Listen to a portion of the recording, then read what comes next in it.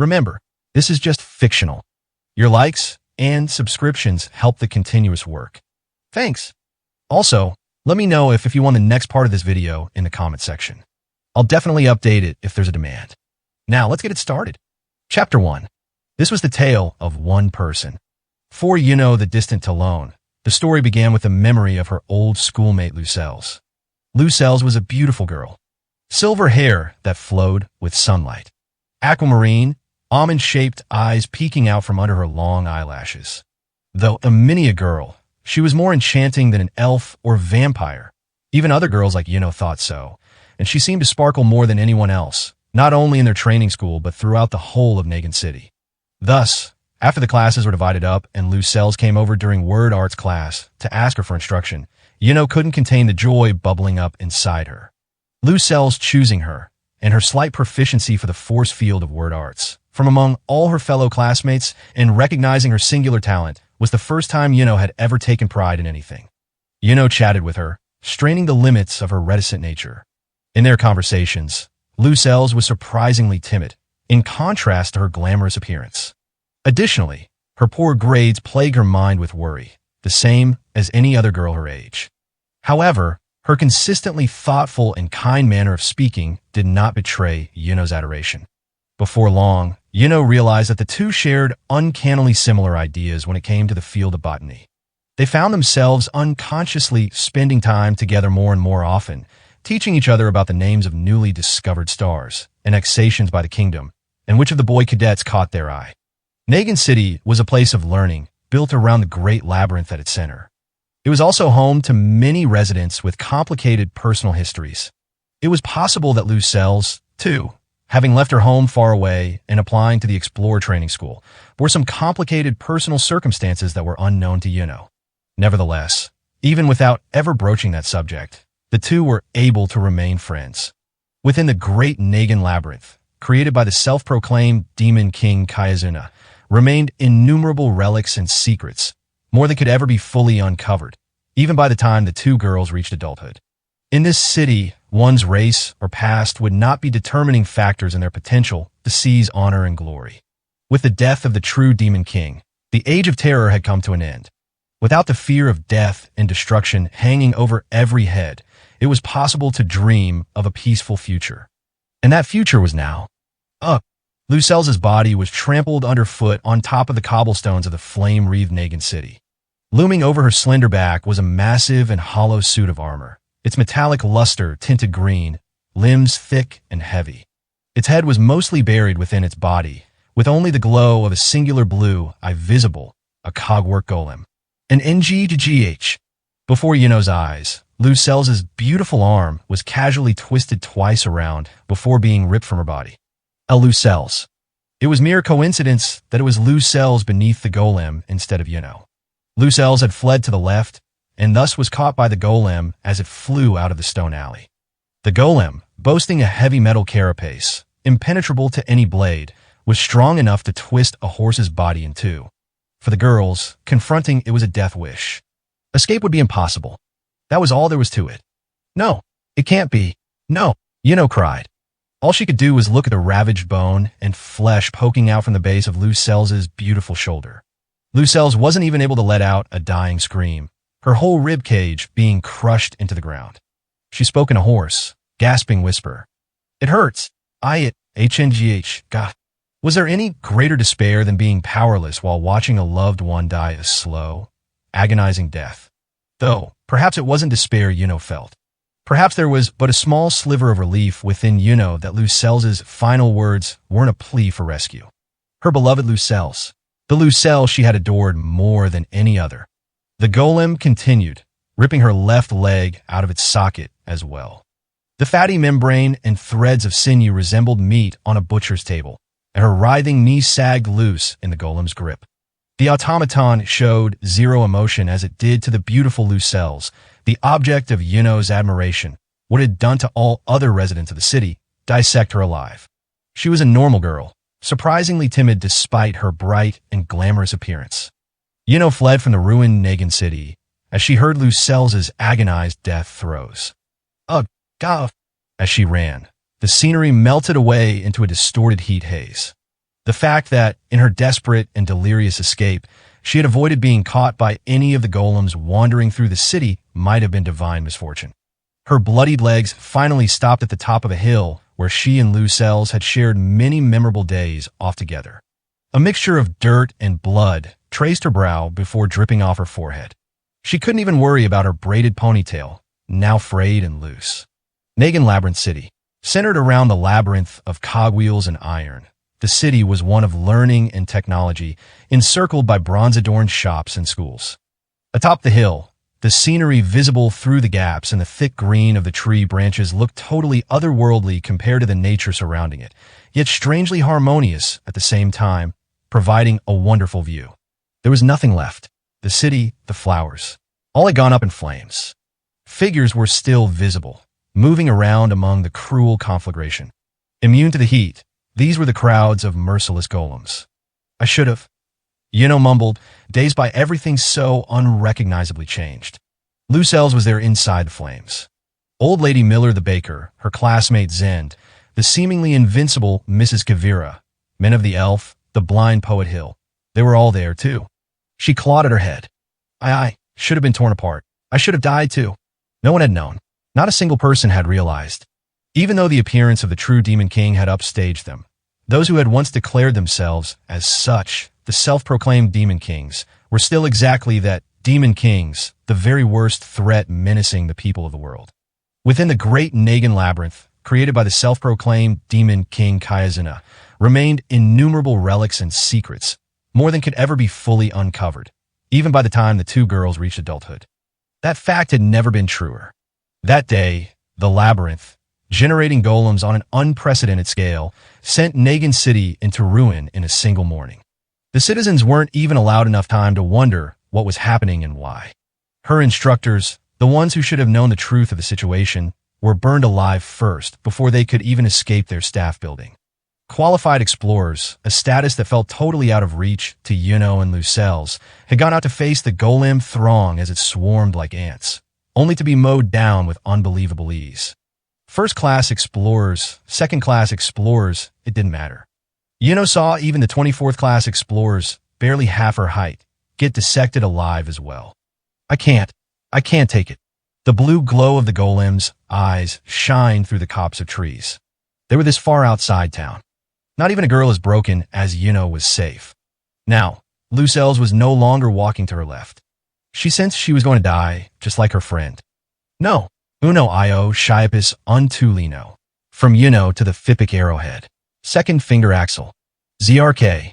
Together with an inorganic squeal, the golem's forward dash dug up the ground beneath it. At that moment, Yuno shouted, Koro Anuha, 8 Dihind Varadma, Ladistar, bursting spark churn. Honed iron gravel split open from inside her sleeve. Rapidly shooting out in an arc, it sliced through the gaps in the golem's armor. There came the metallic scrape of a direct hit, like a bird's warble. Creech, crocky, crocky, creak. ZRZRRK, KRSSHD, KRSK. Having been pierced in some fatal inner part, the giant body stopped moving. The golem was an elaborate mechanized doll, brought to life through word arts, engraved into a seal, the location of which differed from golem to golem. Yuno had learned that in school. However, her daring feat was little more than a coincidence, and a miraculous one at that. She hadn't been aiming for any point in particular. Nothing more than the force arts of a girl who had all but run out of options. She could grant speed to pebbles she had sharpened herself. Her second name was Yuno the Distant Talon. WHY.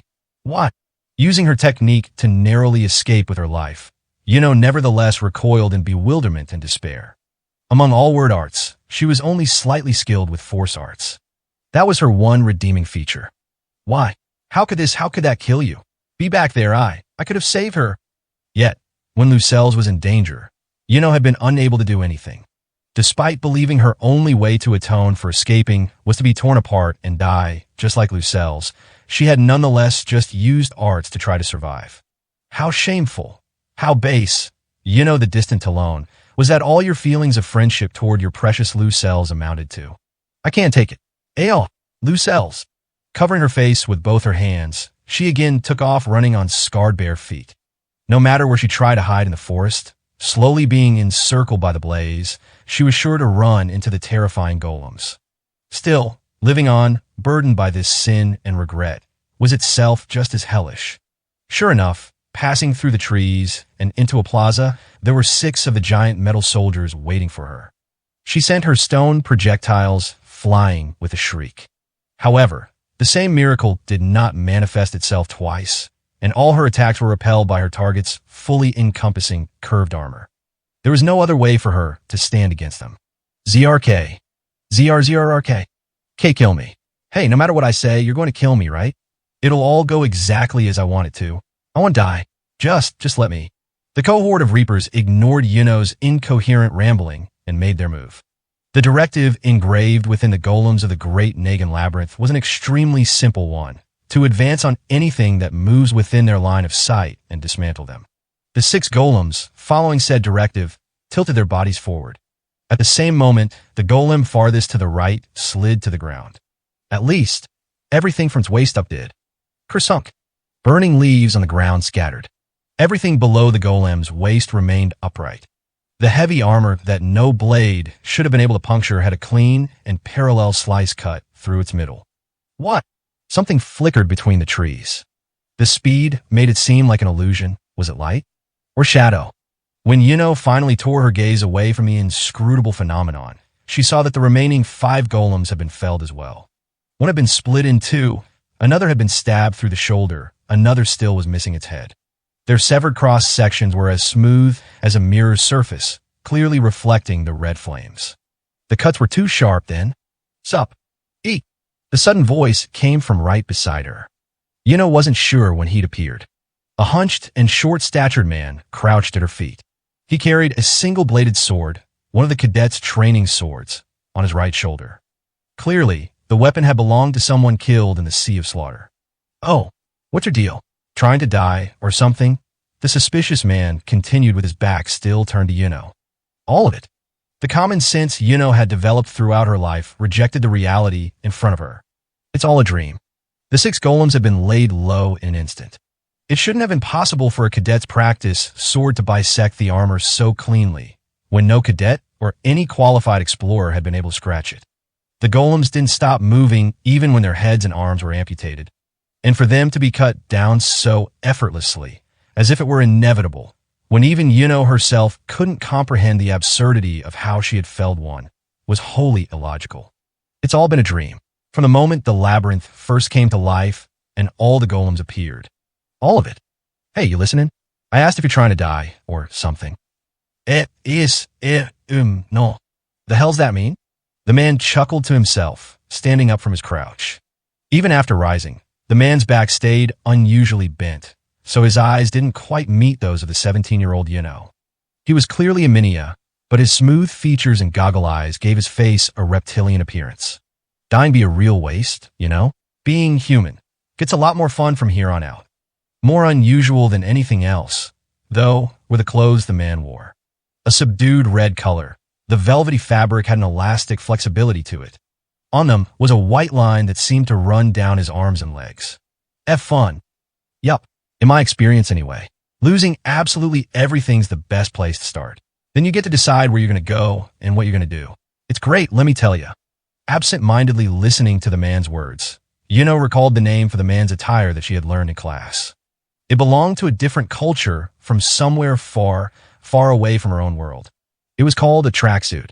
A visitor. Come on. This town calls me that too? Whatever. Call me whatever you want. Someone who appeared from the beyond. A place with a different culture, a different ecology, where even the number of moons in the sky differed from Yuno's world. Page 2. A rarely seen outsider, introduced to this world from the beyond, who sometimes brought prosperity and ominous tidings others. An individual from far-off world, distinct from this one. These were known as visitors. Jay just now with those golems.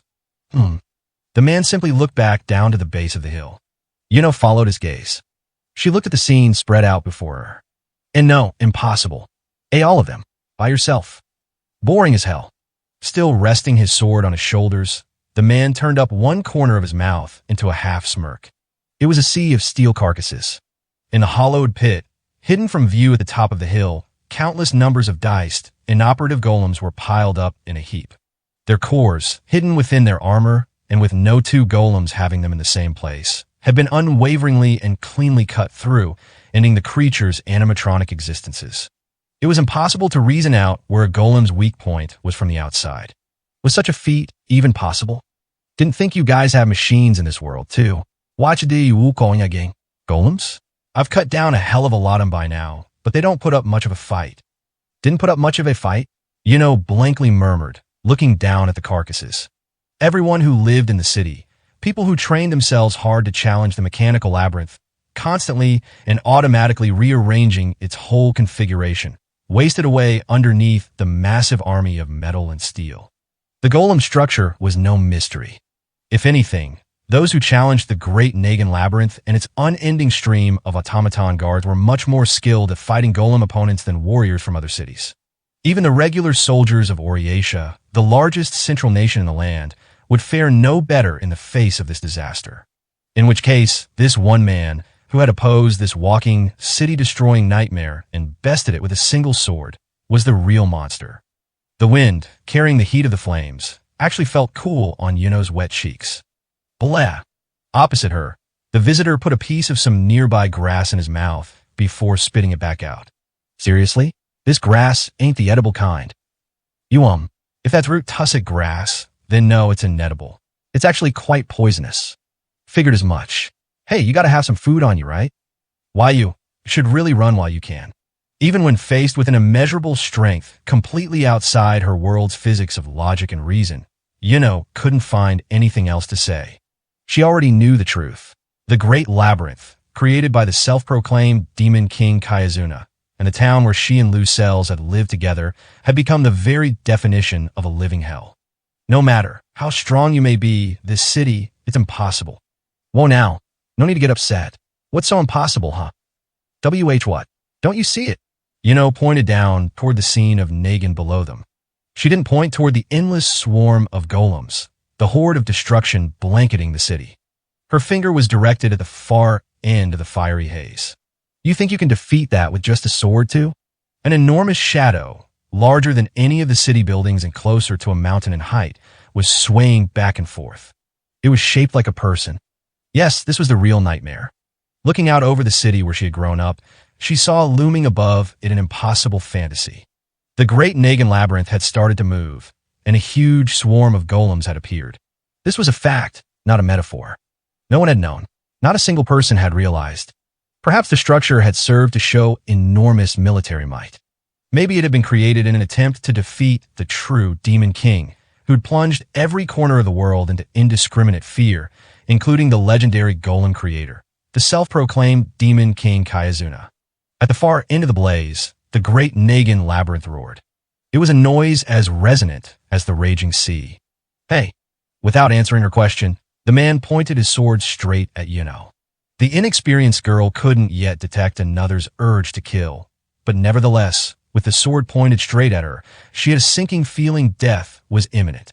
The sword's tip grew hazy. Hiya! ZRK. Behind Yuno, a golem was skewered. He had bent down even farther, stepping forward and going through Yuno's legs to make his thrust, piercing the golem's core from a position invisible to his opponent. He had kicked the pommel of his sword hilt up through the golem. Why did you use a move like that? She didn't feel any sense of shame in having him dive in between her legs. It was over before she could even register what had happened. His sword skills were not normal. There was no world out there, let alone Yuno's, where his system of sword techniques made any sense. She was terrified at this presence before her, whose existence was far outside her realm of comprehension. Skillfully flipping up the tip of the hilt with his toes, the visitor once again slung it on his shoulder. Are you sure you don't have any grub? Grass, bugs, anything's fine. I haven't had breakfast yet, YC. I have a packed lunch, but, it doesn't have much flavor. Damn, you sure know how to make things difficult. Fine, we'll trade. You fork over the food. The swordsman stared off at the other end of the haze. In exchange, I'll go ahead and handle that giant dude over there. I was thinking of cleaning him up soon anyway. Yuno looked at the sword. It was the same kind of worn-out, light practice sword provision to her. It was indeed the only weapon with which the man was equipped. What exactly could this man do? Did he have some brilliant strategy in mind? Maybe some mighty strong allies lying in wait somewhere? Maybe he had at least one kind of offensive word art at his disposal? Time to take him down. Sound good? Bet it'll be a hoot. You're enjoying yourself. Battle, bloodshed, being brought to the brink of death. This warrior was savoring it all. Yuno had watched her homeland descend into chaos. Yet this small man, with his unusual features, was a demon from even darker depths of hell. What? What are you? What kind of technique is that? Where did you come from? Who are you? At Yuno's deranged questioning, her companion's mouth twisted into an uneven smile. This is how he replied. Yagyu Shinkadryu. What would happen once she knew about this man's otherworldly origins? Was his self-description really true or not? Yuno had no way of hoping to understand one way or the other. Sudru Yagyu. You're looking at Earth's last Yagyu. He came from a world other than this one. The Beyond. A rarely seen outsider, introduced to this world from the Beyond, who sometimes brought prosperity and sometimes ominous tidings. This master swordsman brought with him the most ominous tidings of all. Hey, let me ask you something. That technique you used earlier, was that one of them word arts I've been hearing about? How'd you do it? What? That thing you did where you throw stones. You can teach me that, right? Yuno recalled the difference between visitors and the people of this world. She had learned about in class. The force arts Yuno used must have looked unusual to the otherworldly swordsman. It might have been the only real reason he had saved her life in the first place. I learned that visitors, or anyone else not born to this world, can't use them. The world of the visitors communicates through a sound language, so their cognitive abilities can't keep up. Sound language? Yeah, I guess that makes sense. Not like you guys are speaking Japanese here. We're able to communicate like this through word arts. 4 force arts and thermal arts. You use those word arts and ask to move things, burn things. Ask the wind and other physical objects directly. The Japanese Sudru referred to as not a language as Yuno and the people of her world would define it, but more of a technique that required different tones passed through the air to be used effectively. It was true that sound was a necessary intermediary for conversation. It was possible to communicate with other races no matter what words were contained within those sounds, even when those sounds were the roars of beast folk. Any sentient creatures within this world were able to do this, but Yuno had heard this was different in the world from whence visitors hailed. That's so? Forget it then. Looks fun, but sound like a pain. I'll stick to swords. That was the extent of his reaction. He had asked about it only out of curiosity. It was absurd, neither big talk nor a bluff. This to take on the boundless dungeon golem with nothing more than a single practice sword. It'll kill you. Doesn't matter. What? No amount of slicing and dicing is going to affect that thing. Even if you beat it, no one will thank you. You're just an outsider who blew in from parts unknown. Isn't it better to run away? What? I mean, if you die, that's it. Is it now? Sudru plainly questioned. Duh. If you're up against some unbeatable monster, you just give up? But what could I do? That thing, it's a walking disaster. I can't fight something like that. You ain't got anything to do with it. I'm gonna fight it because it's fun. That guy's definitely gonna be a ton of fun to fight, don't you think? The red flames tumbled and rolled in the sparkling reflection of his round eyes. In those eyes shined a certain madness for battle, enough to bring Yuno's senses back from the abyss of despair. Time to go. Sudru's gait was as leisurely as if he was walking through the market to do some shopping. Yuno had no time to cry out and stop him before he proceeded into the sea of flame. The warrior's small frame crossed over the hill. Immediately, golem-shaped figures swarmed together. All of them were cut down by his blade, flashing around like refracted shimmers of light. His diminutive outline disappeared in the elaborate city streets, and Yuno quickly lost sight of him. Many golems gathered at the spot where she last saw him, but they would be unable to lay a hand on Sudru. She knew that.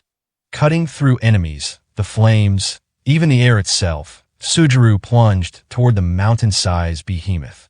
The sparkling blaze was bisected, a dark, thin path advancing through it. As far as Yuno knew, even the most fleet-footed explorers couldn't run through the city with the same speed as Sudru.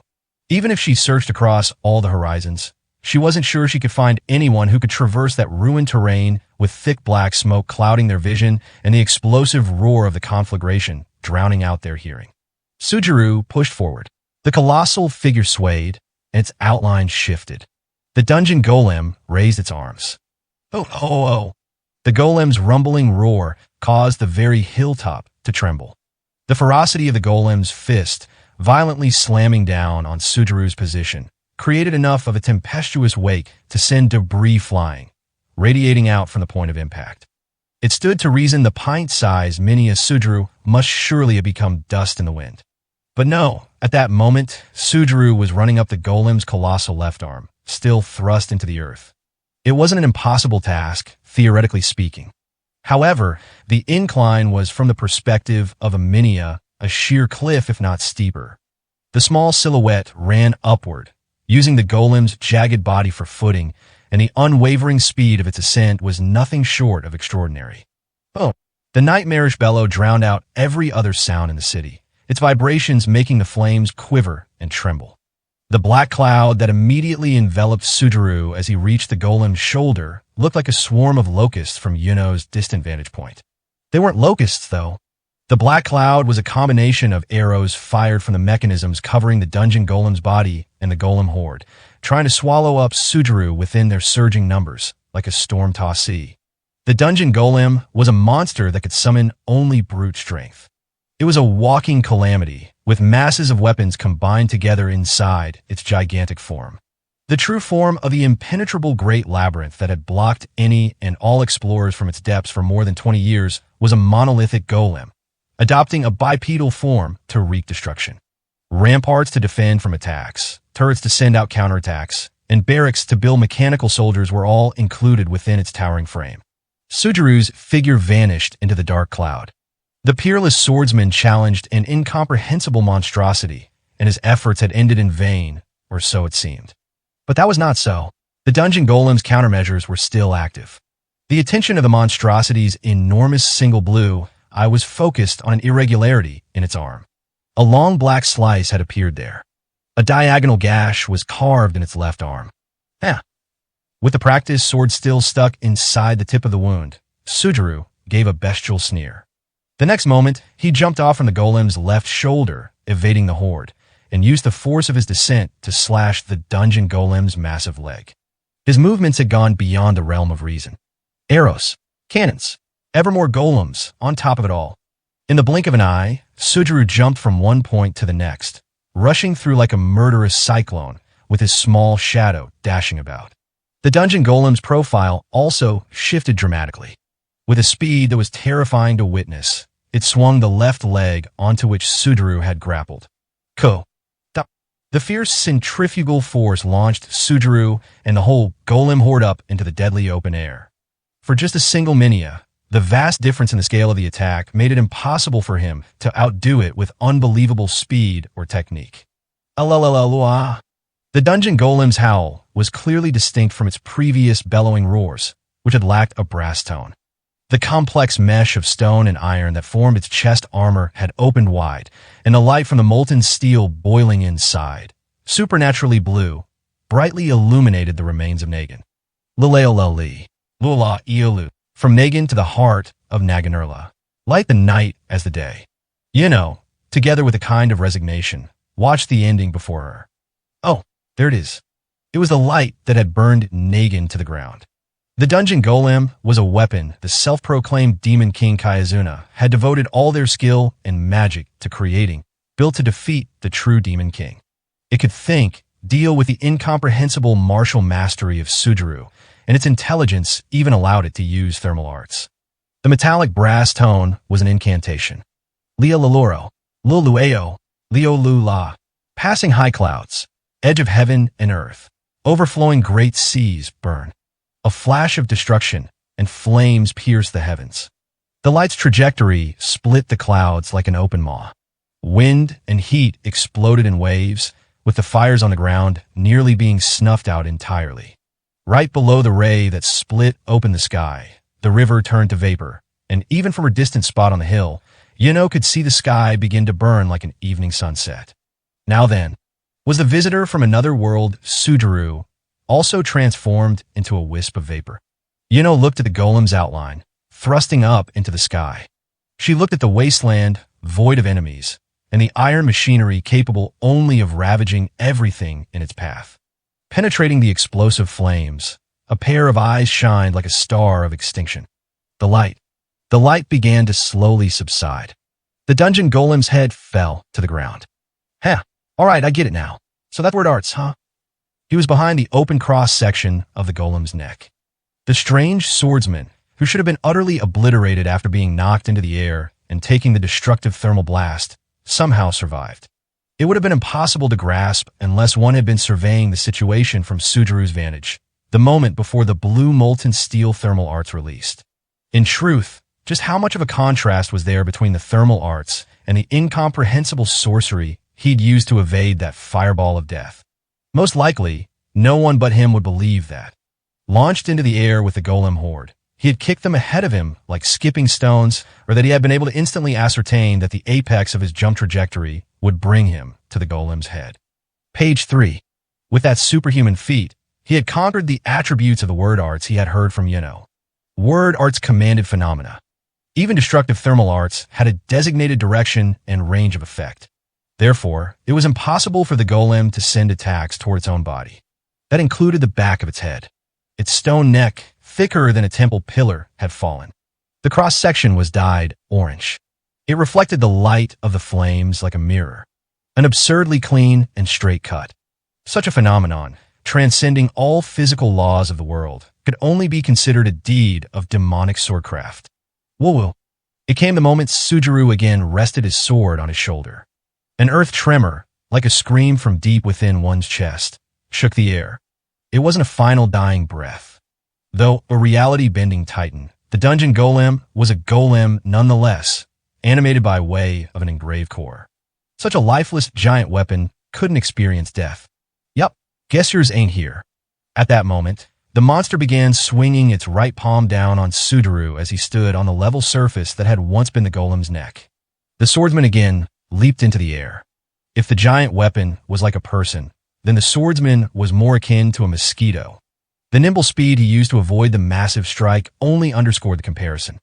Without its head, its vital operational organ, the giant weapon tried blindly to knock off the enemy perched on its right shoulder.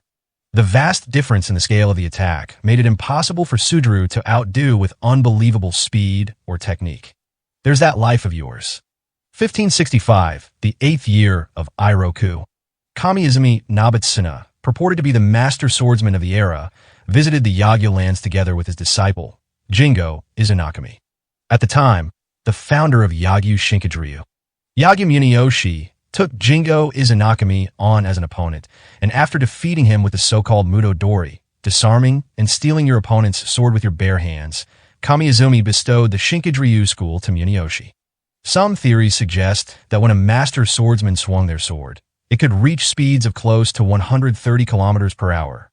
Additionally, the average blade length of a sword at the time was 0.8 meters long. Now, with that in mind, was it even possible for an unarmed person to dodge through a 0.8 meter radius, faster than a 130 kilometers per hour sword swing, restrain the opponent's sword hand, and instantly disarm them? In reality, the Mudo Dori doesn't refer specifically to this technique, but instead collectively to unarmed defensive techniques utilized against an armed opponent, though it has also been explained as a simple mental attitude that a sword, brandished in opposition, can in fact still save one's life.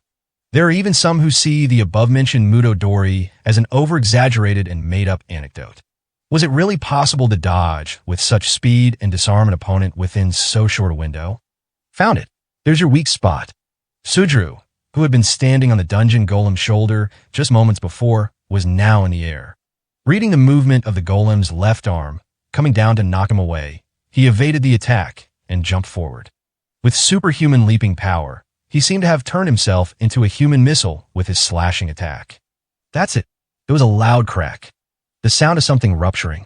It rattled out from the straight chasm, sliced into the dungeon golem's left upper arm. He had been aiming for the dungeon golem's weapon from the very start, its left arm itself. Just the same as before, he lengthened the initial slash he had carved into the golem's left arm even further. He had made only a notch on its surface. It was impossible to sever the entire arm, thicker than a city spire, with the blade of a practice sword. However, things were different right now, as it swung its left arm down. The added stresses from the straight incision came with the tremendous centrifugal force of the golem's colossal body weight. Well, there was an explosion. The giant weapon's left arm, aimed at Sujuru as he jumped off its right shoulder, split apart at the laceration under the enormous weight of its own body. With this, the fractured end of its left arm sailed forward, piercing its own right shoulder like a bomb dropped from above and crashing deep into its body. Sujuru's true target wasn't just the section of the left arm he had crippled. It was the dungeon golem's life core, hidden deep within its thick frame, far beyond the reach of a direct strike from his sword. The inner mechanism of its right shoulder blown apart under the gigantic weight of the golem's own left arm. He had disarmed his enemy. Were all the legendary tales of swords and swordsmen truly nothing more than conjured-up fantasy? It happened as the golem's arm, nearly 100 times his size, rushed down to crush the swordsman. Was it really possible to dodge with such speed and disarm an opponent within so short a window? Muto Dori. Yes, it was. The eccentric swordsman didn't see the results for himself. He slid off the golem's unstable torso, down its core and past its waist. He continued hopping down the titanic mechanical body, unharmed as if by some natural and foreseen divine providence. Shortly after Sujuru's small figure moved, all the mechanisms in the bigger figure began failing, the golem collapsing and sinking into the earth. Even the dungeon golem, created by the self-proclaimed demon king Kayazuna, reacted like any other golem robbed of its word art's core. It had taken less than a day for the dungeon golem to bring ruin to the Nagan Labyrinth city and less than a day for it to be destroyed. Dust and ash spouted up into the air like an inverted waterfall. The distant Talon drank in the scene before her, dumbfounded. He really took it down. Returning to the hill unfazed, Sujuru looked like a Minia. Not a gigant or dragon, just a Minia, the same as herself. Goddamn, that was even more fun than killing those M1 guys. How, Sujuru? How did you do that? I didn't think anyone would be able to stop a monster like that. Huh, just gotta put yourself in the shoes of whoever made the thing. Its feet didn't reach straight down to the ground. Too much weight on its waist. A weapon that shoots fire in its chest. It used its left arm first to attack. Only thing left was the upper part of its right arm. It was clear the man had read and made the same sort of judgments about every single enemy he had cut down that day. They weren't hunches or speculation. They simply came from the instincts of a savage killer. There was one other thing had learned about visitors. The power of word arts didn't work in the distant land from whence they came. It was a very fragile world, completely held together not by words, but by just the laws of physics. Sujuru, what's an M1? The M1 Abrams? Forget it. Not like you guys out here will know anything about it anyway. It was those individuals who possessed power that deviated too severely from the natural laws of the beyond, unable to exist there any further, who then drifted to this world as visitors. It was possible the ancestors of the elves, dwarves, ogres, and dragons of this world also came from sudden mutations first born in the world of the beyond. Okay, I'm out of here. Wait. Called out to the departing visitor. The swordsman, a deviant from another world, was quite far removed from the normal young girl He took the form of a Minia, but he was a monster, far surpassing the dungeon golem that had laid waste to Nagan. Sujuru, here. It's just a packed lunch, though. Yeah. That's right, I was hungry. I was having so much fun, I totally forgot. Thanks. Ominous. Dreadful. Terrifying. Nice, this is delicious. Way better than bugs and grass, that's for sure. This world ain't too bad. Still, after seeing the battle and having had her life saved many times over, finally understood the emotion welling inside her. I get it. Far beyond her reach, an emotion rose up that destroyed everything she had thought before, trampling over even her misfortune and grief. I can't stand this man. It was anger. The dungeon golem and this visitor were exactly the same. Their absurd power looked down on the life she had led as puny and inconsequential, and someone as powerless as the young girl didn't even have the right to deny it. Next time, I want to fight someone even more fun. Now, where should I go? Oriatia. What now? If you're looking for strong opponents, you should go to Oriatia. Right now, they've become the biggest country there is. That's so? All the strong dudes are there, huh? Yeah. Oriatia's council is gathering champions from around the world to decide on something really big and important.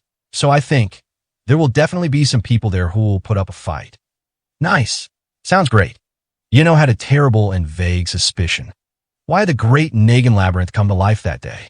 Perhaps the reason was because of a visit from an outsider swordsman, a guest from an inconceivable world beyond. Maybe its defense mechanisms had activated automatically after detecting a powerful threat, on par with the Demon King. On the other hand, if this Sudra man was a true monster of battle, willing to go to any reckless lengths in his relentless pursuit of powerful opponents, it was possible he'd actually activated the labyrinth himself, simply for his own enjoyment. Vengeance. There was nothing else left inside her. It didn't matter if her animosity was misplaced, or if there was barely a ghost of a chance her speculation was true. After losing everything, Yino needed something within reach to prop herself up. She would kill this man. That's right. In this world, there were those powerful enough to do it.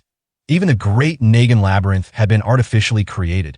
In this world that accepted all deviants brought over from the beyond, there were still a limitless number of truths and threats, more than anyone could hope to fully uncover. There was the second general of the Golden City, known by one and all, Rosclay the Absolute. She knew the name of Trua the Awful, lurking in the far-off White Mountains. Krafner the Hatch of Truth, said to have mastered the fifth system of word arts, unknown to others. Kazuki the Black Tone came to mind, a visitor who ended the Great Ice Flow 9 years prior. Perhaps Lucknoka the Winter, who no one had ever seen before, too. She had to show that there were those who could stand up to this man. She had to learn just who he was and what this world of the beyond was really like. Finally, she would search across all the horizons for someone powerful enough to kill this unrivaled guest from another world. Sudaru, I'll show you the way. I'm just a Nagin graduate, but that's enough to avoid suspicions in Oriatia. Sure, rather good look you got there. Excuse me? Nah, just thanking ya. Means that from here on out, you can do whatever you like, too. Freedom, right? Thank you. Smiled weakly back at Sudaru's snake-like grin, the edges of his mouth curled upward. Lucelles was no longer next to her. The town she had lived in was burned to the ground. She was free. Now, having lost absolutely everything, she felt like she could manage to do the preposterous. What's your name? The distant Talon. With her hatred supporting her, she began to walk. This was the beginning of their journey. Now, dear readers, surely you're already aware. This is but one person's story.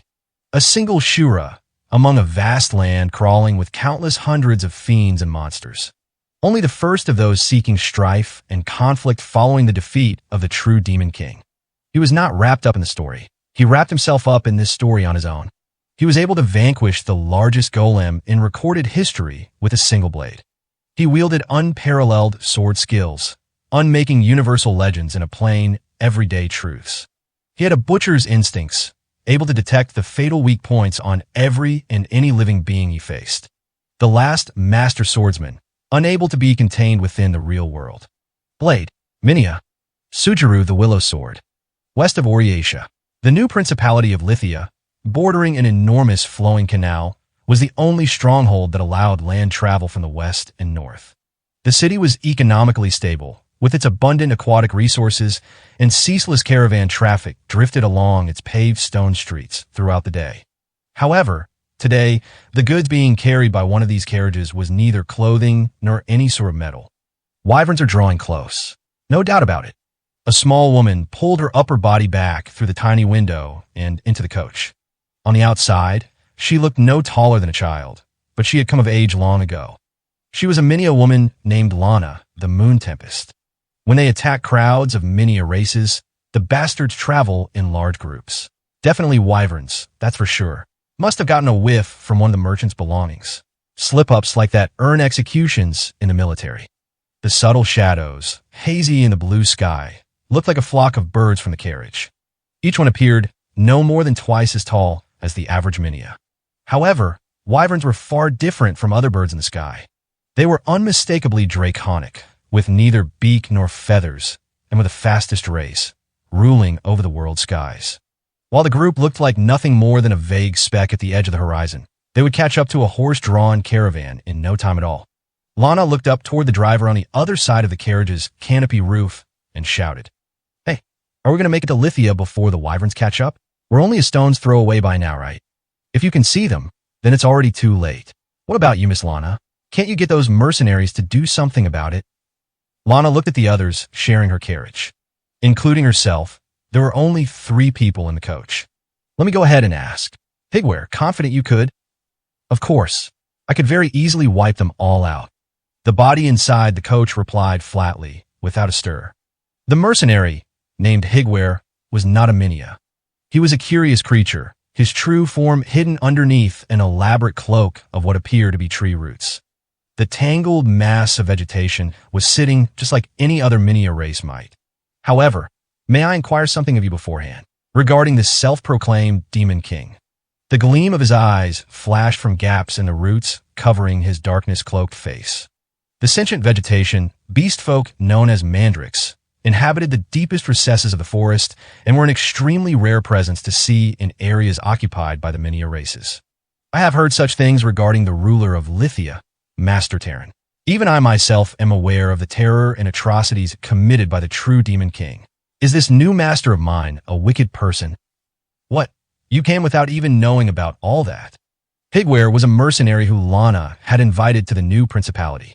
Lana, as an intelligence officer sent across the land on orders from the self-proclaimed Demon King Terran, among the rest of the troops scheduled to arrive that day, was returning with particularly outstanding results to report. Self-proclaimed Demon King is the common name the kingdoms use. No one would actually go out of their way to proclaim themselves a Demon King. I see. I've heard similar out on the frontier. If I remember correctly, the Minia society is controlled by 3 kingdoms, is it not? How far behind the times are you? Oriatia is the only one left now. The others got destroyed. The true Demon King's handiwork. From Oriatia's perspective, they're the one true king. Those who call themselves rulers without any legitimate royal blood in them are referred to as demonic monarchs, self-proclaimed demon kings, in other words. Individuals with too much organizational power and word arts proficiency. Monsters that try to establish new races. Visitors who brought heretical political concepts to their world. There was an era when all those with power declared themselves ruler, claiming territory and self-governance for themselves. The rulers of these hastily established smaller nations held no royal legitimacy, nor did they submit to any other authority, and were called demonic monarchs. Terran the Punished, once a courageous general before seceding from Oriatia and declaring her region independent, was not an unusual case. Only 25 years prior, the self-proclaimed demon kings were indeed referred to as demon kings. Until, at least, the true demon king appeared. Was this true demon king not a self-proclaimed one? Well, see, they were the real deal. No one else could be called a demon king compare with them. I've heard of your skill, but you don't know much about the world, do you? Why don't you start going to school in Lithia? Now, everyone was keenly aware that all the demon kings who had come before were nothing more than self-proclaimed. Minia races, monsters, even beast folk and dragonkin had all been affected by it, the terror and malice. The true demon king had been the only true evil. The 3 kingdoms, perpetually locked in conflict, were forced to dissolve and unite under the threat of the true demon king. Most of the self-proclaimed demon kings were brought to order, or they challenged the true demon kings themselves and disappeared. Evil wrought nothing but tragedy and despair, and thus, the current age was brought about. Higware, was it? The other person inside the carriage chimed in. Your life out in the country sounds like it was quite peaceful, huh? This person also did not belong to the Minia races. Sitting with one knee raised, they had neither skin nor flesh to speak of. Indeed, they were nothing more than Minia bone wrapped in a tattered cloak. In truth, they had been a lifeless skeleton before. Beings created from word arts, including skeletons assembled from the bones of living creatures, were not created naturally and had no true life in them. Even the visitors know more about the world than that. Got some nerve, being in the merc trade. That's right. Due to particular circumstances, I made my living solely through my swordplay. I'm often known as Higware the Pelagic.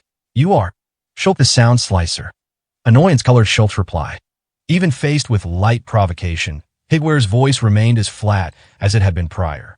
It was an open question whether a being originating from plant life would have emotions similar to the Minia races in the first place. I don't particularly care, but can you two get along? If you kill each other or whatever before we arrive, I won't be able to face Terran. Not that I'd last long if caught in the middle of your fight. Huh, I'm a delicate girl, see? I don't know about that. Do I look like someone who could stand up to you too? Lana shrugged, but she was speaking the truth. Higware the Pelagic. Shulk the Sound Slicer. The two mercenaries in the carriage with her wielded peerless skills and abilities unknown to the world at large, discovered through Lana the Moon Tempest's search across the four corners of the world. They were bona fide powerful warriors, and Lana's skills couldn't hope to compare. Moreover, it was a handful of powerful fighters like these two who the self-proclaimed Demon King and ruler of Lithia, Terran the Punished, sought. Miss Lana. What? Another group, separate from the Wyverns, appears to be gaining on us. Higware's muttering barely finished before a dry sound reverberated from outside the carriage. With only a short stretch of road left until town, the time was right. Stop the carriage. Start shooting the ones who don't give up the goods. Anyone who resists is getting dragged out and killed. Line up everything you got, and I mean everything. Lana peeked out from the carriage canopy to see a line of horsemen hot on the caravan's heels. Equipped with bows and muskets, they kept their faces hidden to mask their identities. Bandits after the cargo. The city was right in front of them, but that meant it was also where the guard was lax. The horsemen were confident they could finish things up faster than Lithia soldiers could rush out and respond to the situation. First Wyverns, now Raiders? Today's not our day. Naturally, Shulk's words were little more than a jest. While it may have been a desperate situation for a normal caravan, for Shulk the Sound Slicer, it warranted humor.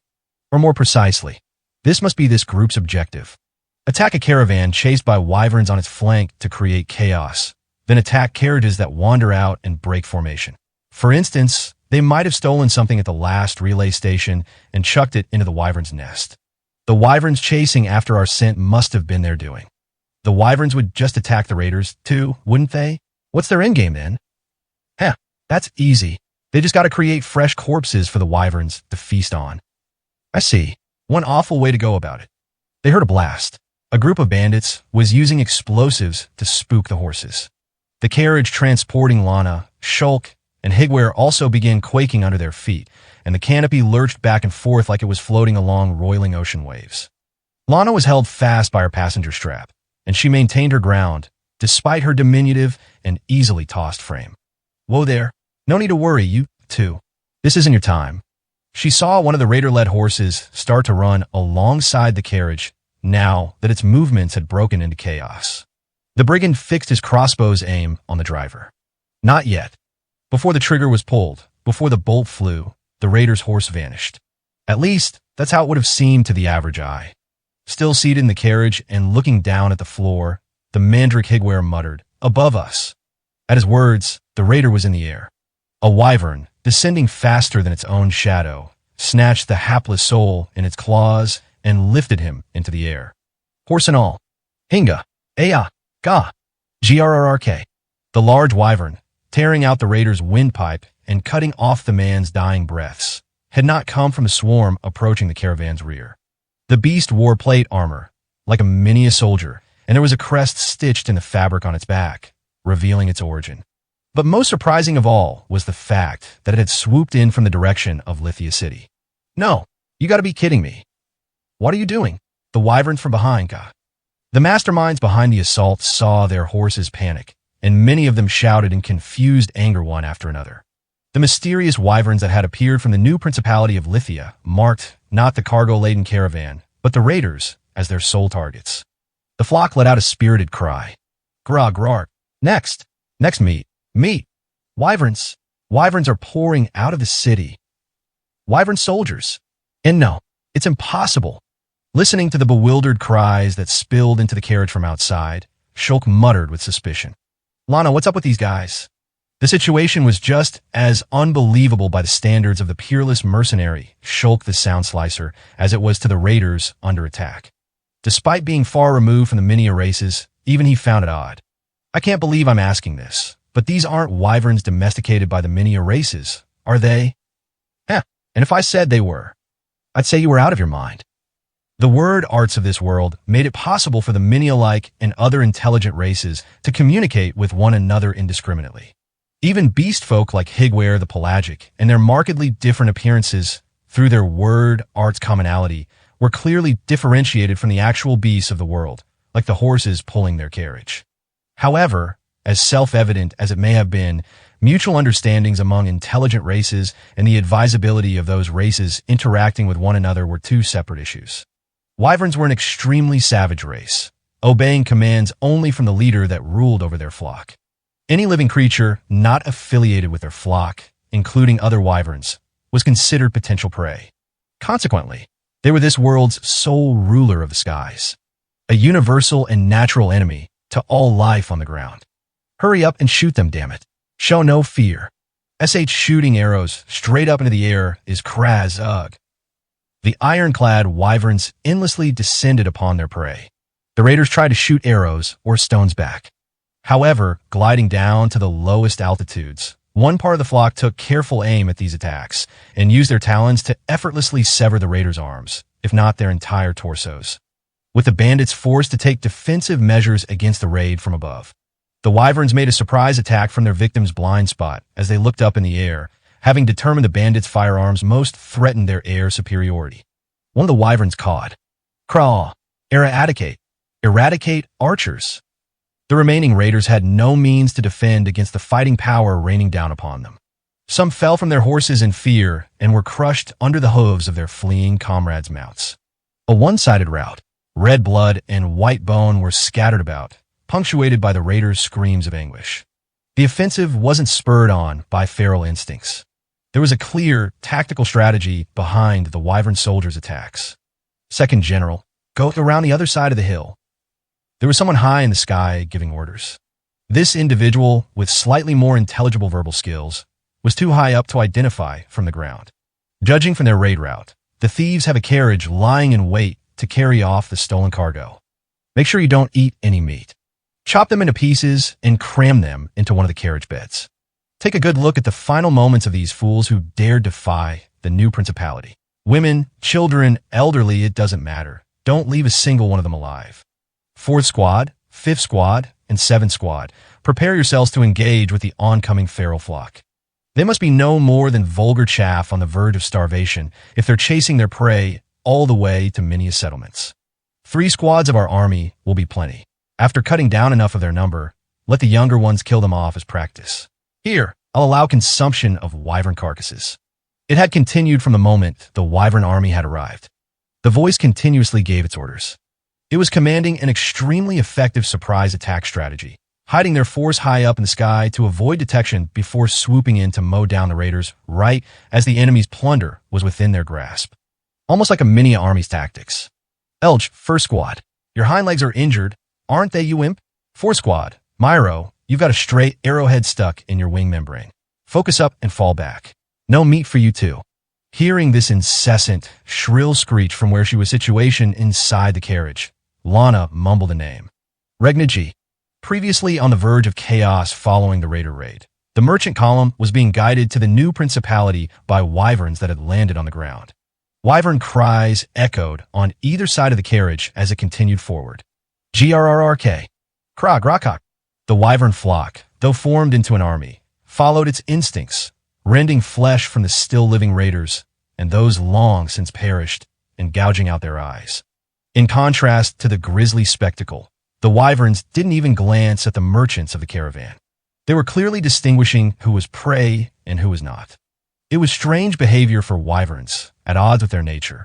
Lana, the Moon Tempest, the one called Regna, called out, closing in toward the mercenary's carriage. You're returning now? You took forever, slacker. While you were gone, I cleaned up 7 of these lousy raider mobs. The spy replied through the caravan's canopy. I think it was time well spent. Actually, Regna, that I brought some guys even you'll be surprised to see. The Sound Slicer and the Pelagic. Humph. You didn't bring the world word. The world word is nothing but a rumor. They don't actually exist. Then these two aren't worth much, are they? The skeleton, silently taking in Regna's ridicule, picked up the spear at his side, but remained sitting. Whoa now. Let it go, Shulk. Don't go picking fights. Lana hastily restrained the skeleton. Shulk the Sound Slicer had a bellicose temper. I'm supposed to stop? Someone's got to teach this Regna guy the truth about that evaluation of his. That's just how he is. He's like this with everyone. On the other hand, the other mercenary, Higware the Pelagic, stayed as he was, looking down to the floor. Higware was awfully quiet. Unlike Shulk but Lana still found it unsettling. Regna G's orders to the army echoed. "GRRRK. The feral ones are here. Don't let up. All you've done is finish off some lousy raiders." His interest appeared to have already drifted away from the mercenaries in the carriage. "You fool. Attack. Prepare for air-to-air combat." The air burst open with a crack.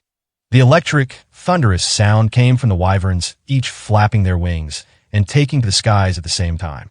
Those on the ground watched the two great airborne hosts fly next to each other. One consisted of feral wyverns. The other was a military force. As the glaring gaps between trained soldiers and amateurs were evident among Minia, so, too, was the difference in fighting strength between the two wyvern flocks clear from start. The wild wyverns that led their group forward to challenge the soldiers, despite their overwhelming advantage in numbers, had their necks severed by the soldiers, whose advance remained unhindered. Some of the feral wyverns ignored the soldiers entirely and tried to eat the people on the ground. In the middle of their descent, they were attacked from their blind spot overhead, falling to the ground with their skulls gouged out. A flash of conical red light wove multiple times through the flock. Wyverns along the flash's trajectory burned up and dropped to the ground, and though the giant clumped-together flock slowly fragmented, there were only feral wyverns falling from the sky. It was precisely managed word arts, performed at the speed of battle. That red light? That's Regna G's thermal arts. Is Master Regna G a wyvern? Yeah, there's always a leader in every wyvern flock. Regna G's theirs. I've been thinking he seems to be the very cautious type. Yes? He's always within a close-order formation and manages to keep his exact position hidden. Higware, you haven't looked outside the carriage at all, right? That's right. I could tell by the sound. Only the flowers scattered across the quietly seated Mandrik's body showed any movement. Anyway, with them protecting us, the new principality's defenses. Interrupting her words, a sizzling roar of the air igniting echoed. Lana stuck her small frame outside the canopy and squinted up at the heavens. Unsurprised, she caught what she assumed to be Regna G's incanted word arts incinerate one of the feral wyverns from behind as it tried to escape. Lana the Moon Tempest, a spy for the new Principality of Lithia, was long familiar with Regna G's way of doing things. Relentless and thorough in his wiles. The defenses are flawless. There has never been a city in all of history that's made use of wyvern's airborne might before. Soldiers capable of seeing everything from a bird's-eye view and who can maneuver around and cut off a force from any direction. On top of that, how are you supposed to handle their dragonkin's strength individually, let alone a whole army of them? They're invincible. Why did those raiders attack? The skeleton Shulk asked, butting in. Unlike my empty skull, they're supposed to have a brain stuck between their eyes, right? If the new principality really is invincible, even raiders wouldn't think to attack the city with a group that small. But you're right. To make a long story short, Shulk, Higware, therein lies the reason why the new principality needs you. You're saying the real enemies behind this aren't some piddly raiders, is that it? There is someone inciting the brigands' misjudgment. Someone who served to benefit from the raiders' movements and from indirectly attacking the new principality of Lithia. Higware mumbled again. The Lord of Lithia. You said Master Terran was a self-proclaimed demon king, yes? The famous General Terran the Punished had seceded from the sole kingdom of the Minia races, Oriatia. She made the bountiful provincial canal city her own, declared independence, and gave it the name of the new Principality of Lithia. Her actions threatened control of Oriatia's frontier and served as a major military provocation. The appearance of a new demon king in the age after the true demon king's demise. Oh, I see. I think I understand what's going on now. The sound in the pearl-white mercenary's voice sneered at the anticipated fires of war that seemed to be closing in. With their invincible army, Lithia was trying to fight the strongest power among all Minia races. We're taking on Oriatia, then. Slightly to the east of the royal palace, the Central Congress Hall, set up as a temporary governing body, looked brand new, standing out against the other buildings in Oriatia. Oriatia was the biggest metropolis and bore the crown of Miniakind's last remaining monarchy.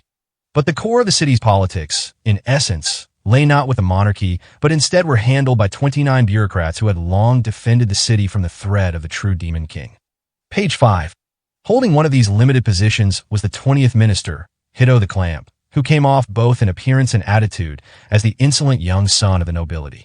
Nevertheless, he had quick wits worthy of his position, and the young man commanded a certain degree of popularity. "I've heard about Lithia," Hito began, unreservedly grabbing smoked meat from atop the plate in front of him. He still kept his hat while seated at a one-on-one dinner within the Central Congress Hall. Their general is Terran the Punished, after all. Whether through negotiation or full-on assault, this isn't something that'll be cleanly dealt with overnight. Can we be a bit more patient with this attack? The reason we're talking right now is because that option's no longer on the table. Really now? Hito looked up. The man sitting across from him was a civil servant with a razor-sharp and shrewd demeanor. The small pair of glasses he always wore and his forehead, always creased in displeasure, would likely remain unchanged until the day the kingdom finally fell. The third minister of Oriatia was known as Jelki the Swift Ink. He was more than 10 years older than Hito, but the 29 officials, on paper at least, all shared the same position, in spite of whatever rank they held. Jelki pushed up the bridge of his glasses. The imperial competition to decide the hero will likely be an undertaking greater than any other we've had before. We can't alter these arrangements. Nevertheless, handling the new Principality of Lithia, who still openly defies Oriatia, is a matter of greatest concern when it comes to uniting the world under one banner. We can't waste time developing plots or levying economic sanctions to tear our enemy down. I believe the new Principality is aware of this themselves and is taking a hardline attitude because of it. What's left, war? You can't be serious, Jelki. An absolute last resort, of course. We already depleted so many of our national resources on the true Demon King. We can't afford to expend any more. That's all the more when taking into account the forces expended in the imperial competition. However, the same is not true for the new Principality. A Wyvern army, the only one of its kind. Cell's words of unknown origin hired on as extra security, scouted from far and wide. These developments made it clear that the new Principality of Lithia was making moves to prepare for an upcoming war. Oriatia's reluctance for renewed conflict made this, to the kingdom's enemies, the perfect time to attack. If the Principality's current activities continued to be overlooked, even with superior national strength, Oriatia would be forced to endure tremendous sacrifices. Using raiders to attack their trade isn't going to be enough to get it done in the end, is it? Is there a more fundamental solution? I think the new Principality has a number of structural weaknesses. One is the government being built around Terran the Punished as the sole power. Still a young nation, they haven't managed to properly train government officials and successors. Haha, seems like we're on the same page here. A small number of assassins sent after Terran. Avoiding war being paramount. We can't allow a large-scale commitment of troops. Furthermore, if we're going to plan this on our end, it will have to be done in secret. Do you think that's possible, Hito? I see what you're getting at. In my opinion, there's another exception to add in there. Hito skewered a selection of roasted vegetables on his fork. If they attack us first, then we're free to attack them head-on, right? I actively want to avoid any methods that would harm the people. Post-war cleanup costs money. I know. We need to think up a way to get through the new Principality's impregnable defenses with as minimum of force on the front lines as possible and take Terran's head directly. Is the 17th Minister's, Ilia's assassin squad, already working on it? Hito, in part because of his youth, was not in a position among the 29 officials to have control over a specific division of his own. However, among the 29, there were some who bore responsibility for divisions dedicated to assassination and espionage. Her spies have been undercover in the city for quite some time. As for the 17th Minister herself, she's investigating another matter of equally grave importance. If we wait to start our operations until she returns, it will already be too late. As for subduing their wyverns, that duty falls under the 6th General Hargan's force's specialty. But, no, you don't have to tell me. I know. Better to have old man Hargan stuck doing something else anyway. I feel the same way. He's currently forming a dragon subjugation force. A dragon. Obviously not possible. The fool. Hito spit out a laugh, bordering on a deep sigh. The 6th General was clearly on the decline. His efforts weren't wanted for the operation to begin with. So now it's being passed to me then. Additionally, the remaining two, both Hito and Ilia, were the youngest and the most prominent among the 29 officials. Youth also meant they had not accrued many public accomplishments to their names. Bringing the new Principality of Lithia to its knees would surely give them sway during the upcoming imperial competition to decide the hero. Additionally, The third Minister Jelki was currently distancing himself from 17th Minister Ilya, and Hito could see that Jelki didn't seem keen on giving her any credit. Hito the Clamp didn't crave these achievements or authoritative power. In fact, he thought that raising his status any higher than it was now would only bring him more trouble. That said, if I'm going to push my ideas forward, this is the time. He glanced sidelong at Jelki's glasses, reflecting the evening sun. It's fine if whoever I use isn't officially involved with Oriatia, right? I'll leave it to your discretion as much as I can. Who do you plan on using? You say assassin, but that doesn't mean it has to be a cloak and dagger affair. For example, having the target get caught in a big accident is a possibility, too, as long as it doesn't get traced back to us. This was a complex and dangerous matter, where failure was absolutely not an option and where he, as a younger man, would need to take sole responsibility. From a certain perspective, that was all there was to it. However, Hito understood this was how political tides moved. Before he had been called to meet that day, Hito had already been searching nonstop for the most suitable asset to handle the current situation. The state of affairs meant a normally unthinkable and dangerous solution was the most optimal. Ready the vortical stampede. Even a man like Hargant, the still 6th General of Oriatia, in rare moments pondered the definition of evil. A definition of evil to put his stock in during the current age, with the soul and absolute evil of the true Demon King now defeated. To betray oneself. This was what Hargant thought. With the ruins of the three kingdoms being unified under the Oriatia name and the political system on the verge of major change, he had still not cast aside his personal desires. Now was a perfect and unique opportunity to claim new achievements for himself. Though bit players spoke ill of him behind closed doors, though the schemes and treachery warred his soul, it was all a necessity to maintain a power and authority beyond his station. Further treasures, higher fame, and a stabler life. If he continued as he had without a care for the looks of those around him, he could slowly expand his undeserved power. Therefore, he had to carry out his current punitive expedition without asking for aid from the other generals. His intended enemy was a true legend, a god among the ancient black dragons, Vikian the Smoldering. Deployed to the Tylete Ravine in the northern frontier, the whole expedition force numbered 36 soldiers. The battlefield encampments, engulfed in the dry wind, were set up to host the brigade.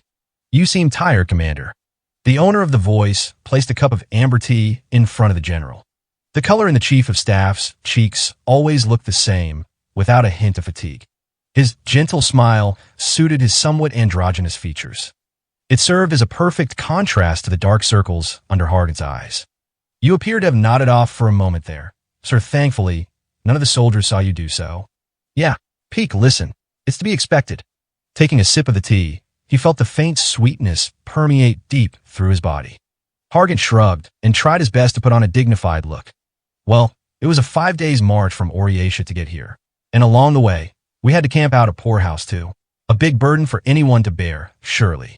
Yes, I am perfectly aware. Sir, shall I add a fruity aroma? After actually setting out, I've realized that this distance itself may be a factor as to why the Smoldering has escaped attacks against him for hundreds of years. Yes, add some. As you ordered, the guards have taken up their positions.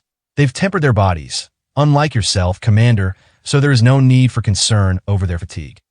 The Chief of Staff had hit the nail on the head. While his ambition swelled, Hargant's fitness only continued to wither with age. Yes, that's enough. How many Radzio soldiers on patrol?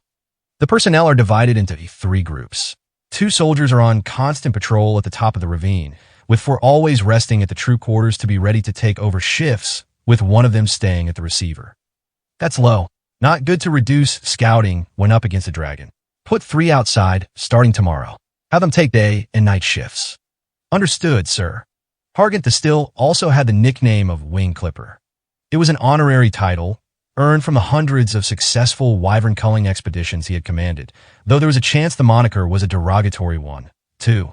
Hargant's wyvern hunting employed a slightly different set of tactics from normal. He didn't make a move while they were in their nests, instead waiting until the swarm took off and then blocking their paths of escape with arrows and word arts before stationing concealed marksmen around the valley to finish them off. He believed that although a raid on their nest looked like the safest strategy, that wasn't actually the case. There was a striking difference in intelligence among individual wyverns. A particularly crafty one could set up traps to waylay attacks on its nest, and turn the hunters into the hunted. Another possibility was that the material inside their nests could also be used as a focal point for the wyvern's word arts. Given their opponent was Vikian the Smoldering, an evil dragon known for his tremendous power, the natural course of action was to take even more precautions than when going up against flocks of wyverns. Vikian is wounded, is he? I haven't heard such a rumor in my 20 years of life. I'm 55. This expedition's happening after investigating the findings of the survey troops and getting proof. This is a golden opportunity to wrest the advantage before the other generals catch on. Left eye's clouded, left forelegs gone, and something that looks to be a long spear is stuck in his gut. His tail is decomposing. Very hard to believe. Supposing all this is true, do you think he'll show his face while he's in such a state? The terror of Tyleet Ravine, burning down human villages on a whim, massacring 10,000 mighty adversaries in a single breath, and hoarding inexhaustible treasure for himself. Vikian the Smoldering. He was calamity incarnate, save for being blessed with a 1 in a million opportunity such as this. One could never hope to best such a mighty opponent. If the expedition succeeded, Hargant's name was certain to be preserved in history forever. Additionally, back in the unified Oriatia, the achievement would earn him a coveted position of power. No longer ridiculed as a small-time wyvern hunter, he would become a true dragon slayer. Peak. This is similar to a castle siege. The black dragon's leg and eye injuries aren't easily healed. The provisions in his lair aren't limitless, either. Hunger will eventually drive him to the skies. No doubt, provided this information is reliable. Additionally, the troop numbers being flaunted in the ravine were in part to put pressure on Vikian. The aim was to provoke him with their brazen presence, forcing him to stay on guard in case an attack came and draw himself into their hunting grounds. Peak's apprehension also served as an indirect word of caution and reminder that by waiting for the perfect opportunity, they would deplete the patrol's morale. However, Hargant was thinking about a dragged-out battle. In fact, believed the time would come soon. Sure enough, before the sun had finished its descent, Hargant was proven right. Rushing into the expedition headquarters, the Radzio soldier's face was deathly pale. Chief of Staff, Commander, I have urgent news. 6 of our marksmen are dead. No one had even announced that they'd spotted Vikian. The bad news was very hard to believe. What did you say? We need communications first. Set up a link. Hurry. Following the Chief of Staff's orders, the soldier activated the Radzio. The machinery employed a complex pattern of wires enclosed around a translucent stone. Radzio troops and their usage of long-distance communications were a vital part of Hargant's battle strategy. It's Hargant. Give me the situation, as precise as possible. Along the ground. The haughty Vikian, the Smoldering, who used to burn everything with great gouts of black smoke billowing from the sky and look down on the rabble crawling on the ground below, rather than flying out from his lair. He was weaving his way through on the surface of the ravine. It was unthinkable for a dragon to use his breath to attack soldiers from their blind spot while crawling along the ground like some common lizard or snake. Why? Why is this happening? Vikian the Smoldering, have you lost your pride as a dragon? Hargant had thoroughly researched the topography of the Tyleet Ravine.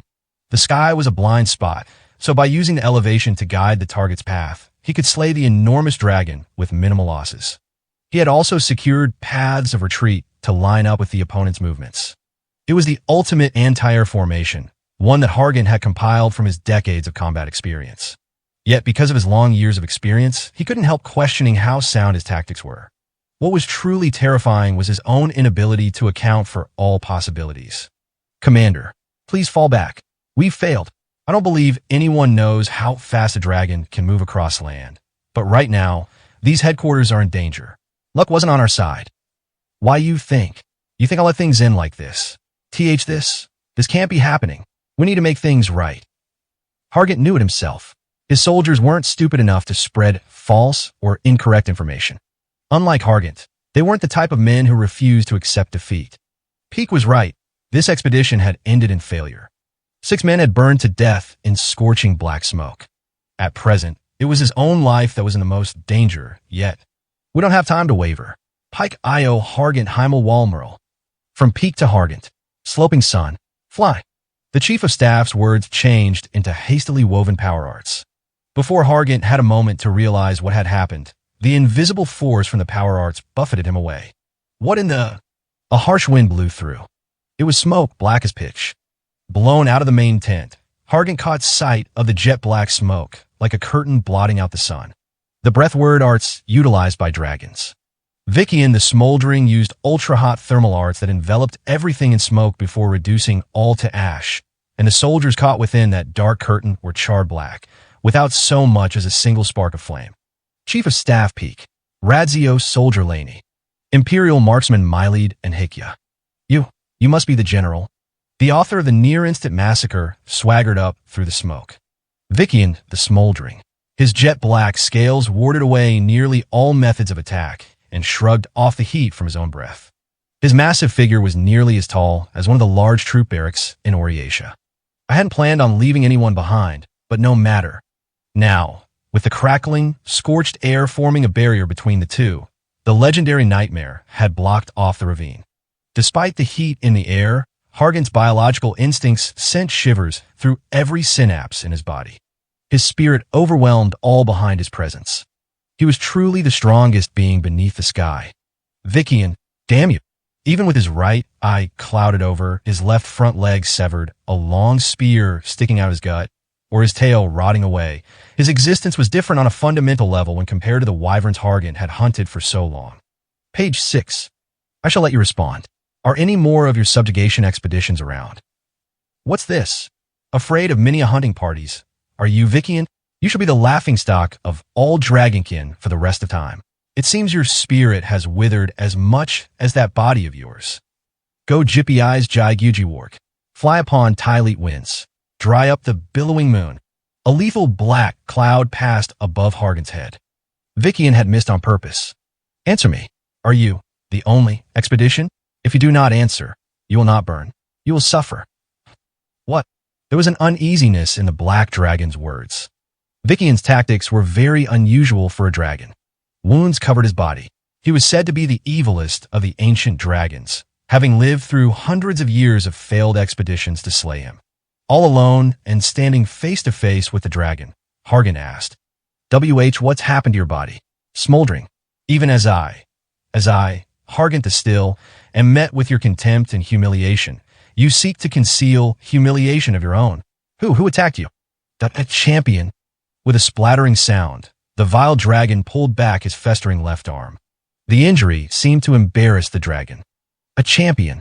Have you seen such things with your eyes, weakling Hargant? A rare mutant strain, a numerical oddity from among the masses. They serve none but themselves, their damnable greed. Their appetites lead them to amass power.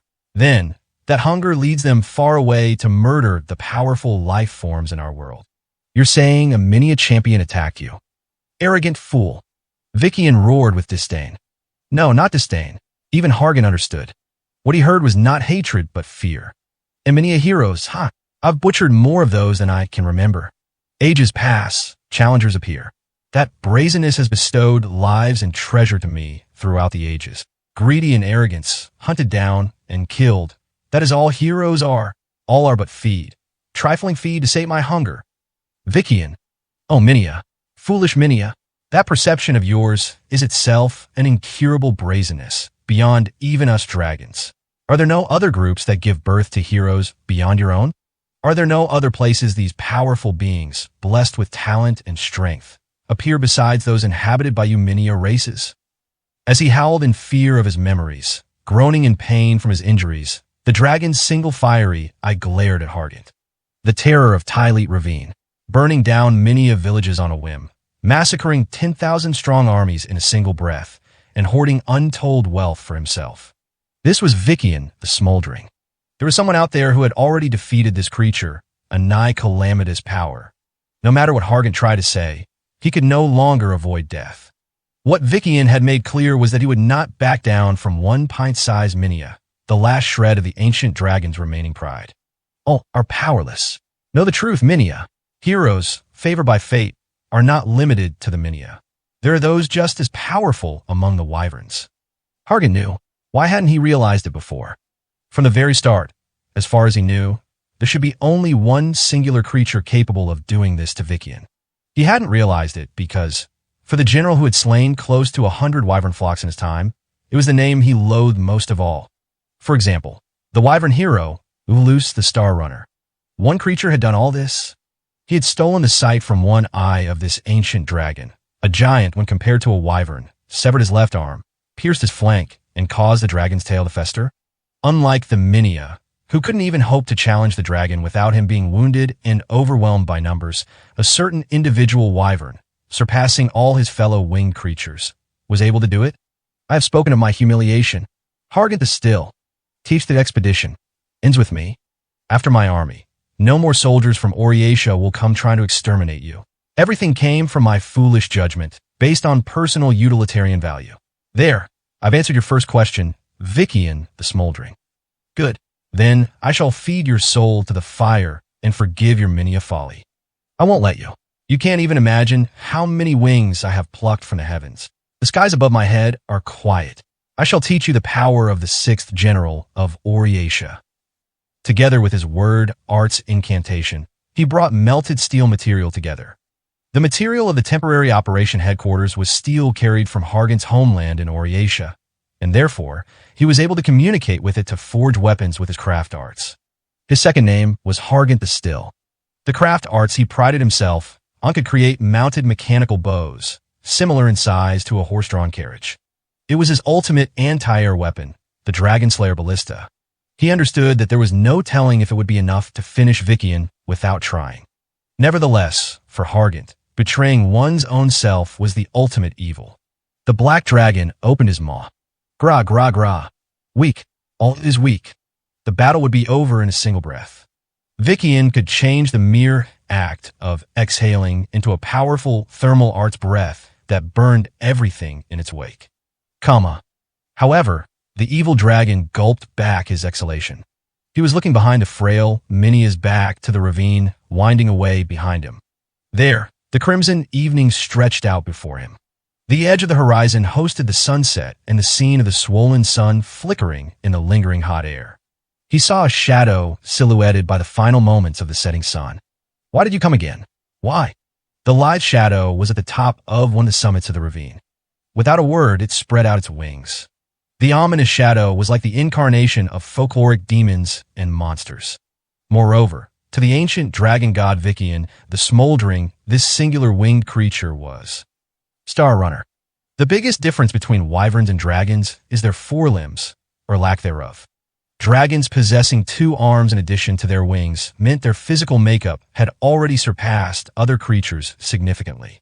But it could be argued that in this way, the wyverns, having lost their front arms and reducing their body mass over the generations, had recovered the true evolutionary path to improve their flight.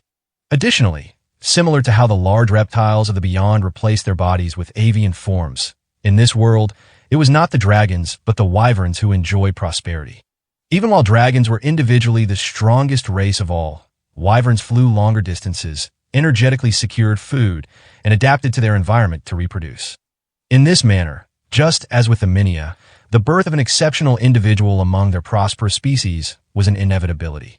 The wyvern had 3 forelumb-like growths from birth. In adolescence, they were thin and slender limbs like a bug's, without any nerves running through them. Reductive evolution was a curious thing. Similar to the Minia, who had diverged from their ancestors and begun walking on their hind legs, this wyvern naturally grew able to touch objects, manipulate them, and feel the tactile stimuli that resulted. Therefore, he had been unable to tear off the meager organs, which only hindered his ability to fly and survive. Eventually, his arms developed muscles and became able to grab and carry objects. During the long time he'd spent handling weapons and tools, his arms acquired technical dexterity. His arms longed for something new. While the sun rose up high in the sky, that wyvern cast his flock aside and flew off from the seaside cliff where he had been born and raised. His appetite, fostered by his arms, could no longer be sated within wyvern territory. Being the only one among his wyvern flock, closer in biology to birds, as the word flock suggests, to possess a developing intelligence, if anything, made him closer to dragons than his own race. He possessed neither the appetite to survive to see tomorrow nor a desire to breed and pass on his seed. He wanted to grasp yet unknown things in his hands.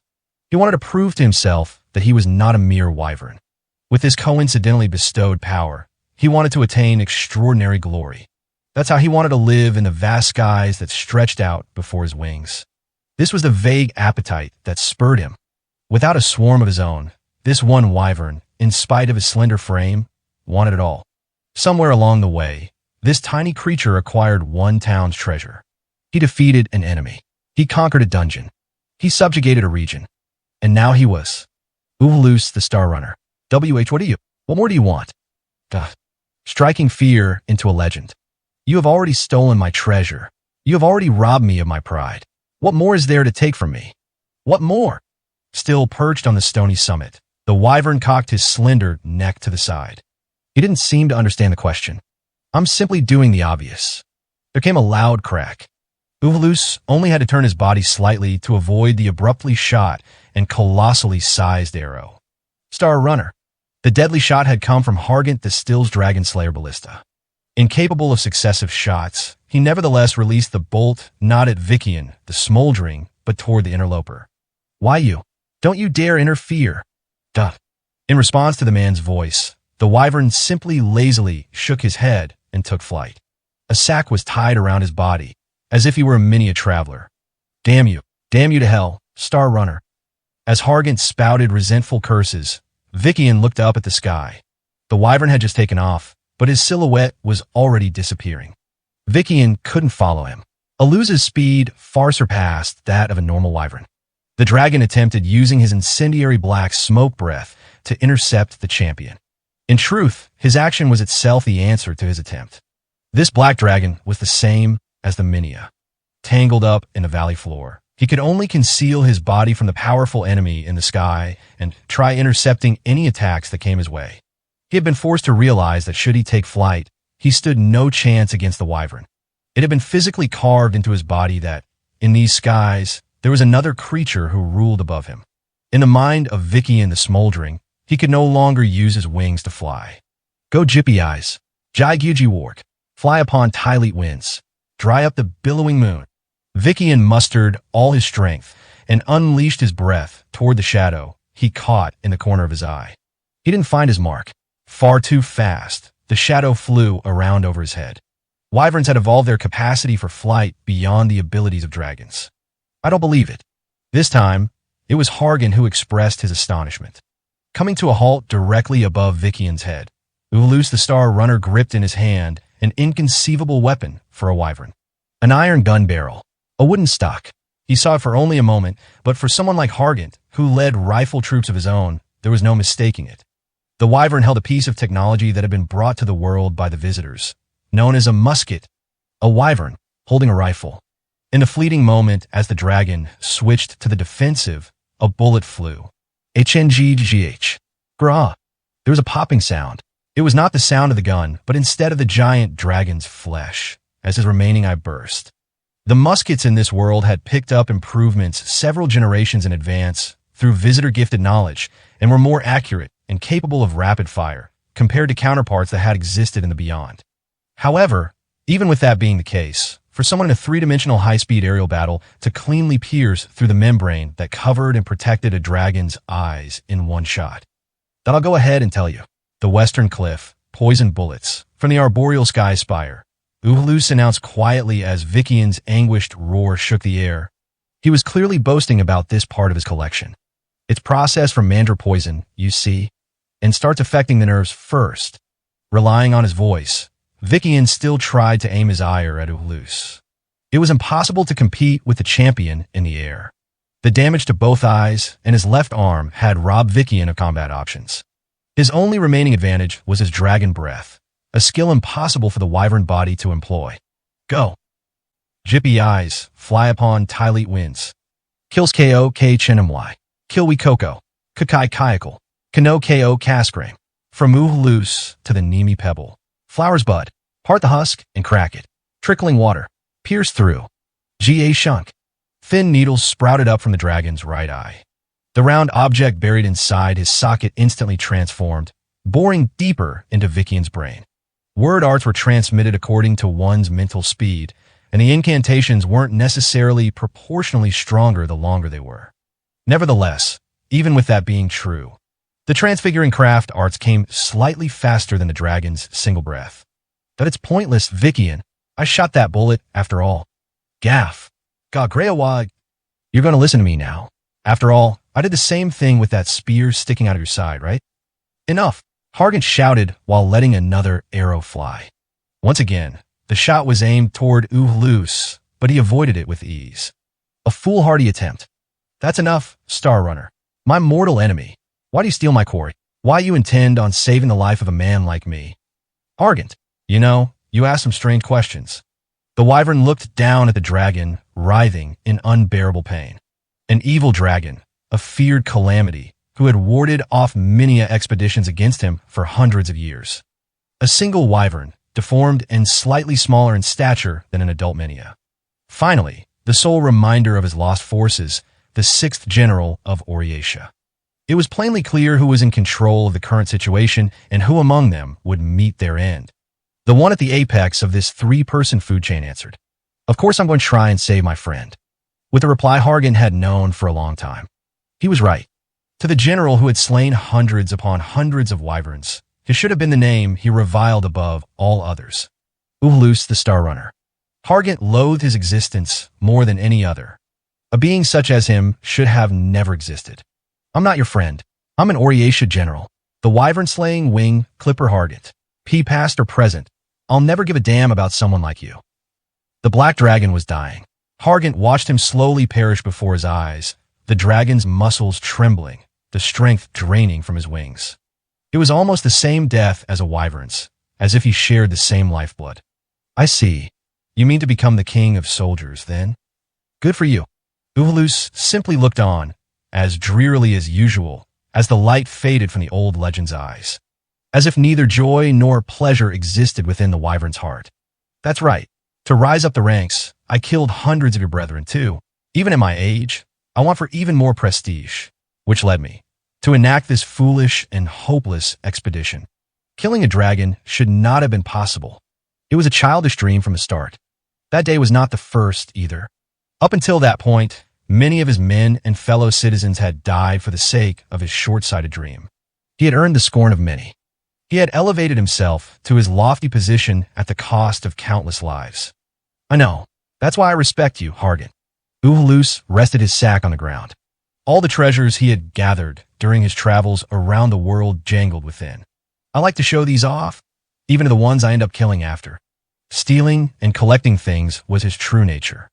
Uhloos the Star Runner was no longer a wyvern and instead was closer to a dragon, greedily collecting treasure. A shield from the Central Mountains Briar Marsh, a whip I picked up in Kaidhe. I even have plenty of magic bullets. The many triumphs of Uhloos over the years had made their way to Hargan's ears as well. As he was consumed by a terrible struggle for power, awkwardly clinging to his own authority while nothing ever went his way, he had heard rumors about the star-running wyvern's adventures in treasure collecting. Page 7. But I won't show them to you. Hargan desired even more riches. Further heights of fame. A stabler life. That wasn't really it, though. The only thing he wanted. After all, you're an impressive man, Hargan. If I show my hand, you'll gain the advantage. Was to best Uhloos, who was different from himself in every possible way. Best the only person different in race who would affirm Hargan's ugly greed, his old friend. You're wrong. I haven't been able to get a hold of anything. For these past years, I've only idly watched. I heard. There's some huge imperial competition in Oriatia. They're all searching for the hero, aren't they? With the 3 kingdoms joined, eventually some new form of government would try to emerge. The monarch could no longer serve as the sole national icon to maintain control over the citizenry. They were searching for the stalwart champion who had slain the true demon king. They needed a hero. At the moment, most of the generals were working toward that goal. Being the one to bring forward the hero meant becoming the patron sponsor of a new national icon. Even if, for example, that heroic individual was of unknown origin. I should enter. Yes, Hargan was certain that Uhloos would naturally usurp that honor. This wyvern had traveled the world by himself, managing to seize everything he desired with his hands alone. Hargan knew how many impregnable dungeons Uhloos had conquered. He knew he had amassed rare and wondrous treasures from far and wide. He knew he had bested enemies previously believed invulnerable. Even having lost a majority of his troops, if Hargan could simply back Uhloos the Star Runner, who was sure to win the Imperial competition. Oh. Aluz's calm murmur made Hargant take notice. GNNGH. Grah. It was the death throes of Vikian, the smoldering, thought to be dead. The black breath that erupted from his gaping maw looked at that moment on the verge of drowning them both in blinding smoke. Uhlus, get away. The breath passed over him. His vision was completely obscured. Hargant only managed to quickly warn Uhlus, but was unable to push him out of the way. Unlike Peak. However, the breath avoided Hargant. Great, and I just said I wouldn't show you anything. In one of his hands, Uhlus held a small ornament that looked like a necklace. Making use of its mysterious functionality, Uhlus was able to divert the dragon's searing breath. It seemed to be some piece of supernatural equipment, like his magic bullets. The magic items in Uhlus' bag were as numerous as the many legends he had conquered and looted. No one knew exactly how many mystical treasures and magical artifacts he had in total. Relying only on the contents of his bag, he could employ any combination of tools and tricks to turn the tide of battle. He was practically invincible. Great shield of the dead. Grew up, star Runnier. One more. Uhlus immediately vanished. Not even a flap of his wings could be seen in his high-speed flight. Moving too fast even to leave a shadow behind, there came a blinding flash of light. FSSHHHRK. The horrifying noise of something burning persisted. Hargant wondered if it had been a sword. Supposing the non-Minio wyvern had the technique to instantly unsheathe the sword in the blink of an eye. Supposing the sword itself had a grand blade of light, too grand to ever be sheathed. Supposing said sword of light cauterized the impenetrable scales of Vikian, the smoldering, and that it was possible for it to split the dragon in two, then yes, it was a sword. Hillinsingen, the luminous blade.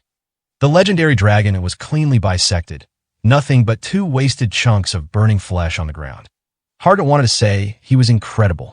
When he had first met Uhlus in a town along the sea, he had been unable to even move his 3 arms. He wanted to acknowledge the wyvern's shocking diligence, the sheer force of will required to accomplish what he had.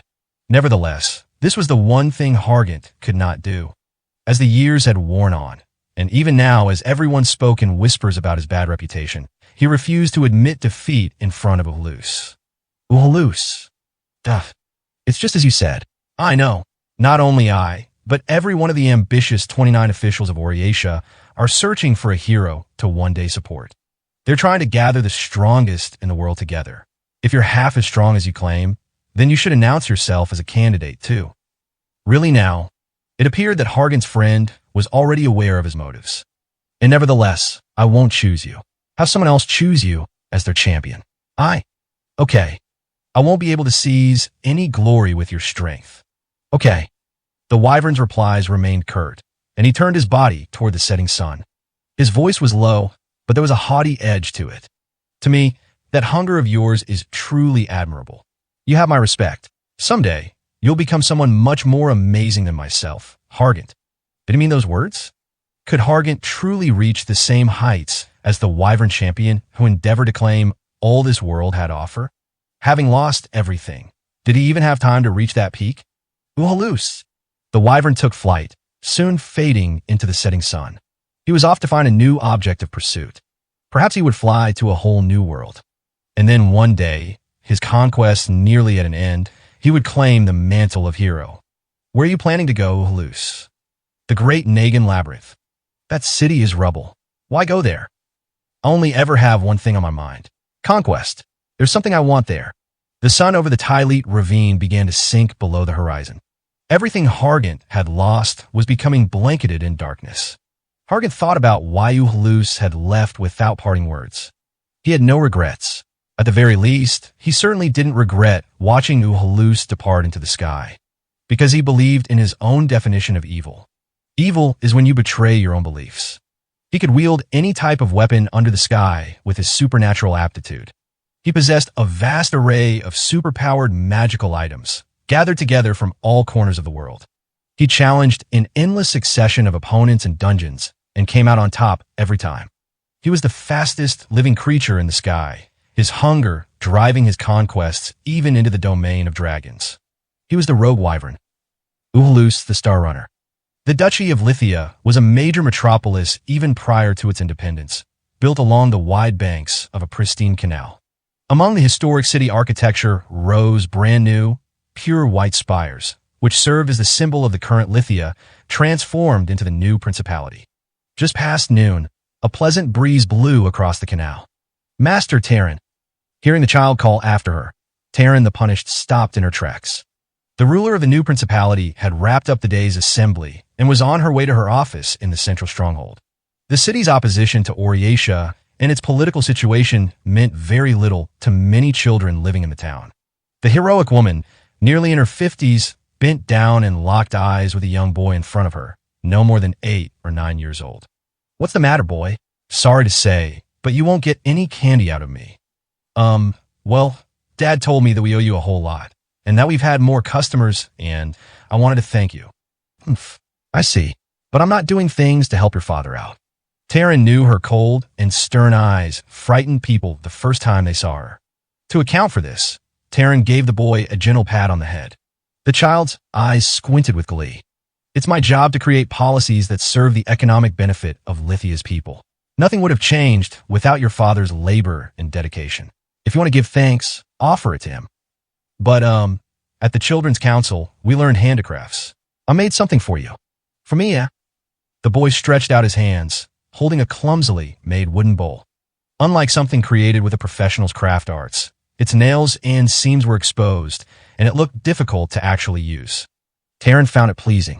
"A perfect place to keep my hair clips. I'll use it with care. Take your studies to heart, boy. Become a good Lithia citizen, like your father." "Yes, ma'am." Terran the Punished was a seasoned military officer, formerly given the title of 23rd General among the 29 officials of Oriatia. With her talent in martial, intellectual, and political pursuits, she proclaimed her region's independence just as the true Demon King was defeated. Despite being recognized as a self-proclaimed Demon King, she used her thoroughly laid groundwork during her time as the 23rd General and the geographical importance of the region as weapons to maintain friendly relations with Oriatia from the waterfront. The land had always been rich with resources. The various rights they had, won along with their independence and their freedom from their tax obligations to Central Oriatia, meant a substantial boost in quality of life for the Lithia citizenry, at least for the time being. A unified nation rather than 3 separate kingdoms. Resistance to this proposal is to be expected, I suppose. Oriatia's answer to the developments in Lithia was clear as day. Terran assumed there was someone behind the scenes, pulling the strings during the days of unrelenting raider attacks against the merchant caravans coming and going from the city. It worked to restrict the flow of resources in and out of the new principality, Oriatia's silent economic sanctions. War with Oriatia would come eventually. Thus, she needed to act with haste to ensure their chance of victory didn't slip away. While officially working to negotiate with Oriatia, her preparations proceeded apace. Terran's shoes echoed harshly on the floors of the central stronghold before arriving at her empty office. There, she opened her mouth and said, "Dakai, you're back, aren't you? Come on." A lone young man silently dropped down from the ceiling crossbeam. Though he appeared to be a Minia, his agility rivaled that of a wolf. His long hair, uniquely dyed at the tips, fluttered down shortly after him. Until then, there had been no hint of his presence, not a single breath. Even Lithia's most elite soldiers would have been unable to spot him. "How do you know I was there?" "Lucky guess." Terran removed her two-handed sword from her waist and reclined in her chair. Despite the smile that found its way to her face, her piercing gaze was unwavering. "Those are the first words I say whenever I return to the office. Judging by that reaction of yours, I'd say it was worth it, wouldn't you?" "Sheesh, you're something else, Terran. I'll give you that. We've known each other a long time. I've simply come to understand your preferred methods of playing tricks on me. You've retrieved what I requested from Negan, then? I wouldn't be back if I hadn't." Despite wearing a fully formal outfit, similar in style to a butler's, the young man wore no shoes. He was completely barefoot. Rudely sitting down on top of one of the desks, he tossed something Terran's way. Big enough to fit in 2 hands, the item, with its built-in crystal lens, served an unknown purpose. "This is what you wanted, right?" "Undoubtedly. It fits the record's description of the Cold Star perfectly. Your resourcefulness is second to none, Dakai." Personnel wasn't all the new principality was after.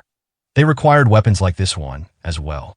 While Lana the Moon Tempest's recon unit scoured the land for elite soldiers, Dakai the Magpie was tasked with hunting down these sorts of abnormal magic items, enchanted swords and tools that had yet to be scooped up in the arms of Uhulus the Star Runner. Weapons that would have tremendous influence over the anticipated war, outshining even the powers of word arts. So what kind of nasty business is this thing, then? A magic item from records far before the age of the true Demon King. Light from the sun that's passed through the central crystal and built up over years gets converted to an explosive beam capable of bombarding an entire city.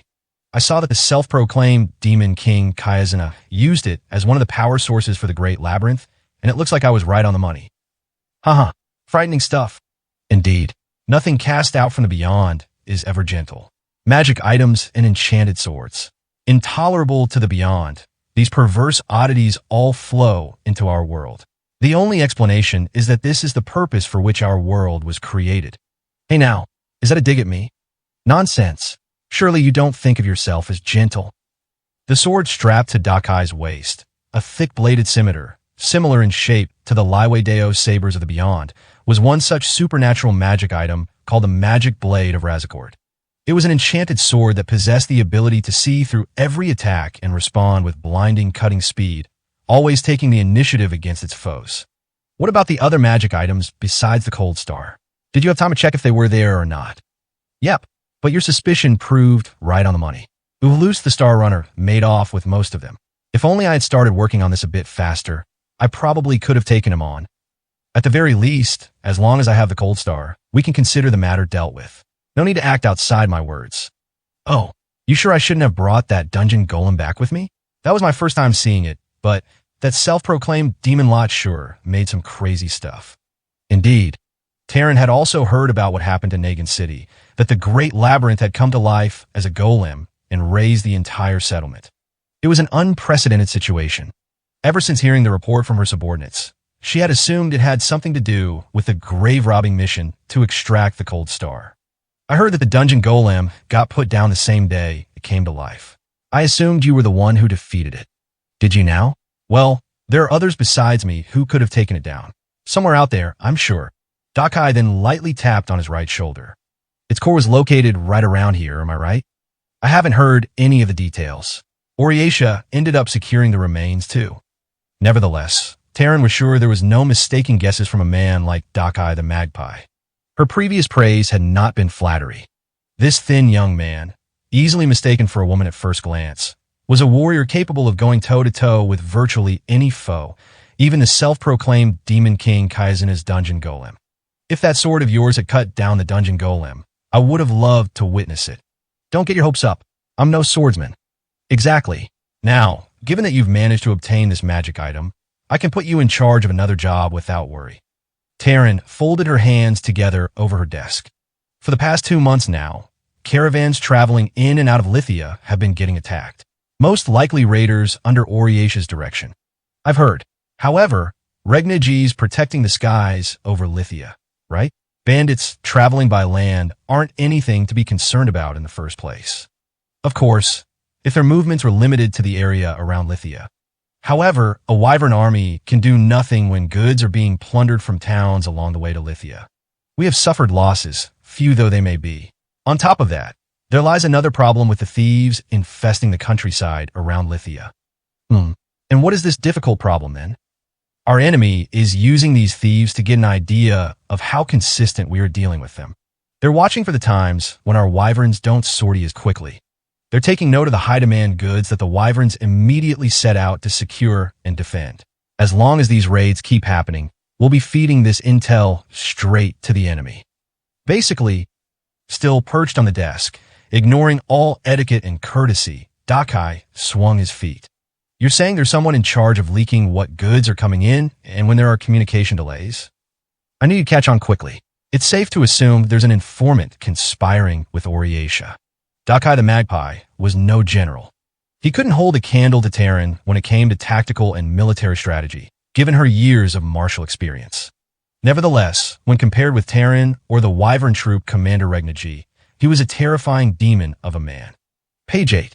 He had quick wits, which allowed him to read his opponent's movements and react quickly. He had traversed the great labyrinth that had stumped the Nagan adventurers for 20 years and stolen the treasure from deep within. after which he had slipped through the resulting hellscape of fire and golem destruction as easily as a normal walk. Home. To him, it was so simple, it wasn't even worth mentioning. Smoke out the informant and capture them. If it looks like you'll need to cut down anyone who gets in your way, just go ahead and make the judgment call. You can handle that, right? Sheesh, enough talk of killing. The young man chuckled, tracing his enchanted sword with his fingertips. What did I just say? I'm no swordsman.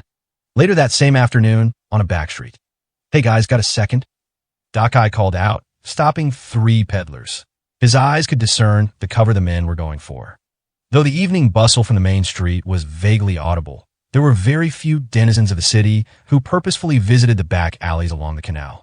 The dark windows of the abandoned city buildings loomed over the men in the alley. What will it be, then? If you're looking for smoked meat, well, these raiders appeared right outside the city. See, Dakai began, wiping away the merchant's fake smile. Keeping a hand in his pocket, he didn't even look the men in the eyes.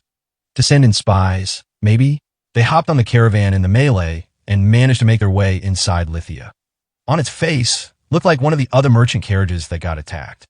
Finding a hole in the air defenses wasn't the only objective here, right? Yup, but if you're supposed to be peddlers here, then this isn't all of you, is it? Even knowing there's more of you, there's got to be someone under different orders looking into the chain of command. Dakai brought his hand up to his chin and nodded to himself. With this, he had finished observing their reactions. On the side of the alley, the Oriatia spies in disguise had all lost their deceptive smiles. It was clear they needed to dispose of the young man before them. The spy in front crouched down and brandished his dagger. This misdirection did nothing to faze Dakai, the magpie. Then came a gunshot. Whoa there! The magic blade of Razakort traced the bullet and deflected it away. The shot had come from one of the windows of the supposedly deserted old city. There were 4 barrels trained on Dakai. He assessed the situation. There were another 3 assailants waiting in ambush inside the buildings. His eyes moved at lightning speed. Leaping into the air, there were 2 new bullet holes gouged into the ground where he had just been standing. On the street, the 3 men gripped covert foldable spears and lunged at Dakai. Not many people came to the back alleys along the canal. The palisade at one end of the alley meant the area was ideal for sniping enemies and making sure they didn't get away. On top of that, the spies had their numbers and their weapons. They didn't need to worry about getting discovered by the Wyvern soldiers, either. This is one of their covert bases of operations. Their own little stronghold, eh? My guess was right on the money. The soldiers disguised as peddlers closed the distance. With an overwhelming range advantage, they thrust their spears toward Dakai all at once. By that moment, Dakai had already leaped upside down into the air. The enchanted sword's tip sliced off one of the spearheads in a blur, sending it flying. In the time it would take a normal person to breathe, Dakai's train of thought raced in sync with his movements. The fact that the Wyvern troops didn't spot these guys before I seriously started looking means these aren't just some half-assed mercenaries. These are honest-to-goodness Oriatia intelligence agents, which then means they must be planning to start the war soon. A metallic clang resounded. While Dakai's body hung in midair, the second volley of gunfire pierced the sky. The bullets met with the broad-width blade of Dakai's enchanted sword. The maneuver protected his midsection. He gave a friendly chuckle. Nice aim. As he descended, the tips of his toes flashed brightly. He wasn't wearing shoes. He used his toes to snatch up the twirling spearhead he had just sent flying. The third spear wielder below had his throat pierced by a near-instant whirling kick and died on the spot. Dakai landed. There came a gunshot. The bullet still missed its mark. He used the body of the man he had just killed as a shield. The corpse's knees buckled, and before the dead man could slump to the ground, Dakai's naked heel dug into the agent's shoulder.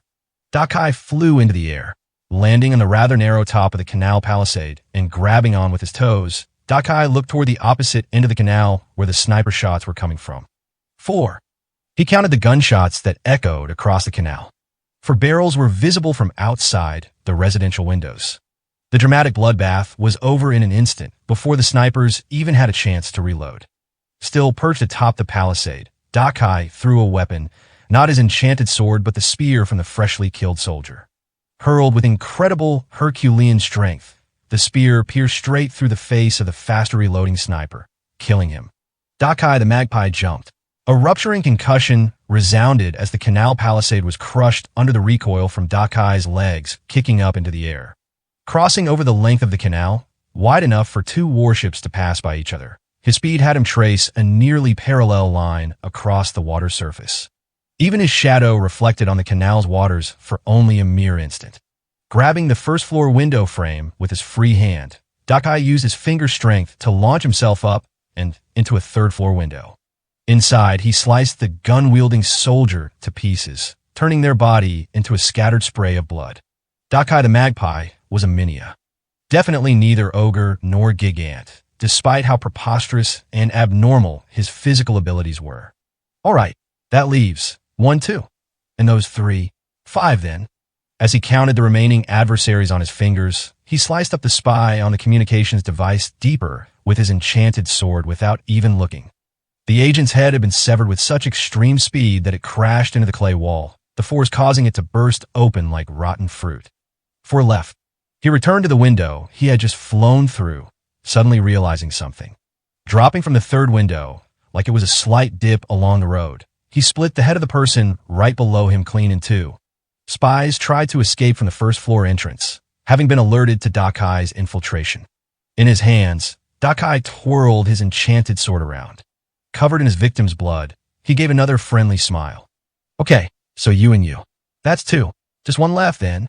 He could see everything with precision, like he was passing thread through the eye of a needle, both the retreat of his enemies and where he would land after his fall. 2 of the soldiers trying to flee were blocked off from the exit. It was now abundantly clear to all bearing witness.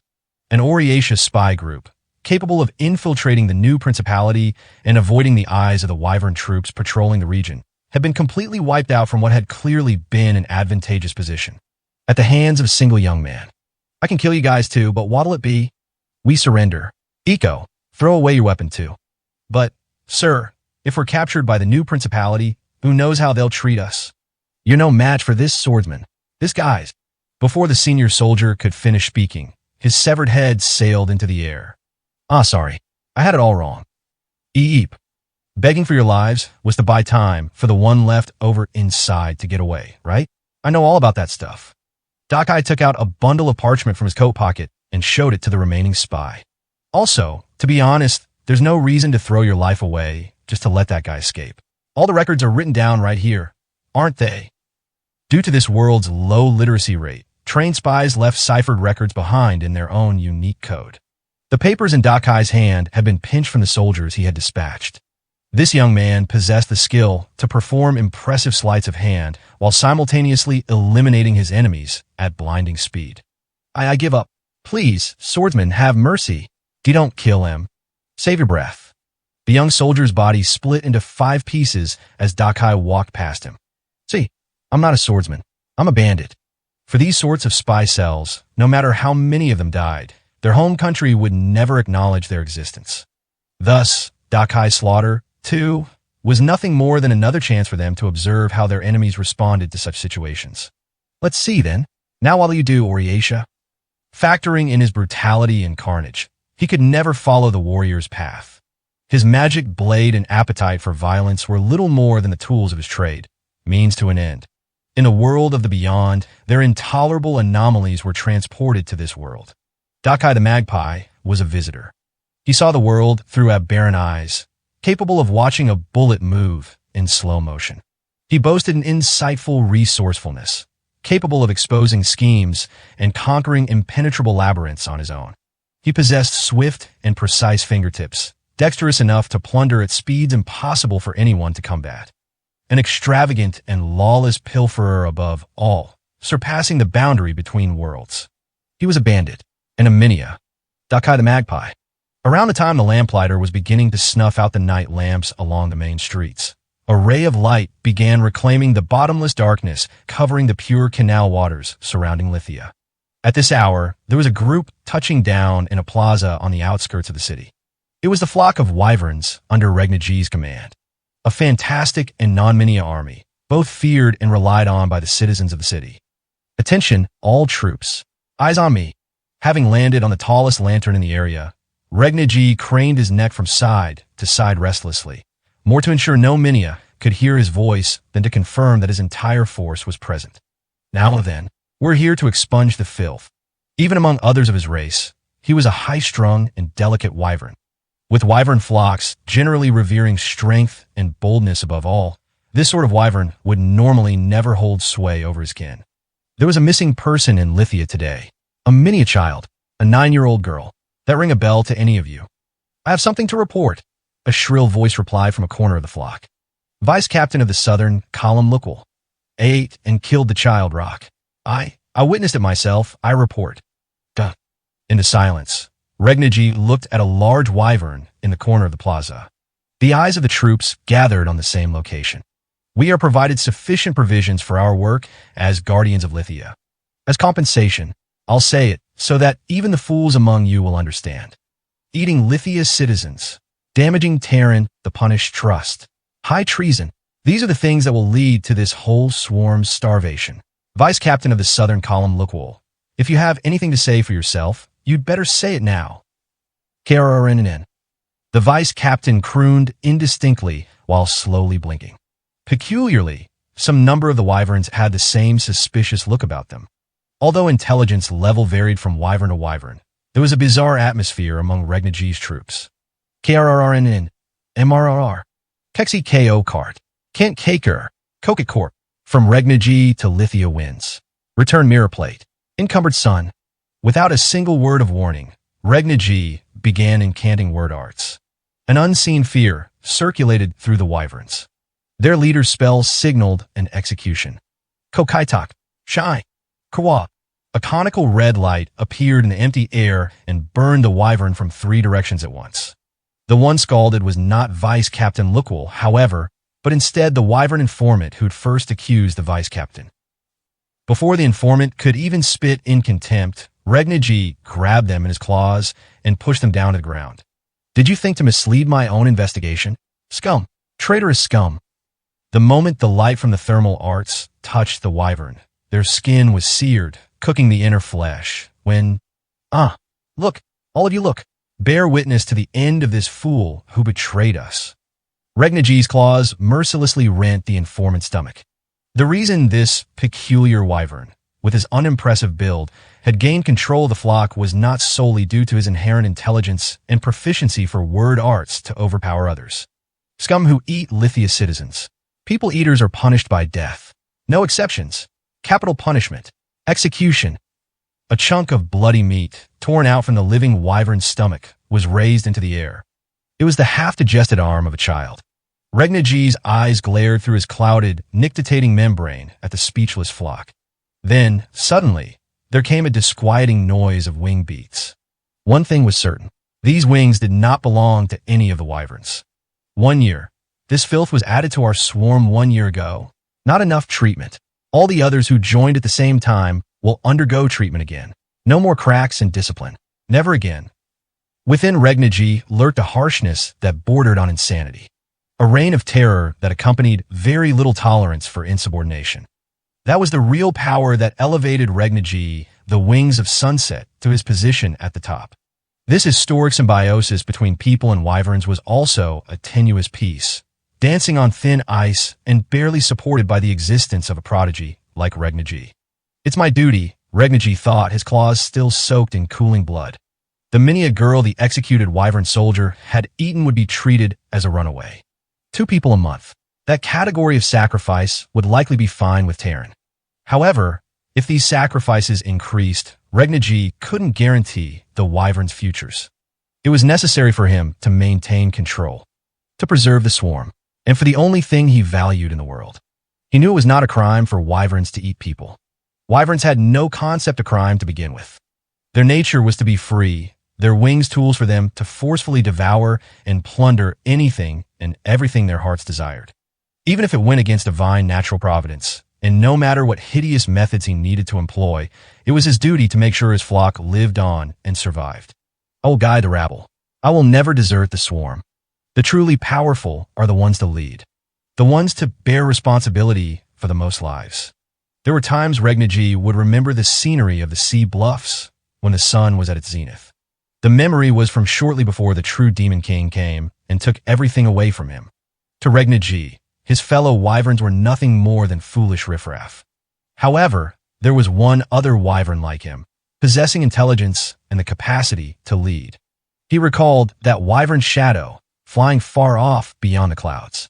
Regnaji must have had the same choice available to him, too.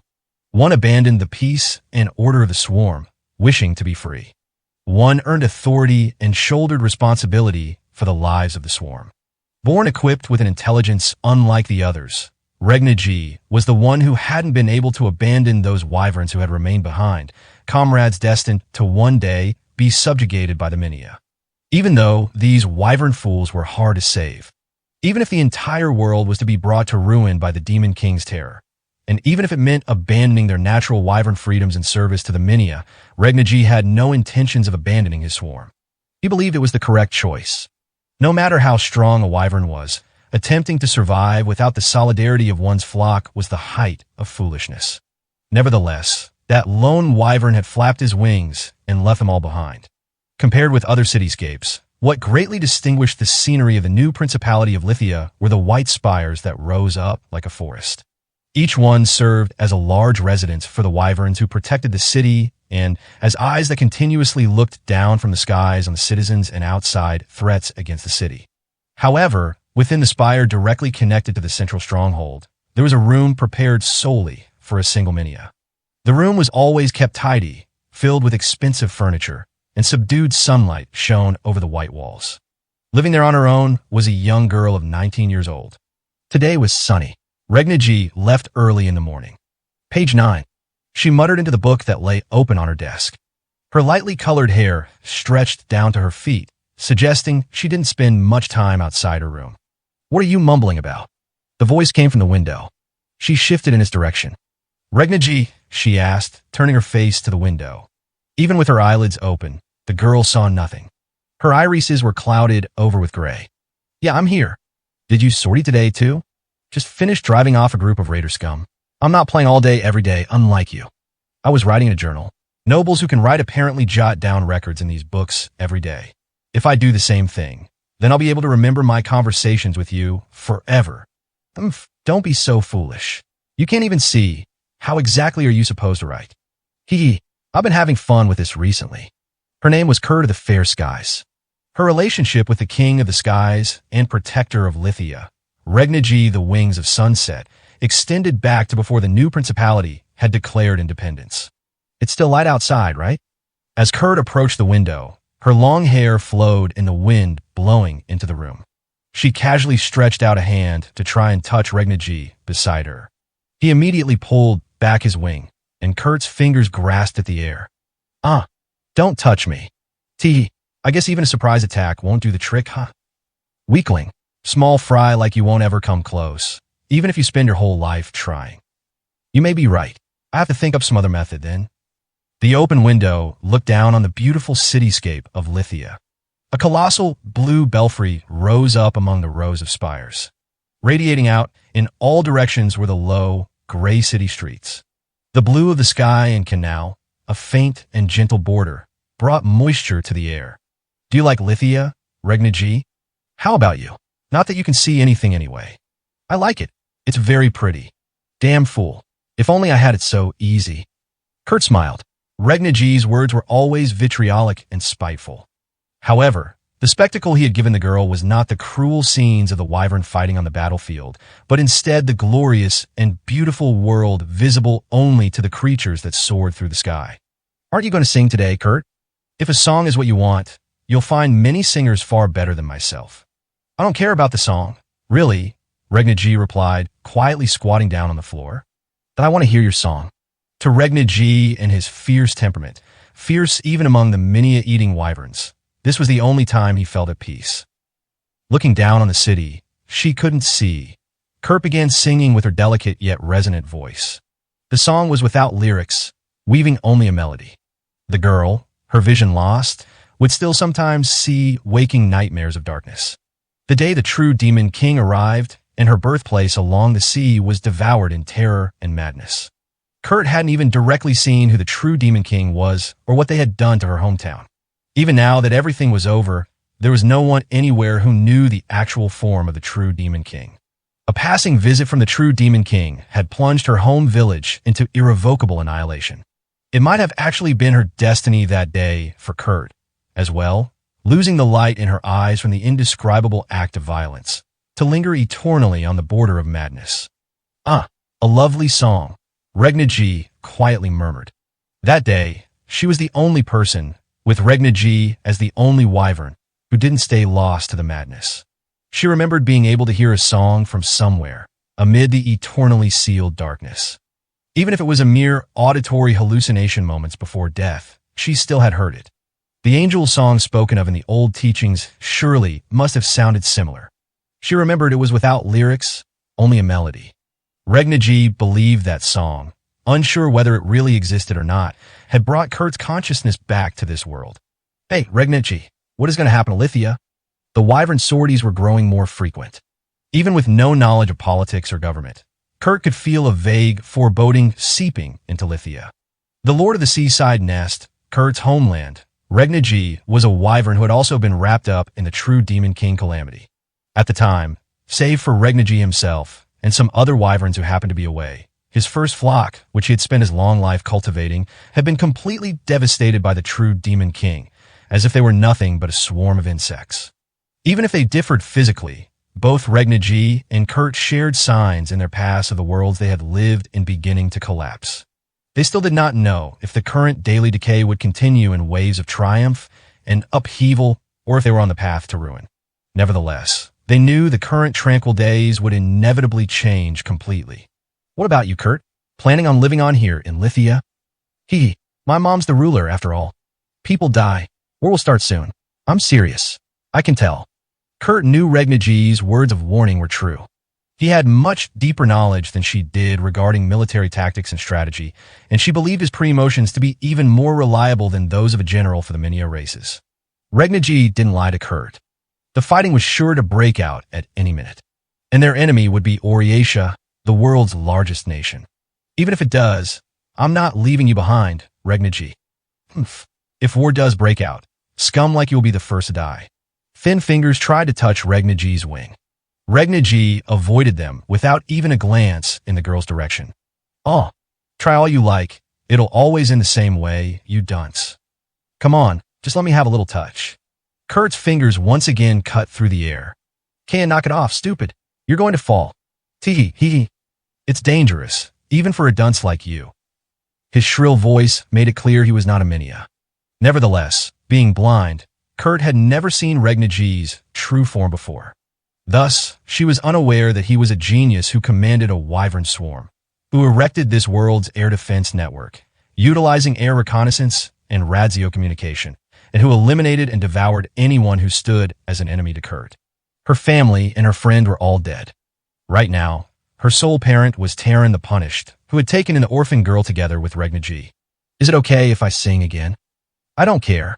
Do as you please." In the corner of the room, Regna G silently curled up into a ball, until Kurt finished singing again, quietly and in peace. He was ever at the side of Kurt of the fair skies, together with his wyvern wings, allowing him to sail on the winds as far as he pleased, and with his outstanding intellect, surpassing any other member of his race. "Hey, Regna G, did you know? At the beginning of this world, there were angels, and together with the Word Maker, they created everything." She believed this legend. Even if she couldn't see his face, and even though he wasn't a Minia, he was still a friend she could believe in from the bottom of her heart. Angels like songs, because the word arts began with a song. Kurt smiled. She truly felt that way about Regna G, who continued to look after her without expecting anything in return, sitting by the blind girl's side. "If only you were an angel, Regna G." The word arts of this world made it possible for all races to communicate effortlessly. He held the world's sole flying army to do with as he pleased and controlled the wide open skies. He led a completely obedient colony of wyverns willing even to die if he bade them do so. It lived as if it were one singular organism. He had the intellect to fully control the tide of battle and spread his roots deep into the core of a nation-state. A fierce attacker as well as a guardian of order. Above all, a unique calamity among the clouds. A wyvern commander unlike any before him. Regna G, the wings of sunset. Even among the numerous prisons scattered around Oryatia, the facility was intentionally built in an area that housed many military buildings, subject to constant and strict surveillance. The individuals imprisoned in its walls were mainly limited to major war criminals and prisoners who normal soldiers could handle, low-risk prisoners. The man walking down the road to the prison wore his hat at an angle, the 20th Minister of Oryatia, Hiddo the Clamp. The young official turned around at the sound of a soldier's footsteps approaching behind him. "Lord Hiddo, we've received word from the headquarters in Mage City." "Great. So I've been given jurisdiction over this new principality problem now." Hiddo scratched an ear, a look of annoyed reluctance on his face. "Yes, there was a notice from the third minister this morning." "Julki's doing, is it? Never wastes a damn moment, does he?" "Well, what is it then?" Periodic reports from our 8 intelligence officers all stopped at once. As of yesterday, all in less than a day. Their base of operations got surrounded, and they got wiped out then. None of them managed to escape. That's right. Among the 8, not a single one survived. They were all elite officers, handpicked by the 17th minister herself. They must have been up against a considerably large force. I wonder, how many men do you think you need to take out 8 of? Her spies? Hiddo kept his hands in his pockets as he walked. The footsteps of himself and the soldier were the only things that echoed through the underground passage. The fact that they were driven to annihilation alone means at least 1 squad of 4. That said, with the 17th minister spies, they always make sure 1 person escapes, even if they have to sacrifice everyone else to do it. To completely wipe them all out, you would need 4 squads, 16 total. One of those would have to be a sniper unit. They were the 17th minister's troops, after all. Hiddo the Clamp's views more or less aligned with the soldier's assessment. To take out an entire group of well-trained Oryatia spies would require that amount of manpower at the very least. Has little Ilya been told about this? Little Ilya? The 17th minister. Ilya the Red Tag. Reporting about this to the spy boss should take priority over me, right? Though I have heard she's currently busy with a separate infiltration mission. Indeed, she appears to be out on a part of the frontier where radio communication is difficult. So I first thought to inform you, Lord Hiddo, as the person in charge. Person in charge? Hey now, I haven't even gotten an official letter of appointment yet.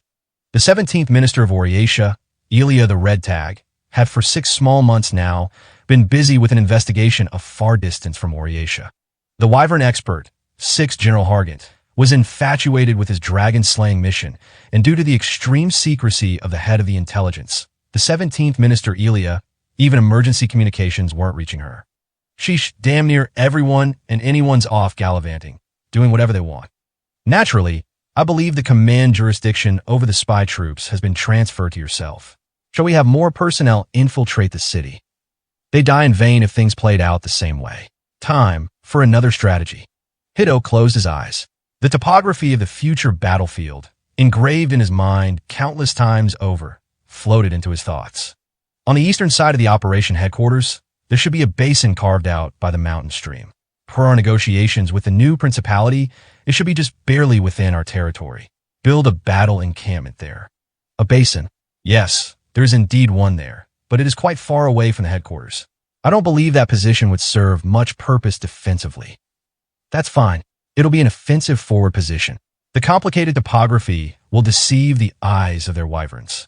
Sometime tomorrow, I'll send a few skilled fortification experts over. Understood. Incidentally, sir, the 2 had stopped walking. They had arrived at their destination, in front of one of the prison's cells. The corridor was always brightly lit, but the air was horribly still. The release of the vortical stampede. Well, is that your responsibility, sir? Yep.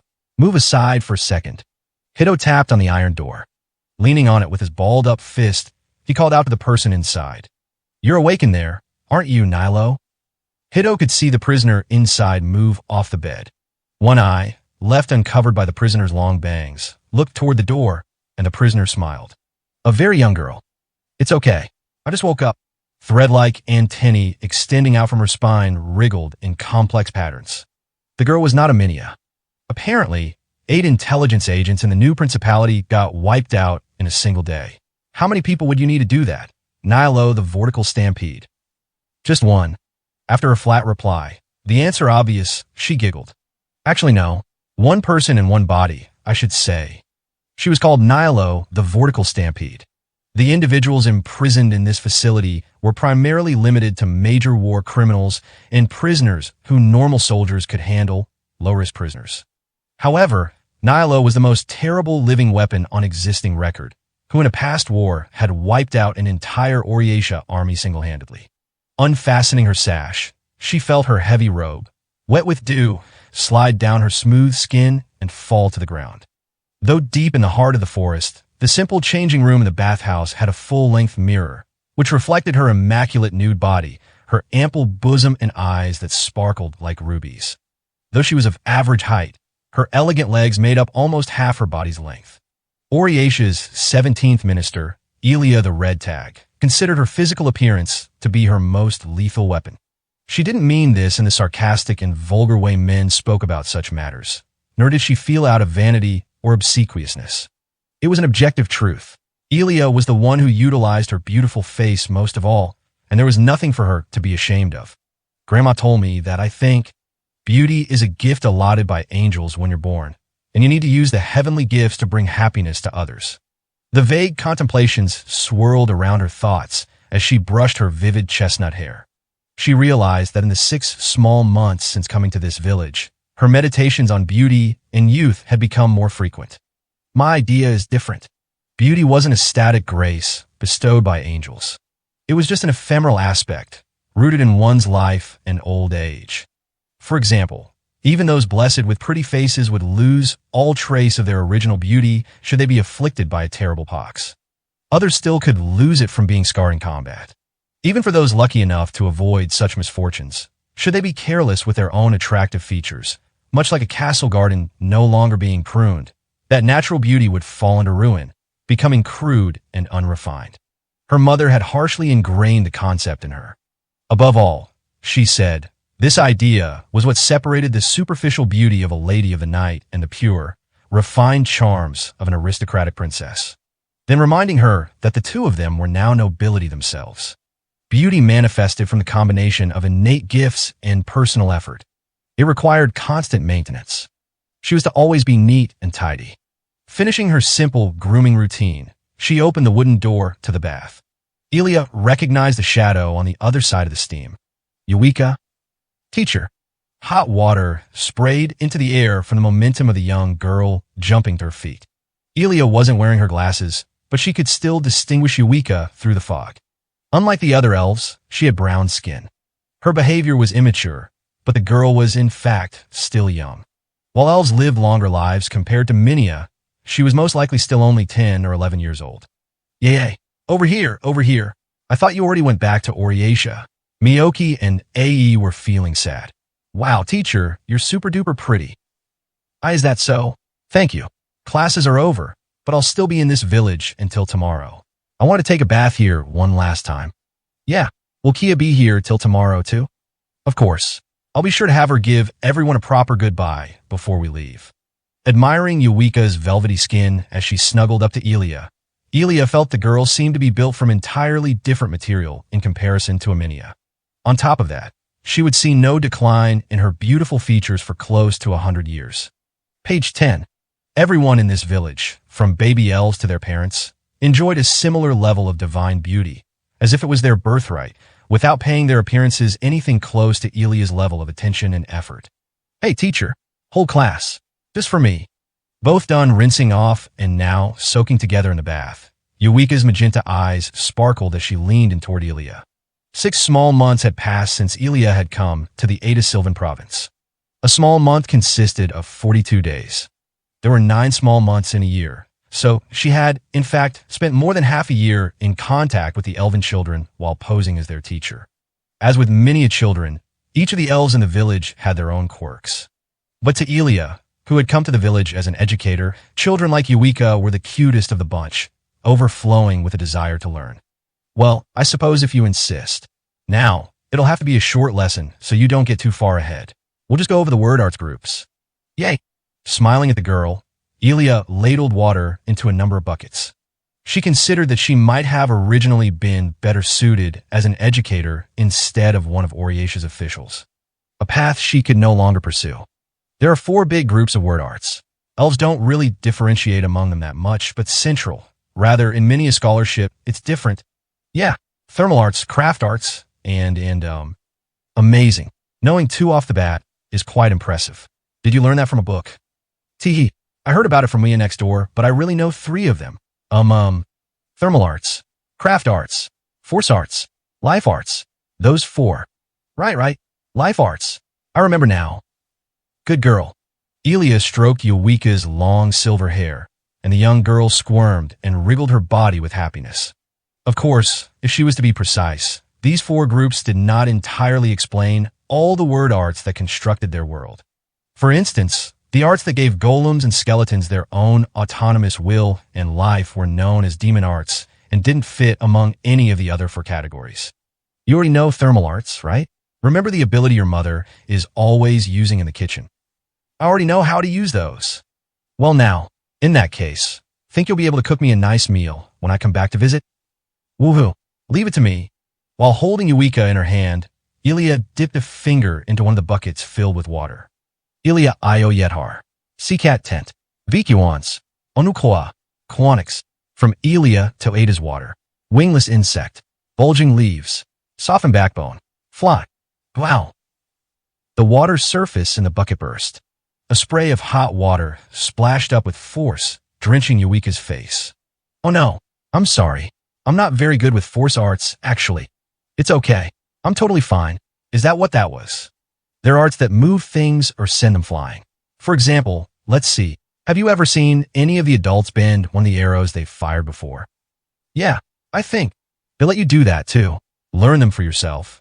And there are even some who can use them to fly in the air, though only for just a moment. If one was to apply them to many of physics, thermal arts would be described as manipulating the scalar, while force arts manipulated the vector. Thermal arts created energy at an intended location, such as fire, electricity, or light. Conversely, force arts applied momentum at will to pre-existing energy or matter. The concepts were still difficult for the young Eureka to understand, but naturally combining both allowed one to shoot fireballs or make precise lightning attacks. Okay, so what are craft arts? Why don't we start there then? Let's see. Watch closely, okay? I'm going to try something a little funny. Era io yitar. 40 ermi tio. Sheptale. Pirazes Nestor. Gubzer. From Elia to Ada's water. 22 bones. The soil of the seafloor. Terminus, ash. Hull. Beyond allowing for mutual language comprehension.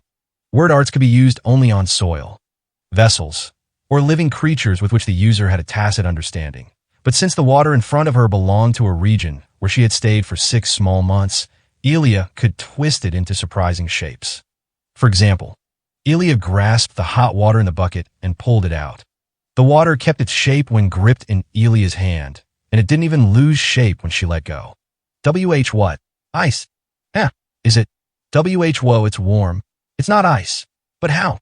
Craft arts changes the shape of things. There are people in the village who make bows and tableware, right? Just as bending a tree branch can make a bow, you can even change the shape of hot water like this if you try hard enough. Emma Ozing. In truth, turning a fluid into a fixed shape like this was quite an advanced level of word arts. It would be very difficult for someone without an affinity for craft arts to pull off. Naturally, this was nothing more than entertainment, and in most cases, craft arts were used to turn materials from a familiar region into a previously determined shape. While it wasn't seen as an important group of arts to non-Minia races, the arts were indispensable when creating complex items and helped support the progress of civilization. Life arts are, to put it simply, the words arts of doctor. You've had someone treat a cold or an injury of yours before, right? Grandma Mike Chi does that. But I've been real healthy for a long time, and I haven't gotten any injuries, either. That's right. But no matter how amazing Grandma Mike Chi may be, she can't treat any of my injuries. Do you know why that is? Unless you've spent a long time sitting face-to-face with someone, it's impossible to know which words you can use in your word arts to directly heal them. The same way it works with the wind and water and the trees and metal. Of course, that goes for me and for you too. When I can't do it either? Nope. But unlike living creatures, water is very obedient. I'll teach you another thing you can do with life arts. Elia muttered another incantation, and this time, she took her index finger that had been stuck in the bucket and had Eureka stick it in her tiny mouth. It's sweet. That's right. Life arts doesn't change the shape of something, like craft arts, but instead changes the properties of things. It can repair damaged cells, heal wounds, and change water into wine. Really? Then can Grandma Mike Chi do that too? I asked her once how she was able to heal people's wounds, and she just said she could do it somehow. Elves are quite gifted in the life arts, so that might be why. I'm most proficient with life arts too, actually. Of course, in Elia's case, her life arts were used not for healing the sick, but for making poisons. The fact wasn't limited to life arts, but if someone understood their target enough to directly use word arts commands, it was equivalent to holding constant life or death authority over them. Of course, societal trust meant people generally didn't regard their doctors with suspicion, but if an attending physician ordered someone to die, they could induce their patient's death. Anecdotes in Orietia were not uncommon about people fearful of assassination rejecting life arts, relying instead on technical medicine, ultimately shortening their own lives. Therefore, as a means to power, Ilia had studied word arts, and life arts in particular, enough that she easily explained the theory of word arts to a bathing child. Although a member of the nobility, the truth of her parentage was that she was a prostitute's daughter, and she had gained a limited seat among Orietia's 29 officials at such a young age because she had coincidentally also been the successor to the seat of the previous 17th minister, who had died in an unfortunate case of poisoning. Unlike most of the unintelligent beasts of the natural world, among the Minia race, it was the females, not the males, who were less violent. However, even without power of their own, by using their charms, they could ensnare those who did have power. They could lead judgment astray and make others fall to their schemes. Even after the dust settled, the fools who realized their own immoral behavior were too deeply enthralled to raise a single cry of suspicion. Curry favor with her beauty and destroy from within. That was the power wielded by Ilia the Red Tag. Now, no more class for today. I'll be sure to continue from where I left off the next time I'm here, okay? Yeah, teacher. Yes, what is it? Eat. Without warning, Eureka dived into Ilia's chest, eliciting a strange yelp. With an impudence reserved only for children, Eureka buried her face in Ilia's breasts, giggling. Teehee, I love you, teacher. I'll still love you, even after you go back to Orietia. Why, yes, well, I love you too, Eureka. Your boobs are so big, they're amazing. That has nothing to do with anything. It was a night where both the big moon and small moon were visible. For Ilia, it was her final night to enjoy these moments of serenity. Afterward, Ilia chatted idly with Eureka for a little while, and then, for just a moment, her mind drifted to the reason behind her visit to the village. A reason she could never reveal to Eureka. She walked back alone. Most of the village's hot spring baths were on the outskirts, and Ilia had to traverse a dreary forest path to get back to her borrowed lodgings. Do all Minia baths take that long? The question came from up in the trees. A young girl's voice, one with which Ilia was very familiar. Eureka was dizzy, you know. She's still young after all. Can you stop forcing her to keep you company during your long Minia baths, Professor Viper? You shouldn't. Ilia's eyes narrowed behind her glasses, and she looked up at the darkness above her. There she saw a strange and unnatural construction. Numerous thin vines were standing vertically atop the ground, nothing supporting them at all. At the top, the vines wove together into a seat, and sitting there was a small young girl with blonde hair. Call people names, Kia. What are you doing in a place like this? What do you mean a place like this? I wanted to jump in the bath after you were out, but you took so dang long. You shouldn't use your word arts to peep on people, either. Ow, don't make fun of me. Disgusting. There are just less bugs and stuff when you're up high. It's easier. Hith. What? Did you want to join my lesson with Eureka too? Blah. Like I want to study. Eureka's just a weird girl who likes school. Essentially Eureka's polar opposite. Kia had never once taken her word art study seriously. If Ilia was to give out a written test, she was positive that Kia would score the absolute lowest out of all the students in the Ada Sylvan province. Ilia glanced at the vines supporting Kia. The tendrils, so thin the heft of a satchel would weigh them down, stretched straight up, maintaining an orderly structure. A pinnacle of life arts, twisting life and making it possible to imbue the durability of steel into a single thread of cotton. The fact that the construction grew up from the ground, in opposition of gravity, and continued to support the young girl's weight was the result of dexterously controlled force arts being used in perpetuity. Put me down in front of teacher. Kia spun her word arts, and the vine smoothly bent and placed the young girl, sitting in their braided cage, down on the ground. Elia had to admit that if she was capable of such feats, then it must have been more convenient than climbing trees herself. Assuming the convenience was enough of a reason to constantly keep such complicated word arts commands going. Return. Then the plant folded in on itself, as if it were going backward in time, before settling down in the palm of Kia's small hand. Left over was but a single grain of seed, no bigger than her pinky in size. You can have it back. Thank you. The girl sent the seed flying up into the darkness overhead. The seed cut a strange path, flying toward the weeds growing around a tree. The seed was sucked inside a fruit, unseasonably ripe, before the fruit transformed back into a flower, followed by the whole bud disappearing, leaving only thick leaf growth behind. Kia, you really shouldn't use your word arts willy-nilly like that. Your power is a gift to bring happiness to others, right? This is ridiculous. It's always the same with you. I'm begging you, please start listening to what your teacher has to say. Your power is extremely special. Isn't it boring to always be putting it to such normal use? If I could spend my days having fun, I'm fine with normal. The world outside Ada isn't normal, though. After our stop in the new Principality of Lithia, you'll immediately start attending school in Oriatia. It won't just be elves, either. There'll be all sorts of people, even dwarves and leprechauns. Some of the other students might think you're weird and say nasty things about you. There are people like that at school in Oriatia.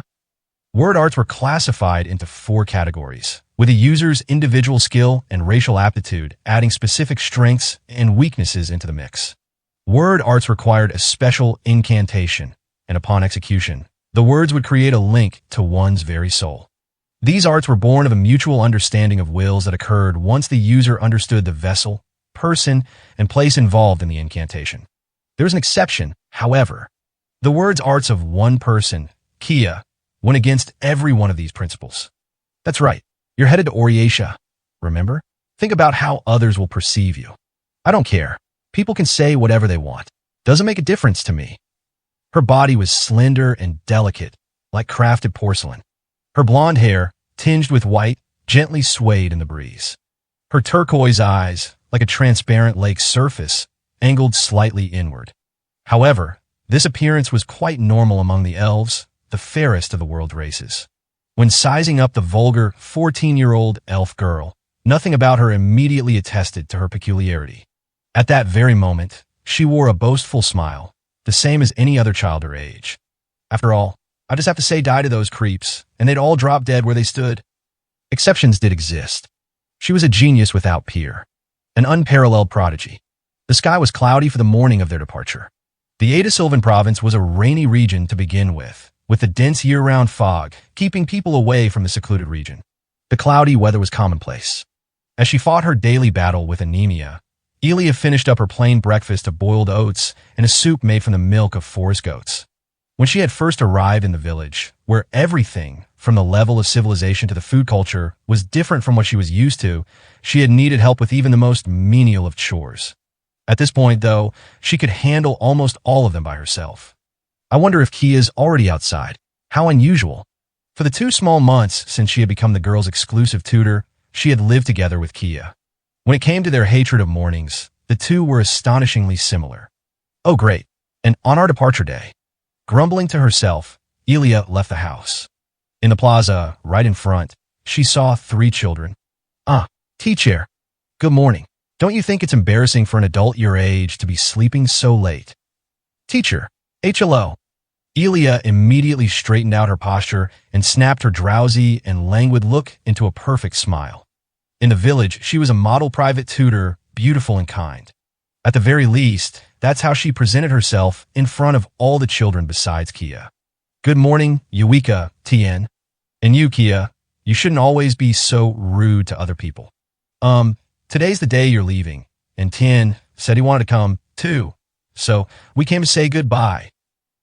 No, jota gestion. Tihi, is that so? I'm happy you came to see me off, too, Tien. Igriga. Tien was the oldest among them, but he still cowered behind Kia's back like a skittish rabbit. Elia was well aware of his feelings for her, and there were moments when she would use that knowledge to tease him. They came all this way to say goodbye, and you still couldn't get out of bed. You were getting bored too, right, Eureka? Nah, you were here to play with us. The hawthorn berries were cold and tasty too. Not like I'd be playing around with a kid like you. Don't go blabbering about stuff that's not important. Honestly, you've still got some stuck to your cheek. Let me wipe it off. Page 11. MMHHHPH. Elia looked at the slender hawthorn berry tree, rising up from the small stream, flowing through the plaza. Kia must have used her word arts to make it grow large enough to feed the berries to Eureka. Kia was almost omnipotent. She had been gifted with an incredible aptitude for word arts. Within this secluded forest village, her talents only extended to making hawthorn berry trees bear fruit and entertaining the younger children with light and fire. In the small world of the forest, free of competition and enemies to fight, she had no reason to use any more of her power. Teacher, Kia may act like that, but the village children, the adults, we all, were very grateful and... Really now? And how about you, Tien? And me too. I am very grateful. Before you came, I didn't even know where the clouds in the sky came from. Everyone's gotten a lot smarter, and it's all thanks to you. Truly. Tien nervously stepped forward and looked Elia in the eye. If that's true, then as your teacher, hearing that makes me the happiest of all. I said it once in class, didn't I? Wisdom is like a seed, and knowledge is the life water that will nurture and sustain it. But Miss Elia is the one who sowed that seed in the first place. We've caused nothing but trouble, and we can't do anything to thank you properly. Elia patted Tien's head affectionately. Then she gave him a tight hug. With his head nestled in her chest, Tien softly yelped like a cornered baby animal. Oh, please. Nothing makes me happier than knowing I've taught my adorable students well.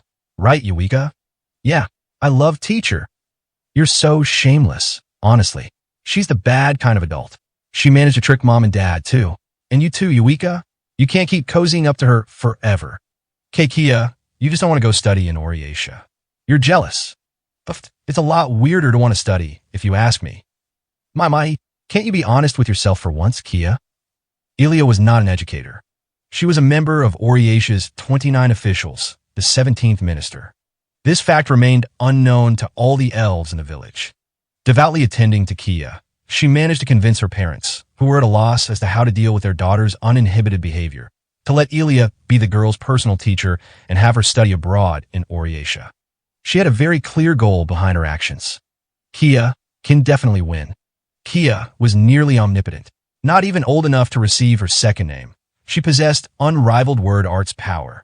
Should a power like this quietly waste away in this secluded world, only used as a convenient parlor trick? In the small world of the forest, free of competition and enemies to fight, she had no reason to use any more of her power. In that case, what if someone else came along who was able to give her a reason? If Kia fought, she wouldn't need to heat the winds with thermal arts and rain fire down on an enemy. She could just make her opponent burst into flames. Prominent masters of craft arts were able to transform soil into blades to slice their enemies to ribbons. Kia needed no such technique. She could shape and rework her enemies' very forms in any way she desired. At the imperial competition to decide the hero, if such an overpowering existence, yet unknown to anyone and unheard of, even within the realm of armchair theorizing, suddenly showed up to compete, what would the other candidates' expressions look like then? No matter who her opponent may be, the world word is going to win. Even second General Rosclay would be no match for her power. What Elia the Red Tag was after was power. All the truer after gaining her seat within Oriatia's central governing body. She wanted absolute authority, not as a single functioning substitute among the other 29 members, with no one able to threaten her or disdain her for the circumstances of her birth. She didn't care if that meant trading in her endless toiling efforts to achieve the innocent trust placed in her to get it. Kia, let's go to our spot. We're not going to see each other for a while. Ugh, I don't need to go there. It's really not a big deal. This time, Eureka turned her fawning behavior on Kia. The young girl was overflowing with childish stamina. I've never heard about this before. Where is it? As your teacher, I'm curious myself. Is this place a favorite of yours, Kia? What? Don't be ridiculous. Eureka likes it. Not me. I was just going with her. Take me. Kia looked, at least on the outside, like the whole idea was an annoyance to her. Eureka didn't take her response at face value, however. Kia was rude, and her grades were poor, but all the elves in the village knew her very well. Honestly, Professor Viper can wait here. It's not that big a deal. Fine, but maybe I'll just tag along anyway. Just stay here. Kia began walking with the other two children in tow. The Ada Sylvan province was a combination of rivers and trees with rolling mountains. If there were still any routes in the village Elia had yet to travel, she wanted to know about them. Later in the afternoon, she would be leaving the village behind for good. So there's a path through the bushes on that hill over there? Yep, on the other side of the hill, right around where you can see the village watchtowers, you can slip through. It probably runs parallel with the elves' path for the animals of the forest to travel through. We could run into some deer or boars. My force arts would be enough to handle a boar. That's amazing, Tien. Well, I could grab the whole group at once and hang them up at the very top of that tall tree over there instead. You're amazing too, Kia. Come on now, don't leave your teacher behind. The path Kia led the group down was very narrow for someone of Elia's height to squeeze through, with branches and leaves getting stuck to her overcoat. Both her hands sunk into the dirt each time she passed under an arch of trees. The experience was something Elia never would have had back in Oriatia. The 17th minister put all her attention toward her appearance and behavior during her schemes and intrigue, and only in this village were there times when she'd embrace her inner child. Having never gotten to experience them for herself, the teacher ended up learning about these childlike experiences from her own students. Finally, this will work. A mini adult could advance through here in a single file without issue. Judging from our direction, we'll come about midway up the 4th mountain. The people of the village don't know about this route. Plenty useful. Elia's mind was always taking such things into account. If there were still any routes in the village Elia had yet to travel, she wanted to know about them. During the harvest festival, when she'd stood with her students and watched the adults perform their flame dance, she had let out a sigh of admiration at the display of fire and beauty. Conversely, she had recorded how long the men had been gone from the village to prepare for the event and what defenses had been set in place while they were away. When she tried teaching about the practical uses for the vegetation found in the forest, she had been embarrassed to learn that the elves knew about all of it already. That night, she organized which medicinal herbs could be used to treat injuries and which mountain vegetables could serve as food provisions during a march, writing it all down and attaching it to a bird to send back to Oriatia. For 6 small months, Elia had thoroughly surveyed the mysterious place, veiled in a dense fog to keep others away. This village is peaceful. They aren't wary of possible infiltration. A single platoon would be enough to do the job. The day was sure to come when Oriatia would seize every inch of this bountiful village. This was the foundation of the Minia Nation's rebirth following their wounded and impoverished fate at the hands of the true Demon King. Kia, the rare prodigy, will become the hero under Elia's wing. The leftover village would be entirely converted into resources for the nation. The rumors about one who wielded omnipotent word arts had existed during the age of the true Demon King, and Elia had learned the whereabouts of this individual village from a previously captured soldier of the new principality. In that moment, the forest village's status as an unknown land of mystery was instantly shattered. That soldier was no longer part of this world. By disposing of the few people who knew the link between Elia and the world word, no one would be able to prepare for Kia's power. Curry favor with beautiful looks and corrode things from within. Before her espionage, all fell with ease. Her second name, inviting both fire and blood, was Elia the Red Tag. Okay, we're here. Teacher. Elia raised her head. Just as she had predicted, they appeared to be halfway up a mountain, looking out over a deep valley. Phew, that was tough. Are you tired too, teacher? I'm fine. Is this it? Sighing with a hint of exhaustion, Elia looked up and examined the scenery.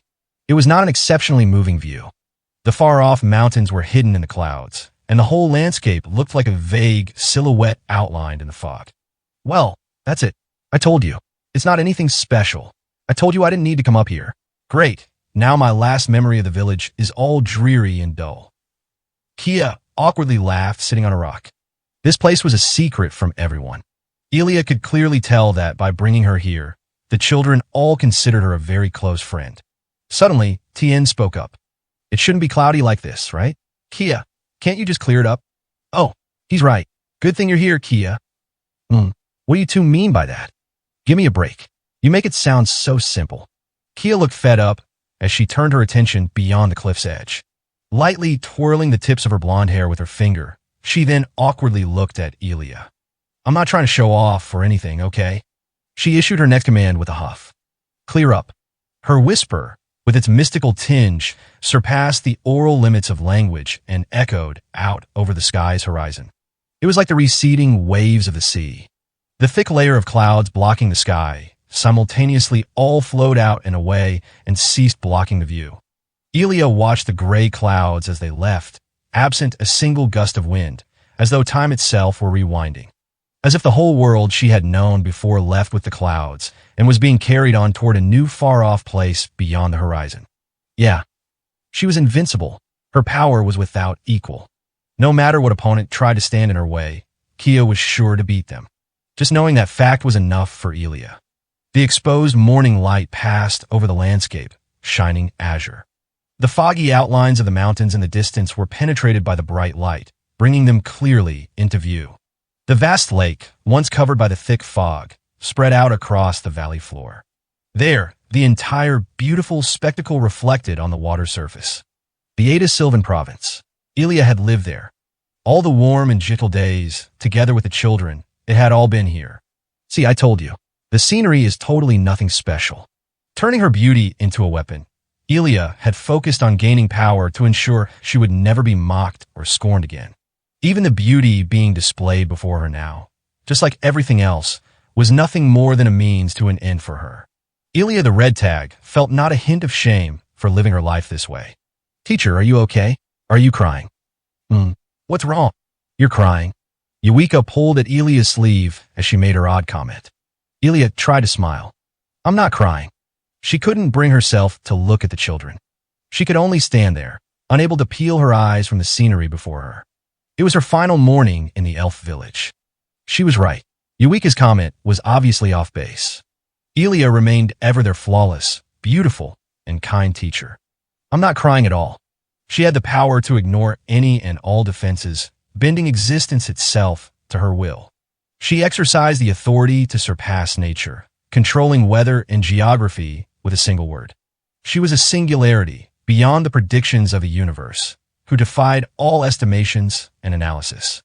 An omnipotent, peerless prodigy whose limits were still yet to be measured. The elf wizard, Kia the world word. Inside Lithia's central stronghold, Lana, the Moon Tempest, finished presenting the two newly hired mercenaries to Terran after their harrowing return to the city through the raiders' attack. Everyone was seated, but the survey soldier Lana's small frame was halfway buried between the high armrests of the meeting room chairs. Schultz the Sound Slicer, Higware the Pelagic. You did well to find them, Lana. Though, I had hoped you would find the world word as well. Unfortunately, no one I encountered seemed to match the description. Surely, it must have just been an exaggerated rumor of some sort. Though if there was someone with almighty word arts like that, hell, it'd make any battle a breeze to win. If they do exist, our first step should be thinking up measures to keep such a dangerous person in check. A skeleton and Mandrake. While they certainly wielded tremendous fighting strength, they were unusual figures that the many kingdoms, including Oriatia, didn't commonly employ. Nevertheless, what Terrans sought were outstanding champions, capable of routing 100 soldiers single-handedly. To her, their race was of little consequence. In this land, it was possible for deviations to far exceed all known common logic. This was no more clearly proven than by the boundless legends and realities, most of all the previous existence of the true Demon King. First, I've heard the rumors about you, Higware the Pelagic, an undefeated duelist on the frontier. That's correct. I've been fighting for a fairly long time. In many years, I believe it adds up to around 13 or 14 years' time. Slave fighting, then? Schultz questioned, cocking his skull to the side as he gazed at the spires outside. Terran answered in Higware's stead. The frontier's home to savage places where they gamble on people's and beasts' lives. This, of course, is illegal.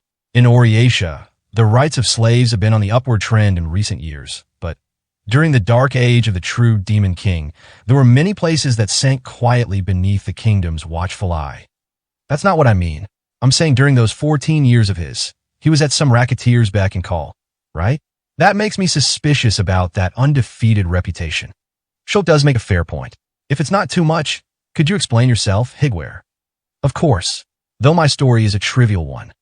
Higware the Pelagic was born in a forest on the western frontier, totally unknown to the races of many a kind.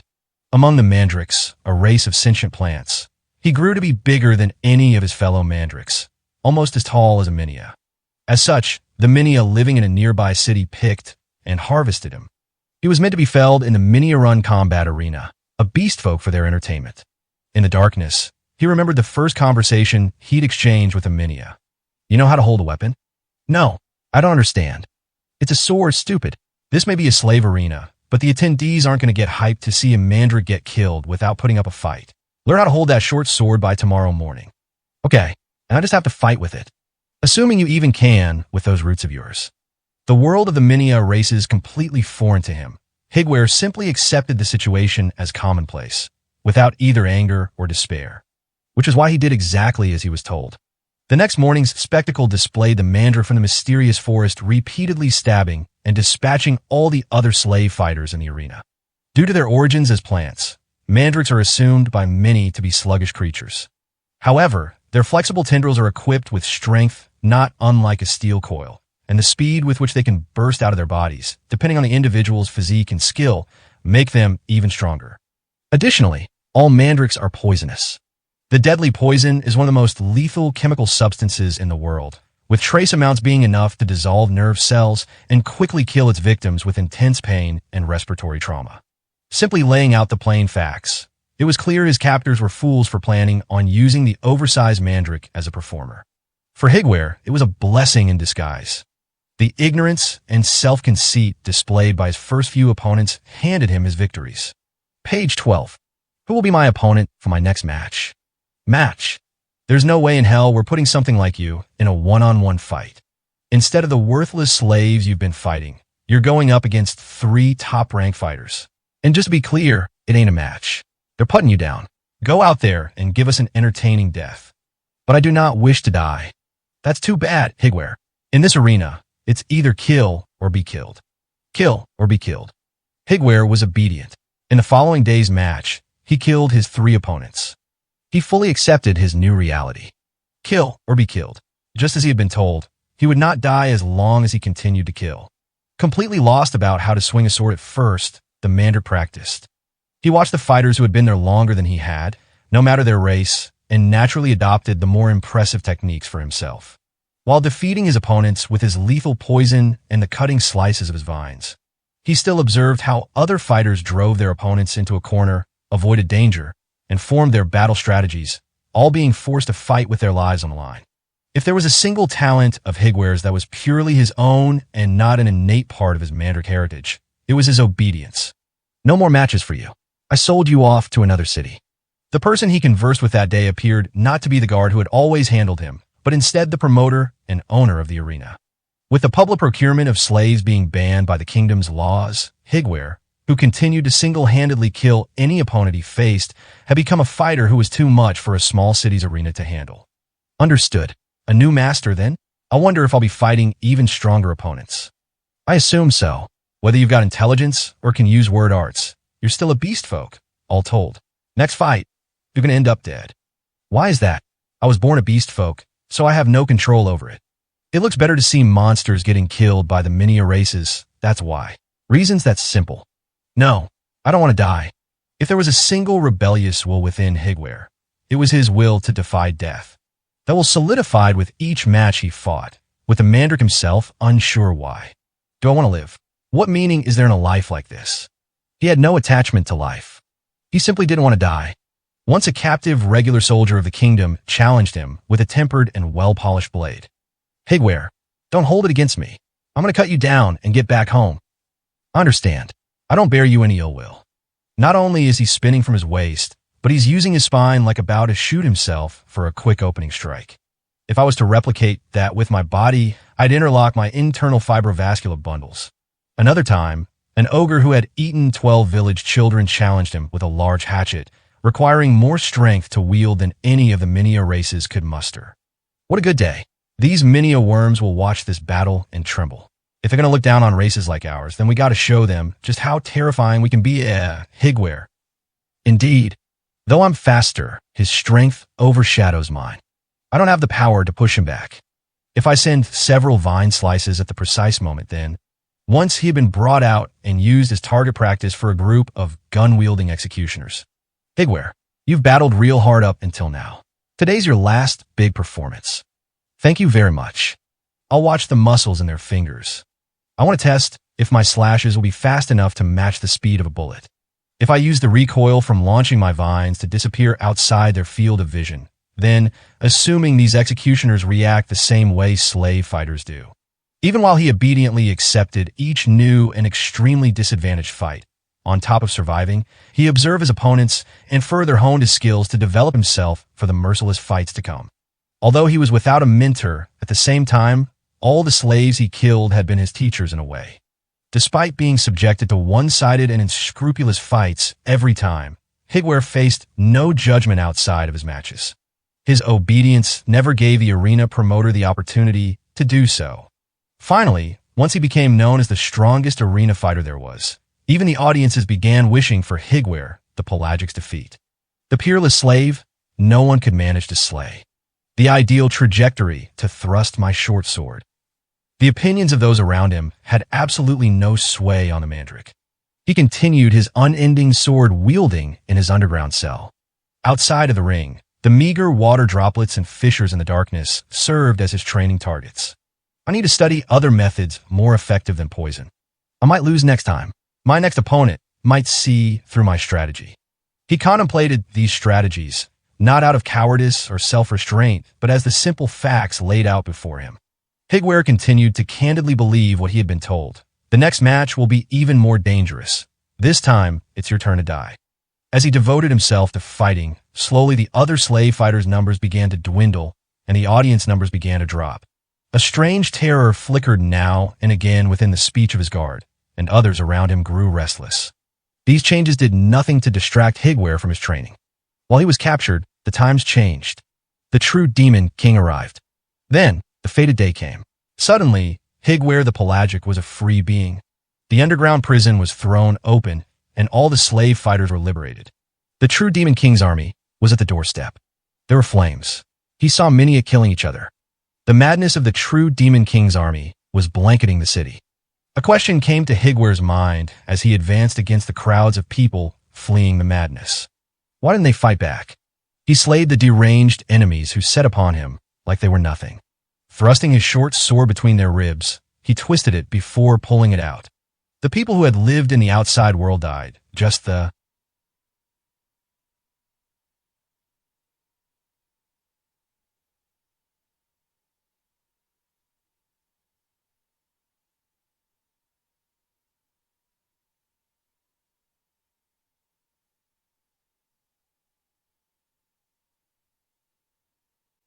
same as the warriors he had fought in the arena. I see. He couldn't help but mutter to himself. After delivering death to someone from the outside world for the first time, he finally came to understand. Even after gaining freedom, nothing about the world had changed. Kill or be killed. The very first lesson he had learned and dutifully followed his whole life had been true. Well then, he continued to win. To live meant trampling over the hopes of other creatures to survive and to stand strong within the world. The enslaved arena fighters who faced him, the beast without word arts, and the near 1,000 opponents he had fought against all wanted this very thing. They must have. I see. So this must be pride, then, though now free. When he thought about all those who had died at his hands, he knew there was no way opponents of this level would be able to kill him. Higuera the Pelagic was an unrivaled fighter and never lost. He had wanted to live. It was a monotone and meaningless utterance. It was strange that such a voice would come out of his own mouth. Ha ha ha ha ha ha. Higuera laughed flatly. It was the first time he had ever laughed in his entire life. As he did, he turned toward the endless sea of enemies before him. Time passed, landing him in the present. Since sprouting his mandrake resolve, he knew no life other than that of the sword, now becoming a soldier in Terran the Punished's army. When we discovered him, this guy said he'd been battling the Demon King army. I'm not kidding, the tiny Lana told Shulk, amused. Shulk asked in earnest, has this guy met the true Demon King before? Of course not, come on. Still, though, we're talking about that army here. No one would ever expect to hear something like that. I wouldn't be surprised to hear this guy was the hero. If that's true, it is quite the feat, so he's faced off against the Demon King army, huh? Even now, With the true Demon King defeated, almost no one would purposefully mention the Demon King army. Its lingering existence, the weight of the words alone, was enough to strike fear into any heart. More so than the deceased true Demon King. Their true identity still shrouded in mystery. It was the Demon King army itself that was the ubiquitous terror, emblematic of the times. Yo! Right as the talk about Higuera ended, the inner door opened, and a young man returned to the room. Looking across the faces gathered there, he spoke. I see you found some more strange fellows, Miss Taryn. Introduce yourself, Dakai. The visitor acknowledged the two guests and approached the Mandrake with curiosity. That skeleton's a spearman, huh? As for this Mandrake, I can't really gather what he's about. Can't even tell where his face is, for starters. Shulk the Sound Slicer. Though I believe you were the one told to introduce yourself. The skeleton muttered. I heard right, didn't I? Forgive me. Senses haven't been the same since I died. I am Higuera the Pelagic. Nice to meet you. I don't know. Are you two really that strong? Dakai questioned as he held one of Higuera's weapons in his hand, sizing it up. Just a normal dagger, far as I could see. How many does he have stashed inside that body of his? Taryn elected to answer Dakai's question herself. They're powerful mercenaries and worthy of trust, just like you. I believe we need individual power to fill our enemies' armies with dread, like the true Demon King.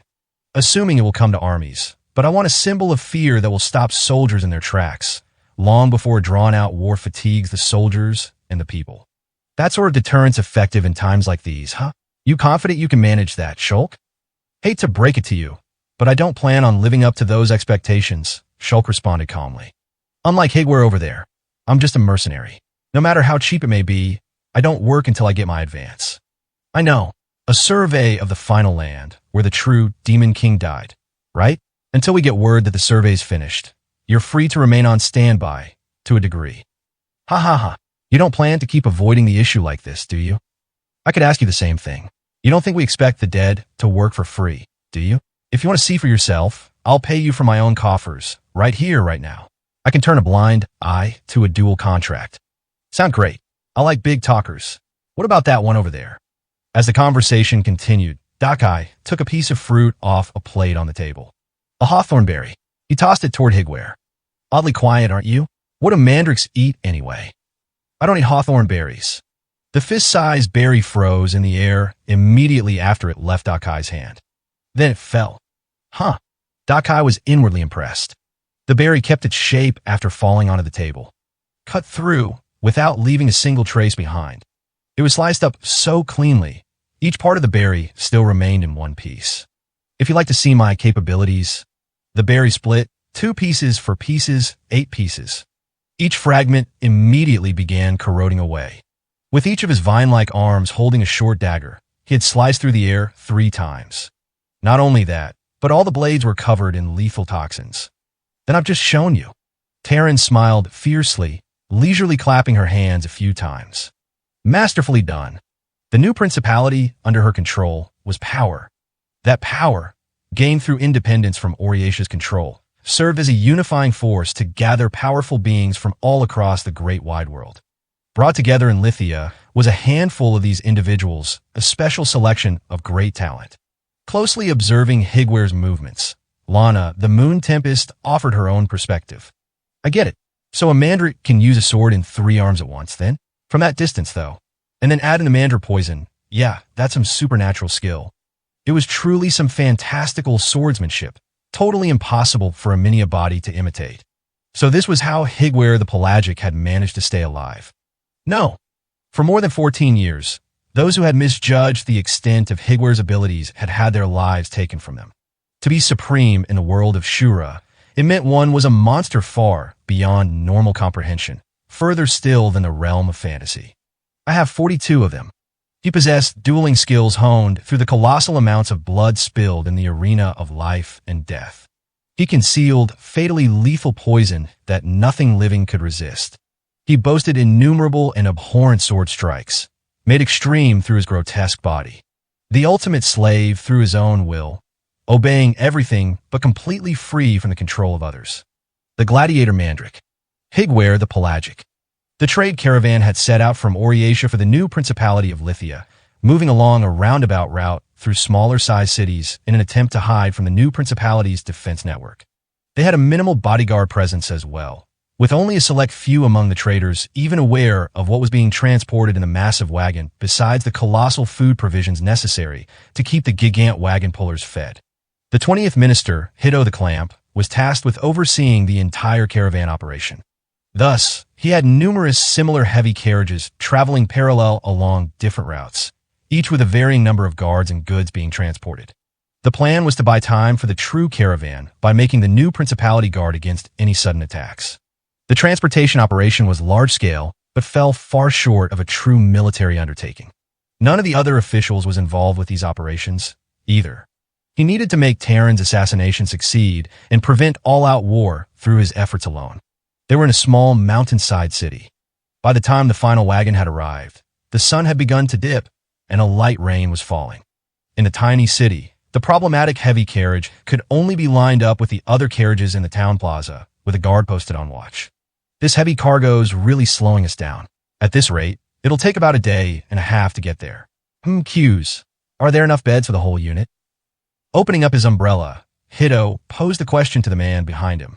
Well, I've been told there's an order poorhouse that has empty beds. As for food, well, I'm sure you understand the difficulties there, Minister Hito. The man named Q's had the second name of the passing disaster. Approaching his late 30s, he was a man with little light left in his eyes. He was a paladin of the Order, which once had territorial claims all over the world, and his long black vestments stuck out among the other merchants' dress. Belief in the Order, which worshipped the creator of the world, the Word Maker, along with its unifying presence, were both further casualties of the true Demon King calamity. Charged with teaching simple literacy and giving aid to the poor, adherents of the Order now suffered harsh discrimination and persecution within most territories.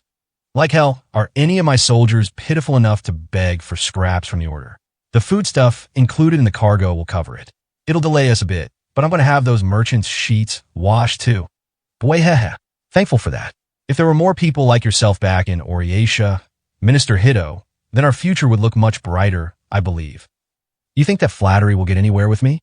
Oh, whoops. Sorry if that's how it came across. Even without the Oriatia government's trend toward full expulsion of the Order, Hito's impression of this paladin was very poor. Someone with a seat among Oriatia's highest authoritative power, directly working with a man like Q's meant Hito had considerable trust in his skills. Q's the passing disaster was one of the Order's few military assets, having no large martial force of their own, and was also an immortal cleaner for the organization, extremely powerful both within and outside the Order. Let me be clear, I only came to you out of necessity. The thing we're escorting here is a lot more dangerous than it looks. On the record, we need strong people unaffiliated with Oriatia on this project. Given our detour, I wanted to have a connection with the Order to secure places to camp. That's what the merchant camouflage is about then. So this escort target is worth going to all this effort to keep hidden then. You just need to keep that in mind. That's it. So how about yourself then? Page 13. Hito kept his umbrella open, fixing Q's with a sharp stare. If there's anything else you're after outside of your reward for this escort mission, then now's the time to talk about it. One-on-one, right here, far from Oriatia. What ulterior motives are at play here? Aren't you worried about getting assassinated? I'm a cleaner for the Order, you know. As if I hadn't already made plenty sure you're not the type to do anything that stupid. Otherwise, I wouldn't have even brought you along. In truth, the move by the member of the 29 officials to set off with this favored trade caravan strategy was to contain any danger of being discovered by the forces of the new principality. However, given the fact that the man had agreed to cooperate in a scheme from the country persecuting his organization, Hito didn't plan on slighting him. Boy, how kind of you. Oh, no flattery there, either. Q's let out a wretched, dry chuckle. The roadway visible from the town was lit up by the lights of the trade caravan, lined up together. Blankly staring out at the view, he spoke. Can you give the children something tasty to eat? I know it'd be an absurd request, given the current state of affairs, to stand on my side, with the Order. But the orphans staying in town, at the very least, deserve some happy memories, don't they? It's been a while since I've stopped by this church. Can you let this old man play the hero? That's going to be impossible. For starters, I'm leaving the city sometime tonight. The young civil servant felt around in his pockets. Producing an expensive leather wallet, he disdainfully tossed it over to Q's. When Q's big hands caught the wallet, the heft of the coins stuffed inside rattled together. You do it. Hito the Clamp, still in his early 20s, was a genius, occupying a space among Oriesha's highest power of authority. His appointment came with vast power and riches, though he had no interest in either, so the money he just tossed didn't even amount to an expenditure to him. However, it was the opposite for the children who Q's the passing disaster looked to protect. Thank you very much, Minister Hito. May the word maker keep you. Save it. Forget bribes. This is the first time I've seen a priest extort money without any hint of shame. You know, talking to you directly has made me realize something. Hito looked Q's over. Q's long black robes seemed to stand out, despite the nighttime darkness. Even a civil servant like Hito could see Q's was a superb and well-trained fighter, but he couldn't come up with any explanation as to how the man had single-handedly annihilated the number of Demon King army and order extremists on his resume, nor how he always fought alone. None had ever seen the truth behind his fighting abilities. You really are strong, aren't you? Bwayhaha. But of course. Q's the passing disaster laughed. In his eyes were neither flames of passion nor tinges of self-conceit. Instead, they reflected only fatigue and resignation, completely unbecoming of one confident in his absolute strength. I have an angel on my side, you see. As the sounds of the rain grew louder, the leaves of the thick forest canopy grew damp. After parting ways with Hito, Q's arrived in front of a building outside the town, cracks running through its walls. He'd heard that the priest solely in charge of the poorhouse had collapsed with pneumonia 2 small months earlier and was still in the middle of receiving treatment in a neighboring town. Emerging to greet the visitors was an 18-year-old girl, a young priest in training. Mr. Q's, how many years has it been? The girl appeared to have been doing chores late into the night, still dressed in her lightly dirted work clothes. Q's big hand patted her shortly cropped hair, a difference from when he had last seen her 6 years ago. Bwayhaha, I'm back, Ripple. How long has it been now? Sorry for bringing so many guests. Oh, no need to apologize. Of course, Mr. Anida picks now, of all times to be sick. He's always had the worst luck. Believe me, I know. Can you put water on for tea? I'm fine, but I got another with me. Another? Ripple repeated the word back to Q's. A thin girl peeked her head out from behind Q's back. Her clothes exposed much of her skin, and several thin, string-like appendages poked out along her spine through the open back of her shirt. She was not a Minia. At the very least, for some odd reason, hands had been artificially added to her body.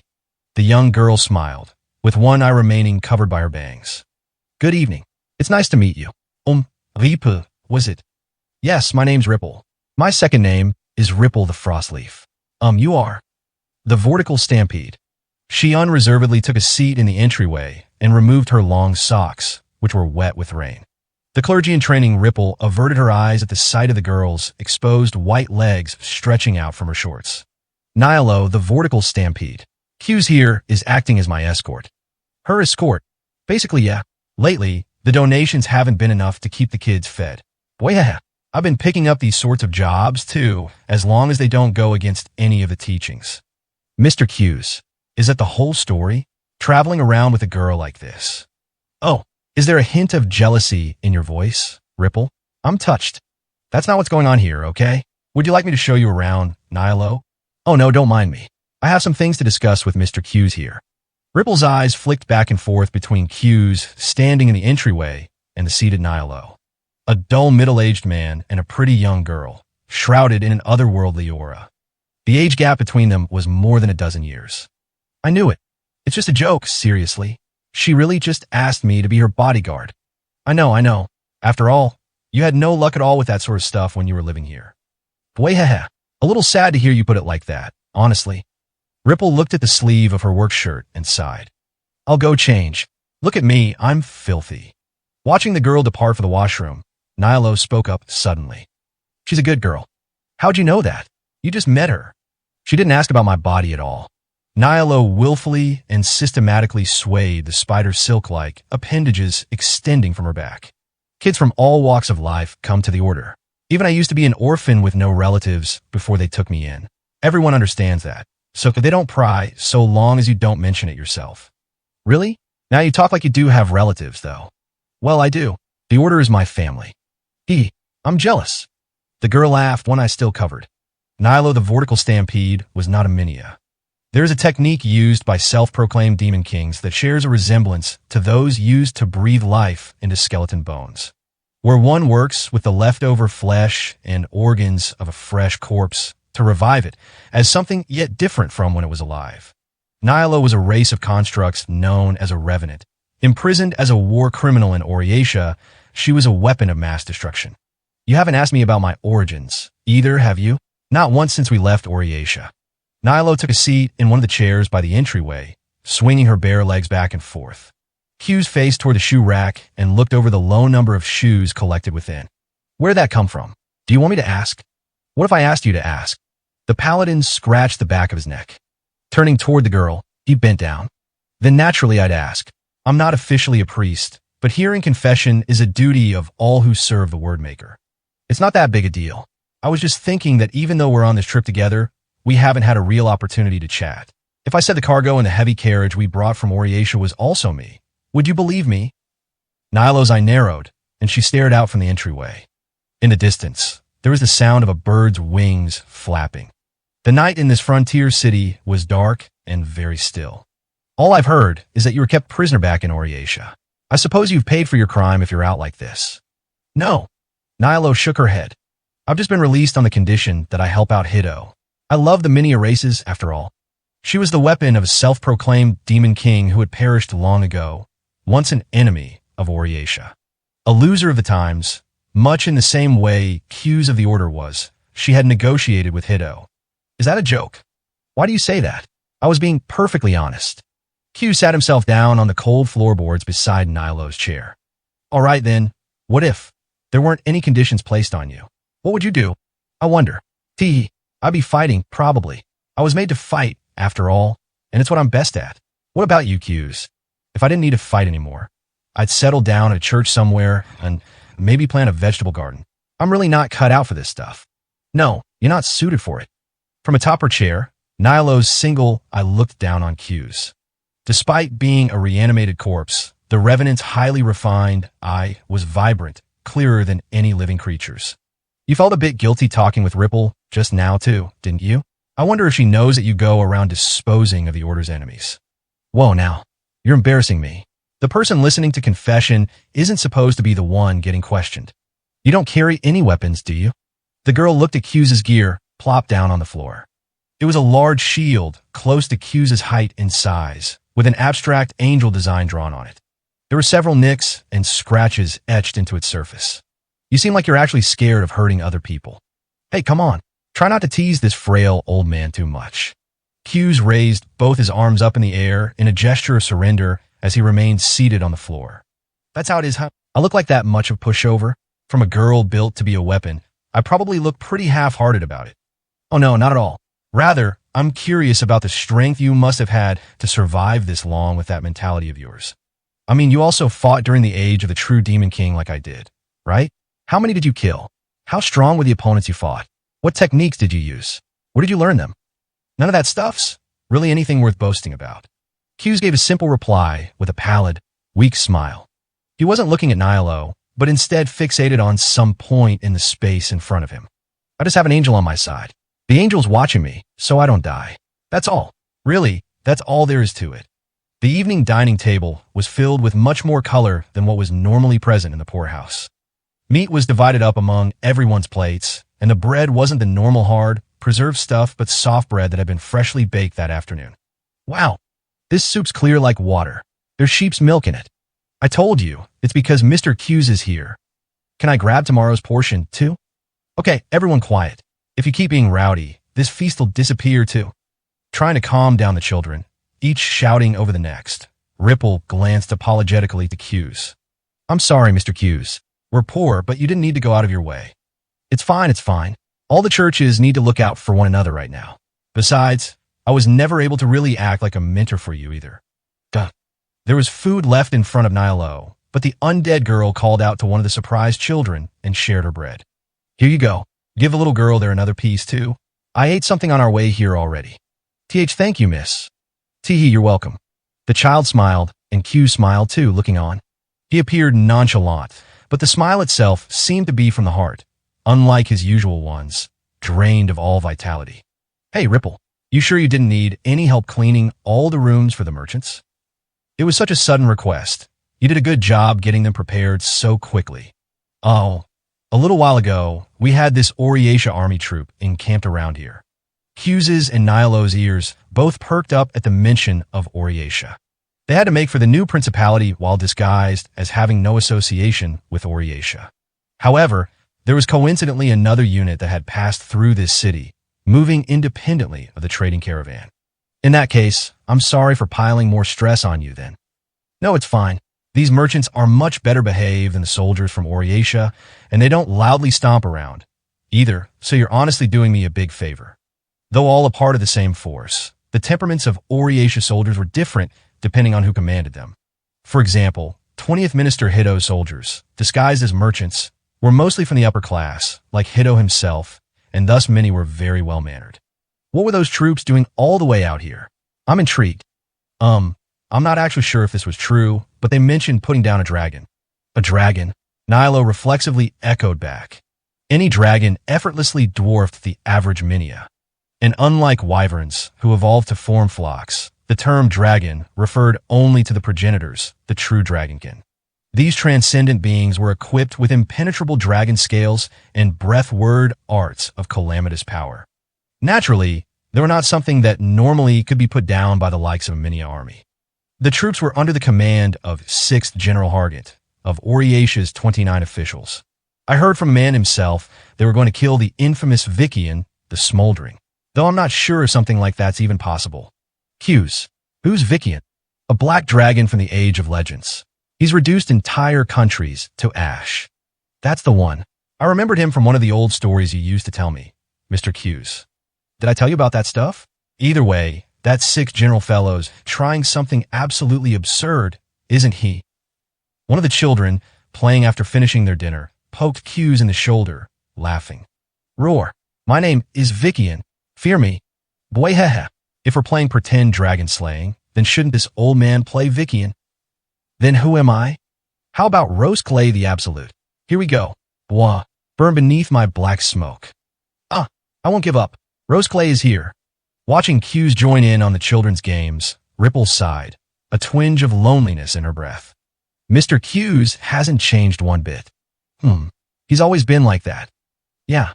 Laid back, without any sense of dignity, and I've never seen him mad once. Even when shouldering the Order's troubles, he's always smiling. Ripple was unaware of what Q's was going to be doing after he left, that he would try assassinating the new principality's self-proclaimed Demon King, wielding his blade as a cleaner for the Order. Nor that now he was serving under Oriatia to give the orphans a passing flash of luxury in their lives. Without saying a word, Nilo decided to join Ripple and watch the Black Knight frolic about with the children. The light of a candlestick flickered as if something passed it by, though no wind blew. An angel? Huh? Suddenly, Q's words echoed in her mind. The night, once filled with children's voices, fell quiet again as they were put to bed. Together, Q's and Nilo checked the corridor in front of their room. This hallway's the only route to your room. I had them give you one without a window, so I'll carry a couch over to this hallway and rest here. You should be safe for the night. You're always such a gentleman, Q's. I don't have any problem sleeping together in the same room, you know? As she flashed an alluring smile, the Revenant's one uncovered eye glinted. The appendages on her back seemed both like slender threads of spider silk, but also like 8 individual arms in and of themselves. Boy, haha, you shouldn't tease old men like that. I'll be working hard tonight, too, so relax and get some sleep. If a dragon came by, could you protect me with that shield of yours? Impossible for me, I'd say. Q's gently shook his head and then stared hard at the empty air in front of him. Page 14. This habit of his had cropped up numerous times during their journey together. Though, even if I was face-to-face with Vikian, I'd definitely win. Teehee, I hope so. After his escort target returned to her room, Q's began preparing to spend his night in the hallway. Covering the couch with a blanket, he lit a fire inside a big bottle, checking the contents of the tea and pitcher of water he had with him to stave off his nighttime hunger. Yeah, I'm glad everyone looked to be doing well. He seemed to be speaking to someone in the empty air, but no one was visible. For years ago, I think. I was living here at the time. The fitting on the windows is just as bad as ever. Even after the death of the true Demon King, the order that he tried to protect was fully on the path to ruin. There is only one option left for him to reverse course, escorting the transport of Nihilo, the Vortical Stampede. Then he would be awarded a certain privilege as compensation for cooperation with the conquering of the new Principality of Lithia. A fight to decide the soul, hero. Hughes casually looked up. He could hear footsteps. Turning his eyes toward the other end of the hallway, he saw Ripple, wrapped up in her shabby nightwear. What's wrong, Ripple? Why were you up so late? Mr. Hughes. Turning toward Nilo's room, Ripple approached Hughes. I have a favor to ask of you. Please save us. And that's something you can't say in front of everyone else. He could tell from the serious look in the girl's eyes. He'd always planned on being there for the poorhouse, whether asked or not, as long as it was something Hughes himself could manage. Can you work with the new principality? Duh. Hughes was silent. The new principality had cast a wide net. It was reasonable to believe they were reaching out far and wide, similarly to how Oriatia had entreated Hughes for help. After the Sixth General's army traveled through here, people from the new principality came out to investigate. They said that if we cooperated, they'd support our church, and that the kids wouldn't be kept awake by the freezing cold anymore. I can't fight but you, Mr. Hughes. You're very strong, and I'm sure that Master Terran will like you. Boy, haha. Really now? She was still unaware that Hughes was working for Oriatia. She also thought that the merchants borrowing rooms in the poorhouse were entirely who they said they were. I really put you all through some terrible hardships during my absence. I'm so sorry, Ripple. She also had no idea Hughes was on a journey to assassinate that very leader of the new principality, Terran the Punished. I can't help you. My method of saving you all won't work that way. I'm truly sorry. Mr. Hughes. Before the next words could escape her mouth, the sharp sound cut through the air, wishing by her earlobe. It was an arrow. With his warrior's intuition, Hughes had instinctively dodged the projectile. Hughes could tell that the ambusher hiding on the far side of the hallway, farther behind Ripple, had sniped at his head. He could tell it was a spy Ripple had brought with her. The spy was looking to kill him. Hughes quickly dropped to the floor and picked up his angel emblazoned shield. WHY. Stop, Ripple cried out, bewildered. Don't kill him. You're blocking my shot. That man's connected to Oriatia, the new principality spy cruelly declared. As he spoke, he knocked his next arrow, drawing Hughes' attention. So the new principality already knew about us. And their original aim wasn't this transport unit, either. It's because that sixth general or whoever's nonsense tipped these guys off and let their operatives get a foothold here. Damn it. Even the sharp Hiddo couldn't have foreseen that there would be friction between their mission and the sixth general's independent troops.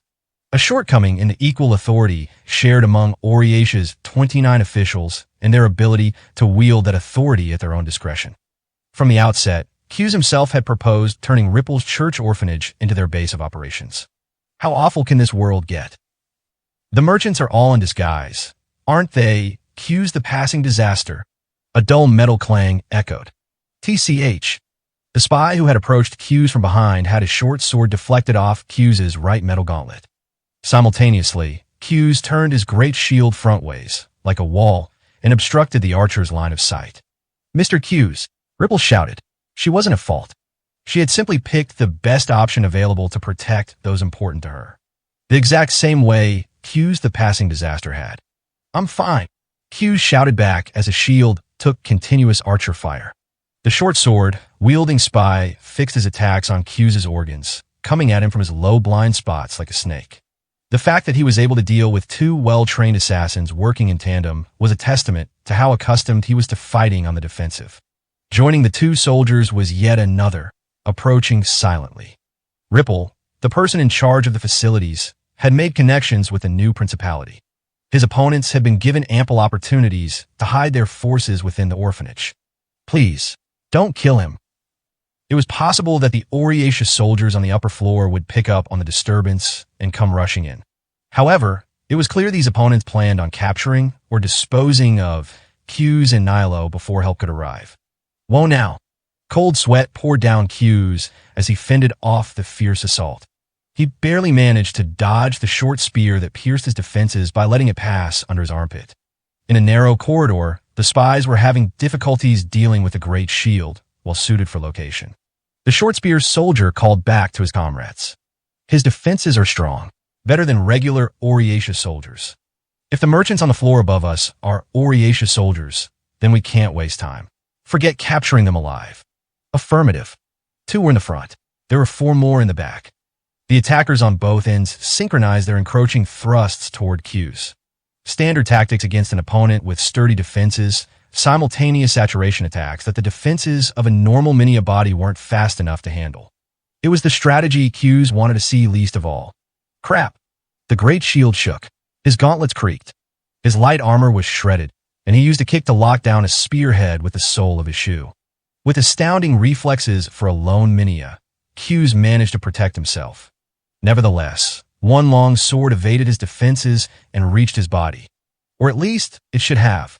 The long sword, wielding soldier, dropped to the ground. His brothers-in-arms took caution, backing off together to widen the circle around Q's. One of them assumed poison. Another thought the attack had come from a small, hidden weapon within Q's vestments. Whatever the cause, the long sword, wielding soldier remained face down on the ground, showing no sign of getting up. Their compatriot was dead, all too suddenly. What did I tell you? Try not to kill them. The cleaner gave a lifeless smile. At the very least, in the moment, he shouldn't have had any spare seconds to make an attack of his own. Open it up. Shoot at him from a distance, one of the soldiers muttered. They were trying to smother any creeping fear about the mysterious situation. The soldiers all nodded and began following the orders. Q's feigned an insincere smile while hiding the cold sweat in his palms. Repeated projectile volleys should be enough to ward off with my shield. I just need to buy time. As Q's expected, the soldiers aimed their arrows toward their mark. Though instead of him, their bows were trained on Ripple, sitting in a corner of the hallway. Q's jumped in front of the archer's aim to try and shield the girl.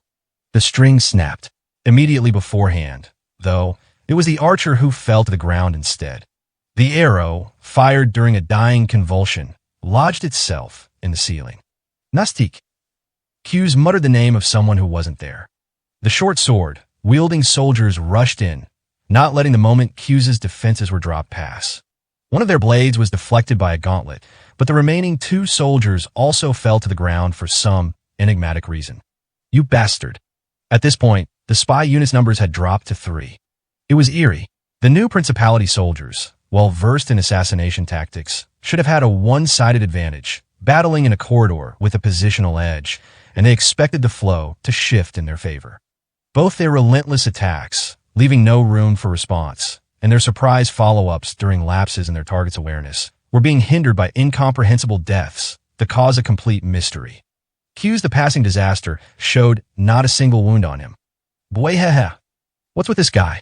His defensive techniques were top of the line. That was without question. However, they weren't unfathomable skills, either. What about this lone paladin, considered to be the strongest of the Order's cleaners, was allowing him to do this? Were you never taught? Didn't you heed the lessons in church when you were young? The bulwark great shield hid the passing disaster's body. Upon its surface was the impression of an angel. Abstracted wings and light. A formless concept. Messengers from the heavens, spoken of in the Order's teachings, serving the Wordmaker as he gave birth to this world. When you do bad things, the angels come to punish you, you know?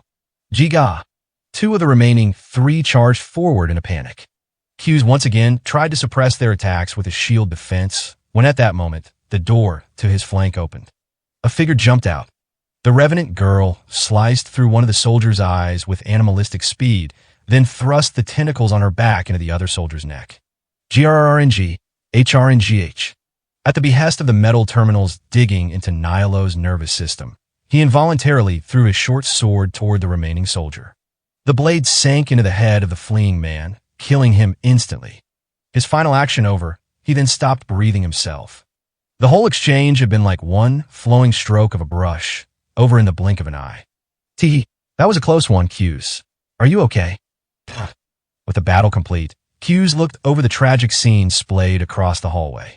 He surveyed the dead. Neither the soldiers torn to grisly pieces, nor the ones looking peacefully asleep would ever taste life again.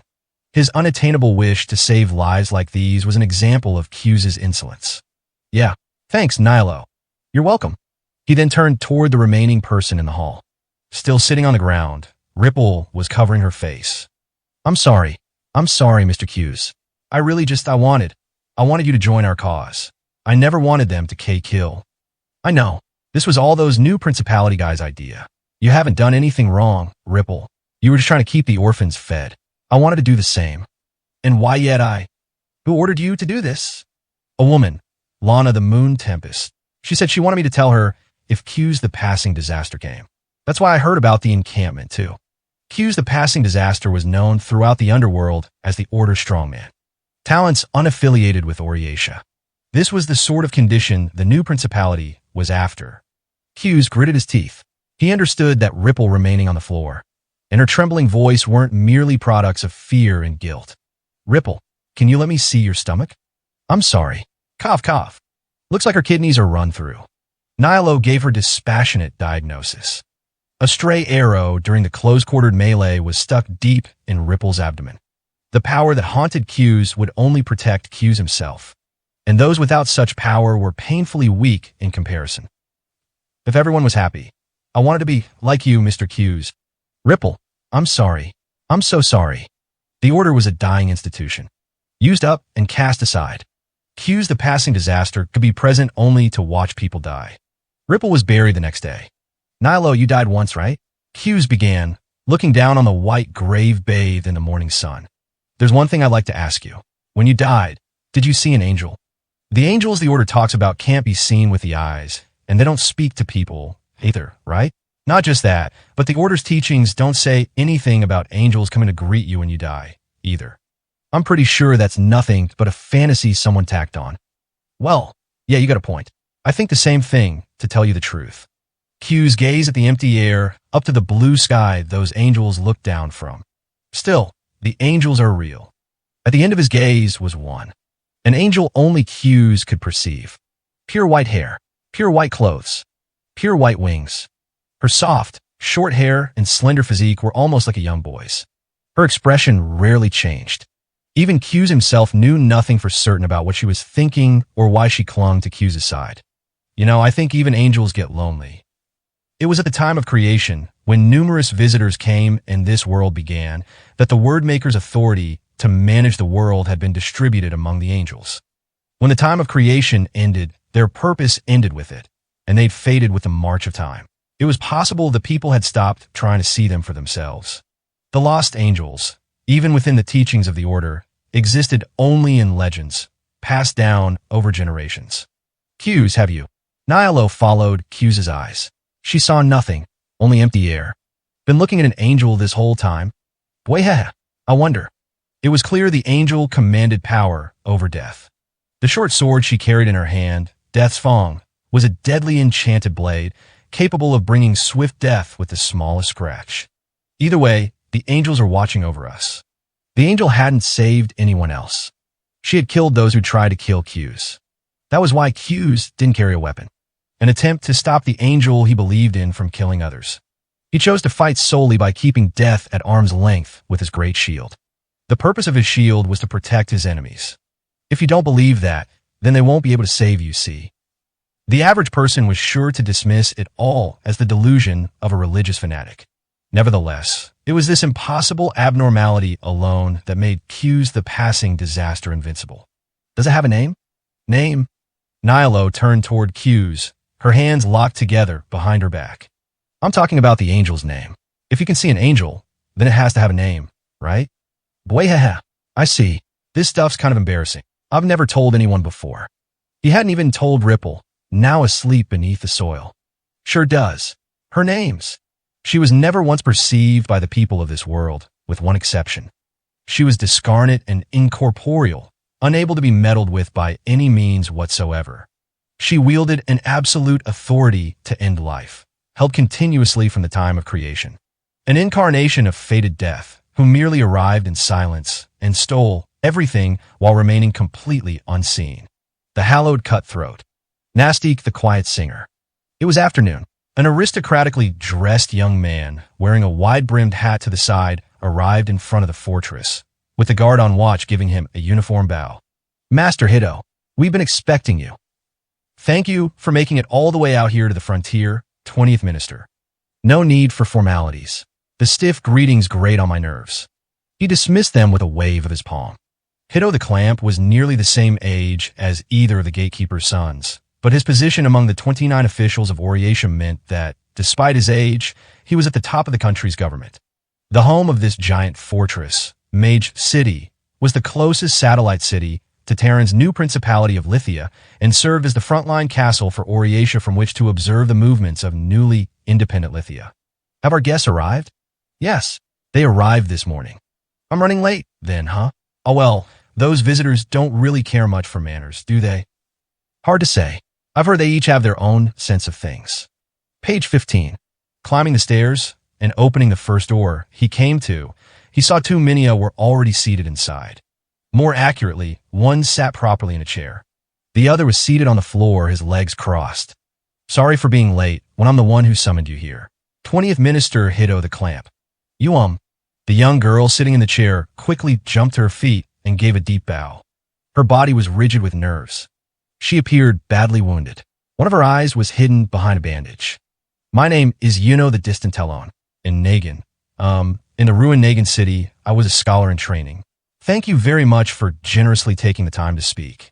It's fine. Save your introductions. A new visitor in the world isn't something Oriatia can afford to ignore. Thank you for letting us know. Please, I don't need any gratitude. Now then. After making the young girl take her seat again, Hito turned a wary eye toward the man sitting cross-legged on the floor. Visitors, foreign deviants cast out from their world, easily capable of toppling all the knowledge, laws, and pre-existing concepts of this world. Close to half of the self-proclaimed demon kings throughout history have been visitors. Conversely, they also brought benefits. For instance, they popularized muskets and introduced the concept of snipers and skirmishing troops.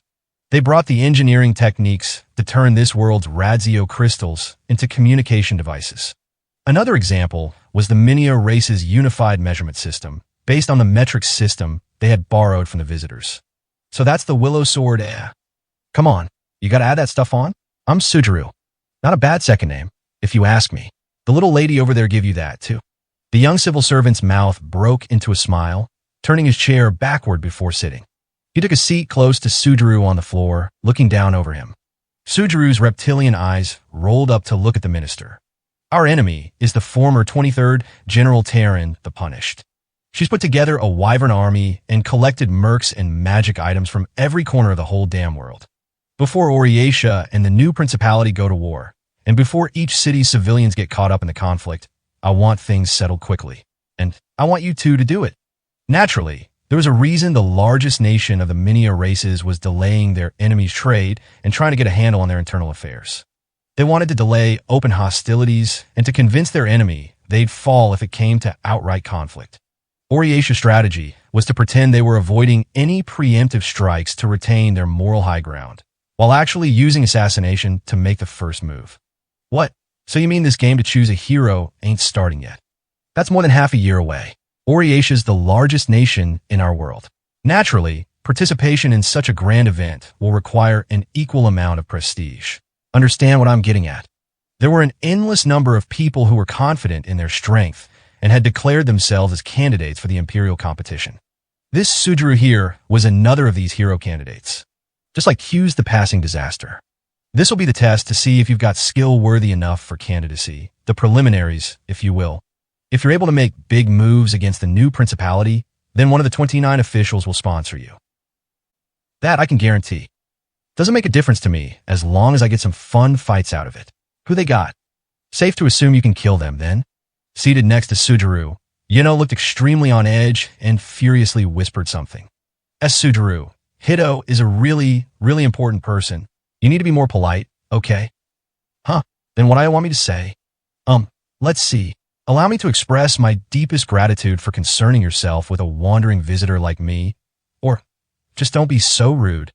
Okay, Sujuru lazily replied, his mouth hanging open. Pointing at Yuno with his thumb, he again addressed Hito. Can we keep going and pretend I said all that? I heard all that, you know. You two would have been in a lot of trouble with anyone else. Hito chuckled. Since acquiring his position among the 29 officials, there were fewer and fewer people with whom he could openly converse like any other young man his age. However, Sujiru's status as a visitor, guaranteeing his abilities, was the only thing allowing such impudence. Hito the Clamp had bestowed charity on Q's the passing disaster on a whim, but he wasn't especially tolerant of rebellious individuals, either. Though lionized as a genius by the citizens, he was aware, as one of the 29, that there was a fundamental line he couldn't cross. I also know this fight has some importance to you, too. Actually, have you been upfront about that with Sujiru? Yes. Glanced to Sujiru beside her. What? You didn't forget, did you? Yeah, I ain't that smart, see. I've been leaving most of the negotiating and guiding to you, right? Hey, you sure this guy's okay? Yes, I promise he's very skilled. Very, very skilled. Seated next to the yawning Sujiru on the floor, Yuno spoke as if she was mainly trying to convince herself. The hellish sight of Nagin's ruination had been neither illusion nor a bad dream. Nevertheless, looking at Sujiru's moronic nature, she couldn't help but feel like his horrifying and ghoulish swordsmanship had actually been a lie. Master Hito, this self-proclaimed Demon King Terran, is the information that one of her subordinates was there that day at the Great Labyrinth true? It is.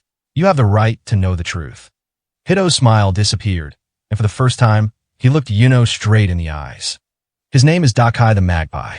The innermost part of the Great Labyrinth housed a valuable magic item, the cold star that served as that monstrosity's power source. Dakai traversed the labyrinth all on his own and stole it. That's the same day I killed that giant dungeon thing, huh? So someone else was there. We don't know exactly why the dungeon golem started moving, but it's possible this Dakai man activated it when he set foot in the labyrinth's innermost chamber. That's what you're saying, then? This is purely my own speculation. Yuno lowered her eyes. She continued seeking targets for her vengeance, much like she had with Sujiru. She didn't want that day's tragedy to be written off as a simple disaster. Her desire to pin the responsibility on someone was intense. It was a twisted sort of hope. Even a young girl like Yuno knew it. But if I gave up my search, what am I supposed to do? Was she supposed to accept that nothing could have been done, that it wasn't someone else's fault but her own for being too weak to stop the tragedy and continue down life's proper path, having come to terms with the tragedy? Master Hito. How? Exactly. Yuno was a powerless young girl, on the outside of Oriasha's strategic operations. Nevertheless, she had a question. Did you come to find out this information? Is this reliable enough to be considered factual? Oh, I wouldn't press that point any further if I were you. Understand. Okay. She imagined, for example, that there was a collaborator on the other side. Whether or not assassination would bring about the most ideal situation, or if Terran had a body double or powerful next in line, the answers to such questions were things Oriasha needed to look into ahead of time. This was what making an enemy of the world's largest nation-state entailed. Is my word not enough for you? No. Please forgive my misgivings. What did Sujiru think about this? She didn't give him a second thought. Having lost everything meant she was free. If this Dakai man was the rightful recipient of Yuno's and Lu Cel's hatred, then she felt it necessary to ask him about it directly. I'll go to. Why not? Let's go for it. Hito earnestly listened to the words of the commoner girl, far removed from his station. By the time Regnaji had returned to the central spire that day, Kurd's room was cloaked in darkness. She herself had no need for light to begin with, so the faint glimmer was only to signal her presence to Regnaji. At that specific moment, however, she was having dinner with Terran. Immediately after entering the room through the window like usual, Regnaji stopped in midair. Don't move, he snarled. There was a presence in the room. A presence he knew wasn't Kurt's. Move, and I'll kill you. It's me, a familiar voice replied. Dakai the Magpie, a knavish and enigmatic visitor who had long worked as Terran's right hand in the shadows. Regnaji despised him. No need to steel yourself for a fight, come on. I'm mid-investigation, see. Miss Terran gave me permission. I don't remember giving you mine, nor do I plan on being buddy-buddy with a foolish swordsman like you. Swordsman, huh? Ha ha ha, what a coincidence. I don't see myself getting along well with a wyvern like you, either. Within the dark room, Dakai made a show of putting both hands in the air. Naturally, he was capable of switching to the offensive even in a pose like this. This man of superhuman ability was capable of controlling every part of his body, down to his 2 bare feet, as sublimely as the tips of his fingers and faster than the high-speed word arts invocations on which Regnaji prided himself. Dakai blurted out a question, his eyes still not directed at the wyverns. Do you know about the diary? Diary? Are diaries not that popular in this world? You write down a daily record in a notebook. Did you know Kurt was writing in one of those? Regna G knew. She had mentioned recording her memories together with Regna G.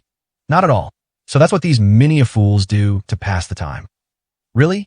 Seems like Kurt truly enjoyed herself with it, though. Dakai didn't move, but instead used his eyes to indicate a book sitting on the desk. He had been reading it moments prior. Regna G settled on the window frame and glared at Dakai and the book. What is that? There are no letters written in here. Holes punched open in set intervals so you can read what's written by passing your hands over them. Your little princess put down the time you spent talking together, the weather outside. What were we going to do if she actually marked that stuff down in here? You didn't think she could record that stuff either, did you? How could she write down words when she couldn't even see? After the wyvern troops had finished their sorties, Regna G always returned to this room and chatted with Kurt. Since she was completely blind, he would tell her the time of day and what the scenery outside looked like. The days they sortied and the times they returned to their nests. If the enemy's forces acquired information of that magnitude, they could then extrapolate the time needed to counter their aerial defense network. That said, you're not careless enough to talk about the full extent of our forces, right? Oriasha's side should have scouted that information out already. There must be a main culprit they dispatched here to set up this scheme. What about it? The wyvern leader's anger intensified. With his heightened intelligence, he picked up on what Dakai was implying. The true identity of the informant Dakai was investigating. Just try, laying a hand on Kurt. I'll cut you into 9 pieces. Whoa now. Dakai gave a weak laugh and turned a sidelong glance toward Regna G. You feel like you have a chance against me? Fool. Regna G spread his wings, and with the action came a loud, buzzing sound, decidedly not wyvern in nature. He observed the visitor before him. He had no weapon in either of his raised hands. Regna G considered if his thermal arts incantation would be faster than the man's hands reaching for the enchanted sword on Dakai's hip. No, he couldn't glean Dakai's true intentions from his expression. When it came to acts of deception and exposing the truth, there was no greater monster in the new principality of Lithia than the man in front of him. Say, Regna G, there's a question I've had for a long time. That flock of yours, what's up with it anyway? What about my flock? Your flock got wiped out by the true Demon King once before, right? The same time Kurt lost her eyesight. That was just 4 years ago. How did your flock grow so much in just 4 years? What would a mini-worm like you do with that information? The man was always in long-sleeve black clothes. It was possible there were assassins' projectiles hidden up those sleeves and Regna G had simply never seen them before. Cheap tricks Regna G could easily deal with from an ordinary soldier could prove lethal if executed by Dakai. For example, Dakai's bare feet seemed to be floating slightly above the carpet. If he was hiding a tiny wood chip or something similar under them, he might use it to pierce Regna G's throat before the wyvern could fly away. A projectile hurled with Dakai's leg strength, even a tiny splinter of wood, was capable of becoming a deadly weapon.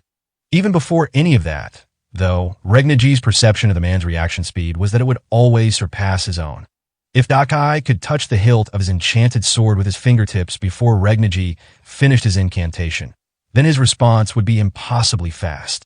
Thus, the wyvern contemplated using his final trump card then and there. You.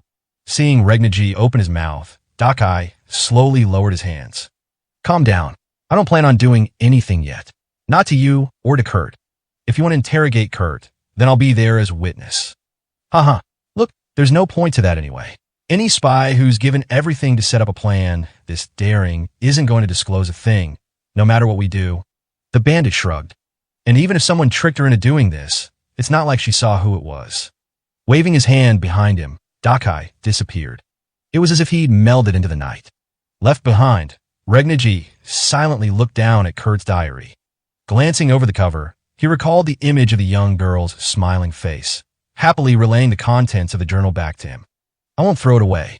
The flock he led had been turned into a military force and could no longer return to life in the wild. They needed the new principality's protection. His responsibility for his flock's survival, or his sole source of tranquility in the world. I'm making the right choice. Always. Soup simmered with beans, wheat, and a variety of spices. Freshly smoked horse meat, piping hot rice porridge, raw vegetables and a fruit and honey dressing. And finally, white wine obtained from the faraway Itarki Highlands. Taran the Punished was not at all the type of general who enjoyed the finer things in life, but when it came time to share a meal with her adopted daughter, she always made sure to prepare a repast more befitting her station. Gourmet food was one of the joys Kurt could still appreciate, even having lost her eyesight. And then, when Regna G went to leave, his leg got caught on my shawl. Isn't that awful? I mean, I couldn't even see where it went. I spent so much time searching my room. Quite a disaster indeed. It's Regna G, after all. I'm sure he was brazenly defiant about it all, too, yes? Just forgive him. Oh, I know. Tea. Taran carved up and distributed the smoked meat to Kurt's plate. Kurt noticed and skillfully cut the serving with her fork and knife before bringing it to her mouth. Taran didn't particularly mean to dote on Kurt, but whenever she watched the girl's everyday behavior, her table etiquette, manner of walking, the way she went up and down the stairs or got into the bath, her heart filled with admiration. Kurt was a girl with an exceptional memory. When it came to memorizing and reproducing the things she was taught, it wasn't an exaggeration to call her ability to absorb new information superhuman. She had been able to recover from the true Demon King's terror, debilitating her mind and body and throwing her into madness, to the degree she had due to this strength with which she was blessed, allowing her to reconstruct her daily life. This is tasty. I'm glad. Things are going well. A smile accompanied her brief reply. During the age of the true Demon King, when Taran was Kurt's age, she had already been a common soldier, fighting a war.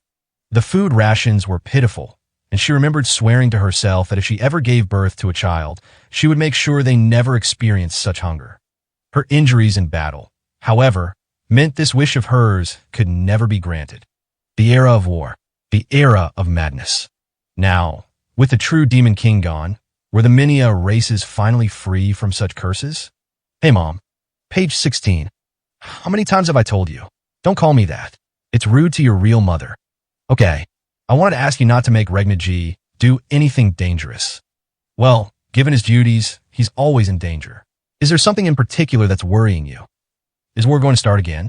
It looks likely. I'm a self-proclaimed Demon King. Oriatias. The kingdoms never spared those who have declared themselves Demon King. They moved to subjugate them without exception, in which case it's my duty to defend this city. This, too, was the forward-facing attitude she showed to her people. Taran didn't plan on elevating their fight to some noble cause. Otherwise, it would be impossible to win against an enormous power like Oriatia.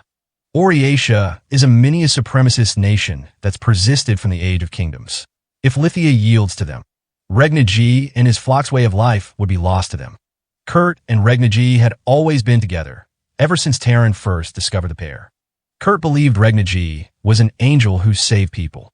The belief was precisely why the sighted Taran would never reveal Regna G's true form to the girl. He was a wyvern, a predator of the Minia, and impossible to coexist with. It's okay, I know.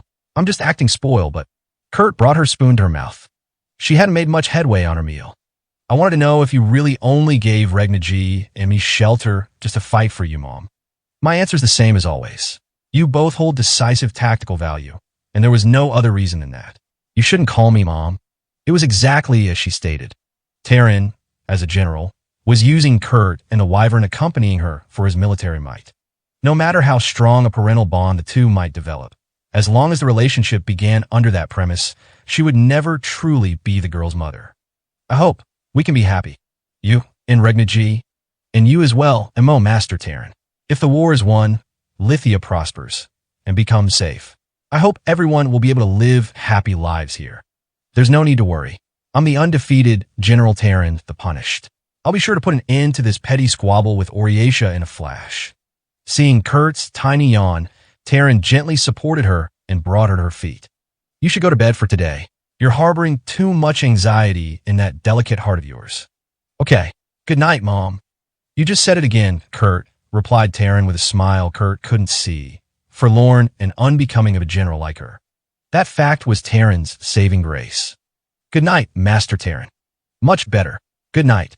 The streets of Lithia, narrow passageways crowded with merchant stalls, were like a maze expanding out from the central stronghold. The numerous spires rising up into the sky overwhelmed the tiny Kia, finally reflecting the sunlight. Whatever. This isn't as impressive as I thought it would be, she purposefully pointed out to Ilya, who walked beside her. Really now? There are even bigger trees back in Ada, and the fruit here isn't that fresh either. Many cities are nothing but cramped streets and noise. High above them, not balloons, but a wyvern formation cut across the sky. This scene, unthinkable in any other mini city, failed to capture Kia's attention as much as the spread of vegetables and fruits in the city shops. Kia looked more like an innocent young girl her age than usual, her eyes sparkling at seeing the Minia hustle and bustle for the first time. Oriatia is even more impressive. Lies, and more. Startled by the carriages weaving through the intervals between shops, Kia's sentence trailed off. She looked up at Elia and corrected herself. You're definitely lying. Oh, your teacher wouldn't lie to you. Elia the Red Tag's reasoning for the visit to Lithia was not sightseeing and definitely had nothing to do with Kia's education. An omnipotent and ultimate word arts user, the world word's existence was her sole and greatest trump card, ensuring victory in the upcoming Imperial competition. She needed to eliminate anyone who could link Elia and Kia together before the start of the match. After Oriacia's assassination plot succeeds, our undercover agents will return to their country. Once that happens, it'll be hard to deceive the others and kill them. I may be pushing my luck, but if I can dispose of them at this stage, then. The two finally arrived at a small park away from the busy streets. In the middle was a slightly crumbling artificial fountain, with the surrounding hedges just high enough to shield them from the eyes of passersby. The spy meeting them there that day had provided them with the date, time, and this location, using another soldier as an intermediary. So, who are you meeting here anyway? An old friend of mine. We'll be talking a while. Well, either way, it'd be boring to be stuck back at the inn all alone. I'm definitely not studying either, got it? Are you that lonely without me? Teehee, quite the handful, aren't you? I've told you to stop treating me like a little kid. Kia, accompanying her to this meeting, was a begrudging turn of events for Elia, but the time they spent waiting together was never boring and filled with conversation. The breeze flowing from the canal had a subtle, salty scent to it. Elia assumed it was because they were close to the river mouth, which continued on to the sea. After sitting for a while on one of the park benches, they heard someone call out from beside them. You're early, Elia. It was a woman wearing a hooded cloak that hid her profile. She was extremely short, however, no taller than a child. She was an undercover agent for Oriatia, Lana, the Moon Tempest. Lana was the very person who had sold out Lithia agents knowledgeable of the World Word's location to Elia, giving Elia the opportunity to infiltrate Kia's village. While rumors about the World Word had flowed through the new Principality's intelligence network, no one seriously believed in the existence of an omnipotent and all-powerful word arts user. Besides Lana, the Moon Tempest, no one else knew the truth behind the hunt for the World Word, and though she was the sole person who could connect Elia and Kia, she remained unaware that the girl in front of her was, indeed, the World Word herself. For now. What? You want her students too? Well, something like that. I used to be. My name is Lana, the Moon Tempest. Nice to meet you. Lana smiled and patted the elf on the head. Although she and the other agents within Lithia were currently under the chain of command of operational headquarters, led by Hito in Mage City, she had originally been a member of an assassin squad overseen by Elia. Quite the cutie. What's your name? Kia. Okay then, Kia, do you want to go sightseeing with me? Better than your uptight and boring teacher here, right? Whatever. Not like there's anything special in this town anyway. There's a huge ship. Lithia is a canal city, after all. It's a sightseeing boat. Most other cities don't have any of those. A ship. And for food, well, the spices available here allow for some really tasty options. There's also food you eat with rice. It's a bit different from bread, but it's pretty dang good. I see. Kia's ambiguous nod appeared to stem from her self-consciousness in front of Lana. Her feisty spirit from before had disappeared as she meekly muttered. Well, if you insist, then. Sure, I guess. That settles it then. Let's get going. Lana. I know. Lana stretched her body up and brought her mouth close to Elia's ear. On paper, my reason for being here is to act as a guide. When's the hunt supposed to start? Soon. We've acquired our prized prey. Many agents were killed, but all the better since I was able to cut any threads leading back to me. I can soon hand over all the Wyvern sortie records, too. For my work here, I made sure to only find 2 skilled warriors. Higware the Pelagic and Shulk the Sound Slicer. Of course, if the assassination cleans things up, we won't need to worry about clashing with them. Also, in the event the plot fails, we can sow internal strife between the mercenaries. That's a good way to lure them to our side. Oriesha's 17th minister reflected for just a moment. At this point, Lana's operation was progressing smoothly.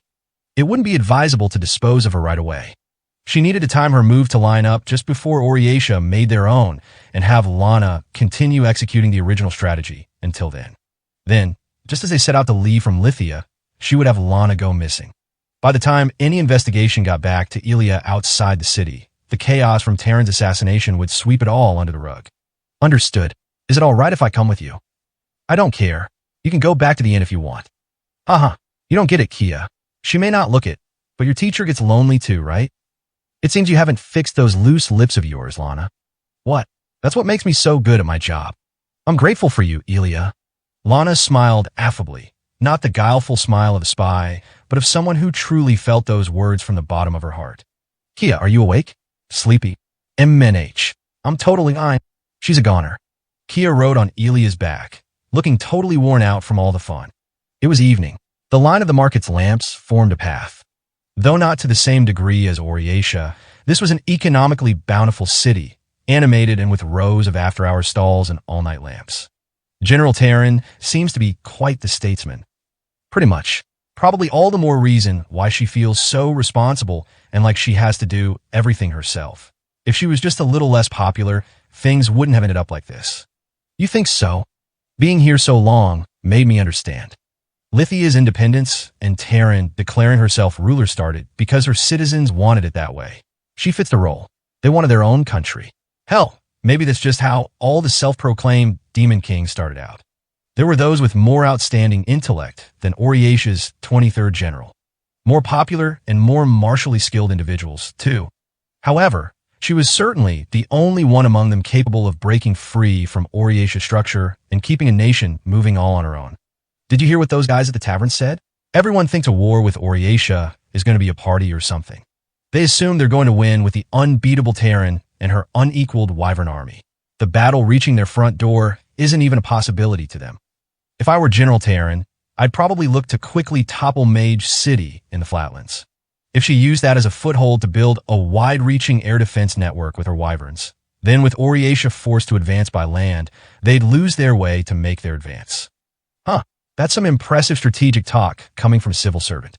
There were a number of things Terran taught me, though I was never able to properly thank her for any of it. Ahaha, a little late for sympathies, isn't it? If we don't kill her, we'll have full-scale war. With the true Demon King finally dead, there's nothing to gain from such a conflict. She needs to disappear no matter what. You're right. Lana, too, had previously stained her own hands with many a dirty job as a member of the spy Guild Obsidian Eyes. She betrayed the organization she had once belonged to, ending up in Oriesha. Well, this job will be over soon. I'm going to take it easy back in Oriesha. Work as a city guide for real this time, see? The two women continued exchanging conversation as they walked along the illuminated streets of Lithia. Wyverns soared overhead, with a few of the residents occasionally looking up to watch them. Many races and dragonkin coexisting. If that was truly possible, who knew how many people's lives it would save? If Terran the Punished had performed her duties as a general without being driven mad by her ideals and sense of duty, there might have been lives she could have saved. The surrounding sights began to grow dark, and shortly after Ilya sat Kia down in a shop chair to rest the girl's heavy eyelids, Lana declared she was going to buy a toy for Kia, leaving their side. Naturally, Ilya tailed her. She couldn't let Lana the Moon Tempest out of her sight.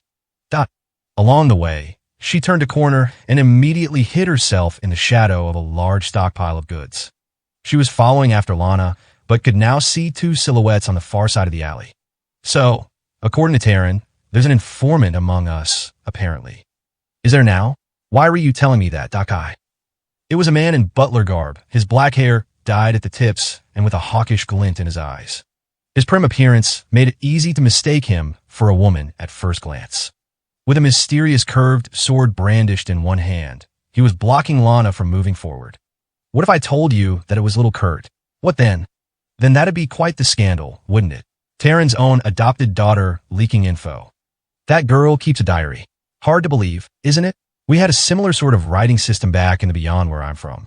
A system that allowed even blind people to read and write. We called it Braille. Really clever idea, don't you think? No one would ever guess a blind girl was recording information and leaking it to the enemy. A fantastic alibi, too. You were outside the city the whole time searching after mercenaries like Higuer and Shulk, right? So while you were gone, you had Kurt record things in your stead. Kurt of the Fair Skies was in the sole, privileged position of being the one besides Terran herself who was given direct information regarding the day's movements from the Wyvern commander. Furthermore, as long as one had the boldness and confidence of Lana, the Moon Tempest, disguising oneself as the girl's servant or teacher to get closer to her would be an easy feat. After that, you copied over the contents of her diary, and then you could simply deliver it to someone on the outside. In the worst-case scenario, you could pin the crime on Kurt, and it'd still end up as a glorious work of discord-sowing espionage. The man called Dakai spoke with firm conviction in his tone. He was confident he outdid Lana on all fronts, both in battle and when it came to his insight. A former member of the Spies Guild like you has definitely created ciphers using layouts of punch holes, right?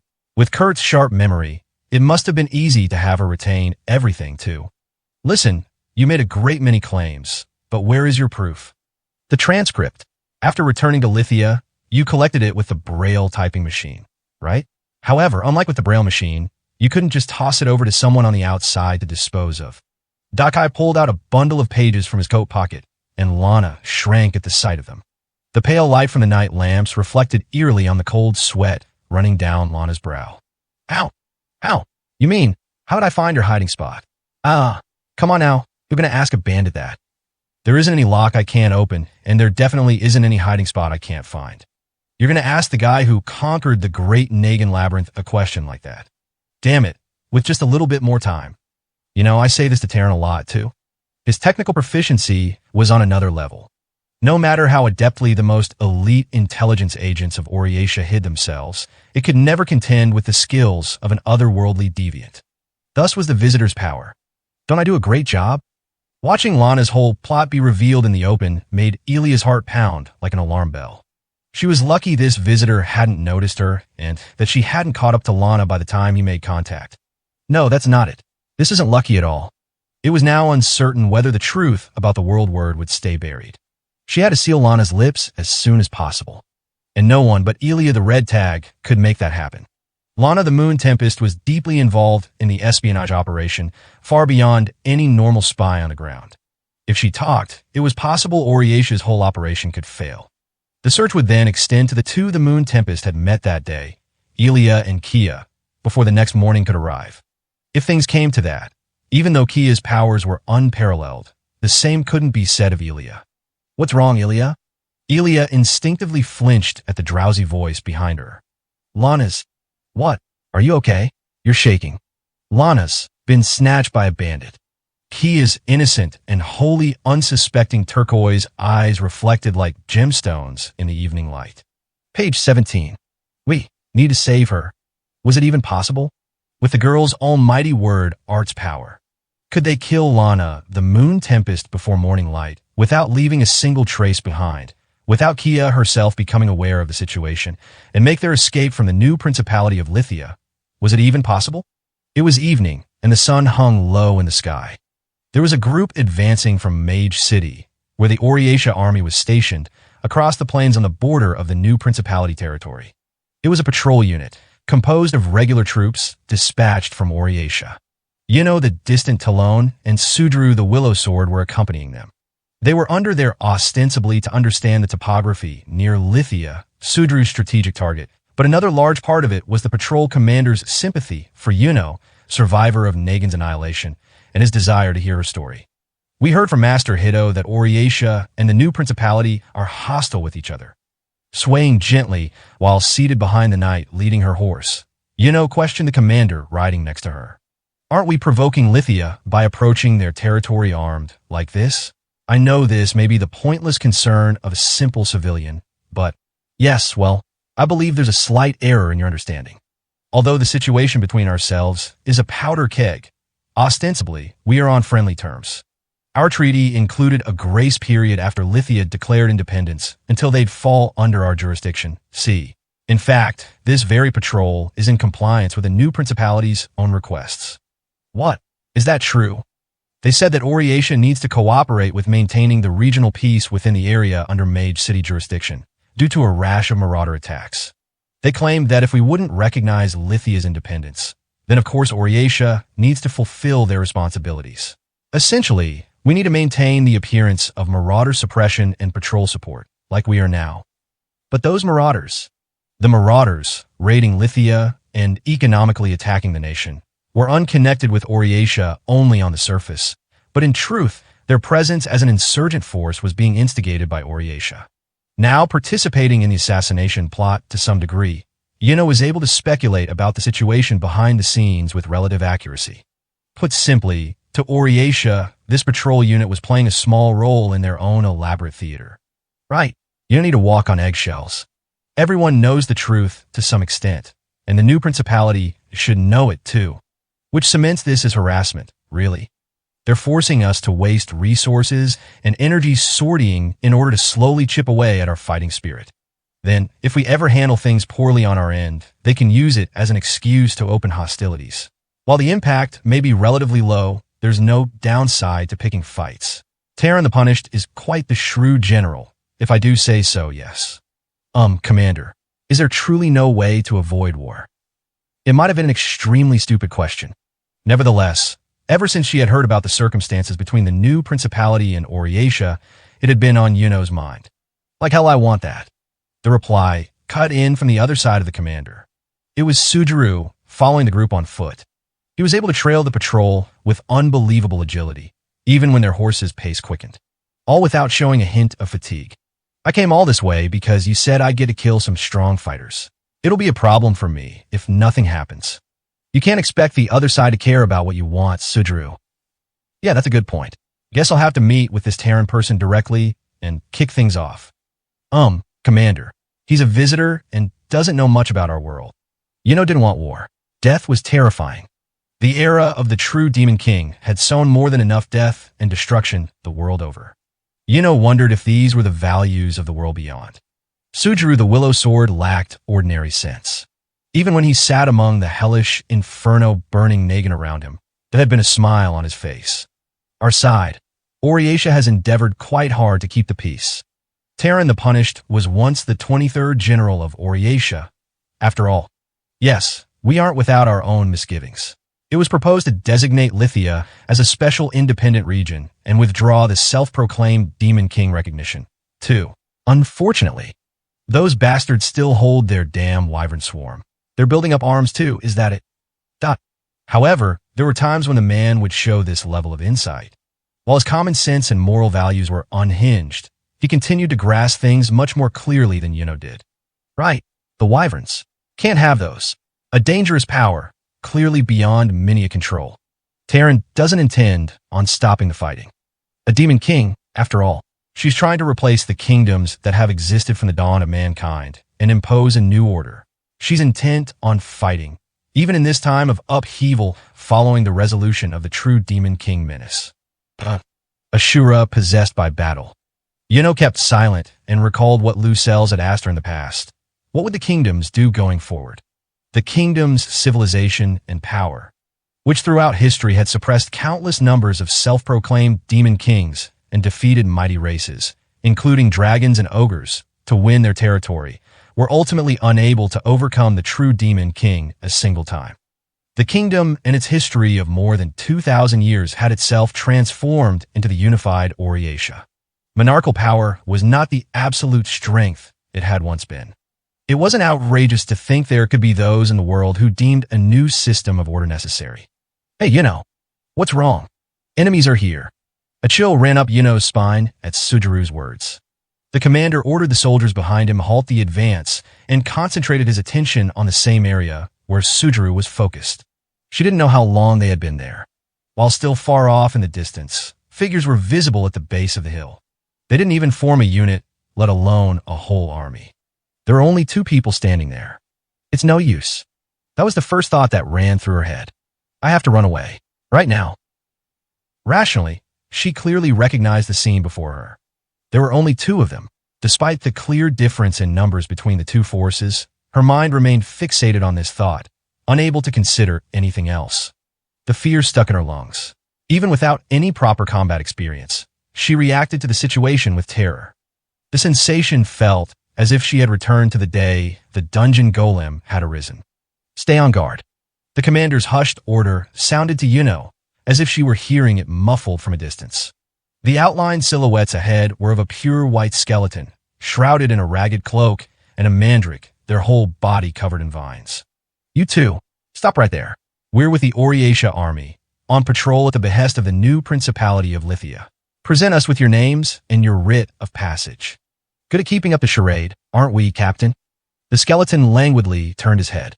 Gripped in his right hand was a snow-white long spear, nearly as tall as his body. Aren't you going to ask who we are? You're not thinking to tell me you didn't expect to run into marauders while out hunting them down, are you? Nequo, Rita, yes, take the 3 in the rear guard and head back. Tell headquarters that. Kirkling, the high-pitched noise was unlike anything Yuno had ever heard before. It was less like a gust of wind and more like a flash of light. The otherworldly collision of Sujuru's sword clashing against the skeleton's spear, coming together faster than the speed of sound itself. Huh. The skeleton's white spear had been moments away from lopping off the commander's head. Ultimate speed. The only thing reflected in Yuno's eyes was the afterimage of the skeleton's fluttering rags. In that moment, faster than a blink of an eye, the Oriatia army and these opponents were separated by a distance of more than 60 paces, and yet, wedged in between the skeleton and the commander, Sujuru sneered with glee. Even Sujuru's own eyes couldn't track the trajectory of the spear attack, following it not with his eyes, but with his sixth sense and with the precision to instantly raise his sword to meet it. Hey now, you're pretty good. Well, someone who's able to match my spear, the skeleton muttered. There was a deafening clash, wholly unlike the normal sounds of battle.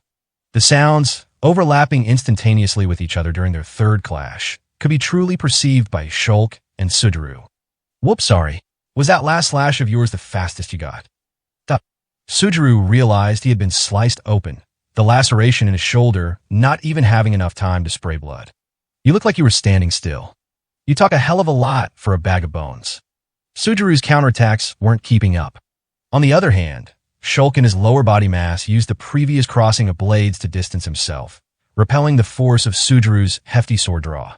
A one-sided amount of space, enough for the blade of the long spear to reach its opponent. He was exchanging blows at blinding speed with an otherworldly visitor. Shulk the Sound Slicer's spear was impossible to see. Upper brachium, collarbone. Sujuru saw it. By the time there were signs of Shulk's movements or initial motion in his main spear hand, it was ultimately too late to react. Instinct and experience. He used battle logic with nigh precognitive accuracy to see through his opponent's next move. Groin, left femoral artery, heart, right ear. The air burst open in an instant. His offhand left his sword hilt. Sujuru's sword deflected the white spear, aimed at his upper right arm. The spear cut an imperceptible arc and moved to his collarbone. He diverted it with the tip of his hilt. The spearhead reversed in midair and cracked like lightning toward his groin. He predicted the attack. The spear continued a shallow cut toward his left thigh. Barehanded, his sword gone, he used the back of his offhand to hit the spear on the side and deflect the swipe. His opponent opened up space. Each and every move was faster than a bursting spark of flame. Hiya! Sujuru charged forward with a rasping gasp of breath. At the same time, Shulk stabbed toward his heart, due to the shorter-than-expected range of the attack, missed its lethal mark. The skeleton twisted his body. Sujuru slashed in a deep, diagonal arc down. No response. The space between his ribs, He had passed through the bones. The underside of the skeleton held none of the internal organs normally expected. You got some grit, I'll give you that. Shulk joked as he poised himself again for his extremely agile chain of attacks, capable of slaying the average person many times over. You're grinding me to the bone here. Awful. I'll break them for that. Behind the heroic scene of battle, the commander gritted his teeth and shouted back. Keep those hands moving. Target your shots. Not for the mandrake. Meanwhile, Sujuru planted his feet and forcefully slashed his sword, causing Shulk to once again recoil and fall back. Gah! Higware, I'll stop this swordsman. Seize their horses. Where speed was concerned, Shulk was overwhelmingly the faster of the two. Nevertheless, Sujuru the Willow Sword's battle sense undermined that contrast. Even with his extreme agility, Shulk couldn't continue to fight at an advantageous distance. Both possessing martial prowess that usually robbed their opponents of time to defend themselves, the two fighters were locked in what appeared to be a physically impossible conflict. Crossing swords with this guy is going to be a time sink. You go on first, Higuera. Okay. Shulk's Mandarin companion slowly walked forward. While the abnormal speed of the skeleton and visitor's battle held their rapt attention, the reaction of the Oriatia soldiers was not at all slow. They were part of a well-tempered Oriatia regular army force. At that point, they had fully prepared themselves to meet the unsettling Mandrake's advance. Their fingers felt the arrows in their quivers. They gripped their spear shafts. Others still tried to reverse their horses to act as messengers. I will be seizing your horses. You're still within range. His vines burst forward all at once with a loud whip crack. Fire! One of the Oriatia soldiers yelled. The countless vines formed into a single roiling billow and engulfed the soldiers. The murderous wave, coupled with the Mandrake's transcendental skill, was far quicker than the speed of the horse's gallop or the arrow's flight. All while Higuera the Pelagic remained at a distance of close to 40 paces away. The soldiers tried to parry or cut down the deluge of vegetative whips. However, the vines seemed to have complex nerves running through them, and they circumvented all the soldiers' defenses, weaving themselves between the gaps in their armor and rending their flesh. HRK. Gah. Gak. HRRRGH. The soldiers groaned, but these were not their last gasps before death. The simultaneous slashes from Higuera, the Pelagic's 42, vines cut no deeper than necessary, burying in between the gaps in armor and leaving only minuscule scratches behind. Sudaru, still continuing his back and forth against Shulk, and Yuno, who had the rider she shared her horse with act as her shield, were the only two miraculously unharmed by the attack. Looking at the knight in front of her, Yuno saw he was moaning in intense pain. It's so hot. HNGH. Yeah. Yuno was terrified. The sight of the rider, suffering before her eyes, was ghastly. Was a scrape on the chin really enough of a wound to send a sturdy grown man, a soldier of Oriatia's unrivaled army, into moans of agony? Yuno quickly looked back at the commander. See, Commander. Are you okay, Commander? Teach the wounds. Not fatal, yes. He aimed at the gaps in my armor, but cough, cough. Commander? The commander coughed, and fluid leaked out not from his mouth, but from his eye sockets. An unsettling milk-white liquid. Mandrake poison. His nerves were dissolving. A scream got stuck in the back of Yuno's throat. Exclamation point. Then, the armor of the rider seated in front of her slipped from its mount. She could tell that the body inside had lost its shape, oozing across the ground. He too was melting. From what Yuno could see, all the troops had similarly dissolved. Not a single one had managed to escape. The previous wave of vines had been a true tsunami of death, swallowing everything in its path. What little of the event could be called a proper battle ended with the Mandrake's attack. No, Sudaru shouted as he continued fiercely trading blows with Shulk. Although he had been able to cut and fell the poison blades Higuera sent at him, he was still incapable of moving an inch, as though nailed to the ground at his feet by his opponent's attacks. The otherworldly Blade himself, who knew no fear and had slain the dungeon golem in Nagin. Even he was backed into a corner. Hurry up and get out of here. They'll kill you. But I. He's right. You will leave. The voice sounded like rustling leaves. Yuno heard the reply right beside her. Higuera the Pelagic held on to the body of Yuno's horse, his roots coiling around it. Help. Yes, I will help you, but I need to withdraw from this area. Yuno was terrified. The unidentified skeleton, boasting speed faster than even Sudaru, was a threat that defied her darkest imagination. But this Mandrake's fighting prowess was even more absurd. Could anyone ever hope to beat a monster capable of going up against an entire patrol from the world's largest nation and poisoning them all to death in a single attack, faster than any of them could react? Please ride this horse to Lithia. I am unable to direct horses, so I'll need your assistance. HNGGH. She saw one of the Mandrake's poison blades glint in the corner of her eye. Please. Duh. She wasn't the sole survivor by coincidence. Higuera was simply obediently carrying out his order to return to Lithia. From the beginning, he'd made sure to leave behind someone capable of riding a horse, killing the rest. The one quickest to buckle under fear and who held no strong sense of loyalty to the cause, the distant Talon.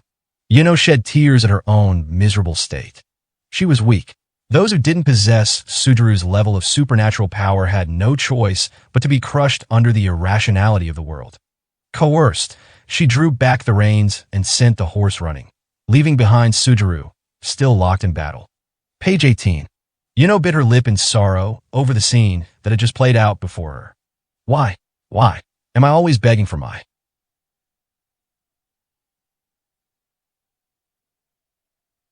life?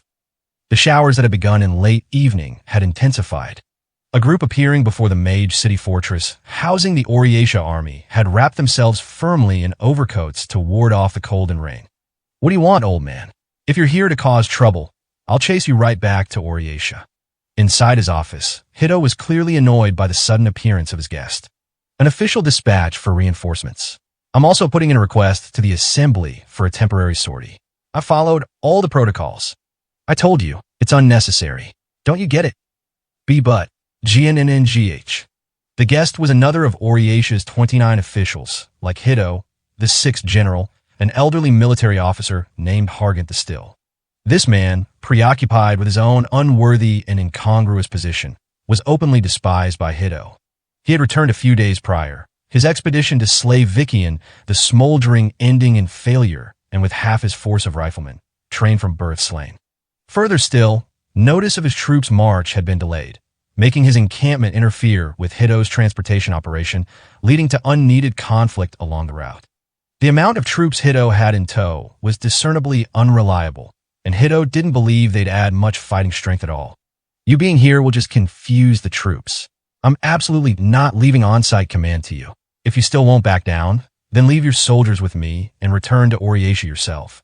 There existed no officially sanctioned hierarchies based on age or rank among Oriatia's 29 officials, which made it possible for the 20th Minister Hito to freely give his opinions to the 6th general, old enough to be his father.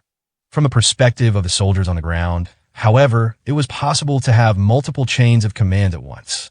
No matter how inept of a General Hargant was, he understood enough to know that. That's not true. You need someone specialized in fighting wyverns. You realize this isn't an ordinary wyvern, don't you? Hold on. Are you playing me for a fool? You think I would try to go up against Terran's wyvern army without a plan? That's so pathetic I could cry. Get out of my sight. Terran. No, she's not the problem. Hargant slammed on the desk with his fist. He didn't care how it seemed to Hito. For him, there was a much more urgent problem at hand. The Star Runner is coming. The 6th general's soldiers were few, but all of them were perfectly equipped to fight wyverns. Not to fight the wyvern soldiers from a new principality of Lithia. Their resources were for an even mightier threat. Ulus, the Star Runner, coming here. The new principality stole the cold star from the great Nagan labyrinth, faster than the Star Runner himself. Do you expect him to overlook that? Do you think he won't look for it everywhere? He might attack Mage City as well as the new principality. What if he does? What are you going to do? If you're going to take down the Star Runner with those weapons of yours, go right ahead. Please just be quiet. And suddenly, a tremendous impact shook the entire fortress. Whoa! Hargant awkwardly tumbled to the ground. The colossal war desk slid to the floor at the forceful impact. A heavy sound began to reverberate, the flaking of something peeling off the outer walls. What? What was that? The elderly general crawled along the floor, hand gripping the edge of the war desk, and looked at the light leaking in through the outside windows. It was a cloudy night. What's that? Light. The strange sound continued, heavy like air hissing out from somewhere. It came from the stone walls surrounding the Mage City Fortress, boiling, bubbling like lava from the mouth of an active volcano, and bursting intermittently. A beam of dazzling light, as if straight from the sun, continued to radiate. The beam showed no signs of waning, maintaining a constant intensity as it pierced through the next layer of the wall. The following shock waves destroyed the two men's equilibrium. The fortress itself was directly hit. Damn it, Hito exclaimed, holding onto the desk to regain his composure. There was only one possible explanation behind the abnormal situation. The Cold Star. The great Nagan Labyrinth's decisive magic item, capable of direct salvos between cities. Hito had known from the beginning that the distance between the new principality of Lithia and Mage City put them within range. Be that as it may, they're launching it at us now. Has Terran lost her damn mind? There hadn't been any declaration of war. Despite the Cold War situation with Oryatia, currently, on paper, Mage City was on friendly terms with a new principality. There was no moral righteousness on the new principality's side. Hito had a hard time believing the Terran the Punished he knew lacked the power to provide some justification for starting an outright conflict. If she was to choose the path of war to secure her authority and there was no morality or justice on her side, then she would be unable to preserve a rightful leadership. In other words, this means it's just as I expected. This is her answer. What if the most powerful and wisest self-proclaimed Demon King was able to cast even her righteousness aside? What if the leaders of Oryatia had misread just how low Terran the Punished would stoop? Lord Hito, we receive a report. NGGH. What? You talking about that salvo just now? Hito could tell the messenger had urgent information, rushing into the room without a single knock. No, sir. The patrol unit hasn't returned. According to the scouts sent to check up on them, everyone was killed by some kind of poison, and that teach there were no survivors. Damn it. Why didn't you inform me earlier? A little sooner before the attack, and we could have. That wasn't true. Hito knew it too. The enemy had exterminated them all to ensure no one got the message out or alerted Mage City that something unusual was happening. Not only that, but the dead patrol weren't easily replaceable Mage City soldiers, either. They had been Oryatia regular troops. It took time to confirm the safety of personnel with whom they'd lost contact. It took time to redeploy troops to account for a large number of field casualties. Then, after buying all that time, they had initiated a surprise attack. All the strategic movements had been thoroughly woven together. Entirely wiped out. Everyone, even Sujuru the Willow Sword. Why, yes, sir. No one has returned. We couldn't identify any survivors. Hito the Clamp. Do you have a plan? Hargant was in utter disarray, anxiously looking toward the window. He seemed terrified of the next attack. Hito cradled his head in his hands in insurmountable frustration. Sujuru wasn't the only piece in the assassination plot. There's still another. Hughes the Passing Disaster should be in play by now. Now that the new principality has made their attack, he should be on the move. That's what we arranged. Fool. The time for assassination ploys is long gone. We need to send troops. Like hell I'm sending anyone outside the fortress. The Wyvern soldiers have to be on their way to claim the city. Hargant wasn't looking out the window from fear of the next beam of light. The abhorrent ultimate magic item, the Cold Star, only bombarded the city to herald the true threat to come. The new principality's Wyvern army would flock there for their main assault, charging through the opening provided by the destruction of the city's defenses and the chaos in the chain of command.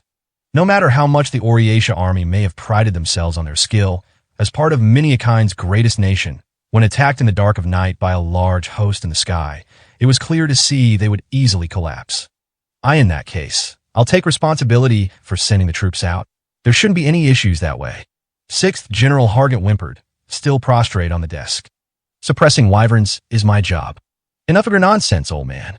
Hito could no longer hide his annoyance, slamming the wall with his fist. It was impossible for him to understand the logical route that had led Hargant to his proposal. They weren't dealing with ordinary wyverns. Hargant himself had just said as much. You think you're ready to launch anti-air defenses out of the crater they left behind? The moment you go outside, they'll hunt you like cattle.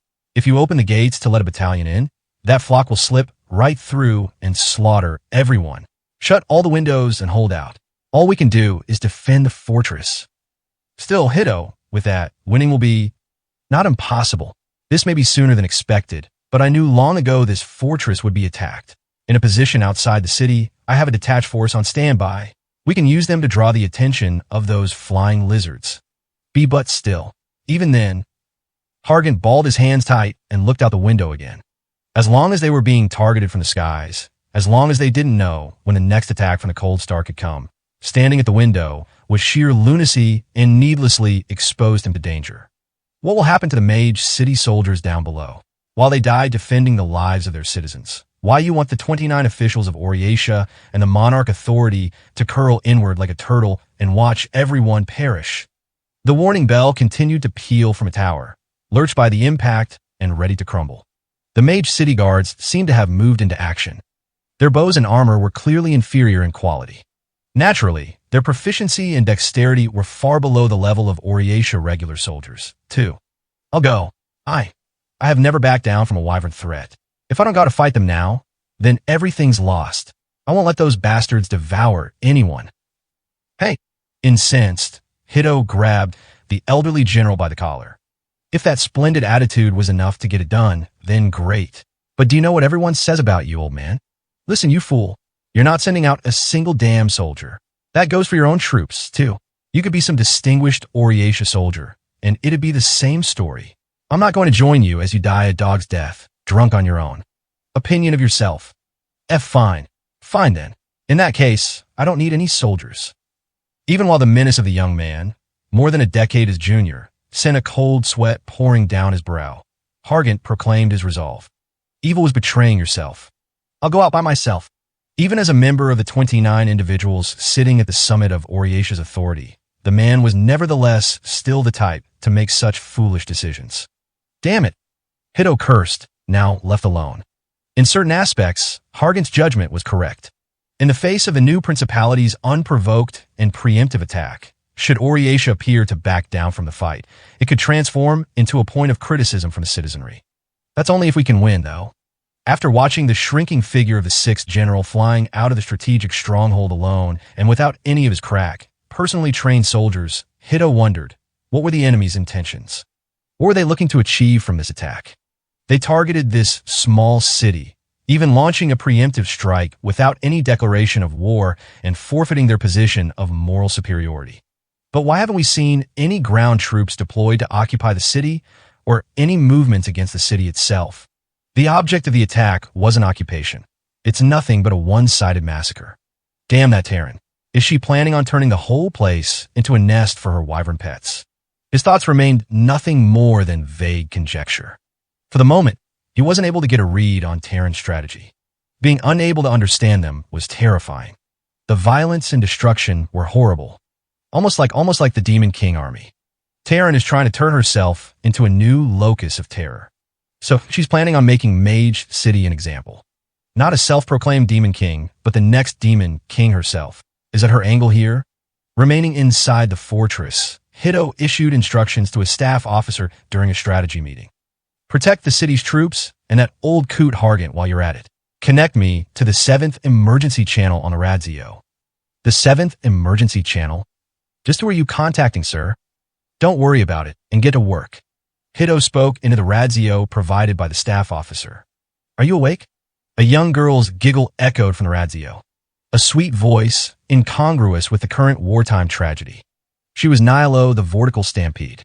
The revenant girl, escorted by Q's the Passing Disaster, was currently with a detached force of the Oriatia army, deployed in case of emergency. Tomasorti, Vortical Stampede. Get out ahead of the enemy, blocking the 6th general's troops, and annihilate them. Shoot and bring down every last one of the new principality's wyverns. Until you're given orders, do your utmost to avoid harming any Minia soldiers. The situation's changed. Sudru the Willow Sword's been killed, and we can no longer guarantee the assassination success. We're sending our troops into action, too, if by any chance Q's mission ends in failure. Terran wasn't the only side equipped with a weapon like the Cold Star, capable of vast swaths of destruction. The Vortical Stampede was Hito's true trump card, hidden away in preparation for such an attack. Then you're to eradicate the new principality. As long as he held no fear of citizen sacrifices and the lost moral position such sacrifices would entail, total annihilation was an option. The 20th Minister Hito from the very start had faced this upcoming battle with all paths to victory prepared. Guaranteed rights, same as a Minia, and official Oriatia citizenship. I'll get them approved without any fuss. Live however you'd like. If the operation's a success. The tactical instructions set to alter the course of the conflict finished with terrible brevity. Hito the Clamp appeared calm and composed. The staff officer looked terrified, speaking up to try to gauge Hito's state of mind. Are you sure it's a good idea for us to use a monster like her? She's a weapon, after all. It's just like our little transaction there suggested, though. Hito's reasoning for releasing Nihilo was entirely because he judged there was room for negotiations with the Vortical Stampede, a dreaded and hideous weapon of war. No one else had even considered such an option. She wants to go back to being a Minia. Inconceivable. Previously, She had been a monster who had eradicated an entire battlefront of the Oriatia army all by herself. Most of the soldiers weren't even aware that Oriatia had captured her alive. She wildly outstripped the other races of constructs, let alone compared to Minia races. Do you believe her, Lord Hiddo? You'll see real quick whether I made the right decision or not, no matter how it ends. A field encampment inside a basin a short distance away from Mage City. Making use of the political status and artfully set up out of the range of the Wyvern soldiers' patrols, this staging ground had also been prepared to import Nihilo, the vortical stampede. The young revenant girl, one eye covered under her bangs, ran her hand along the heavy carriage. The contents, due to the misgivings of several transport forces, have been carried all the way here using a specialized pulley system and gigant military engineers. Vortical stampede. You've received orders for dispatch from Lord Hiddo. Yeah, he just told me. Can you open the lock? The young soldier assigned to guard the heavy carriage winced while undoing the lock. Are we really bringing this thing out? Tee, you think I'm going to betray everyone, too? Duh. I'm not a Minia, so you don't trust me? Oriatia was a nation for the Minia races. Entirely unlike the new principality, which utilized wyverns as well as beast folk and constructs, irrespective of race. Examining it from another perspective, this Minia kingdom had such powerful unity among its people. It was able to dominate the world, and thus, throughout history, the non-Minia races were shouldered with a destiny of defeat and subjugation.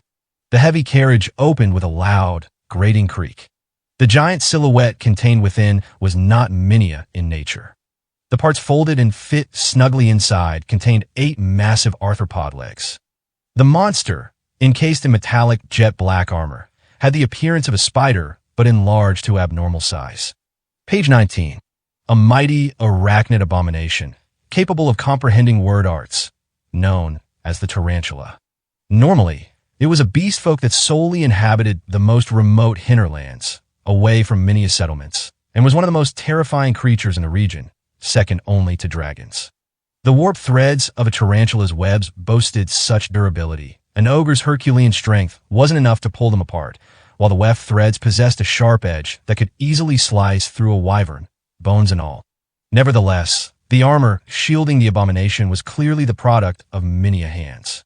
This creature was just like Nihilo, the vortical stampede, a construct that had been remodeled at the hands of another, as an extension of the girl's body. Within the gaping hole in the tarantula's chest, there was set an open space just big enough for a single Minia to fit inside. We get to fight again.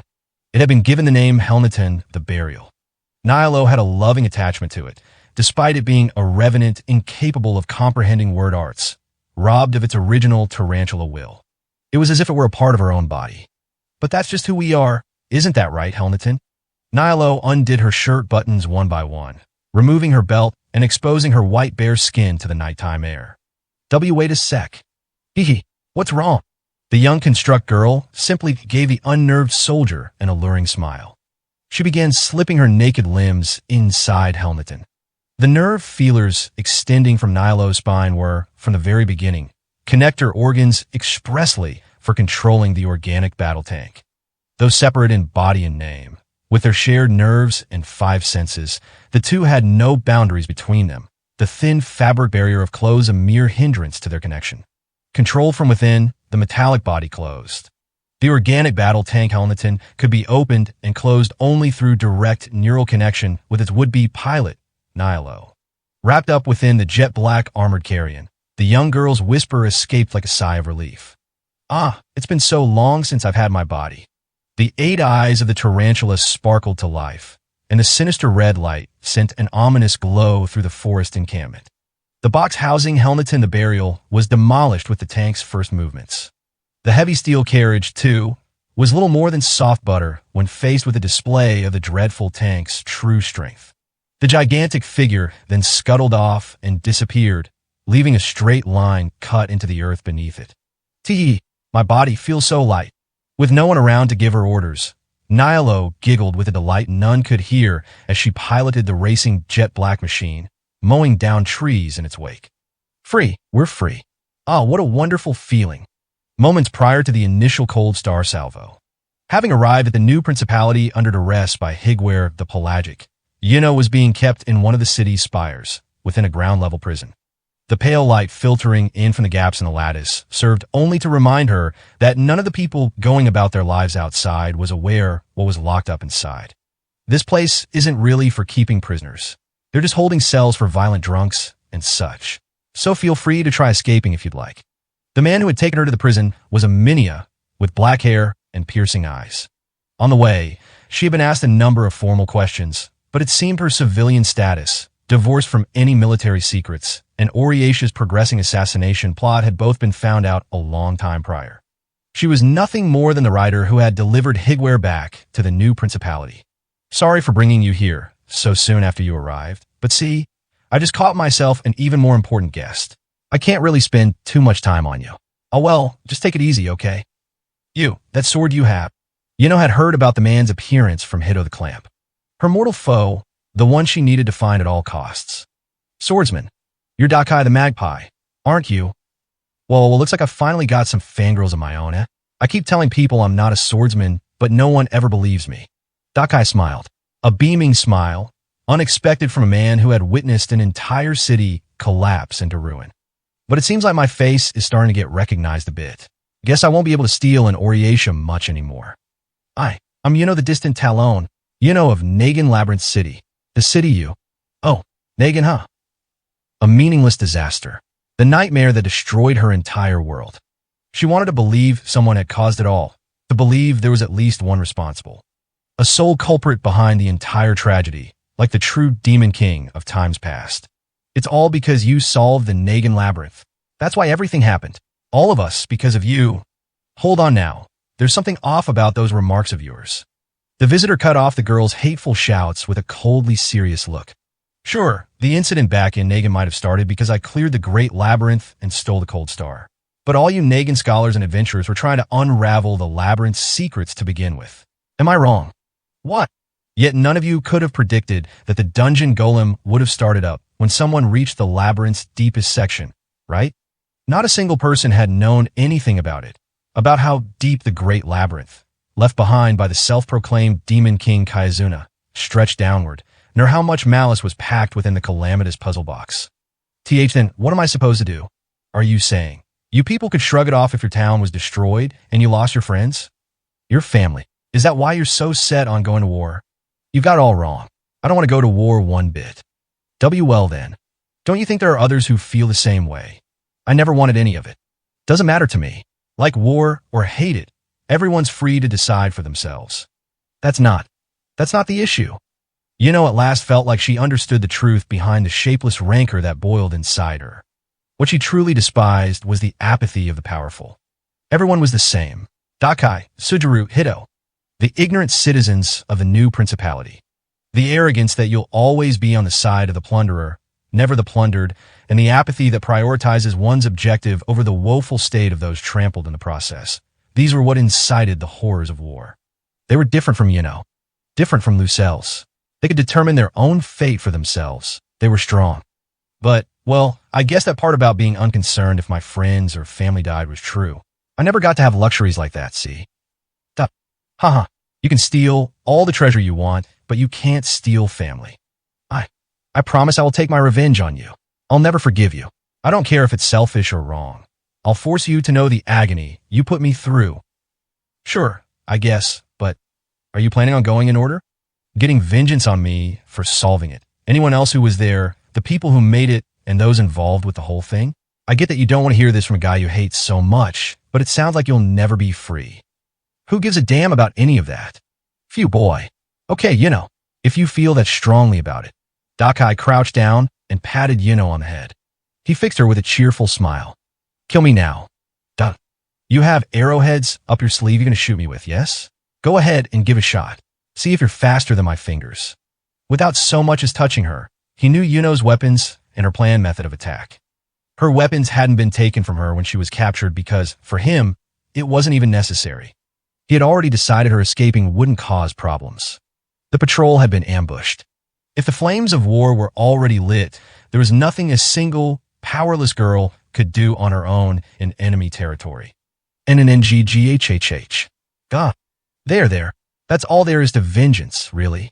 Feels silly to spend your life on that level of feelings, right? You just have to find yourself a new homeland with a new family, right? Yuno's legs went limp, and she slumped to the floor. Following her mortal foe, his back turned in the other direction, was too much for her. NGHHH. Don't worry. Once things settle down outside, I'll let you go, out of respect for that spunk of yours. She was isolated. In this world that accepted all deviants brought over from the beyond, there was still a limitless number of truths and threats, more than anyone could hope to fully uncover. More than a young girl like Yuno could ever hope to reach, like she was nothing more than a worm in the ground. Yuno couldn't inflict a single wound, mental or physical, on anybody. Loose cells. I can't. Yuno had long accepted her punishment for her misguided hatred. This powerlessness made her despair far more than being banished to darkness inside enemy territory. The bleached white mercenary, wrapped in his tattered cloak, returned to the office inside Lithia's central stronghold, Shulk the Sound Slicer. Through the window, he gazed down with his black eye sockets at the packed soldiers. Lots of guys down there. A festival starting up? I suppose that's what it feels like to someone like you. The unparalleled elite soldiers of the new Principality of Lithia were gathered in the office together with Terran, Dakai, the Magpie, Regna G, the Wings of Sunset, Higware, the Pelagic. You were slow to return, Master Shulk. I guess so. Just glad to see you got back safely, Higware. The undead skeletons were normally a race that did not feel fatigue, but Shulk's current state suggested the exact opposite. His fatigue stemmed from his long period of extreme mental focus wearing on his nerves. That swordsman really had it in him. Dakai, I think he might be a visitor like you. Really? Were you able to kill him? I pegged him down and bought a lot of time. More work than this level of a reward warranted. If I was going to actually kill him, I'd be risking my life too. That's plenty, Shulk the Sound Slicer. I'll work out a plan to stop his arrival. Just take a rest for now. Appreciate it. I don't mean to boast, but I'm quite skilled at taking it easy. Shulk languidly slumped into a chair. When he sat motionless, he truly resembled an actual sun-bleached skeleton. Terran traced the outline of her favorite sword scabbard. Outstanding individual strength, then? They plan on assassinating me. It seems likely. Now that I've scurried home, you're in a better position to run away to, right? Haha, don't be absurd. If I'm to become a ruler of fear, then I need to put that terror on display, Terran declared to all those gathered, unsheathing her sword.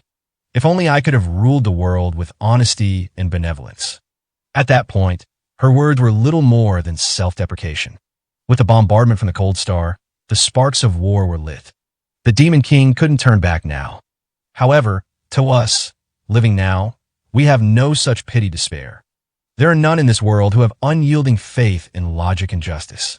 The true Demon King stole all that away from us. No matter what smooth twittering one may employ, fear is the only power that will engrave itself in the hearts of the people. The world yearned for the strength to defeat the true Demon King. While the fallen monarch was no more, the strength left behind that empty throne still squirmed beneath the surface. Just like the Nagan dungeon golem had been left behind. And like now, where those once lauded as champions would inevitably end up the same way in an age of peace. Hundreds of demons and fiends, the Shura, able to be subjugated by normal means no longer. Looking at the state of the sole remaining royalty in Oriatia, these Shura would surely make their move, again guiding the world toward ruin. Terran sought the power to make sure these Shura didn't rise up again. She wanted fear. I will open up hostilities. With the light of the Cold Star, I will carve out my will and trample all those who stand before me. As long as the world hinders this will of might, I will fight. You lot should do the same. You all wanted this, didn't you? This world of Shura, able to wield those weapons and talents of yours as you please. Assassins, could be trouble. They seem strong. The Minia Bandit, Dakai the Magpie. I am simply protecting my new master. The Mandrake Gladiator, Higware the Pelagic. I'm ready whenever. The fools have but one fate ahead of them. The Wyvern Commander, Regna G, the Wings of Sunset. Regna G, remove the barriers and topple Mage City. Destroy their supply lines and isolate them. We first need them to see the terror of your wyverns. Grack. Then you've agreed, Terran. All the Minia races of Mage City are now prey for my swarm. The wyvern let out a shrill, laughter-like cawing. But, before that, there's another fool we need to take care of. An unending string of reports rang out from the radio transmitter hanging from Regna G's neck. Raising his head, he stretched out his wings. His defensive network had already sensed something appearing on the far side of the clouds. Are they Oriatia reinforcements, Regna G? We expected this, the Wyvern unwaveringly declared. Having cast his own freedom aside, he had long looked forward to settling the score with this opponent. I'll take care of him before anything else. High in the sky, the Wyvern descended through a break in the evening clouds, looking down over the lights of the city. The new arrival, associated with neither Oriatia nor Lithia, sharply opened up his wings and took in the wind. There were 3 arms on the Wyvern's body.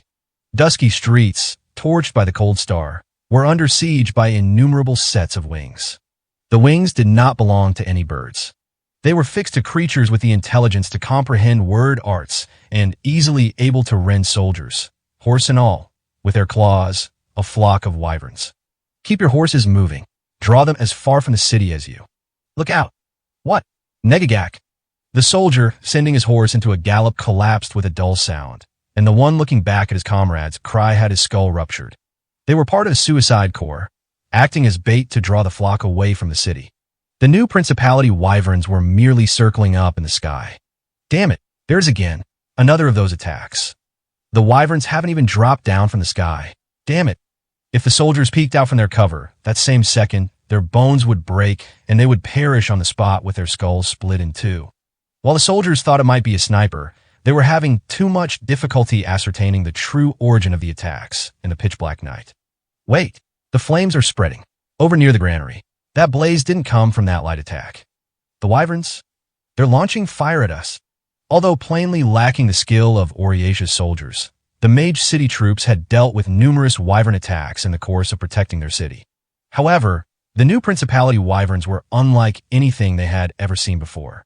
They possessed both high intelligence and strong leadership. The soldiers could believe the outrageous possibility the wyverns were launching fire at them. Even if that was the case, though, they had no recourse. In this world, those not on the side of the powerful had no say in the choices before them. That's exactly right. The bastards are throwing fire. The man rushed over, without even a horse, from the collapsed doorway. This soldier was much older than any of them, but judging from his first-class equipment, the others recognized him as a general of the Oriatia army. Defenders of Mage City. I am Hargant, 6th General of Oriatia. Hargant the Still. The Wing Clipper. The 6th General is here. Hargant took out a blood-stained piece of rubble and showed it to the Mage City soldiers. This is the truth of their attacks. Throwing stones, or maybe dropping stones, to be more precise. There are wyverns that live in areas near the sea that do this sort of thing. They take shells and shelled creatures, drop them from high up in the air, and cause destruction that way. These aren't sniper attacks. They're throwing stones. Our rocks. Everyone was killed. By some damn rocks? In an age with the popularization of muskets, throwing rocks was still tactically effective in actual warfare. The Mage City soldiers, too, were well aware of this, but hadn't considered the possibility. Page 20. Their misconception wasn't solely due to the darkness limiting their vision. They were all operating under the assumption that the only beings capable of using weapons to fight on the battlefield were limited to the Minia and monstrous races. Listen, this means the enemy has the smarts to utilize these things for air raid tactics. Numerous wyverns are bombing small ground targets with a large number of rocks. They aren't one-shot attacks. They're attacking in waves, with another similar battalion waiting in reserve. They're throwing fire at the city so that they can see us down here when we can't see them. It was the first time the experienced and long-active wyvern hunter Hargant had seen wyverns attack with such a tactical approach. Normally, wyvern methods involve their sharp and powerful claws, as well as dive bombs from above to utilize their mobility. In that case, that means the spreading flames. A planned attack. They're dropping pots of fuel, feeding the blaze, to try to smoke us out from our hiding spots. Expose yourself carelessly in fear of the fire, and you'll be brought down on the spot. Even seeing through the enemy's tricks, Hargant had managed to reach the soldiers only thanks to some blessed good luck. Just as Hiddo had warned him in the fortress, a force large enough to be seen from the skies mobilized would be wiped out on the spot, unable to defend itself. General Hargant, is that the new Principality's wyvern army up there? Why? What reason is there to attack us like this? I don't know. Nevertheless, that salvo just now was a one-sided strike, without any declaration of war. The new Principality of Lithia has broken the treaty. We can avoid conflict no longer. Has the Aureatia army abandoned us? How much longer must we hold out? Aureatia had a patrol unit eradicated by a Lithia ambush. Therefore, it will take time to reform, and our reinforcements are being called for. We need to start with what we can do. I'll think up our strategy. Hargan proclaimed with an agonized look on his face. Aureatia wouldn't save them. Nevertheless, faced with an opposing commander with such high tactical abilities and advanced troop operations, Hargan wasn't sure what his presence could add to the situation. Consider the source and take countermeasures. Countermeasures. For now, focus on defense and think. What he could do now was stop the mage city soldiers from dying in vain and buy them time. Though a general, he was still aware that he was not a peerless hero, but little more than the average man his age. Hargan looked up at the sky. If there was a single mind behind this faceless mass of force, then there's a wyvern circling the rear of the front line. If that's the one using a Radzio to relay orders, then there's got to be a commander wyvern somewhere. They have to be somewhere. The swarm acted like a single organism, but at its core there needed to be a brain observing the situation and coordinating the flock. As far as Hargan could tell, the commander was most likely not in Mage City. They were giving their orders somewhere in the skies between Mage City and Lithia. High up in the distant air, the wyvern's orders were coming from a place his hands could never reach. In the current battle scenario, being one-sidedly targeted and suppressed from the sky, was outmatching such an enemy even possible? No, that wasn't the question Hargan needed to ask. Would he even be able to survive? A city guard looking at another corner of the sky spoke up. General Hargan, over there. What is it? Something's flashing. A delayed thud rumbled across the sky. The mage city guard saw the preceding lightning split the night heavens. What? Hargan saw several of the wyvern soldiers become enveloped in bright flames and plummet to the ground. The flash of lightning was not natural. It swept sideways across the sky. A magic bullet of rumbling thunder, with a lethal area of effect the single-target Minia arrows could never hope to match. A magic bullet. Breaking through the clouds and appearing in the middle of the aerial siege was a thin pair of wings. A wyvern. A number of wyverns in the vanguard tried to rend the intruder with their claws. The glowing sword blade, cutting through the blackness of night, arced out and killed all the assailants before they could get within range of the newcomer. No. The wyvern army flock grew agitated and scattered. The intruder, with incomprehensible speed, cut down those who broke rank, shooting through in the blink of an eye and fragmenting the once regulated flock. The blinding enchanted sword burned 4 of the wyvern soldiers with one flash of its blade. Gunshots resounded through the night sky, and the dispersing wyverns dropped from above, one after another. An enchanted sword. Magic bullets. Of course, Hargan thought he was always going to be there. Hargan had said himself, Ulus the Star Runner. Hargan had never faced a greater humiliation in his life than relying on the power of a wyvern champion. However, he had also never wanted more for salvation. On this battlefield, the 6th general wasn't responsible for only his own life, but those of the mage city soldiers. The wyvern troops had returned from their brief retreat to swarm the intruder. A whip, rushing freely through the air, pierced and chopped them to pieces. This magic item hadn't been shown to Hargan on that fateful day. Light flashed, gunshots split the air, glittering blades danced, and the deceased wyverns dropped from the air like tree leaves and falling snow. The fearsome new Principality wyvern army looked like mere fodder before the exceptional individual, far superior to the average wyvern. The world's strongest rogue, trampling many legends across the land. That was Ulus, the Star Runner. We can do this, Hargan mumbled to himself. General, what is that? How should we move? General Hargan. 6th General. Hargan looked over the mage city soldiers, bewildered. Hold on. First, everyone needs to calm down. As a general, his instinct would be to invade the new principality together with the detachment that Hito had sent into action. However, he questioned if it was truly the correct course of action to send these soldiers. He himself having no troops of his own, who were merely clinging to his status as the 6th general straight into the jaws of death. For them, stamped out without any resistance and pelted by ludicrous aerial attacks. Even a general as scorned as the wing clipper Hargan was enough of a presence for them to lean on as a crutch. Mage City is our homeland. We need a plan. We beg you. If this is the new principality's doing, then they must pay. Let me avenge the family I lost in the salvo. Please. Hargant looked at the faces of the mage city soldiers. Deep in their eyes, he could see another emotion along with their resentment-fueled fighting spirit, fear. The terror of the true Demon King lingered. One shape it took was madness to drive the mind to destruction. If I don't persevere, the resolve of these soldiers will wither. But what of myself? Can I assure myself that I haven't been swallowed up in the chaos of war? Peeking out, he constructed in his mind an escape route from the siege.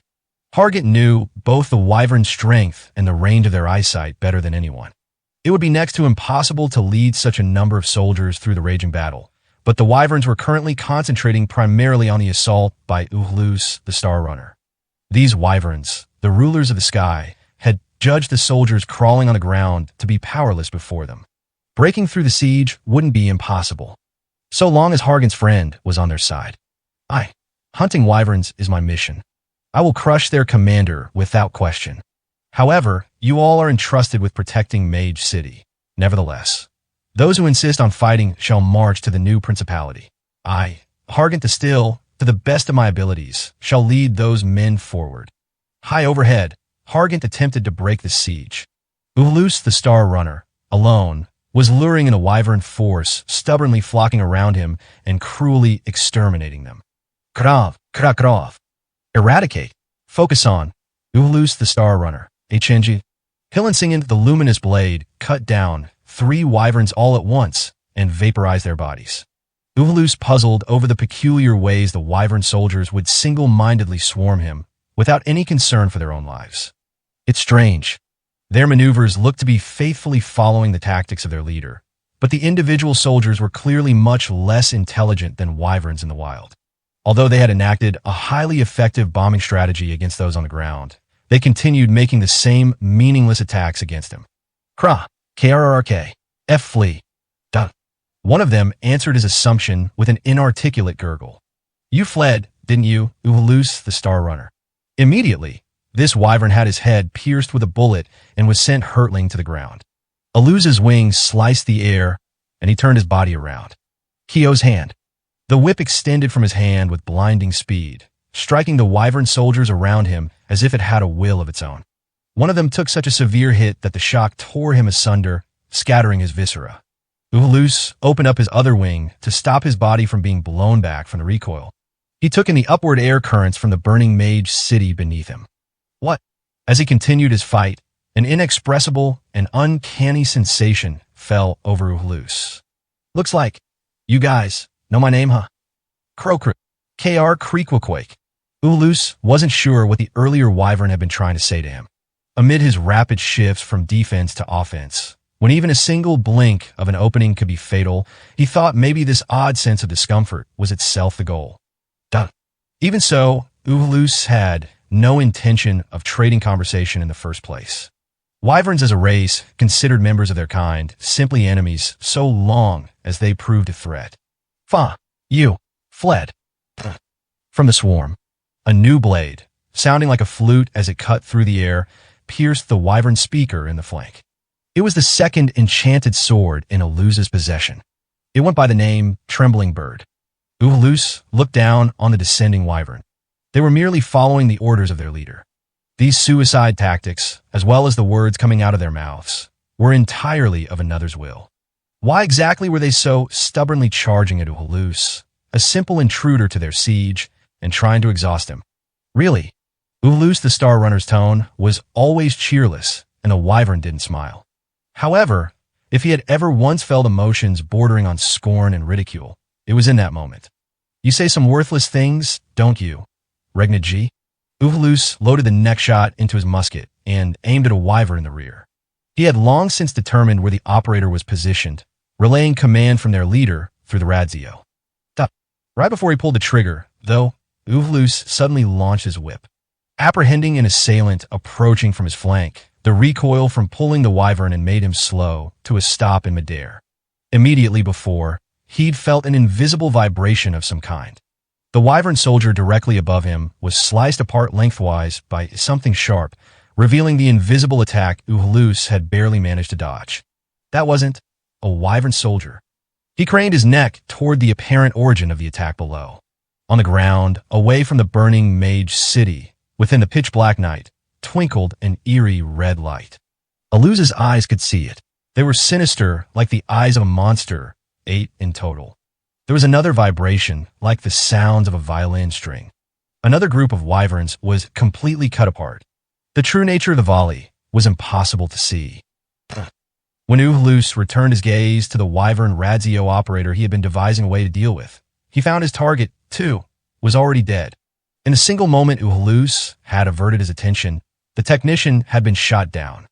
The glowing red eyes on the ground far below disappeared somewhere off into the night. The crashing sounds of trees being mowed down faded into the distance. Launched without a sound, the method of attack that so precisely felled the wildly soaring wyverns was unknown even to Uhulus, who had faced off against numerous legends and emerged victorious. Ignoring the mage city soldiers, the attack had been aimed solely at the air where Uhulus and the other wyverns had been. In other words, the red-eyed enemy was not a weapon on the side of the young emergent nation, but instead an investment from Oriatia's side of the conflict. The direction in which the mysterious presence was headed in was the same as where Uhulus needed to head to hunt down the wyvern commander. The new principality, then, while Mage City was engulfed in the ravages of war elsewhere, two people were dashing through the nightscape of the new principality with bated breath. One was the 17th Minister Elia the Red Tag. The young elf girl with her did not yet have a second name. However, this girl Kia was an almighty word arts user, known as the World Word, a fact known to a seldom few. The citizenry of Lithia were absorbed in anxious conversations, conjecturing the truth behind the mysterious beam of light that had just flashed across the sky and the wyvern army that had flown off in the direction of Mage City. Thus, no one paid any heed to the two running against the crowds. Fine Lana. At Kia's whisper, a small patch of cloth floated into the air, as if come to life, and guided the two forward. The sight, looking like nothing more than a child playing games, made Elia once again fear the power of the World Word. Her omnipotent word arts were even capable of revealing unknown things to Kia. Kia, please don't use any powers that'll draw attention to ourselves. We're only going to sneak into the bandits' hideout and rescue Lana. If there's a fuss, it'll put us and Lana in even more danger. Isn't Lana your friend? How can you say that at a time like this? Yes, well, I suppose you're right. The truth was quite different. Right now, Elia's top priority was snuffing out Lana, the Moon Tempest. If she had been killed immediately after being captured, there wouldn't be any need to rush through enemy territory and brave danger. All she could do was make for the captive and ensure there was no chance Lana was left alive. You two over there, what are you doing? Right now, the area around all military facilities is under high alert. Go back toward the city area, Im. He's with the bandits. Knock him out. What? Sleep. Kia appeared slightly bewildered, but she was an elf child, unacquainted with wider civilization. Pressured by Elia's tone, she made the two patrolling guards fall unconscious. A sturdy physique or technical skill with a sword or bow were all rendered meaningless before the power of the World Word. The power she held gave her the authority to negate such average ideas of strength through an entirely different axis. Elia didn't immediately follow Kia as she continued on ahead, instead stopping and crouching down by the two unconscious soldiers. Elia, are you okay? So, I'll knock out all the bad guys, got it? Hurry up, let's go. Nothing you need to worry about. Yes, I'm fine. Sorry for slowing us down. Elia raised her head and forced a distressed smile. She needed to make certain to dispose of anyone who witnessed Kia's word arts. After making the two soldiers swallow poison capsules, she knew they would never be opening their eyes again. Kia's detection arts are guiding us down the shortest possible route. If that light earlier was a surprise salvo from the Cold Star, then most of these patrols should be rotating over to defend the city. It's on the other side of this wall. Open a path. Without a moment's hesitation, Kia used her word arts to create a passage that pierced right through the thick stone wall. Even with such a large-scale alteration, the phenomenon would appear before her words had left her mouth. From here on out, we need to make sure the bandits don't notice us. Can you make it so we're not visible to other people? I didn't consider that. Conceal us. From the shadows of the stone walls to the backs of the soldiers. The new principality's defensive and labyrinthine construction worked entirely to the two's benefit. Kia's word arts had cleared every road to be as short as possible, and Elia's skills as a spy got past any contact with the soldiers. The few she reluctantly had to repel were all expunged, away from the eyes of others.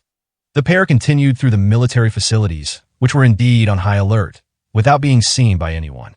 It was an overly brash gamble, one that common sense would deem impossible, but what was truly terrifying were the word arts that made such an impossibility feasible. Kia issued a command and was easily able to reposition the buildings themselves, shutting the path behind them. Block the path. This way, we won't have to worry about anyone following us. Well, not like it'd be a problem for me anyway. Page 22. The ultimate land tank, more impregnable than even the Negan dungeon golem. It's no use. Defensive line retreat, NGGGH. Gah. Helneton caught up with a group of soldiers in the distance with a single jump and crushed them underfoot. The monstrous amount of power output that moved Helneton's giant mass made its very form a murderous weapon. The red eyes looked up to the sky, and the young girl spoke coolly. Are the Wyvern soldiers here yet? If I don't take them down, I can't be the Harbing. The massive tarantula kicked the ground and fell back. The simple movement was enough to tear up a large amount of soil, mixing together with the flesh and blood of the soldiers in the tank's wake. Hey, come on. It's about time you answer my question. The threat the girl had sensed came from a tracksuit, cloaked swordsman who she'd assumed had gotten wiped out in the earlier artillery fire. What the hell are you? I've heard about you. You're Sujuru, the Willow Sword. We're allies. Listen up now. That ain't what I'm asking. Sujuru lazily brought his sword down and looked out over the new principality encampment, dyed with patches of blood and organs, flesh and fat. Sujuru, tasked with infiltration and assassination, had been unaware of the existence of this last resort called the Vortical Stampede. Even had he known, however, as someone who sought out only powerful fighters to kill, it wouldn't have changed his actions. Sauntering once again, he headed toward the ultimate ground tank. The M1 Abrams that Sujuru mentioned to Yuno in the ruined city of Negan had been the main battle tank in the Beyond. Enough tearing up the place solo. If you want to fight, then let's fight. Teehee. What? 'Cause you're strong. Sujuru instantly closed the distance between them and brandished his sword.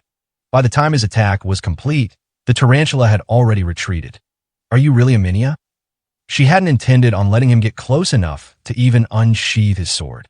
All she wanted to do was waylay the Wyvern soldiers from her current position and bring them down without coming to blows with Sujuru.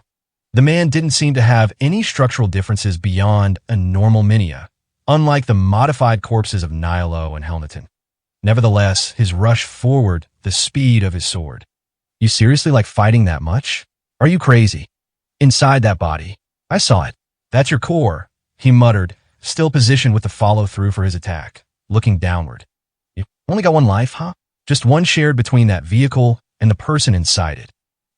Nihilo the Vortical Stampede, in addition to boasting exceedingly sturdy armor, had several other mechanisms, too.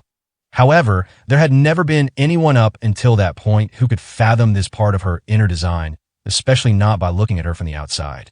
Nihilo heightened her guard toward the visitor. Even though they were allies, both working with Oriatia, she thought, that made him all the more dangerous. The massive tarantula moved up to the top of the hill and looked down on Sujuru with its red eyes. I don't intend on fighting you, now that this encampment's. There was a plucking sound like a stringed instrument, and a group of new principality marksmen was torn to pieces all at once. They were the last soldiers left over from the giant spiders massacre. All cleaned up. With these final words, she turned in the direction of the new principality and disappeared. Having confronted her at point-blank range, Sujuru could see the true form of her attack. String, eh? Shot some damn string at him. The warp threads of a tarantula's webs boasted such durability. An ogre's Herculean strength wasn't enough to pull them apart, while the weft threads possessed a sharp edge that could easily slice through a wyvern, bones and all. This artillery functionality, firing threads, and boasting the precision and range to fell wyverns in the night sky, was one of the mechanisms that made Nihilo the Vortical Stampede into the invincible tank she was. Furthermore, separate from such weaponry, she, as a construct, had her greatest function of all. As she continued trampling toward the city lights, Nihilo sensed something was off. She could feel the abnormality in her Mount Helneton through the nerves extending from her spine. There are 3 eyes missing. Was it possible the overly sharp cut had remained closed until that moment? Or did the supernatural flash of the otherworldly deviant's sword manage to leave its opponents unaware they had even been cut? Helmton's head had been sliced through diagonally and lost 3 of its eyes.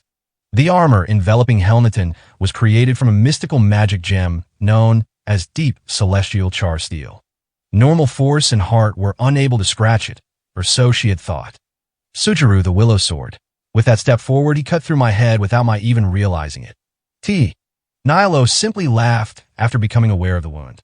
Helmton darted, trampled, and shot down the wyvern soldiers covering the sky one after another with its 5 eyes. Even after losing half its head, the tarantula's movements showed not even the slightest sign of faltering.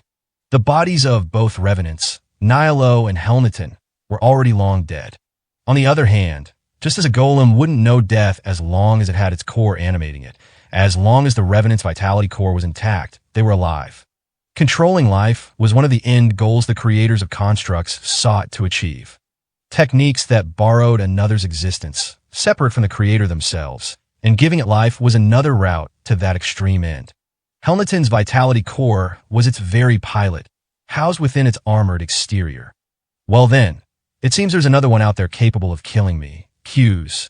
A shared curse. As long as the driver, Nihilo, was in one piece, the vortical stampede was immortal. She was dead and, therefore, adapted to the speed and colossal force of her mount, its walking force enough to bring topographical destruction. She possessed artillery mechanisms, bringing instant death from a distance, cutting apart whole armies with a single web. She had both armor that insulated her against any and all regular attacks, while also simultaneously being an unstoppable immortal herself. Though given 2 bodies, they were an atrocity-summoning cavalry, wanted solely for their function to trample everyone before them underfoot. The Revenant and the Cataphract. Nihilo the Vortical Stampede.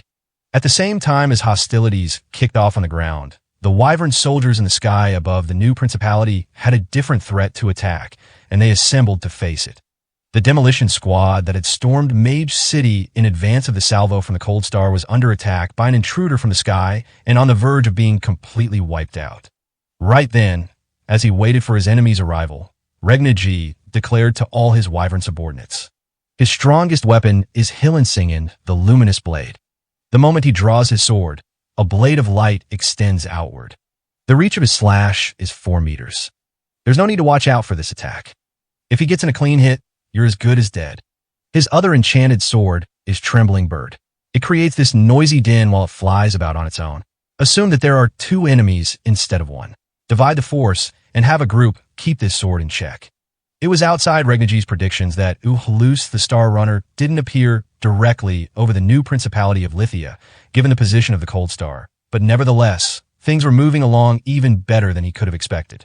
He had been able to pick up on the special characteristics of a majority of the previously unknown magic items that Uhulus the Star Runner had at his disposal. By the time he had incorporated the news of the demolitions team's engagement and subsequent defeat into his strategies, he had already finished preparing for another. He has a magic whip called Kyo's Hand. It has a range of at least 12 meters. There are times he uses it to close off his vicinity and protect himself. In those situations, its effective range is cut in half or more. This is the attack you need to be wary of. 12 meters, repeat what I said, scum. Croc, 12 meters. 12. Gwark, don't get close. Got that down? His main weapon, the gun, has a farther range than that. A grazing shot from its poison bullets is enough to give you an agonizing death, and he has magic bullets of roaring lightning that fire thunderbolts. If you keep interfering with his shooting stance or his reloading, you can disrupt these attacks. Disruption will be outside a 12-meter radius, while those given the death roll will attack all at once in groups from a 6-meter radius. Operation. You understood. Cree, cree, cree. Attack Star Runner. Uhulus the Star Runner was an unrivaled rogue. He outstripped and easily dominated many legends who had previously made names for themselves across the world. However, the conditions for Regnaji the Wings of Sunset and the wyvern soldiers he commanded were different. They had anticipated the unbeatable rogue's raid. They had also gained complete knowledge over Aluza's numerous methods of attack and could meet them with their own tactical answers. The wyverns need no champion. I will end this right here, right now. He saw slender wings swoop in, the moonlight of the big and small moons both shining behind them. The one who brought legends to an end. Uhlus the Star Runner. Now, it's been a while since I've seen your face. You've been running away for quite a long time, haven't you? Three-armed Uhlus. Regna sneered, full of malice. Finally returned to the flock. Have you? Even scum like you is welcome to my flock. I'll go ahead and put you in charge of provisions. But be quiet. Gunshots. It was hard to believe the lightning speed of a rapid fire was occurring in midair. Regna, opening up enough distance, used another soldier as a shield. He was always positioned near the center of the flock, and he assembled them in a formation to prevent any direct shots from reaching him. Quahaha. Oh, are you angry? No, of course not, right? You don't have enough brains in there to be angry. Born that way, stuck crawling on the ground, barely able to ride a wind current. A three-armed reject, that's what you are. I know all about you. Uhlus tried loading his next bullet. Several wyverns swarmed him, drawing his attention and interfering with his reloading. There was a group that dived down below and passed under him. On the backs of their armor, engraved with the new principality's crest, were burning bundles of straw, the acrid smoke blocking Uhlus' vision for a quick moment. He soared downward diagonally and escaped. Regna's tactics had accounted for his path of retreat away from this snare, too. Why do you think we were waiting for you here in Lithia? Faster than Uhlus could regain his bearings, gunshots rang out in succession. He evaded by contorting his body, and one of the bullets just barely grazed his skin. The attack wasn't anything special. A simple volley of gunfire. However, it hadn't come from the wyverns in front of him. Looking downward, Uhlus saw the glint of numerous gun barrels on the spires lining Lithia. Only a fool would think of using a gun himself. You know that. Uhlus. Driven back by the enemy in the air, the sniper attacks could kill him from his disadvantageous position. An effective strategy. The wyvern soldiers again began dispersing smoke. The straw they burned also served as guiding lights to the soldiers on the surface, showing them Uhlus' position. The gunshots from the towers continued without pause. Cycling out soldiers as they reloaded, the attacks went on in succession. If I break through an opening in their defense net, no. One of the wyvern soldiers flew forward, challenging him to a close-quarters fight with his talons. It was a decoy. Uhlus knew that if he stopped his wings to deal with the challenger, he'd be brought down. What weapons can I use at this range? With his luminous blade in Kyo's hand, he tried to regroup and start again. However, the enemy didn't approach close enough for him to catch multiple wyverns in his attack. Faster than he could devise his next plan, the onslaught assailed him. Smoke, gunfire, claws, Kexi KO car. From Regna to Lithia's winds. Then word arts. Irritating. Kent Kaker. Kakikorp. Kokaido. Returning mirror plate. String sun. Shine. Uhlus avoided the red light of Regna's thermal arts. A bullet tore a section of his wing. It was a premeditated hit to create a second to shift to the offensive. He began moving into his stance to let his sword fly. Trembling bird. With a shrill, piercing scream, the enchanted sword flew off. A section of Regna's swarm responded immediately and intercepted the enchanted sword with their claws. The blade changed its arc in midair after being brought down and returned to Uhlus' hand. It was clear from the group's immediate response that they were trying to capture the enchanted sword for themselves. Uhlus decided it was best to avoid using trembling bird recklessly during the fight. Kakikorp, Kokaido, String sun, shine, a tapered red light. Regna again completed his incantation. Uhlus dodged the deadly light beam. He couldn't afford to take a single direct hit. He simultaneously needed to pay attention to the flow of battle and the enemy force itself, close to 100 strong, and couldn't afford to lose focus. Uhlus produced a small magic tool, resembling an urn. The wyvern soldier's saturation attack continued mercilessly, constantly forcing Uhlus to deal with every assault levied against him. As a collective, the soldiers experienced no fatigue. They wouldn't stop until Uhlus was dead. Having too much trouble to talk now, huh? Regna taunted. Uhlus. Three-armed Uhlus. You want a cold star? Quaha. Let me try guessing what you're thinking. You're thinking how if you just had that cold star in your hands right now. Aren't you? Frustrating, isn't it? Though, I doubt your brains even developed enough for an emotion like that. The cold star? If he had the city-leveling beam of light or a dragon's destructive breath attack, he could have swept Regnaji's whole army away at once. The claws and guns urged him on. Uhulus evaded the attacks, using the recoil from Kyo's hand like a second tail. Although unable to catch and pull in midair enemies, by utilizing it this way, he was able to freely change his direction mid-flight. Kexi KO Kar, from Regnaji to Lithia's winds. Then, in the midst of his sudden evasive actions, something resembling small pieces of coal spilled out from Uhulus's urn and fell down to the new principality streets below. It was an attack of his own. Even without it, flames rose up below his eyes. Kent Kaker, returning mirror plate. I can still wipe out a country, ground runner. The line of flames ran a direct path forward. Regnaji looked down at what was happening. The charcoal that Uhulus was dumping below, bright fireballs that ran through the streets at high speeds, was spreading throughout the city. It was another of Uhulus, the Star Runner's magic items, and one he had kept secret in Mage City. Flames that seemed to travel of their own volition, growing stronger as they fanned out over the city. Its name was Ground Runner. It's only the urban areas. There aren't any military facilities there. A meaningless attack, but curt. Even locked in a desperate fight to the death, Regnaji's mind first turned to the one spire directly connected to the central stronghold. It won't spread to Kurt's location. Only ones who will die are the miniest civilians. His sight relief was also an opening.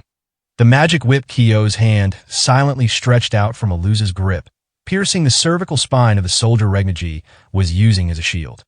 0.16 meters qua. You were hiding your maximum range after all, weren't you, Uhulus? When the Wyvern leader was attacked, the closest soldier to him would sacrifice themselves, unflinchingly and unperturbed by death. A meaningless and shallow tactic in the end. What's with them? Uhulus questioned as he continued to shoot down enemies, weaving his reloading in between gaps in his opponent's barrage. The hole from a lost individual would immediately be replaced by another Wyvern, and Regnaji's tactical operations were entirely unaffected. These aren't Wyverns. Quahaha, wanting to tell you, I'm using life arts to mess with their heads. I'll do the same to you. But you're lying. Life arts involved skills able to enact restorative changes on cellular and biological activity, but they couldn't distort the brain functions of advanced intelligences. Wyverns were different from bugs and fish. They were able to comprehend word arts. Page 23. A genius who could lead armies with his exceedingly high intellect and even cooperate with the many races. Wyvern soldiers who, as a result of painstaking terror and oppression, served without fear of death. This completely unexplainable abnormality was the very core of Regnaji's army. This leader, who'd had a majority of his original swarm annihilated by the true Demon King, had rebuilt it into an aerial force the size of a nation in only 4 short years. You started talking again. Trying to buy time, 3-armed Uhulus. Uhulus's luminous blade warded off the spray of gunfire. He then took emergency maneuvers to evade 4 shots beset on him at once. Then another gunshot. Evade. Repeat. He wasn't given a moment's rest. Uhulus's eyes flickered around the area, searching for a needed path of escape from the gunner's lines of fire. The besieging web of wyverns had formed again. There were no holes to slip through. Are yo stupid? Qua. With every passing second, you take one step closer to your demise. This is the new principality. They can deploy as many marksmen as they need. They've been gathering in this area ever since you arrived, fool. You always talk so much, Regnaji. Indeed. Repent. Accept defeat. That's why I'm talking to you. To make sure you realize how wrong you are and that you're incompetent garbage. Listen, Uhulus. Listen and really think it over. You were strategically outmatched before you even arrived. Up until that moment, Uhulus hadn't been able to topple the leader, Regnaji.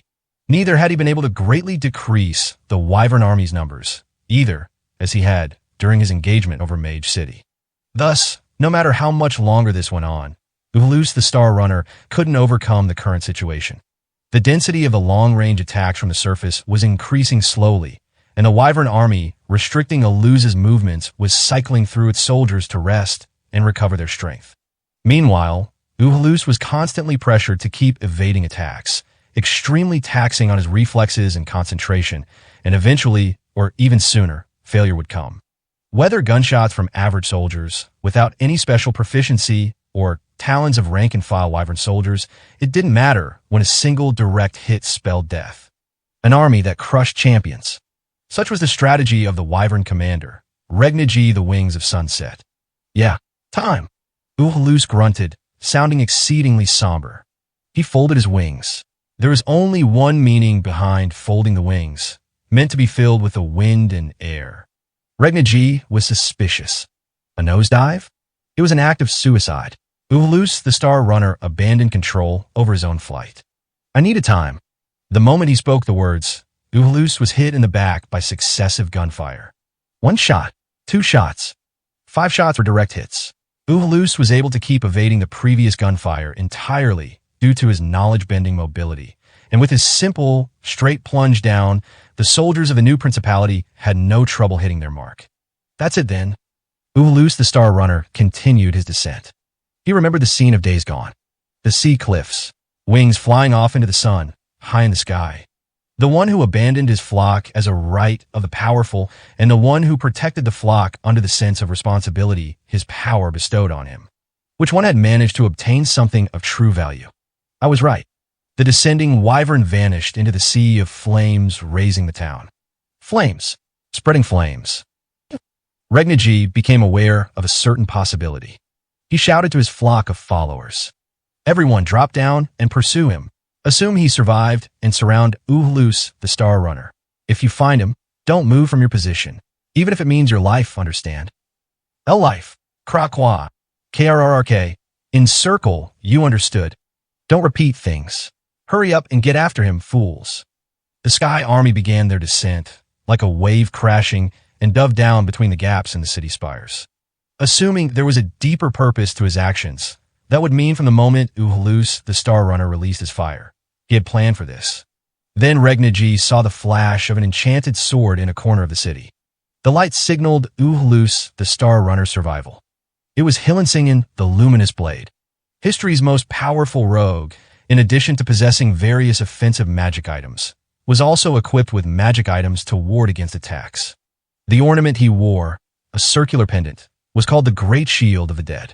Previously, when he'd brought Lovikian, the smoldering, the truly invincible magic tool had nullified the dragon's black breath and protected not just his body, but the periphery around him, too. While it shielded him, the immense erosion and pain that occurred as compensation for its activation rendered him unable to fly or attack. But as long as he was in the middle of a rapid descent, this wasn't a big drawback. Found him. Croc. Found Uhulus the Star Runner. PP pursuit. Go.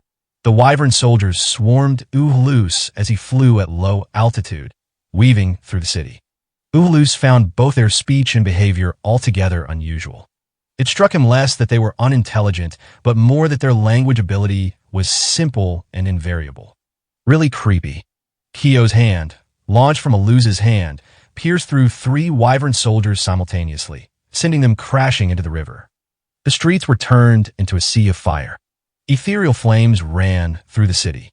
Uhulus controlled the ground runner, setting fire to more of the city and hindering the ground force's rapid response. That was his plan. If sniper fire from Aminia was Regnigi's method of attack, then he simply needed to fully dismantle the means. Instead of high up in the air, where they could target him from the numerous spires, he flew low. He lured enemies into the spaces between the spires and other buildings, defeating them all one by one, now that they were cut off from the marksmen and their reinforcements. He had used his trump card in the Great Shield of the Dead because he had bought enough time to allow the ground runner's fireballs to spread. Consider the source and take countermeasures. They were words his many a friend had once told him. Even while he faced off against famous legends across the world, Uhulus the Star Runner was always thinking and always forming countermeasures. He believed that itself was true strength. I'll counter this. That's right. Did you think you could escape? The voice came from behind him. Uhulus craned his neck to face it. Regnigi was descending upon him, accompanied by several dozen other wyvern soldiers. I didn't escape the flock like you did. That's why. Your escape ends here. You're going to be killed by the same swarm you escaped. You say escape, but you escape from your enemies, you know, Uhulus replied sullenly. So that means you think of your own swarm as your enemy. Scum. The independent rogue never once cared about his swarm. From birth, he had been a heretic outside the wyvern's realm.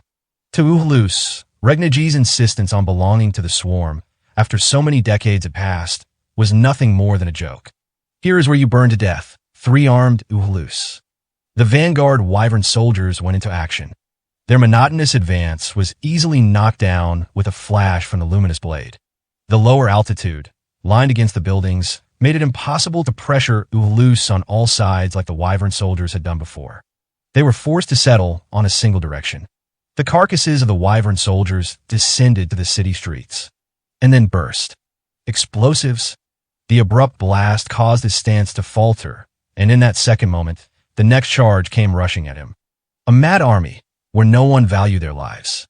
In essence, they were charging at him precisely to die, diving into the conflagration, simply so Uhulus would be caught in the aftermath of their explosions. What is this? Uhulus spoke with irritation while holding off against the nightmarish and relentless assault. This is absurd. These aren't wyverns. They weren't free. The soldiers had none of it, none of the traits wyverns possessed that made them wyverns. The explosions continued. The luminous blade glimmered, rending the air in a flash. Ha ha ha ha ha. That's right. They aren't wyverns anymore. There was a disquieting sound of wings that Uhulus hadn't heard until then. Kexikeo Kayuka, Kirakikar, Kenhor, from Regnaji to the Yupa wings. Dizzying canopy, damp money. Mixed up with all the chaos, a battle-deciding situation unfolded. At the center of the force, Regnaji spread his wings wide. Kotastanon. There was smoke trailing up among the red flames. Though this wasn't smoke, but an extremely small and fine type of swarm. Wyverns weren't the only things residing within the spires, towering over the new Principality of Lithia. Regnaji, the Wings of Sunset, released another army that lurked within the city. Fool, you're a pathetic idiot. Did you think you fled in this direction of your own volition?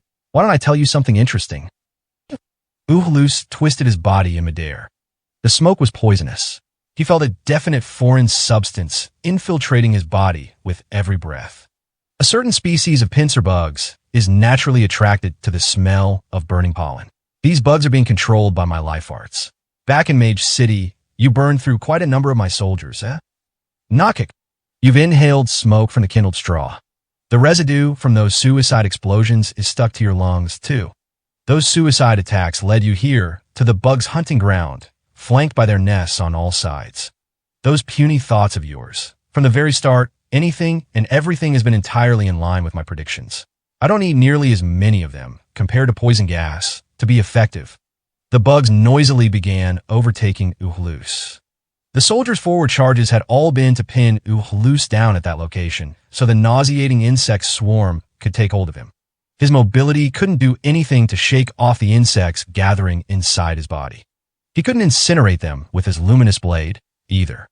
Neither gunshots nor whip attacks was an effective solution. What do you think will happen? Regnaji jeered, looking down from high above at the rogue, in agony, but still continuing to put up a fight.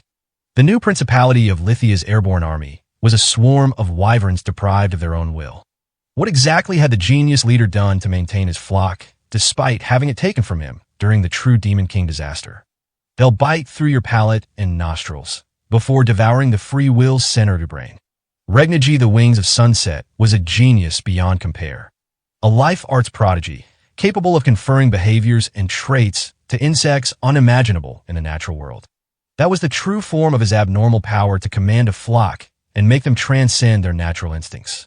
By controlling bugs to debase other wyverns until they had truly insectocognitive function, he was able to give them a life arts treatment, instilling a blind subservience within them. He absorbed a number of other wyvern flocks like this, thus creating his current army. A command of wyverns, also capable of ruling over a horde, exceedingly animalistic in nature, a tamer. Let me guess what you're thinking right now. What think? That's right. Unlike earlier, I've come up at the front so my life arts can reach you.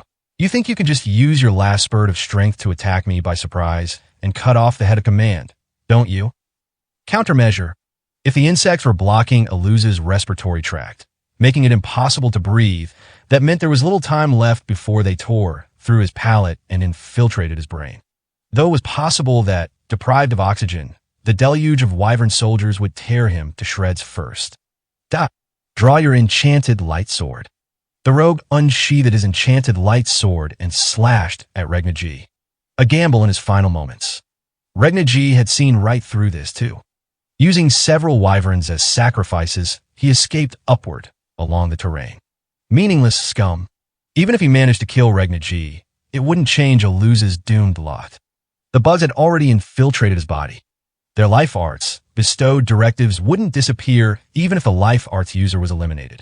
He would simply have his brain devoured from the inside, helpless to do anything to stop them. Kexi Ko Kiyuka, Kirikikir, Kinhor, Kotastanon, from Regna G to the Yupa Wings. Dizzying Canopy, Damp Money, Disturb. Uhalus shivered as, once again, even more bugs swarmed his body. His attempt to close the distance with his final struggles and the position he flew into had both been within Regna G's expectations as well. From the start, Aluz's attack was never going to reach Regna G, protected in his defensive formation. His final attack sapping his remaining strength, the enchanted light sword slipped down from Aluz's hand. His musket and the sack that collected his limitless magic items dropped to the ground. The magic items, the foundation of Uhlus the Star Runner's unparalleled power. Uhlus vacantly looked up to the sky above. It was no longer within reach. Your life was meaningless. The treasures you collected and your fame, too, Regna G said, looking down at Uhlus. Do you know how to sing? I found a real treasure, greater than any of yours. Upward, Uhlus muttered as the swarming bugs obstructed his breathing. He wasn't looking up at Regna G. That I thought. Instead, he was looking at the spire behind him. What? I've had you beaten from the very. Moving their fighting to the lower altitudes meant there was a spire in every direction. The nation of the new Principality of Lithia had these wyvern lodgings sprouting up all over the city, like a forest. Realizing where Aluz's eyes were fixed, Regna G also turned to look at the spire behind him. He turned to regard the blind spot at his back, where, as long as he watched Uhlus from up above and was protected by the wyvern formation, he didn't need to worry about any danger. Just what was Uhlus the Star Runner talking about?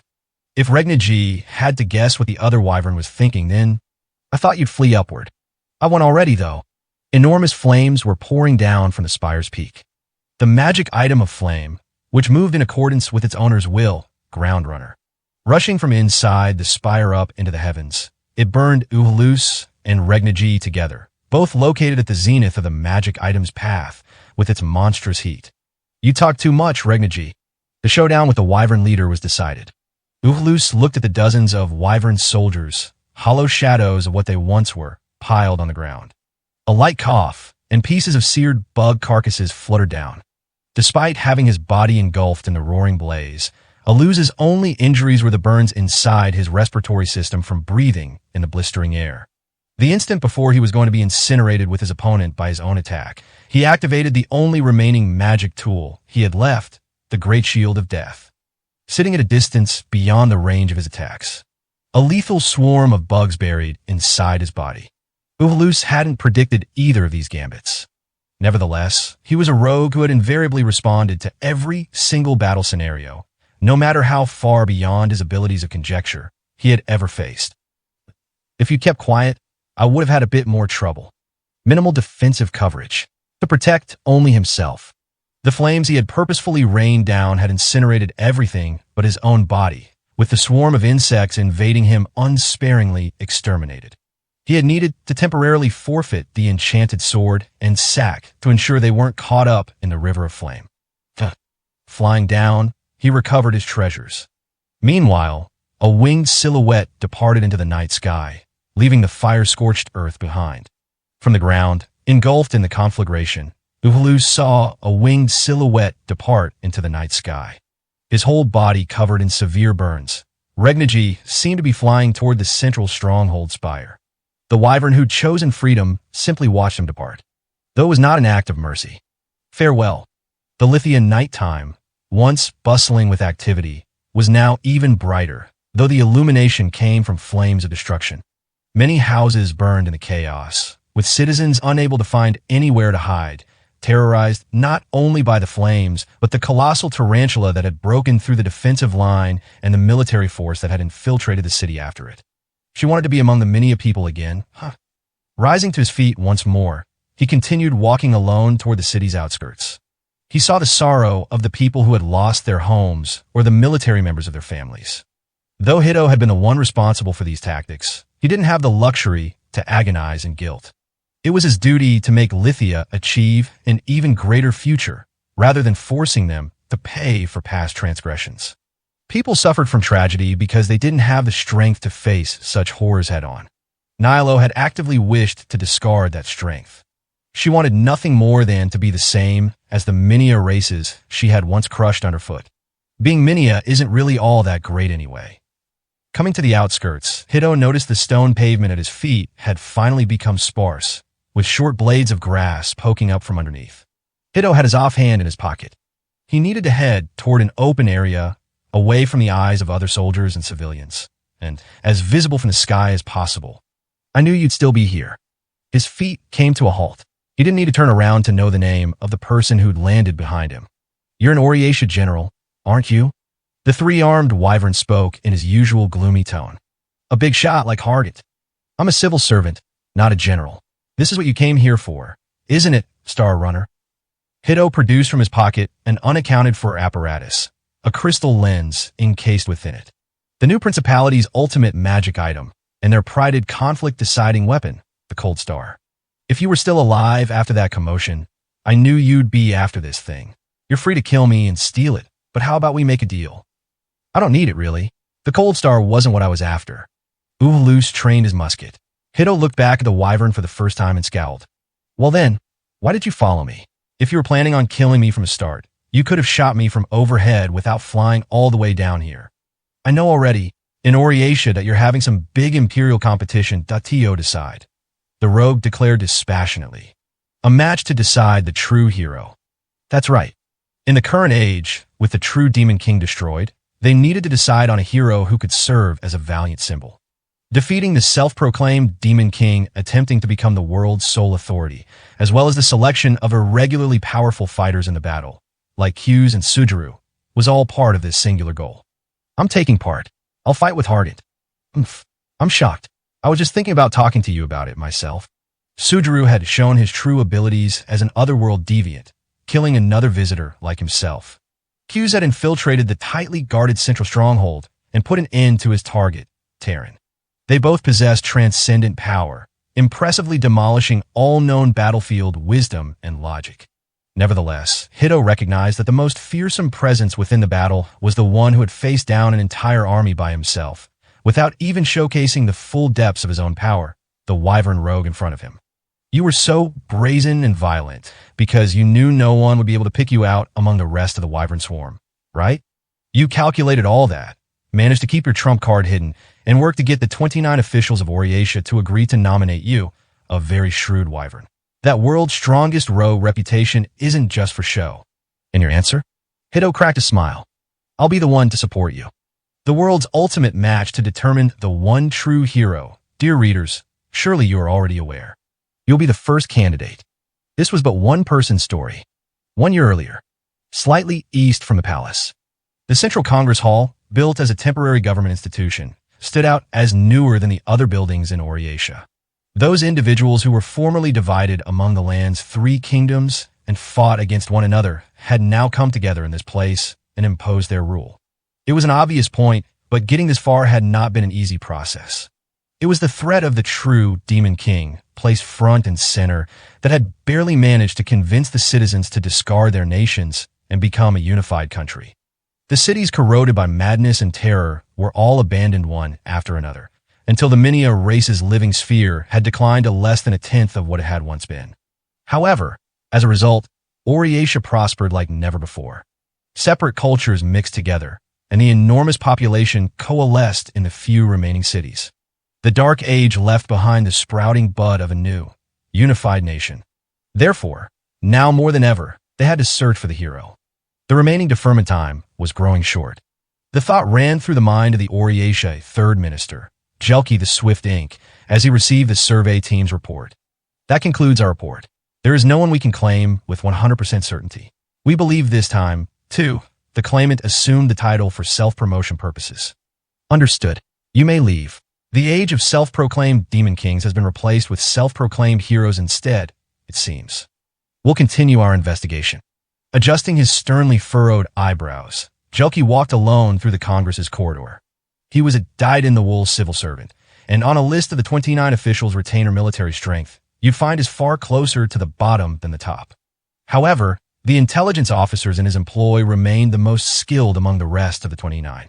They had worked for 9 small months and hadn't even confirmed the hero's name. He understood there was an appropriate conclusion to reach. It was a natural result at which to arrive. Nevertheless, it was a possibility the future of the world couldn't let pass. Could the hero have died without anyone knowing who they were? Insanity. Maybe suicide, considering the power of the true Demon King. Even supposing the hero did indeed kill them, it was extremely likely that the hero had met such an end. Nevertheless, you look as angry as ever.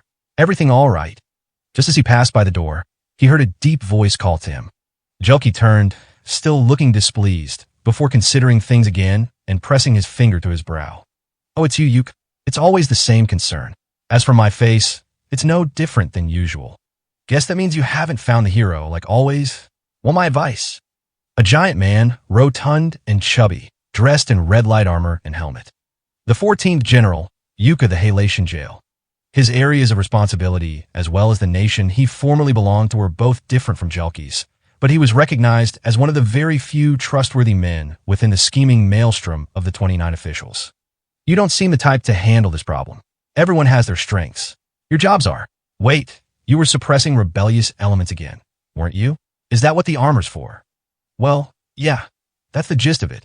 I killed 2 people. Doesn't feel great, honestly. Our battle with the Demon King army is finally over, but this time I had to kill fellow Minia. The Demon King army were all Minia races too. Yeah. Well, I guess. It's a figure of speech. Yeah, you get what I mean, right? In actuality, Yuka's work did much to ease Jelki's anxieties, with the general always taking the initiative on doing the dirty work of suppressing and purging dissent.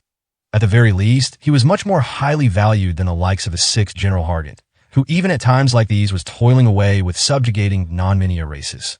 This problem was about suitability for the job. Until the true hero was found, they needed someone to buy time like this, to keep the tides from swelling higher. Yuka, about the hero situation. Wait. When Jelki went to continue the conversation, he directed his attention to someone who'd appeared on the other side of the hallway. 3rd Minister? The approaching figure was a woman. Her clever and attractive features were plenty to court the average person's favor. Worrying yourself over the hero thing again, are you? However, the wrinkles on Jelki's brow only grew more intense. The woman's name was Elia the Red Tag. Like 3rd Minister Jelki, she was a civil servant, but he hated the 17th Minister Elia from the bottom of his heart. This conversation has nothing to do with you. I heard a rumor that your soldiers were torturing Lithia troops the other day. What's a woman like you? Jelki's piercing gaze then shifted behind Elia. A pair of red eyes shone among the deep shadows cast by the setting sun. Luring Her Majesty the Queen away for? Trying to fill her with nasty thoughts, no doubt. A very audacious implication to make, Minister. Her Grace requested that I accompany her on her stroll. I see. I rescind the part about luring Her Majesty away, then. Come on now, guys. No bickering in front of the Queen. Isn't that right, Your Majesty? Yuka locked eyes with the ruler and flashed a smile with his usual laid-back attitude. The pair of red eyes blinked from their low stature before giving a single-word reply. Indeed, she was the last of the royalty. Her long, soft silver hair and doll-like facial features made her seem like a single lovely flower, showcasing her superior pedigree from generations of royal blood. The true Northern Kingdom. Their country's royalty had stopped the true Demon King's invasion for the first 6 years, but amid the rampantly spreading fear and sacrifice in the kingdom, the people's madness, called revolution, led to their execution. The Central Kingdom, their country's ruler, while afflicted with the same disease that had killed off their sons, gave their all to governing the people, establishing the foundation for the present-day Orietia, but passing away before they saw an end to the conflict. The United Western Kingdom. Their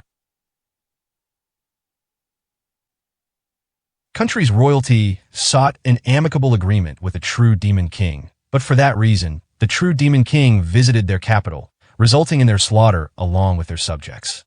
Within the turmoil of the United Western Kingdom massacre, there was a single surviving girl. The name of the world's last remaining royal was Queen Sephite. A mere 10 years old, even at her young age, the shadow of death was always close behind. The queen asked plainly, "Jelki, is the hero out there somewhere?" "They are, or so I hope." "In which case, why haven't they made themselves known?" "There are still some reaches we haven't searched yet. It's possible the hero isn't necessarily a Minia. We'll scour the whole world if we have to." Whenever he spoke with her, Jelki lowered himself on one knee and looked her straight in the eyes. While the true governance had been transferred to a parliamentary system led by the 29 officials, Oriatia, composed of 3 kingdoms unified as one, was still a monarchy, and there was no higher authority than the lineage of the one true king chosen by the Wordmaker. "What do you think, Ilya? Whether or not there's indeed a hero, we already have yourself, Queen Sephite, while you have yet to concern yourself with official business. I, Ilya the Red Tag, can guarantee that your majesty will be able to one day rule over the people." That couldn't come to pass. Jelki was unable to deny that there were times when he, too, was surprised at Sephite's percipient mind. It was clear from her appearance and behavior that she possessed the capacity to lead the people. However, if they were to someday hand over true authority to a young girl, the government was destined to become a puppet regime. Jelki looked to Ilya, standing beside the queen, a woman of vulgar lineage, suspected of killing the previous 17th minister herself. Sephite began to speak. "Duca, I want to hear your opinion, too." I don't really understand it much myself, but having the hero pop up couldn't hurt, right?" Yuka said leisurely, scratching the back of his neck. Jelki glimpsed from his kneeling position that, on Yuka's sleeve, peeking out slightly from his armor, there was a stain of the blood spatter from the citizens he had cut down. If the hero's actually out there, then we owe them our lives after all. With her eyes still wide open, the queen tilted her head to the side slightly. "In that case, let's find them. Bestowing royal honors and compensation should help. Yes? We've done plenty to indicate that at this point, your majesty. Nevertheless, the true hero has yet to appear. Is the true hero necessary?" And by that, you're saying, does it have to be the true hero? This didn't necessarily have to be the case, or at least, it shouldn't have been. If they were to prop up a false hero, they could claim it was the second general, Roskle the Absolute, for instance, and the people would most likely be easily convinced. However, if they were to one day find the true hero, should their existence be proven, Jelki couldn't possibly calculate how or in what way the resulting distrust would boil over and explode.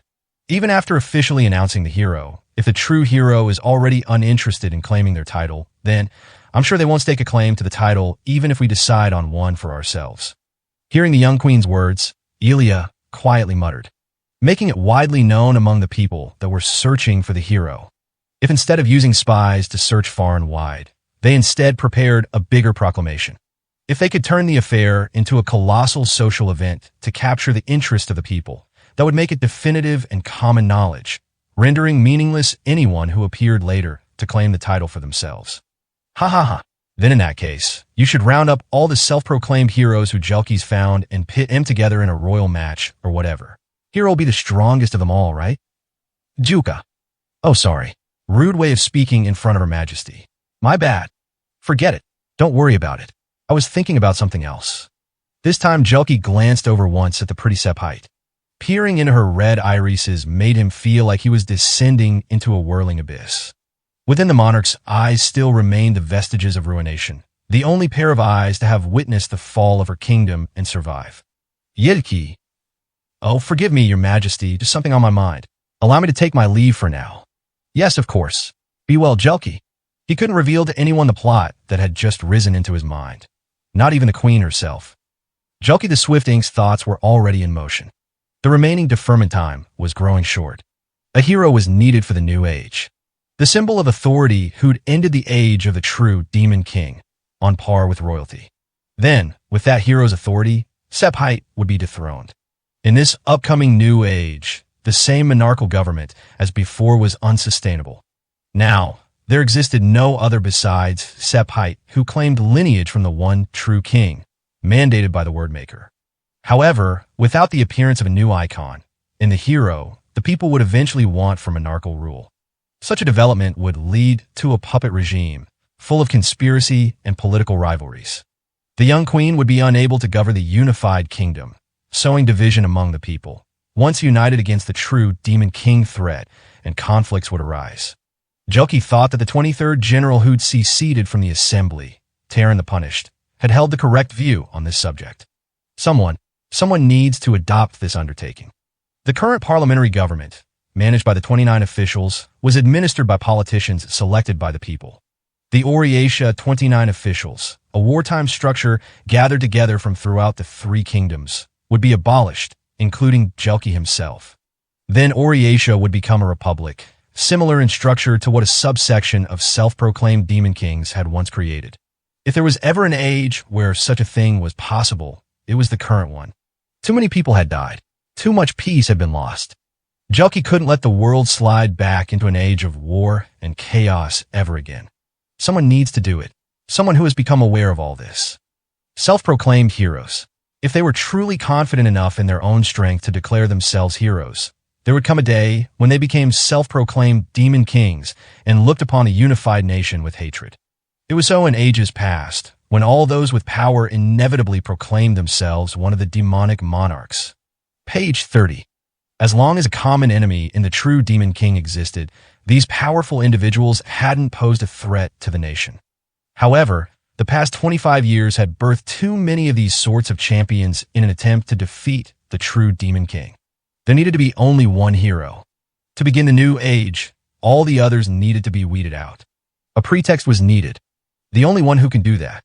Adjusting his glasses on his brow, Jelki walked alone down the Congress's corridor. He now knew what he needed to do. I need to find a way to do it. There wouldn't be a seat left for Jelki in the time of peace he was looking to create. He knew that better than anyone. Then, 1 year later, the enemy of all life, the true Demon King, who had plunged the world into chaos, had been defeated by someone. That individual's name and whether or not they truly existed was still a mystery. Now, with the age of fear at an end, it had become necessary to determine who this hero was. Now, there were 4 Shura. Sujiru the Willow Sword, Ulus the Star Runner, Kia the World Word, Nastik the Quiet Singer. Page 31. The identity of the one who defeated the true Demon King, the ultimate threat who gripped the world in terror, is shrouded in mystery. Little and less is known about this hero. The terror of the true Demon King abruptly came to an end. Nevertheless, the champions born from the era of the Demon King still remain in this world. Now, with the enemy of all life brought low, these champions, wielding enough power to transform the world, have begun to do as they please. Their untamed wills threatening a new era of war and strife. To Oriatia, now the sole kingdom unifying the Minion races, the existence of these champions has become a threat. No longer champions, they were now demons bringing ruin to all, the Shura. To ensure peace in the new era, it was necessary to eliminate any threat to the world's future and designate the true hero to guide and protect the hopes of the people. Thus, the 29 officials, the governing administrators of Oriatia, have gathered these Shura and their miraculous abilities from across the land, regardless of race, and organized an imperial competition to crown the true hero once and for all. The sun reigned over a cloudless sky, allowing the changing colors of the flora to appear ever more vibrant. Along the outskirts of the Seine Riverstead, on a hillock overlooking the lowlands and bountiful pastures, there stood a tract called the Needle Forest, the origin of the name being plain enough even for young Maroya to understand. From a distance, it looked as though countless iron needles were protruding from the hill, creating an environment too desolate for even a single tree to grow. A determined climb up the hill revealed the true identities of the needles. Every one of them was a thick iron pillar, the same as those seen every year during the offering festival. Maroya kicked the heel poking out from the sea of iron. "Come on, wake up. It's past noon already." Just the sole of the foot Maroya kicked was nearly 3 times as tall as he was. "Quit your barking. Ugh. Not you again, stupid brat. You're a lazy, good-for-nothing. All you do is lie around all day." For a long, long time, there had only ever been a single inhabitant living atop the barren, iron-covered hill. A gigant. His name was known to everyone in the village, Melee, the horizon's roar. HNNNGGH. Up we go. Grabbing one of the nearby pillars, the gigant languidly sat himself upright. The iron pole that took 20 adults to carry every year warped horizontally, like a clothes-drying pole with a grating metal squeal. He was a huge man, too huge. He was clad in simple clothing, woven from trees and vegetation through the use of craft arts. His head, even when sitting cross-legged, was so high that Maroya needed to crane his neck all the way back to be able to see his face. Maroya had heard from the village chief that even among the ancient gigants, Mantle was special. Just as it was with Minia, there were tall gigants that towered above other members of their race, and Mantle's height was, in Central Kingdom metrics, between 20 and 30 meters tall. Well then, get into another fight with your pops, did ya? That's not it. Your bow. You have one, right? Oh, that thing? Where did I put it? How could you even lose something that big? Look, it's lying right over there. His voice frantic, Maroya easily located the item in question. Of course, anyone who lived outside the Sign River Stead would never have recognized it as a bow. The black, impossibly large weapon had been crafted from some unknown material. It looked almost like part of the landscape as it lay out on the ground, amid the gaps in the stalwart pillars. Puck said that just being able to move that thing's bowstring even a little bit would automatically make you the strongest person in the village. Is that true? Come on, give me a break. A brat like you becoming the strongest in the village doesn't mean a damn thing. Anyway, I'd still be 1,000 times stronger. Like I care about how strong you are, Mantle. Puck made fun of me and said there was no way I could do it, so I'm going to find out for myself. What a pain. The gigant sluggishly lay back before plucking the massive bough from the earth with his fingers. It dragged along the grass and soil, loudly grinding down into the hill surface. Maroya sighed, exasperated. In his eyes, Mantle was even more of a lazy slob than his older sister. Could someone like him really be the village's guardian deity? Hey, try to get pinned underneath this thing and die on me, got it? Not that I'd expect much else from a puny weakling. Oh, shut up. With a biting reply, Maroya tried pushing at the taut metal bowstring. The string was almost as long as the gigant was tall, yet still Maroya devoted his entire body weight to moving it, but it did not budge. It was a firm iron rod, not unlike the pillars standing tall around him. He started to wonder if there was some truth to the legend of a wild boar appearing in the Needle Forest and dying after colliding with the black bough. Even in that story, the bough hadn't moved a single inch off the ground. Arg, HNNGGH, Simon.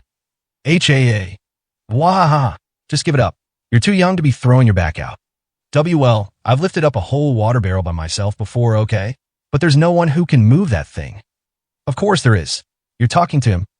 Ugh, you know what I meant. Mantle turned over on the barren soil once more, his interest waning. Maroya had never once seen the gigant move with any sense of urgency. Oh yeah, that reminds me.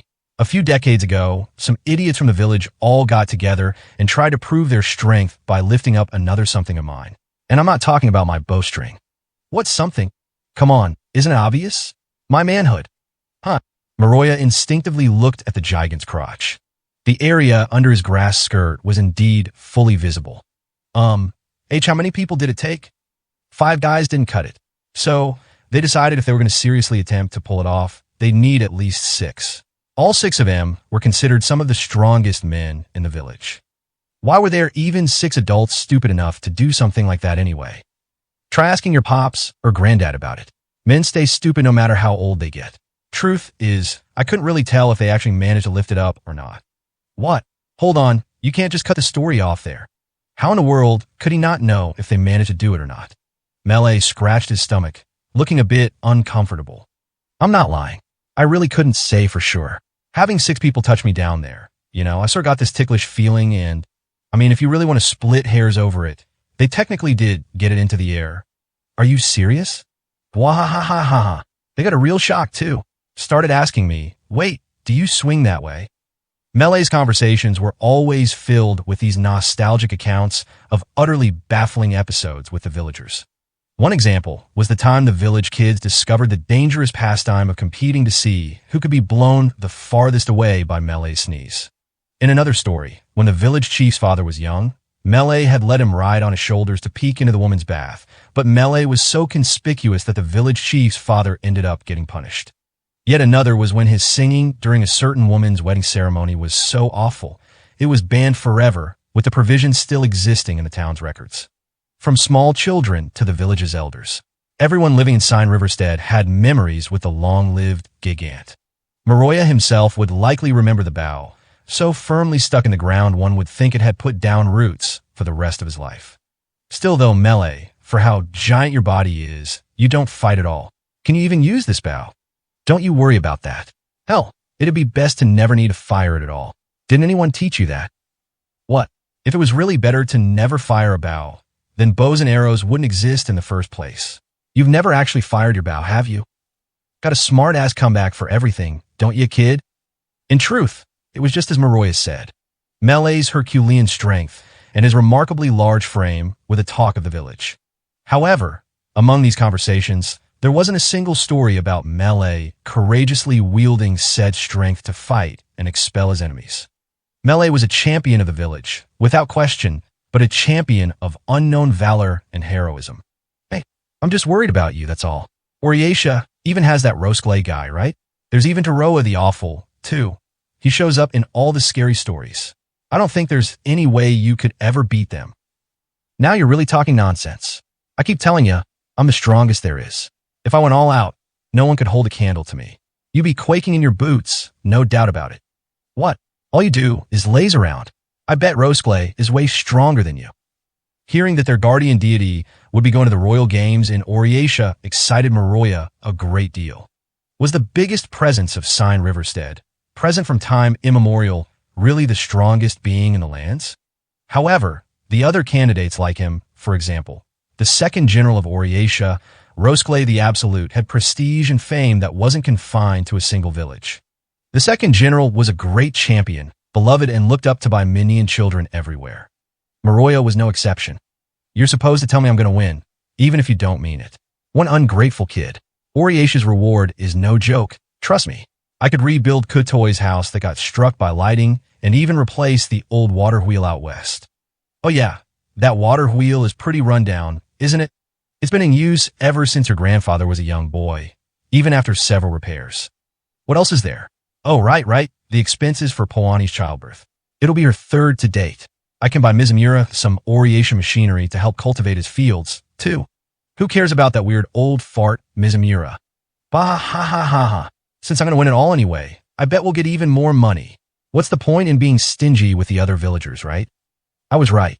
There's no way anyone who says stuff like that is going to win. Melee was always laughing with optimism. Whether it was someone's troubles with school or farming, or the tragedies of the world at large, compared to his massive body, they all seemed so small. That was probably why the people of the village, even without any pressing reason in particular, would come to visit the Needle Forest.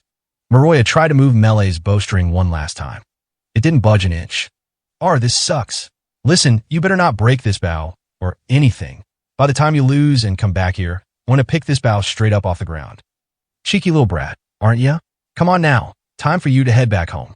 Suddenly, Melee got up. He seemed to be looking far into the wild blue yonder. Though to Maroya's eyes, all he could see was the ordinary, empty blue sky. There's a storm coming. Wait, really? It's still clear out, though. Yep, a bad one. The clouds say it all. Right. Okay then. See you tomorrow. Maroya quickly scampered down the hill as he made his way home. Melee and his towering frame had no roof to shield him from the wind and rain. Nor did he need one. The Needle Forest, overlooking the Sign Riverstead, had been his home for a long, long time. Let's see. Should be sometime tonight. There was no one else who could see the shape of the clouds as they drifted along the very edge of the horizon. Melee took up his black bow. This year, once again, the Sign Riverstead's day of ruin was approaching. It came not with a hiss, but a crackling roar. The rain sounded almost like an earthquake, with the dark, raging sky appearing as though it was trying to drown the whole land at once. The storm winds from the neighboring mountains began blowing whole trees into the air. A number of them crashed into Melee's skin with significant force, but he felt no pain at all. The hulking gigant stood on both legs in the middle of the moonless storm. Two fearsome eyes glinted, emerging from the colossal shadow, thrusting up to the heavens. Coupled with the terrifying torrential rain raging, anyone unfamiliar with Melee who saw the scene for themselves would think they were witnessing ruin incarnate. Page 32. Looks like it'll be here soon.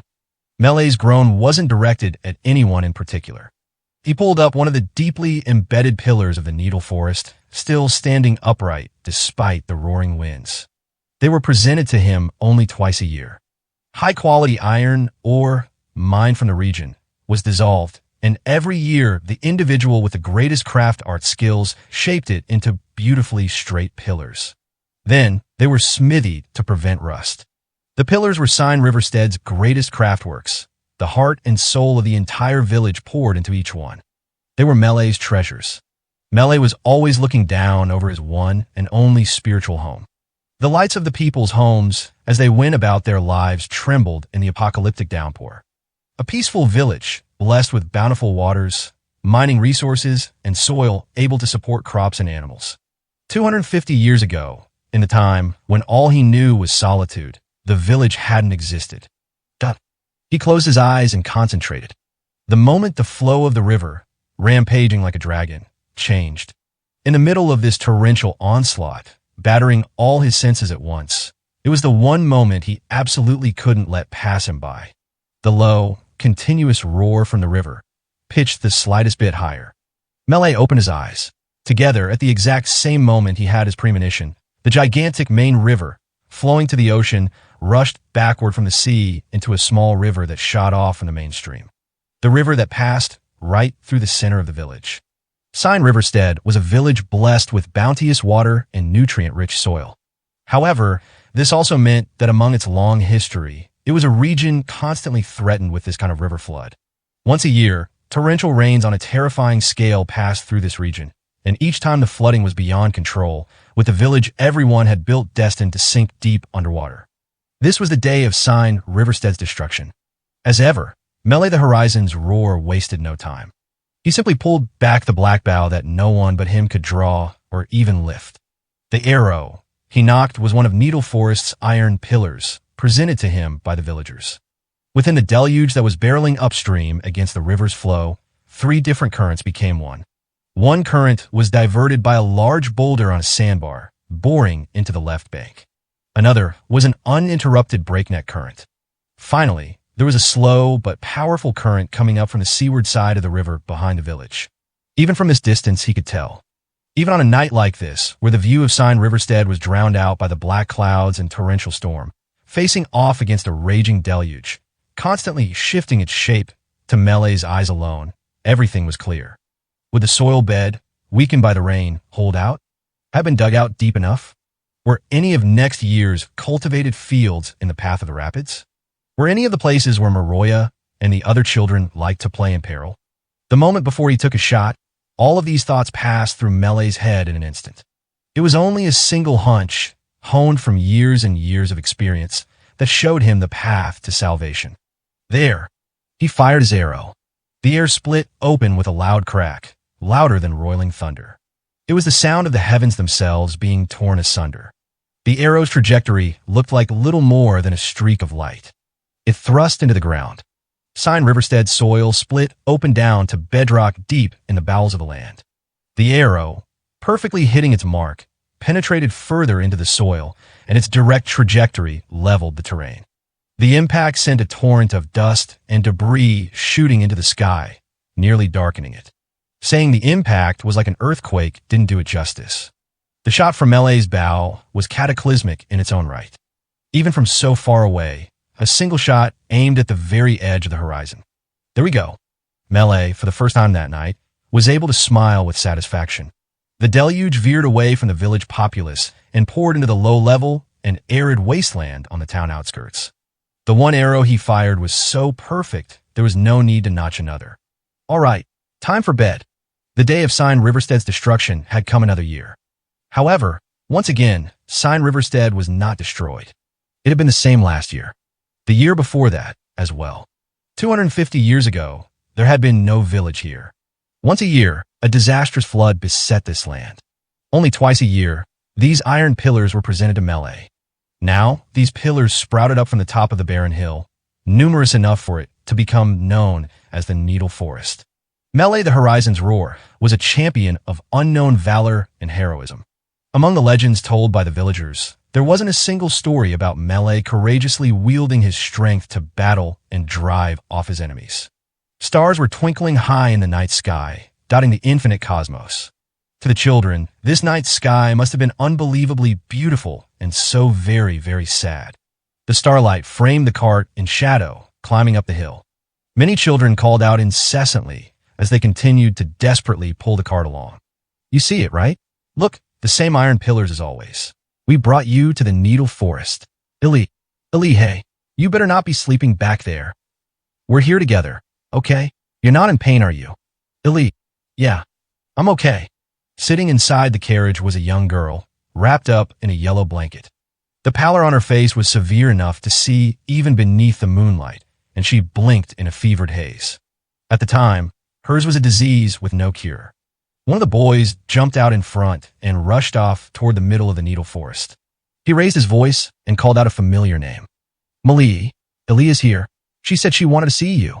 The gigant was almost always lounging around on his back, but that was the one night when he wasn't sleeping like a log. He joylessly sat with his back to the children. Give it a rest, will ya? Who the hell's that supposed to be? You brats all look the same to me. Melee grumpily spat back without turning around. He had almost never called a child, exceptionally small, even for a Minia, by her name. Part of it might have been because he was scared to develop any attachment to the all-too-feeble creature. Get off your high horse, you jerk. This is really going to be the last time, got it? You've been close with her ever since she was born, haven't you? Duh. The gigant rubbed his face with a large hand, seemingly big enough to hold 3 full-grown adults. In stark contrast to his everyday optimistic laugh, he spoke with a tremor in his voice. Is it really time? The time for goodbyes always came, without fail. It came when someone set off on a journey, free of regrets, just as it came at times like these, always too soon. Damned Minia, your kind is too weak, too feeble by half. At long last, the cart caught up to the boy. Adults, appearing to be the young girl's parents, gripped her delicate and fragile hand. The children whom Melee saw day in and day out were each calling out the girl's name. Illy, she didn't even have a second name. Illy of Sign Riverstead. She was born into this world, and she would leave it without achieving anything at all. Melee, you're awake. I'm glad. Just a coincidence, that's all. I was so bored I was counting the hairs in my beard. Oh, were you? Melee, listen. I always had. So much fun. Is that right? Well, I'm happy to hear that. You enjoyed your life to the fullest, didn't you, Illy? It was around this time that the eyes of all the children in the area began welling up with tears, one pair after another. Even the troublemakers, often fond of putting on a brave front, lost their composure. Illy had been a precious friend to all. Melee wasn't going to be swayed by these weaklings' tears, however. He was the strongest gigant of all, and the village's guardian deity besides. He decided that he wanted to show her something big and impressive. Wrapping both of his massive hands around the cart, Melee forced his trademark smile to his lips. All right, well, if you're going to kick the bucket today anyway, I'll grant any request you have. What'll it be, Missy? Teach then one more time. Melee, the stars, like you did before. Oh, sure. You sat right up here on my shoulder and got a good look at him, didn't you? I love this village. The stars are so pretty. Bah ha ha ha. What these tiny things. When the time comes, I'll decorate your grave with as many of them as you want. With his massive hands, big enough to hold 3 full-grown adults, the gigant carefully cradled the small, blanketed girl. She was still here. She was still breathing, still warm, still full of life. He remembered the day she was born. The sky had been just as clear as it was this night, with the stars dotting the heavens. In an instant, her time had flown by. Melee the Horizon's roar had been born strong. Minia, their lives are so painfully short. Anyone else want to look at the stars with me and Illy? I do. Me too. Illy, I'm coming too. Come on, me too. Hop on, all of ya. No matter how close the stars seem, don't go trying to grab him. Melee held the precious little lives in both hands and lifted them high into the sky. As he raised them higher and higher, even he got a good look at the glittering stars. It was an exceptionally beautiful and exceptionally sad night. Higher still, so that she could get a better glimpse of the stars she loved so much. Higher than ever. A memory from the distant past. Hey, Dad. It was the night following the deluge. Away from the fireplace, the air was a bit chilly, the final remnants of the storm. Finished with dinner, Maroya was brushing his teeth as he posed a question to his father, who was brushing his own teeth beside him. There was someone that went off to Oriatia from Sign Riverstead, right? Oh, you talking about Mizuna? Do you want to go to Oriatia? To Maroya? Nah, that's not it really, it's just, I wonder why Melee's heading off to those royal games. HM, where's this coming from? Well, it's a pretty long trip from out here to Oriatia, for one. And you don't think he needs to go that far to earn money for the village, is that it? The serene and spindly father had the complete opposite personality and build from Maroya, who took more after his mother. Nevertheless, he was always able to see through and understand what exactly his son was thinking. To tell you the truth, the royal game stuff was something we all decided in part for Mele's sake too. For Mele's sake? That's right. The father thoroughly wiped down his face with a cloth and put on his normal pair of homely glasses. Since they had been exposed to the heat from the lamp, they were slightly fogged over. Mele's, well, he's never been outside Sign Riverstead before. Whoa, no way. Really? Yup, that's right. He's always been up on that hill, sleeping, eating what the village brings him, shooting down wyverns for meat. It's always been that way, even back when my great-grandfather was a boy. Doesn't he ever want to travel? I'm sure he does. Normally, Gigants live nomadic lifestyles. If they stay in one place, they more than likely run out of food. Not that that part really matters much to Mele. It was the first time Maroya had given any consideration to what life must be like for Mele. Up on that barren, weather-worn hill for 250 years. No changes in scenery, and without meeting any other of his Gigant brethren. Although he was the guardian deity of Sign Riverstead, he couldn't live together with a Minia in the village. Both sides knew the difference in scale between Minia and Gigant was far too vast in every conceivable way. Despite having eyes that could see farther than anyone else, he had never once visited the landscapes he beheld. This year's storm is over. That's why we want him to travel, just for a little while. With our survival assured for another year, we thought it would be nice if he could make some memories outside of this village. But he's going to be fighting in the royal games. Even Roskle will be there. Isn't that scary? I think that might be a bit difficult for you to understand right now, Maroya. The father folded his arms, vaguely pondering and frowning. The chirping sounds of the birds could be heard coming in from the nighttime, still beyond the window. Mele, well, he's strong. I mean, sure, but even still, he's strong. Far stronger than you think he is, Maroya. Mele the Horizon's Roar was a champion of unknown valor and heroism. Strangely, despite that, there was no one in the village who doubted he was the strongest in the world. Must have been about 8 years ago now. Did you know the Demon King army had spread out very close to where we are now? What? No way. It's the truth. Honestly, I was terrified. And as a baby, you would cry nonstop every day. The whole area was crawling with soldiers of the Demon King's army. But if we didn't flee, we would have all been forcibly conscripted into the Demon King's army at some point too. The situation was so bleak that there were some families that seriously considered ending it all. Among the children, fond of telling stories about dragons, ogres, or even monsters like Taroa the Awful, the true Demon King was one figure that none of them ever joked about. Everyone understood it to be a topic far too serious for their games. But that didn't happen. Everything else fell to the army, but our Sign Riverstead alone remained safe. I remember it all. Almost every day, Mele would stand up on that hill and look out over the Demon King army. He had that black bow in his hands. He didn't fire any arrows, but the grim look he always had on his face was like nothing I had ever seen before. It's all thanks to Mele that the Demon King army never came here. Incredible, isn't it? Mele beat the true Demon King. It's the honest truth. Maybe this was the sole anecdote describing Mele's heroics. Maroya got the feeling he knew the reason why the adults never mentioned it. Imminent destruction and rampant, shapeless despair. The day the smile disappeared from Mele's face. Anything and everything completely different from the way the village was now. It was an event that everyone wanted to remember as nothing more than a bad dream. Sign Riverstead was peaceful. The residents of this small village continued to live on the lands of their ancestors, never forced to relocate to Oriatia or have their bountiful resources devastated by the true Demon King. Much like a select few of the other remote, unexplored regions scattered across the world, this was one of the minority of places that had been able to preserve its form through the age of the Demon King. Mele's a warrior. He's been strong forever, probably from even before he came to this village. Even without anyone to fight, Mele's always been strong on his own. It must be lonely. If he did fight, he'd be stronger than anyone else. Still, though, he continues to protect this village without ever showing off his strength to anyone. Maroya didn't know about what sort of conversation occurred between the adults of the village and Mele when he said he was going to join the games. However, if this was all true, if Melee had truly been a warrior the entire time. He must have been so sad, so lonely. Though the villagers brought him food, offered him arrows, and shared memories with him, this one part of him must have never felt satisfied. The era of the true Demon King's tyranny itself gave birth to the various champions across the land. Thus, in this village, its safeguard of peace and tranquility unyielding, that meant not a single individual as strong as Melee ever appeared among them. Dad, you think Melee can beat Rosclay? Sure he can, but I've never even seen Melee fire an arrow before. HM, you sure? I'm pretty confident you have. The father cocked his head, puzzled, before opening the window that looked out on the hill.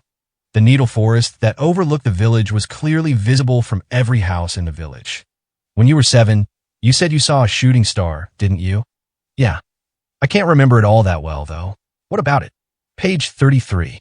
Look, you can see it really clearly tonight, right? Maroya instantly leaned out the window with excitement. A shooting star. The clearly visible star was racing across the night sky. However, the star was climbing up to the heavens. Scores of burning lines raced across the sky from the direction of the hill. Rows and rows of them. On a normal night, they might have been overlooked. A pale light, too faint to be seen if not for the clear skies following the storm. The lights from the burning earthen craft arts arrows. Far off into the sky there. Fast enough to scorch the earth below. Only Melee is capable of such a feat, and he does it every night. Melee! Maroya simply hadn't noticed, but these shooting stars have been sparkling every night. The huge gigant, always lazing around and laughing at everything, shooting his arrows night after night, right here in this village. Hey, Dad! Dad! Maroya stared so intently at the light, he nearly fell out the window. Melee was a big liar. He shot his arrows after all. Not only that, but he could pull off amazing stuff like this too. Now Maroya could believe. He wanted to believe that the biggest presence in the Sign Riverstead for as long as anyone could remember was truly the strongest person in all the land. You think Melee can beat Rosclay? Stars were twinkling high in the clear sky. They stretched out across the wide open skies. A beautiful sky, the storm long gone. Ah, damn it. Damn near had it too. Looking up at the star twinkling in the sky, small enough to pass through the eye of a needle, Melee clicked his tongue quietly. Knocking an arrow he pulled from the ground, drawing his bowstring, and then, aiming up high into the sky, he sent his arrow flowing toward the small speck in the heavens. He continued until he had exhausted all his strength and could enter a deep sleep. He was sure that his aim was still just a little bit off. He was sure that his arrow was still falling just a bit short. Still, today was better than yesterday. That was why he knew he'd hit it eventually. Just watch. Dragons don't devote themselves to training. The same was true for gigants and elves, who possessed equally long lifespans. It is believed that, among the races of the world, it is only those ones with a limited lifespan who are able to hone their skills and pour such fervent efforts into their endeavors. However, if the long-lived races were able to devote the entirety of lives to the pursuit of a single skill, the gigant cupped the star-filled night sky above him in both his hands. He was never without his confident grin.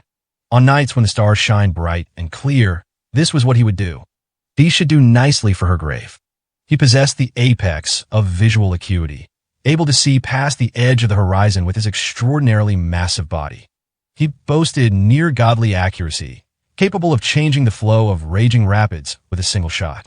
He fired his bow with destructive force, each arrow impossible to block or evade, a single shot capable of leveling large swathes of terrain. His astral arrows were launched from a place far from the realm of terrestrial comprehension. Archer, Gigant, Melee, the horizon's roar. Ever since her youth, one girl thought the mountain glow visible from the desert was rather mysterious. According to what adults had told her, it was the light from a city known as Itaki, and people totally different from them lived there. Ani was a child who asked many questions. Just how different are we from them? Do they have lizard faces like the Zumu? No, that's not it. Those Highlands folks' faces aren't that different from our own, but their God's different. Their God. You know how long ago the scary true Demon King showed up, right? Back then, all the people in the Highland City died, but our people managed to survive. The particle storm protected us. The particle storm is a god, not part of the weather. It's both. The god's power appears in our world in the form of the weather phenomenon known as the particle storm. a god solely for us people of the desert. The particle storms come through the Yamaga Barrens many times over the ages, but it's always spared our village, right? See, that's because he's protecting us. Outside of Ani's village, apparently everyone worshipped a god called the Wordmaker. But since that god didn't protect anything from the true Demon King, the particle storm must have been the stronger of the two. One day, when she went to draw the afternoon water, she saw the particle storm pass through the gap between the village and the oasis. The desert sky was completely covered, and despite being noon, it was as though the whole world had been plunged into darkness. A thunderous sound, the likes of which she had never heard before, rang in her ears and rattled around her head until it finally passed through. The sound had absolutely terrified the young Ani. China had accompanied her to the oasis, but since she had finished drawing her water sooner, she had been completely erased on the road back to the village, without even a single finger of hers left behind. Just as its name suggested, the particle storm shredded anything and everything it engulfed into tiny particles. The tremendous amount of sand swirled together into a tempest, and like a file chiseling away at a stone, scraped away at the bodies of any living thing until there was nothing left behind. Even in the Yamaga Barrens, there were a great many living creatures. Cats, mice, and lizards could be seen scampering around, and woodpeckers nested in cactus holes. The amusing movements of the white spiders were a particular favorite of hers. Nevertheless, with the particle storms passing, it all disappeared entirely.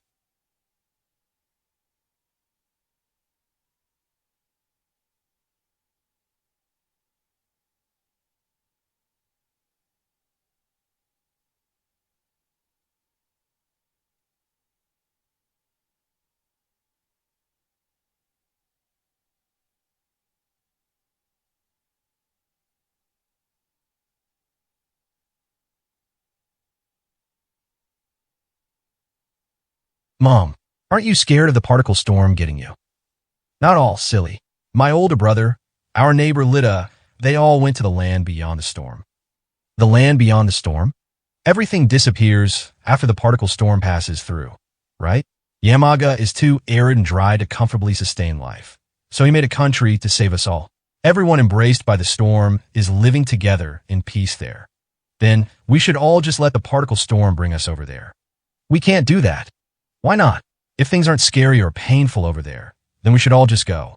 The particle storm gets very angry when children try to go over to the other side. Instead of sending them to the land beyond, it brings them to a bad and scary place in hell. Everyone has to wait for the day when he comes to welcome you. Mom, he never welcomed you. Duh. Did China go to hell? The villagers always needed to make sure the particle storm was never angered. No matter how hard things got, the rule was to endure it together and continue to perform their daily duties. This was also why Ani crossed the desert to draw water. Whenever she encountered a sandstorm, she grew hopelessly scared that it was the angered particle storm instead. She heard that the particle storm's anger grew even more intense during the year someone left the village. Thus, everyone worked the same way, day in and day out. Ani never once complained. There were many other adults who did jobs far more difficult than hers. Coughing violently from sand, she carried her bucket filled with water. She made the round trip repeatedly. Even if her shoes got worn down by the hot sand, there were times when no one would fix them for her. The corpses of children, dead from disease, were wrapped in furs and carried to the barrow where the particle storm was enshrined. Now and again, Ani would look at the lights of Itaki on the mountaintop. The adults pitied the people there who lived without the protection of the particle storm. She watched the small and large moons travel over and over again across the beautiful night sky of the Yamaga Barrens. Just how long had she repeated her routine, day in and day out? Ani was now 12 years old. That day, the oasis was different from normal. A carriage was stopped there. Who's that? Oh, well. A Zuma woman saw Ani and smiled. Both her dress and her carriage were of higher quality than anything Ani had seen before. This is perfect timing. Are you from the Yamaga village? Yeah, I'm Ani. Why hello there, Miss Ani. The Zumu were a Minian race with the faces and scaly skin of lizards, and they primarily lived in dry and arid regions, such as deserts. They were not a race to be feared. The merchants who came selling salt to the village were all Zumu as well. So if anything, Ani was more accustomed to seeing them than other Minia from outside the village. Are you a traveling merchant? No, not at all. It pains me to say, the only things I could possibly put up for sale are laughter and flattery. I am but a humble Zumo harlequin. Do you enjoy string craft? Harlequin. Unfamiliar with harlequins, are we? Well now, let's see here. I know I have a picture somewhere around here that should clear things up. The Zumu woman searched the inside of her overcoat, her protection from the harsh sunlight, and made an exaggerated display of bewilderment when her search came up empty. Did you lose it? Oh no. Perish the thought, I found it just now. Ta-da! Finally, the Zumu woman took out a single sheet of hemp paper, but it was soon caught by the wind and slipped cleanly out from her hands. Oopsie. Staggering along, she followed the paper as it danced in the air. Just as she was about to grab it, at the very last minute the paper would again escape her grip. Greatly surprised, the Zumu continued to comically chase the airborne scrap of paper around and around. Without any spoken word arts, the piece of paper began flapping up and down like a bird's wings. Oh, knock it off now. Stop right this instant. Yeah. The paper seemed to be teasing the harlequin as it tossed her about, and she grew dizzy following it around, eventually collapsing onto the sand. The double-folded bird became a simple piece of paper once more and gently fluttered down over her reptilian face. It was the first time in Ani's life she had ever seen such a strange and amusing spectacle. Did you enjoy my performance? Folding up the paper into a small square and putting it back in her overcoat, the Zumu took an extravagant bow. Is that paper alive or something? That is the question, isn't it? I need to open it up and check again for myself. Oh my, it's good as new. The paper was hopping in the palm of her hand like a bug, but when she handed it over, Ani could tell it was nothing more than a simple piece of hemp paper. There was an illustration of a flower drawn on it, the kind little children enjoyed. Ahaya, ahaya. Well, it seems it's taken quite a liking to you, Miss Ani. Well then, it's yours. Are you sure I can have it? Why, of course. In exchange, would you be so kind to point me toward your village? I could search for it with my own 2 feet, but I'm so very worried I'll get myself lost. I fear I'll end up walking myself in circles, you see. You can follow this road, where the ground color's different.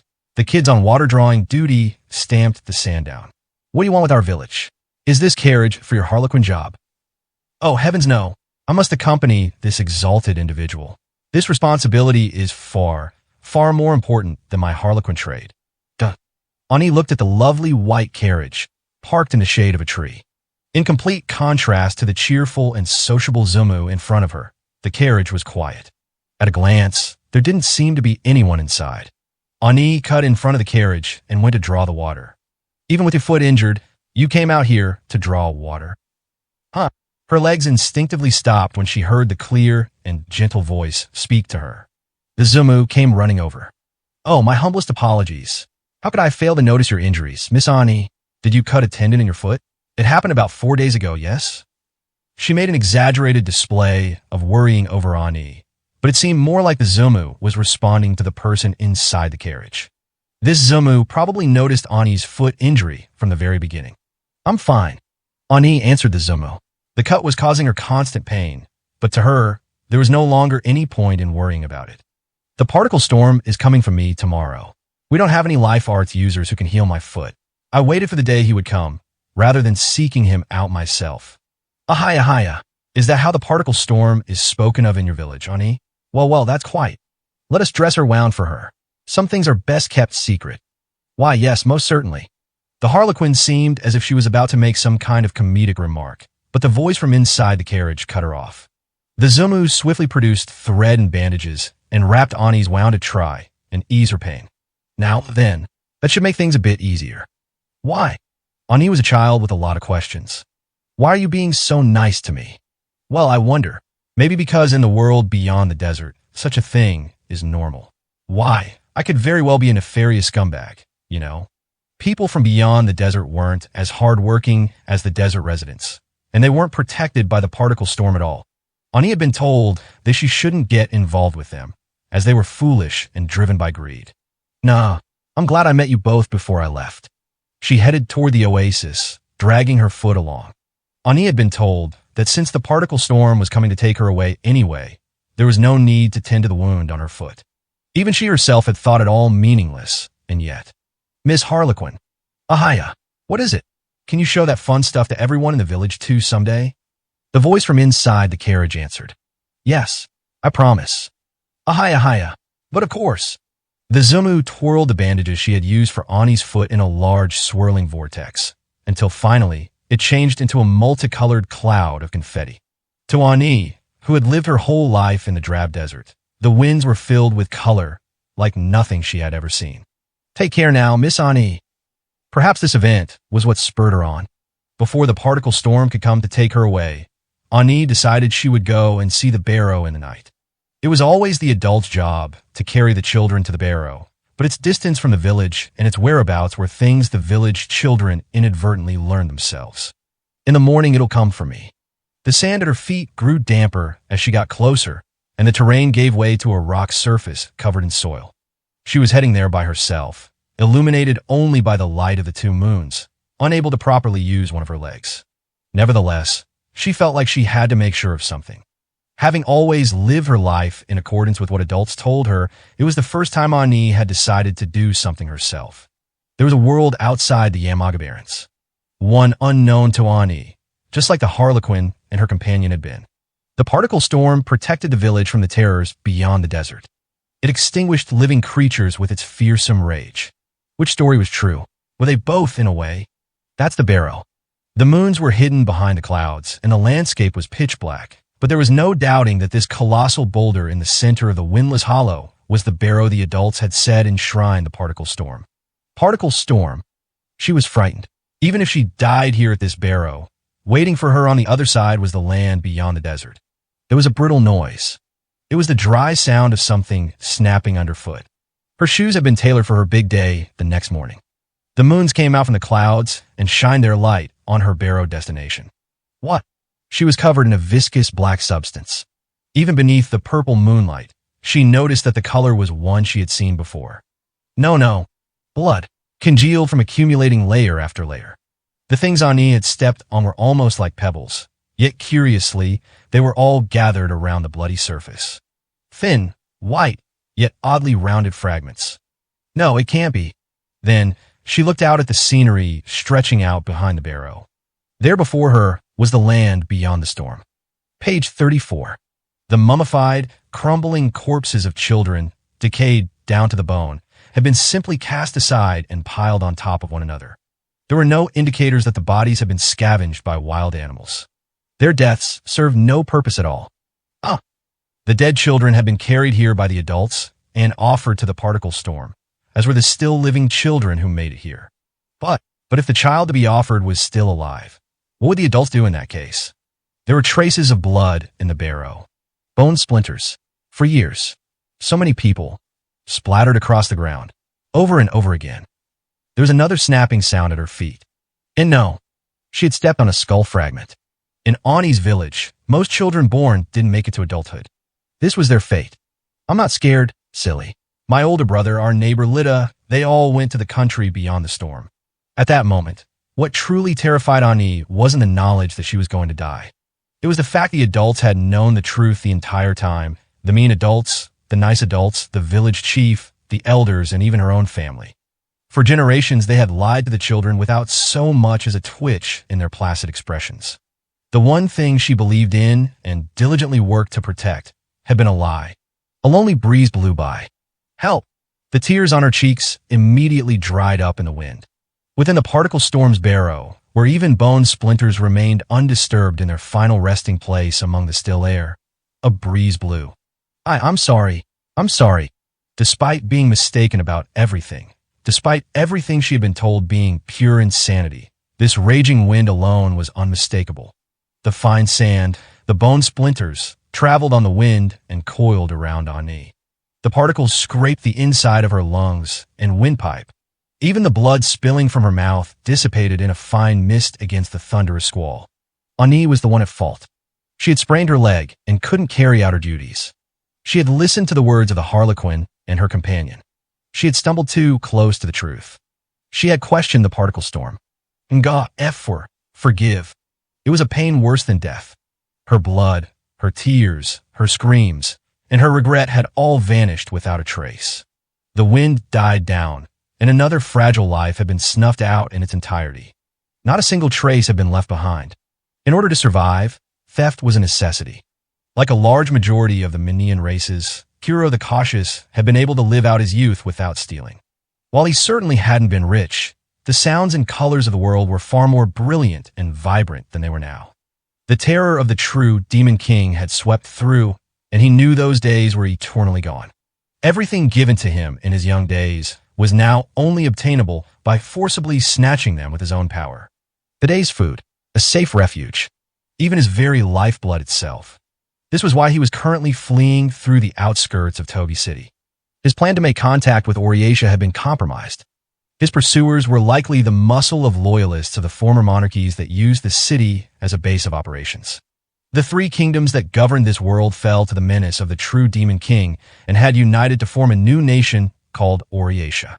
The old kingdom's loyalists who sought to restore the nations of the past had a deep-rooted hostility toward Oriatia. Figures there'd be a lot of Minia in this district. I'm going to stand out a bit.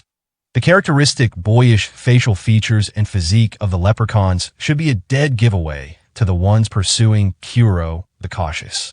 Keeping his hands stuffed into the pockets of his dark brown coat, he remained vigilant about the crowds coming and going behind him, without once looking back. They just crossed over the bridge. There's 13 of them coming. A young girl's voice whispered to him from somewhere.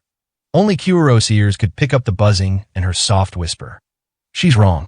I'm hearing 14 people's footsteps. Once he knew his enemies were near the bridge, Kuro the Cautious was then able to accurately grasp the precise number of pursuers. He could do this simply by focusing all his senses in the bridge's direction. He was in a market at noontime with several hundred people of different physiques and gaits coming and going.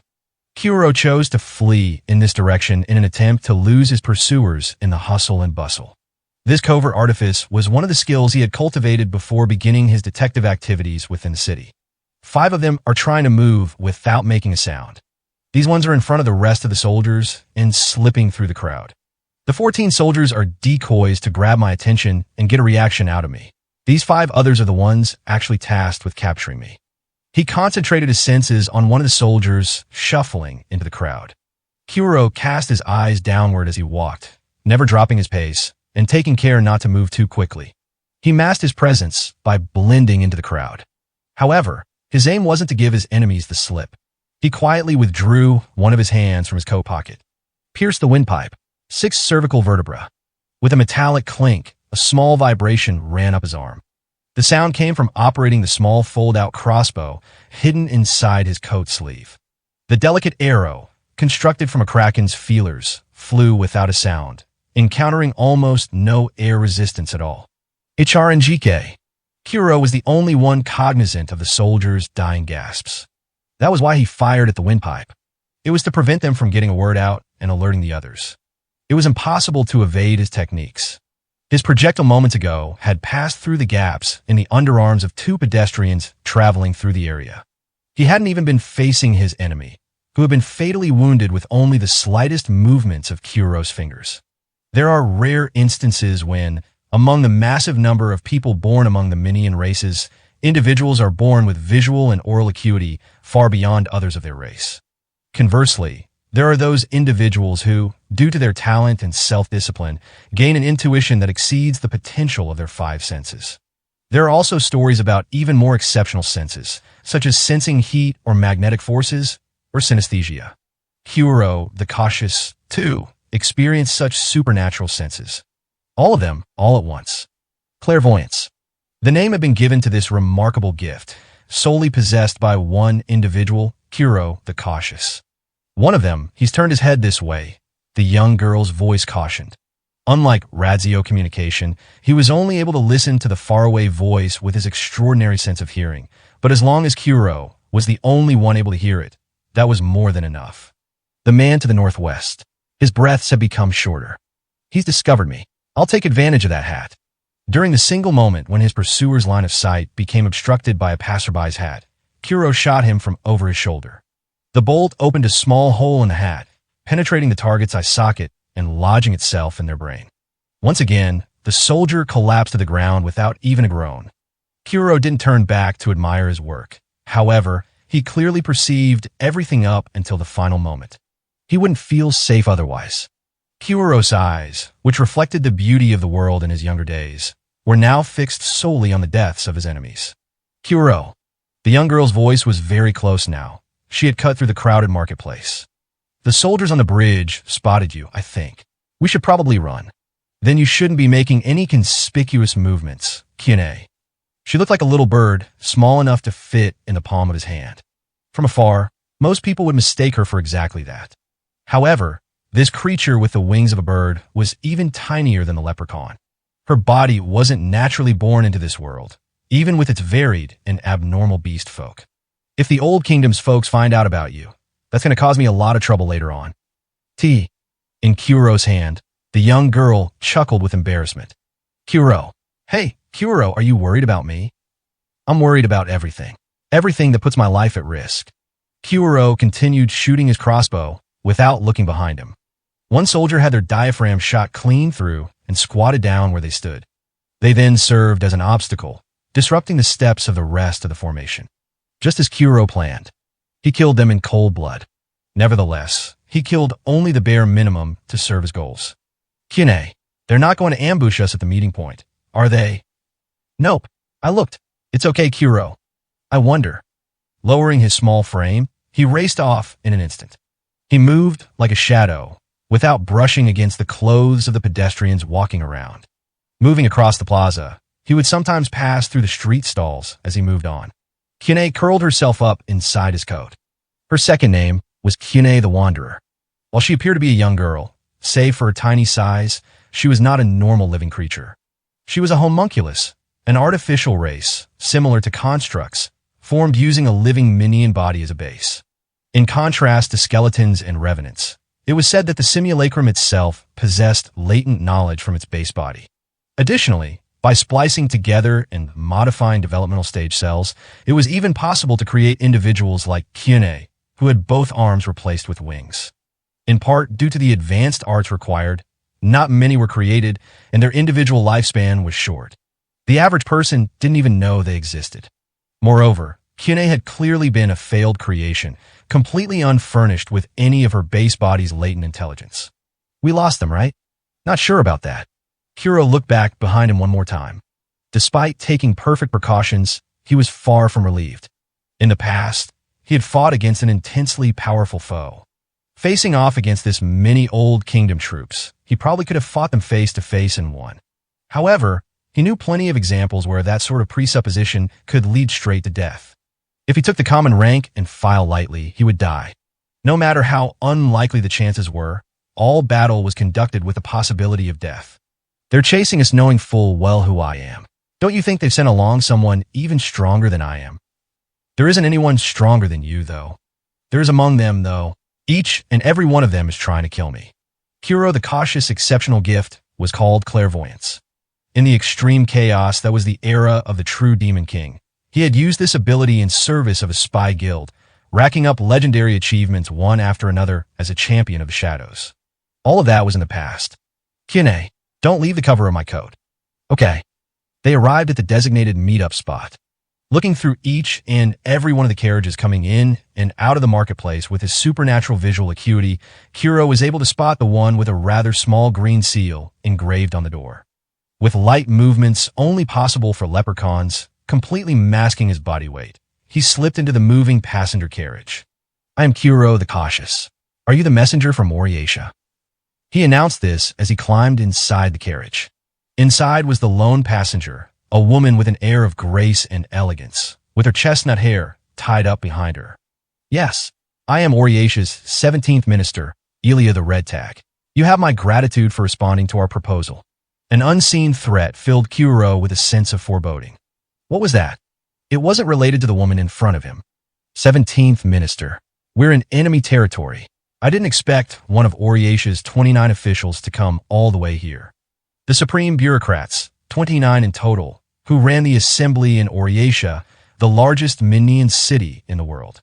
Elia the Red Tag was a young woman of intelligence, exercising control over their espionage operations. Well, infiltrating into the middle of enemy territory like this is the job of spy units such as myself. Besides, Oriatia believes you are valuable enough to send one of the 29 to meet you. The keenest sights among all of the Obsidian Eyes spy guild, Kuro the Cautious. I'm no more than a simple private eye now. More pressingly, I'm being followed. I try to shake off my pursuers as much as possible, but there's no guarantee that they haven't blocked off the carriages. Now, Kuro observed her demure reaction. He wished he could pinpoint the exact location of the threat. To him, even her alluring smile and enchanting features were nothing more than a single layer of skin composing the surface of her minion face. There was an unnatural tremble in her muscles, changes in the intervals of her blinking, and her demeanor. The Old Kingdom's loyalists in Togi City got wind of his plan to make contact with a messenger from Oriatia. Or perhaps, Kuro thought, Oriatia's side had deliberately leaked the information themselves. Ever since he departed Obsidian Eyes, he had been working as a street investigator, unbeholden to any other power, which meant as soon as this current plan was found out, he lost any other path of egress, except to go with Oriatia. Of course, Kuro also considered that a more desirable outcome. Supposing that was indeed true, it meant that currently, Oriatia had no plans of disposing of him. Being used wasn't the true threat. He felt that the true form of this threat originated elsewhere. I want to leave Togi City immediately. Are you ready? But of course, my business here concluded the moment I picked you up. It doesn't seem we'll be able to avoid the checkpoints along the roads. Our only choice is to slip through the marshlands. It rained just a couple days ago. There's a chance we'll get stuck in the mire. While this may be shaped exactly like the standard large merchant carriage, I'm using a horse skilled at off-road travel, and the frame's been hollowed out to reduce its weight. A shallow swamp won't be enough to slow us down. The same style used by Obsidian Eyes, then? Indeed. Formerly known as the largest spy guild, Obsidian Eyes acted behind the scenes during the war-torn age of the true Demon King and conducted any and all forms of espionage activity. Kuro had heard that with the end of the era, many members resigned, with select personnel and technologies being on board for Oriatia's spy force. Exactly as he was being on board right that moment. Are you fine with leaving that homunculus girl back in the city? I heard that she always accompanied you.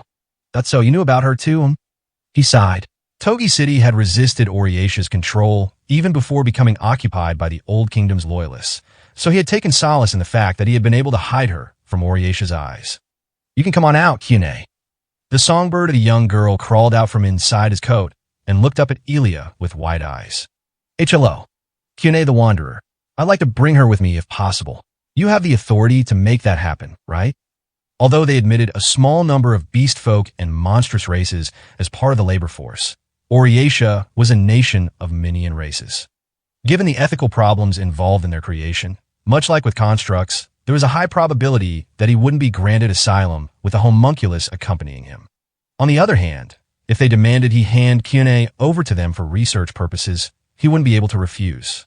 Kuro was being hunted by the Old Kingdom's loyalists and could no longer continue his detective work in Togi City as before. He had long been cut off from any other escape routes. How unusual. Homunculi themselves are rare enough, but I've never heard of any examples of one purposely being given wings. Why exactly was she constructed that way? I don't know. I wasn't the one who built Kyune, and I haven't the faintest clue what thoughts were going through the crazy self-proclaimed Demon King Ikare's head. Maybe it was an attempt to revive the ancient harpies or something. He heard that much like forests had elves, the mountains had dwarves, and the deserts had Zumu. There once used to be a minion race that claimed the skies as their domain. However, as the wyverns thrived, the harpies went extinct, and as a result, the minion race who achieved the greatest success were the ones who lived between these different domains, the minia themselves. A simple constructed pet. She poses no danger like with the construct races. Up to you whether to believe me or not. I don't mind. If that's all there is, then we'll let you in under my personal discretion.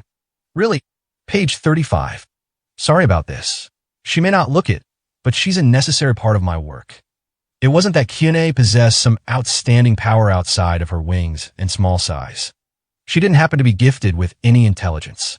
From Kuro's perspective, her spycraft techniques were terribly indiscreet. Nevertheless, she had utilitarian value, at the very least, to help ensure Kuro's survival. That's great, isn't it, Kuro? We're together again. Employment extended. What do you want for compensation? Oriatia should have just about anything you could ask for.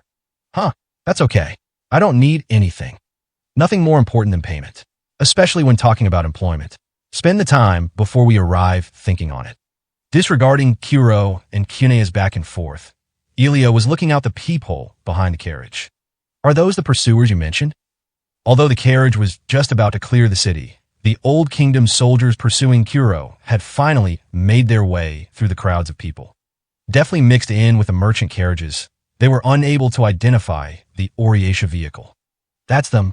About a year ago, those Old Kingdom bastards started making inroads in the upper echelons of Togi City. Even since Gillen's the ruined castle joined their faction, more and more soldiers joined the cause.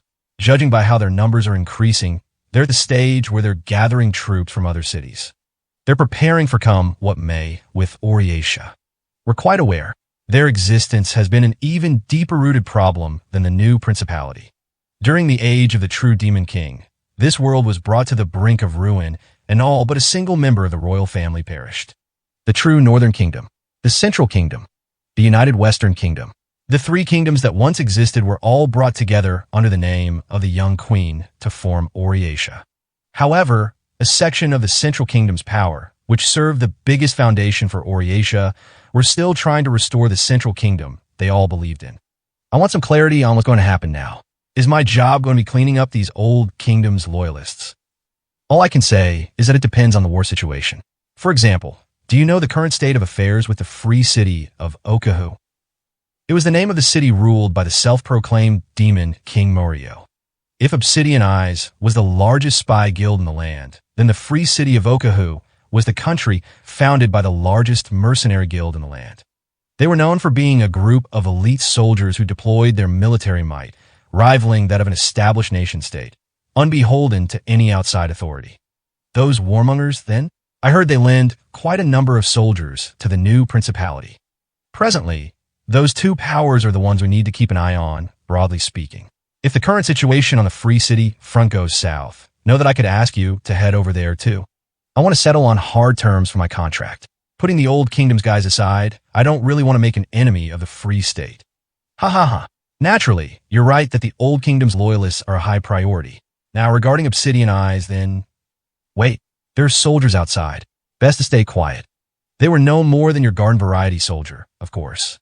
However, Kuro trusted in the foreboding premonition he had gotten when he first boarded the carriage.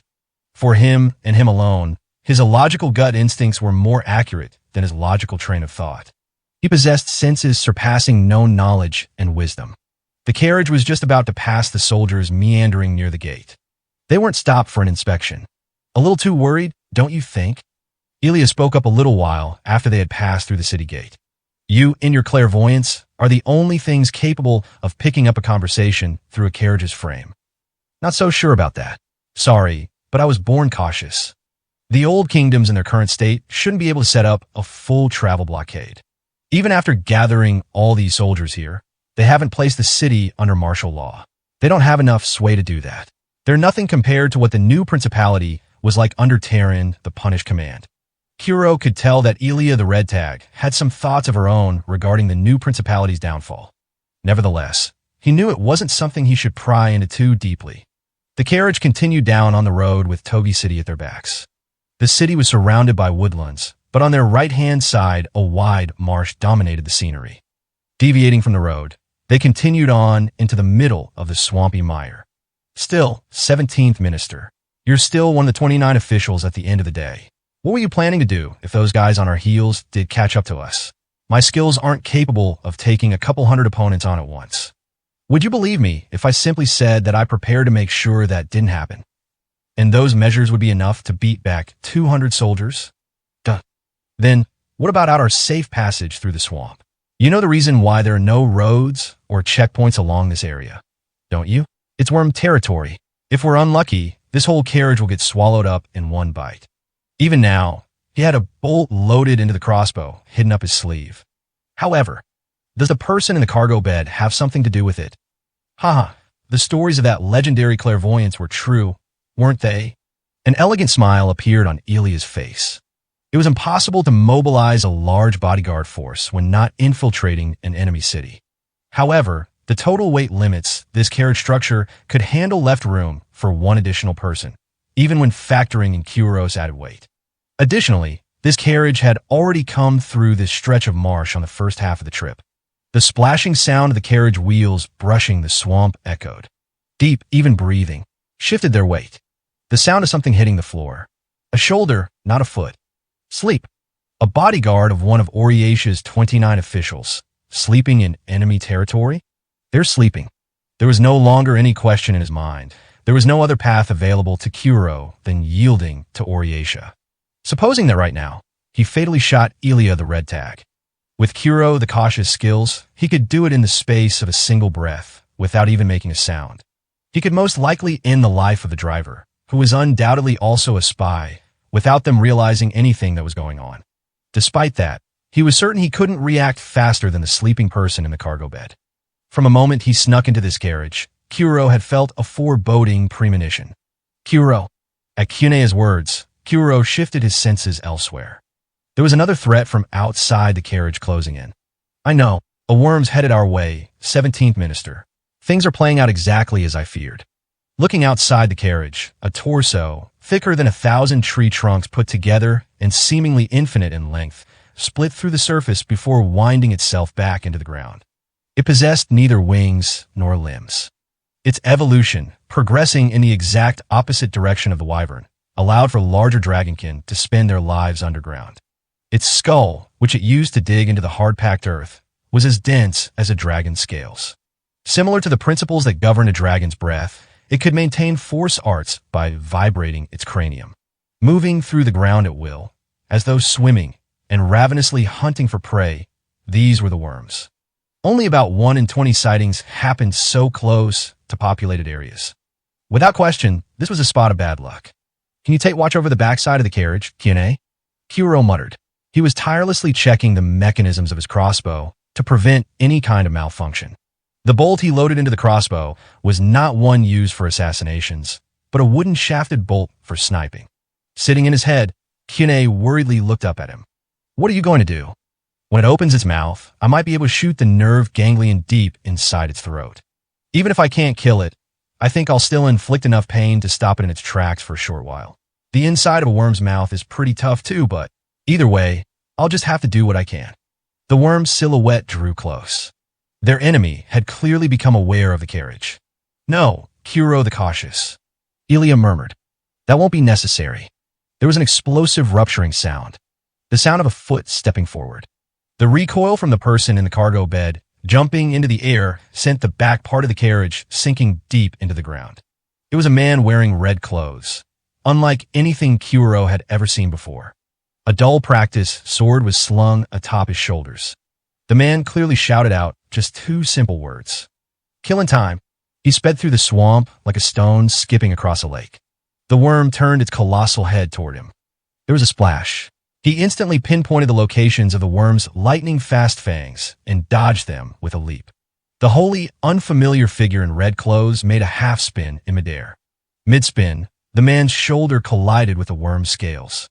The blade dangling behind him wasn't keeping up with the man's own dexterous movements. However, this was all on purpose. He was building up strength like a wound spring.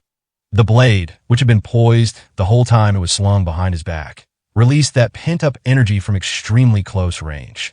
The silver flash arced in a semicircle. Before its body hit the ground, the worm's scales were cut through to the flesh beneath. The wound was a fourth of the way down its body from the base of its head. There's the heart. Kuro shuddered. Even with most of the worm's body underground, unable to see its entire form, he was sure. The beating sound of the worm's heartbeat was irregular. He could tell, even from this distance. He couldn't believe the feat was something the Minion, or any person of this world, could possibly try to match. That blade length, at that distance, the slash that came right as their bodies came together should have barely been in range. Even then, it was enough to injure the relatively tiny right atrium. Not only that, but the swordsman landed on the ground and once again hoisted his blade over his shoulder. The worm stopped moving, and there was a pause, a single beat. Its heart, with its extremely small yet fatal injury, burst open under the colossal body's blood pressure, and rivers of red gushing laterally like a crimson waterfall stained a marsh. Boring. It was nowhere near the challenge I thought it'd be, come on. Kuro could hear his frustrated muttering, not directed at anyone in particular. I can tell. That was this guy's first time killing a worm. Like my clairvoyance, he was able to locate his heart from the outside and instantly piece together a plan to slice it open. Sujuru the Willow Sword. That's his name. Elia mumbled next to Kuro. Oriatia requires fighting strength. Strength like yours and his. These people. The new principality of Lithia was no more. The official story given was that it happened in a great conflagration caused by their wyverns going out of control. Old Kingdom's loyalists. The free city of Okahu. In this age, where many threats have been destroyed by the true Demon King, there now remained only a few rivals to threaten Oriatia. The Royal Games. What was Oriatia's purpose behind consolidating these abnormal and irregular abilities? In the Queen's name, a great tournament to determine a single hero was about to begin. They needed to host the tournament without interference. They're intending with this next phase to clean up all of their opposition. Several days later in Oriatia, a figure in a dark brown coat traversed through the amber lamplight. He was noticeably shorter than the other Minion people around him, and the being he embraced in his arms was even smaller than that. The bustling streets, far more bright and cheerful than those in Togi City, were filled with numerous conversations, bustling footsteps, and shadows perfect for an ambush. These are the only things Kuro the Cautious picked out from the scene of the busy avenues. You enjoy the Oriation play? Kuro, you slept the whole time. Hey, I was awake. I can't react to a surprise attack if I let myself fall asleep completely. Our play's not fun for you. What about singing? Food. What's any of that got to do with me? You're the one who said you wanted to see a play. Kuro employed the small homunculus girl. Given that she was unable to show herself in front of other people, giving her a monetary reward was meaningless, and Kuro tried to give her whatever she asked for as much as possible, including a request to see a play together. It's just, you only ever eat food that's cheaper than mine, and you never smile, so I thought about what might make you happy. Being alive makes me happy. Kuro had no pride left. He had left Obsidian Eyes and kept a low profile in Togi City to make sure no one knew he was there, and now that Oriatia had discovered him, he obeyed them. There was a chance that if he was told to sell Kune to them, he would go right ahead and do so. Death was terrifying. It was the end of everything. He remembered the scenery he had seen with his immensely powerful clairvoyance. I know, no matter how much fun you have, no matter how lavishly you live, death comes for all, and swiftly at that. I've always lived my life on the razor's edge. That's just how it's always been. He had no ties to Kune outside of their employment arrangement. There was no past relationship, nor did he remember ever doing her a favor to be repaid. After he broke away from Obsidian Eyes, he had encountered her by coincidence. But now, Kuro couldn't help but depend on Kune. Everything he gave her was not because he cherished her. It was solely out of fear of betrayal. There's no longer any clairvoyance in me. Assassinating important figures. Massacre as a diversionary tactic. Incinerating villages where the Demon King's army had spread. He could still recall all the scenes he had witnessed with his all-sensing and wide-reaching clairvoyance. Being ordered around by an organization, urged on by the terror of the true Demon King, he was fed up with it all. Living in constant fear of death and stealing to survive had worn Kuro's spirit down. He didn't want to see people die. He didn't want to hear their screams. And so it was. From around the time he passed age 21, Kuro had slowly been losing his clairvoyant perception. He couldn't tell whether or not there was an ambush ahead. He hadn't sensed the movements when the worm was closing in. Though he possessed senses far keener than the average person, the world Kuro saw now was no longer the same rich and robust world he had felt in the past. He had lost the delicacy that could once individually identify grains of gravel, and he could only follow movements outside of his line of sight by concentrating all his focus on them. Continuing onward, he had arrived at a large bridge outside of town, a world for him and him alone. By now, these were the only sorts of places that would bring Kuro, the Cautious, any comfort. Kuro placed his hands on the railing and stared at the city lights. Kune was not unhappy. The lifespan of a homunculus was particularly short, with even the most generous estimate giving her only 5 years to live. If she died, what would happen to Kuro? To him, Kune's was an existence he should have loathed most of all, and also the one most necessary to him. About a hunch that everything will be for naught. Ultimate clairvoyance. That was all in the past. It was withering away to the point that he needed to leave all observations outside his immediate focus in the hands of this small homunculus.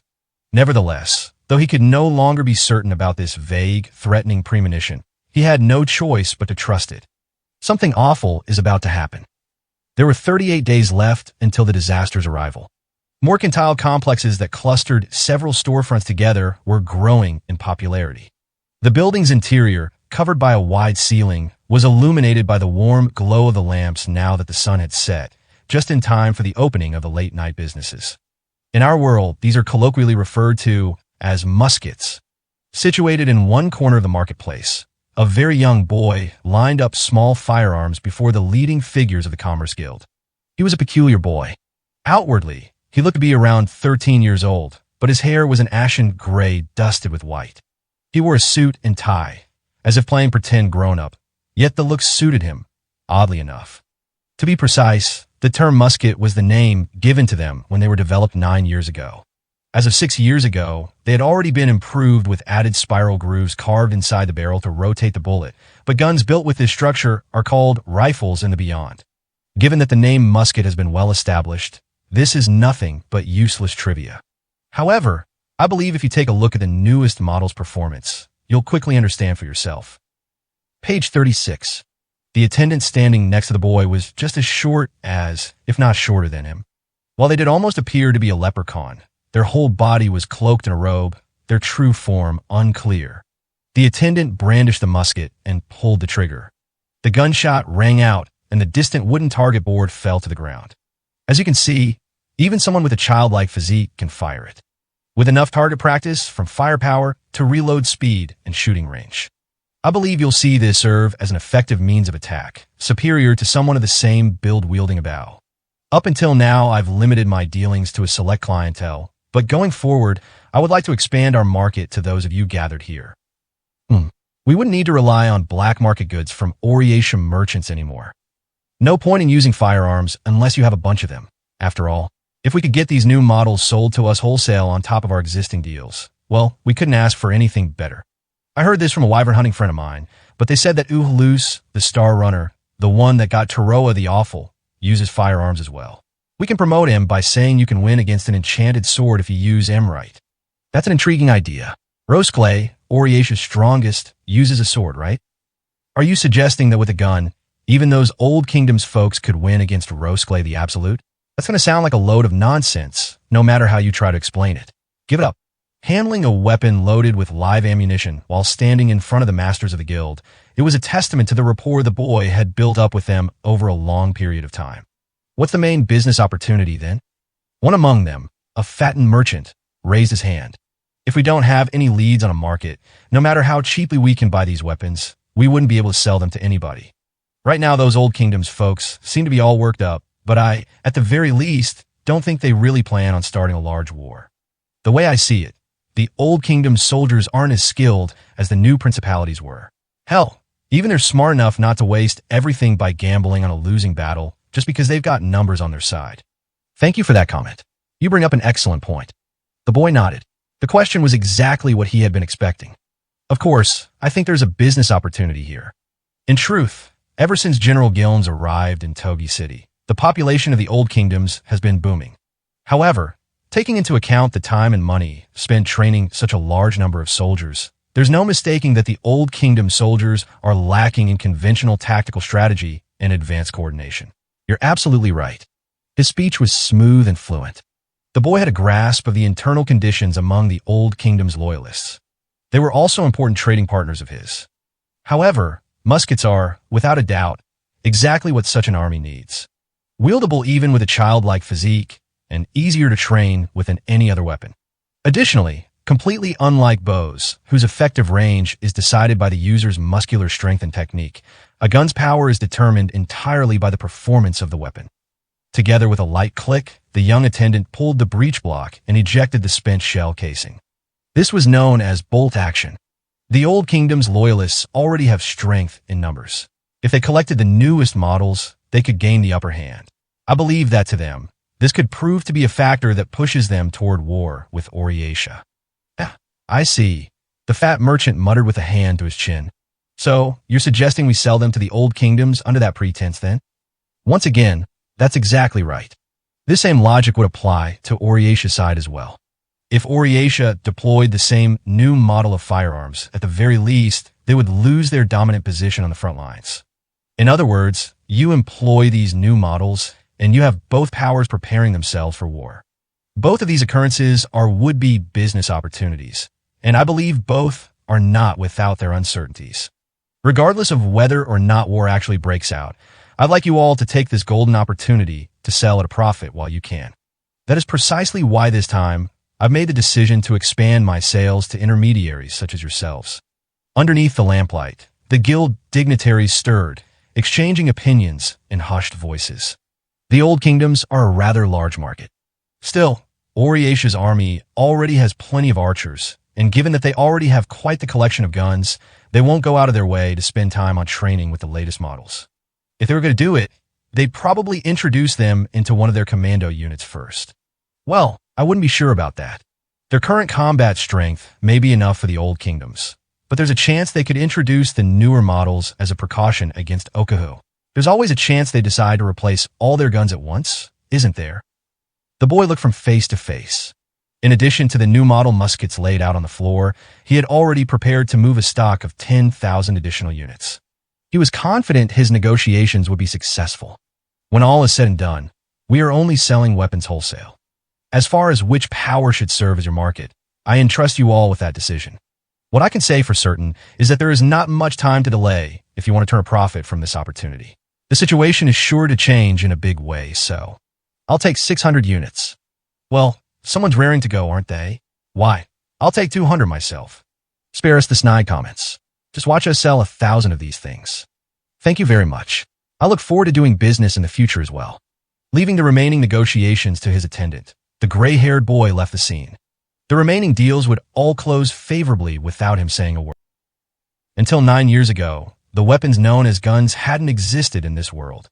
However, with the chaotic era of the true Demon King now over, these new weapons were experiencing an explosive growth in popularity. I'd like to employ other elements to blow hostilities wide open, aside from the new gun models. One more push should do it. The boy left the warmth of the lamplights and walked out to the dry riverbed. The nights of the Sigma spinning ward were plenty bright, but they were still nothing compared to the luminance of the world he once knew. I need some more new developments. There's still room for progress to be made. This world has possibilities. Any profits earned from his firearm deals were nothing more than a single part of preparation for his goal. What he aimed for was a much more long-term prosperity for many more people. Yo! A voice came from the darkness of the dry riverbed, and in walked a man with a large build. He was dressed in dingy clothes, wholly different from the wealthy merchants moments prior. With an intimidating machete attached to his hip, he was cloaked in a threatening aura. One look made it clear he was some sort of bandit. The young boy opposite him wasn't even accompanied by a bodyguard. He appeared to be nothing more than a petite child. He turned his gaze to the bandit and smiled. "You're right on time, Erigite. Whatcha mean? This is a deal with the master, after all. Did ya think about what I said? It shouldn't be a problem at all." The boy sat on the ground, thick with weeds. Exactly as when he had been meeting with the merchants, he didn't ingratiate himself with the man. In contrast to the age suggested by his outward appearance, he left an impression of wisdom and maturity. However, this is all assuming that your band of thieves is able to get it done under the conditions I've set. In the last dispute, 2 people died, which I believe makes exactly 4 deaths total. Do you think you can do it? Yeah, we'll steal Taroa the Awful's enchanted swords. If you finish preparing the connections on your end, then we're ready to move whenever. We want to get recommendations to join the Old Kingdom's folks. No matter how many enchanted sword we can get our hands on, we're still nothing but common outlaws. Understood. I'll work things over with the Old Kingdoms. We're counting on you. You're just about the only one who understands guys like us. It was believed that Taroa the Awful was dead. The world was entering an age where even champions could die. In such a case, the truly powerful needed to have a means to ensure their continued survival. Weapons, connections, strategies. Erigite, here. The boy tossed a small item to the large man. It was a prototype he had kept secret during the earlier business negotiations. What's this? We've recently developed it. It's a low-caliber gun. Once the chaos of war dies down, then it'll come time to carry firearms for self-defense. You see, I'm sure with your skills, you'll be able to use it well. A bit careless, don't you think? Should you really be handing a weapon to an outlaw like me? That doesn't concern me. Equality, on the other hand. The young boy smiled. Soon, we We will enter an age where everyone is equal. A majority of the manufacturing industry in this world consisted of domestic handicrafts that relied on skilled artisans. Artisans with expert craft arts could construct even the most complex of mechanical goods. However, the highly advanced manufacturing techniques needed to produce guns in large quantities and under the same specifications were still unknown. There was no one who had successfully discovered where in the world the gray-haired child's production facilities were or how he was manufacturing his goods. Others spread rumors that he was importing his goods directly from the beyond. He was a visitor, after all. If Erigite is successful, then there will be a large number of enchanted sword wielders joining up with the old kingdoms. Once that happens, I should have created enough of a catalyst to spark the fires of war. What truly lay at the end of all this was not a war. It was ruin itself, spreading death far and wide, and leaving nothing but devastation in its wake. No one, not Oryatia, nor the Old Kingdom's loyalists, nor even the gray-haired child, knew of the encroaching calamity. It was on a scale exceeding any and all estimations. On second thought, there's one more move to make. Guns. Enchanted swords. By granting the Old Kingdom's loyalists the final peace, they would open hostilities with Oryatia. But his true objective lay beyond even that. There were 26 days left until the disaster's arrival. There used to be a large metropolitan city called the New Principality of Lithia. With an enormous wyvern air force at her back, the independent nation established by Terran the Punished was annihilated in a single night as a result of their war with Oryatia. Officially, its ruin had come at the hands of a massive conflagration. The sections that suffered damage in the conflict were still slowly being restored under Oryatia, but the wyvern soldier spires, now with no one to make use of them, were left behind as a peculiar part of the town scenery. Although the new Principality army Terran commanded was disbanded, she had still left a large impact, and to Oryatia, Lithia continued to be a dissident element they couldn't ignore. And that's why you were sent out here to monitor us. Is that it, Kuro? An ogre looked down over the city from a room in one of the spires. He was a former soldier of the new Principality who went by the name Zizma, the Miasma. The difference in build between him and Kuro, the Cautious, sitting down close to the door, was even more stark than between an adult and child. No, of course not. I don't plan on spending a long time here. I was just the best person to come talk to you, given our old friendship. Zizma, the Miasma, had another career in his past. There was a time when he worked as an intelligence agent with the spy Guild Obsidian Eyes, just like Kuro. What I want to know is where the new Principality army wandered off to. I've heard after the Great Fire, a not insignificant number of soldiers drifted over to the Old Kingdoms. I wanted to hear all the details. The ogre scoffed. The clairvoyant Kuro, coming out and asking for info, almost like a detective. Nothing like how Obsidian Eyes used to do things. I am a detective, Kuro replied, irritated. With his former talents, he could have known everything there was to know while sitting in the spire. Now things were different. He had to ask for information directly. Those Oryatia guys, well, they think someone's vouching for those guys. There were some in the new Principality from the beginning who had ties with the Old Kingdom side of things. So goods and soldiers were flowing between the two. There are some real idiots out there.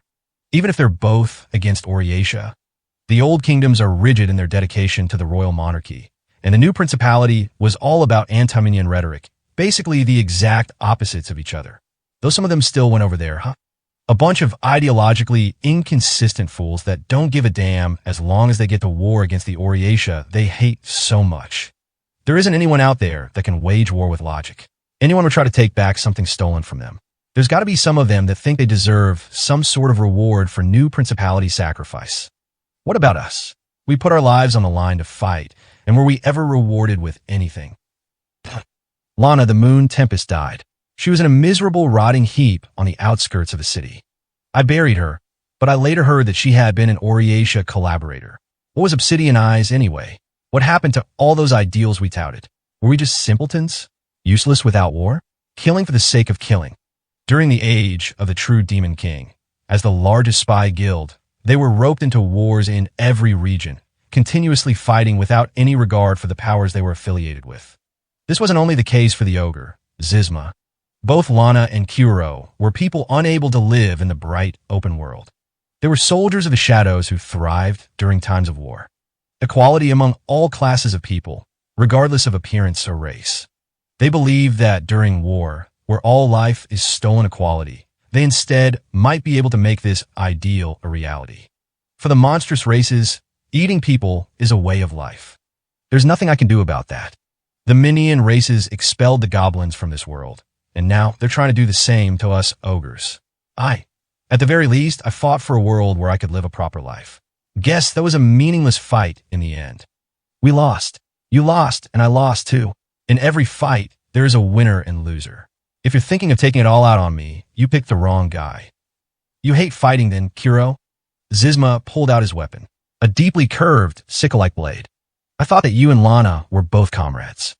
But in the end, you people are still Minion races in the end. You're exactly right. The new principality lost, and you people won. Whether the old kingdoms wins or Oriatia wins, it's all the same to me now. I'm sick and tired of this. Kuro lowered his eyes. He had determined the intelligence agent who had connections to the old kingdom's loyalist. Nevertheless, putting down Zizma here wasn't going to solve a damn thing. Too late for that now. The weight of the lives you stole is enough to drag you to the pits of hell. Zizma's slash didn't come. Kuro clicked his heels. Though the color in the air didn't change, he sensed that the transmission of sound had sped up ever so slightly. This was because the composition of gases in the air had changed. Poison, then? You've changed up the mixture from what you used before. You're slow on the uptake, Kuro. Zizma himself was also engulfed in the gaseous poison. Even if he exposed himself to the same gas, the effective doses of poison for an ogre and a leprechaun were vastly different. With his opponent first to have the poison flowing through his veins, he then relied on his ogreish vitality to force them into a fight and kill them. Such was Zizma's modus operandi. That clairvoyance talent of yours faded away, huh? The sickle blade glinted. The ogre, with his long arms and legs, was in range to kill Kuro instantly. Now, engulfed in poison, he was blocked off from the basic breathing necessary to move to the counterattack. Zizma stepped forward. Kuro could see everything. Say that again. A bolt pierced Zizma's eyeball. Page 37. It happened in an instant. Kuro's hand was already finished with its follow-through. One more time, go ahead. HNGHUG. My clairvoyance has what now? Even when confronting a hardened master of combat face-to-face, he could deliver a surprise attack.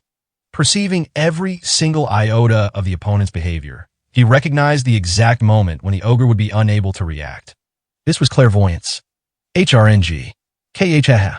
Don't be so mad. That was just a joke, Kuro. Zizma chuckled in self-deprecation, his eye having been fatally pierced through. With his back against the wall, he slid down to sit on the floor. Winning against you? I never even dreamed of it. We're the old kingdom's planning. He couldn't step inside the room filled with poison gas. Kuro kept his crossbow trained on Zizma as he questioned him. I've intercepted communications from the frontier. Am I the only one worried about this? I got a bad feeling. A feeling that all our efforts will amount to nothing. I couldn't tell you one way or another. They don't tell me anything. The ogre murmured vacantly. The age had come where even former Obsidian Eyes comrades fought against one another.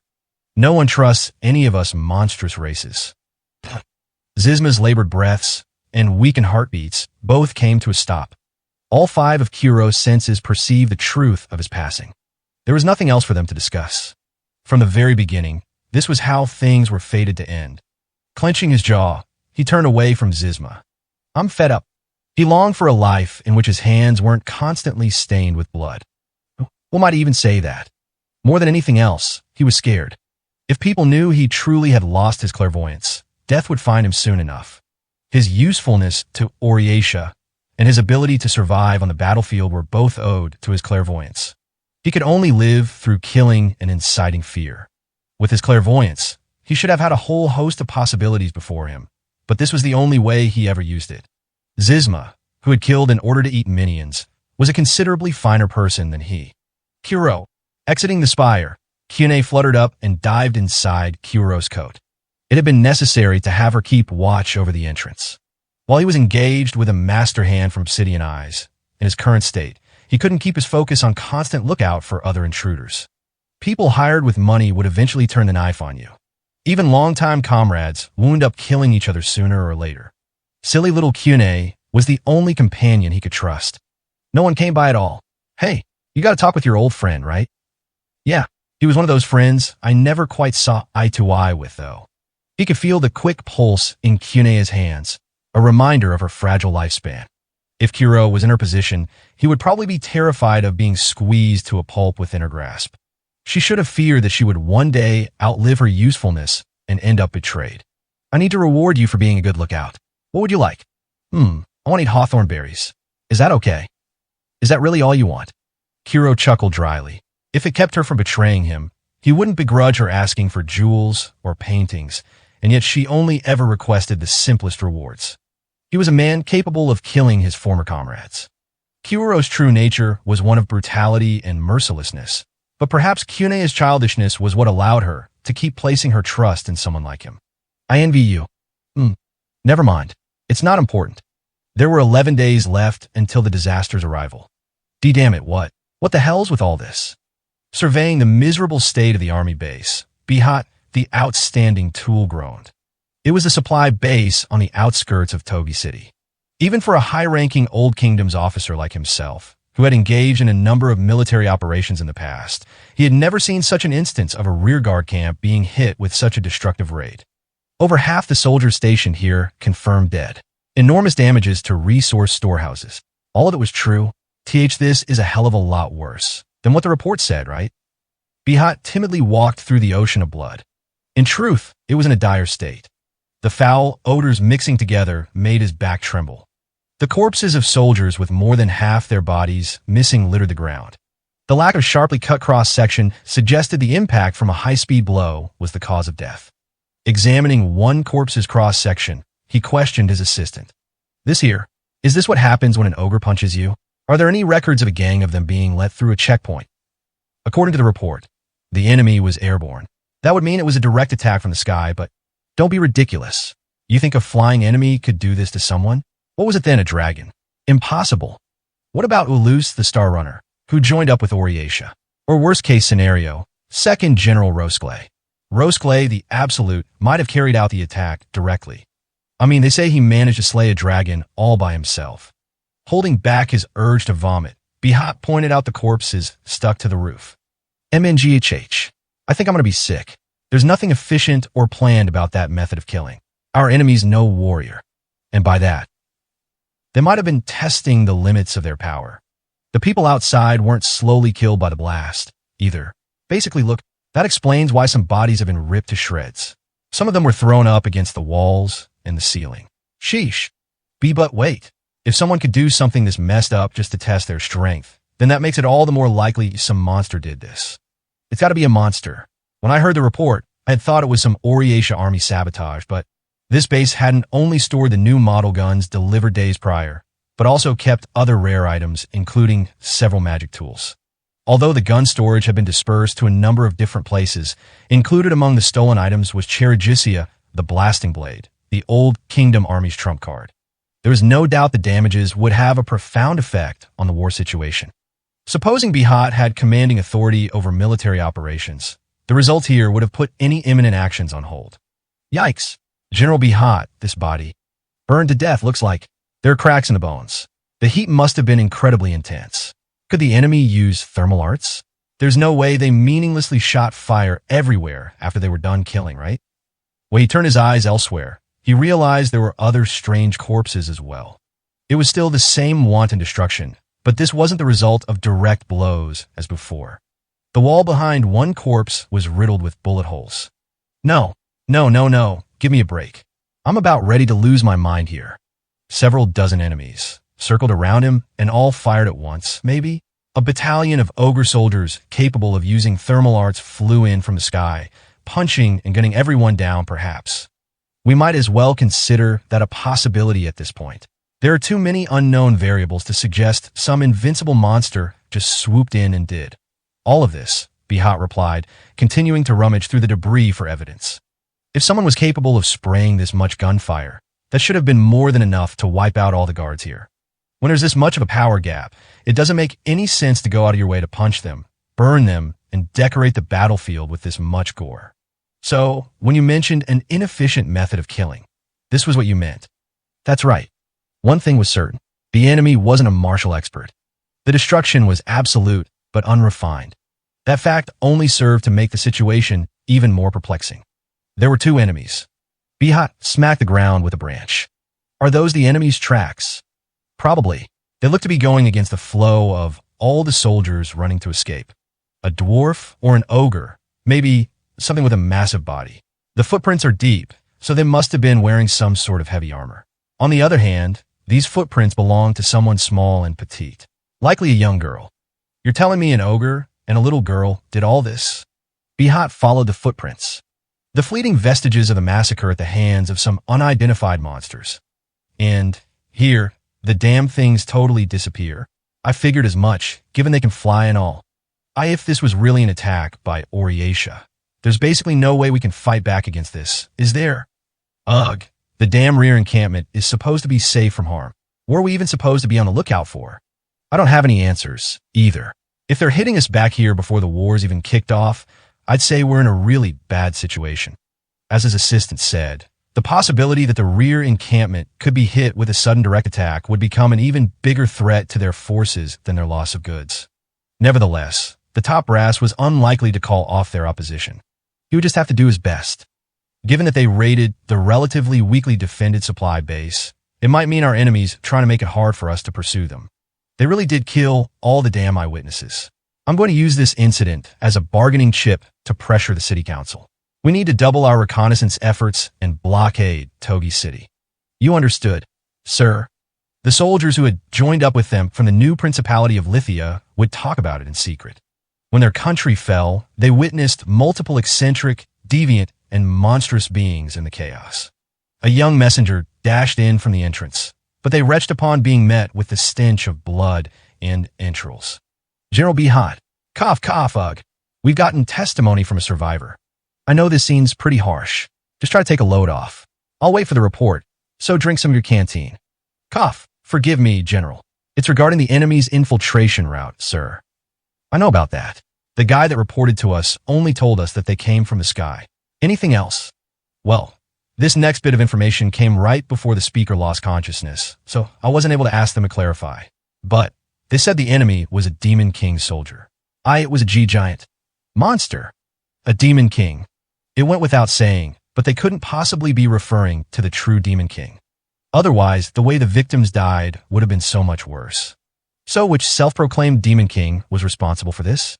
Everything from their method of infiltration to their means of attack was impossible to decipher. What should we do? Do you think we can win a war with Oriatia in this condition? It's too late to put things off now. We can win. We should be able to. The soldiers there didn't know the whole strategic picture that the army's leaders were currently advancing along. They had long ago factored in the fighting strength of the Shura at Oriatia's command. Even if Oriatia was indeed aware of this strategy, it was already too late for them to try to defend against it. These men's lives, damn it, will immediately turn the tables and get revenge for their sacrifice. True calamity, enough to make even gut-wrenching slaughter like this no more than a portent of what was to come. The storm's coming. There were 6 days left until the disaster's arrival. It was back before the assault on Togi City, for short months prior. Itaki Highland City, home of Sirik the Sextant, was cold and dreary, blanketed in cloudy weather year-round. It wasn't a poor city. The region, with its clear waters and yields of high-quality Radzio, was a high-class vacation home destination, up until they were all abandoned in the face of the true Demon King's invasion, and it used to be quite active and prosperous. Now, it was as though a thin black curtain was draped over all the scenery. The people on the streets constantly felt the weight of this invisible black curtain, with the colorful goods displayed in the market, too, looking faded through its veil. It may have been an effect of the true Demon King's terror, still lingering in the world. Or perhaps it was the shadow of Sirik's own mind, having once sworn in his young heart he would retake his city from the Demon King, only for his own strength to prove insufficient to grant his wish. After making it through the city streets, he looked at his destination. That's a big mansion. The residence rose up from its hidden spot amid the dense, dark forest. He felt it didn't fit the scenery surrounding it. Though it may have been an aristocrat's secondary home, there didn't seem to be any good reason to construct a house in a place so difficult to get to and which received so little sunlight. Though there was ivy crawling up the outer walls and gate, given its location, it would have been impossible to show off the house's fine craftsmanship to anyone in the first place. I'd be surprised if there was even anyone living here. Sirik had been hired by the adults to get a clear census of the residents who had returned to the mountain. It wasn't a particularly strenuous job. His youthful stamina and the leg muscles he had built up in his 18 years as a warrior proved very useful as he roamed up and down the Itaki Highlands. Although it wasn't his preferred way of life, this was his reality now. All that his parents left behind for him was the enormous house his grandfather had once been gifted by a noble. I need to finish up the mountain area fast. I still have to cover the foot of the mountain too. Consequently, Sirik then peeked inside for just a moment through a gap in the gate and planned to label the place uninhabited and be on his way.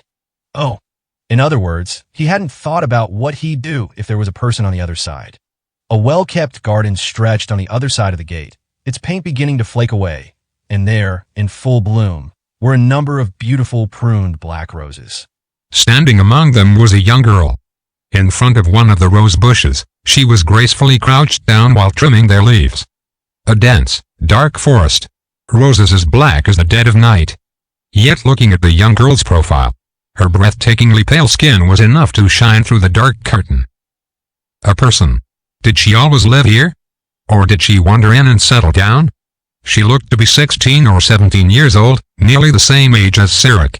Nevertheless, her beauty made him question if she was a figment of his imagination. The smooth nape of her neck peeked out from her down-turned black hair.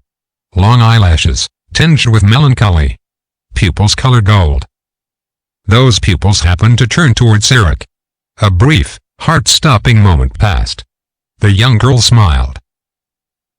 I've been tasked by the Council of Lords to verify all our residents. Immediately, an excuse forced its way out of his mouth. That wasn't his reason for looking at the girl moments prior. Sirik was ashamed of himself. Oh, is that so? Her smile exceedingly delicate, she walked up to Sirik, who had remained rooted to his spot in front of the gate.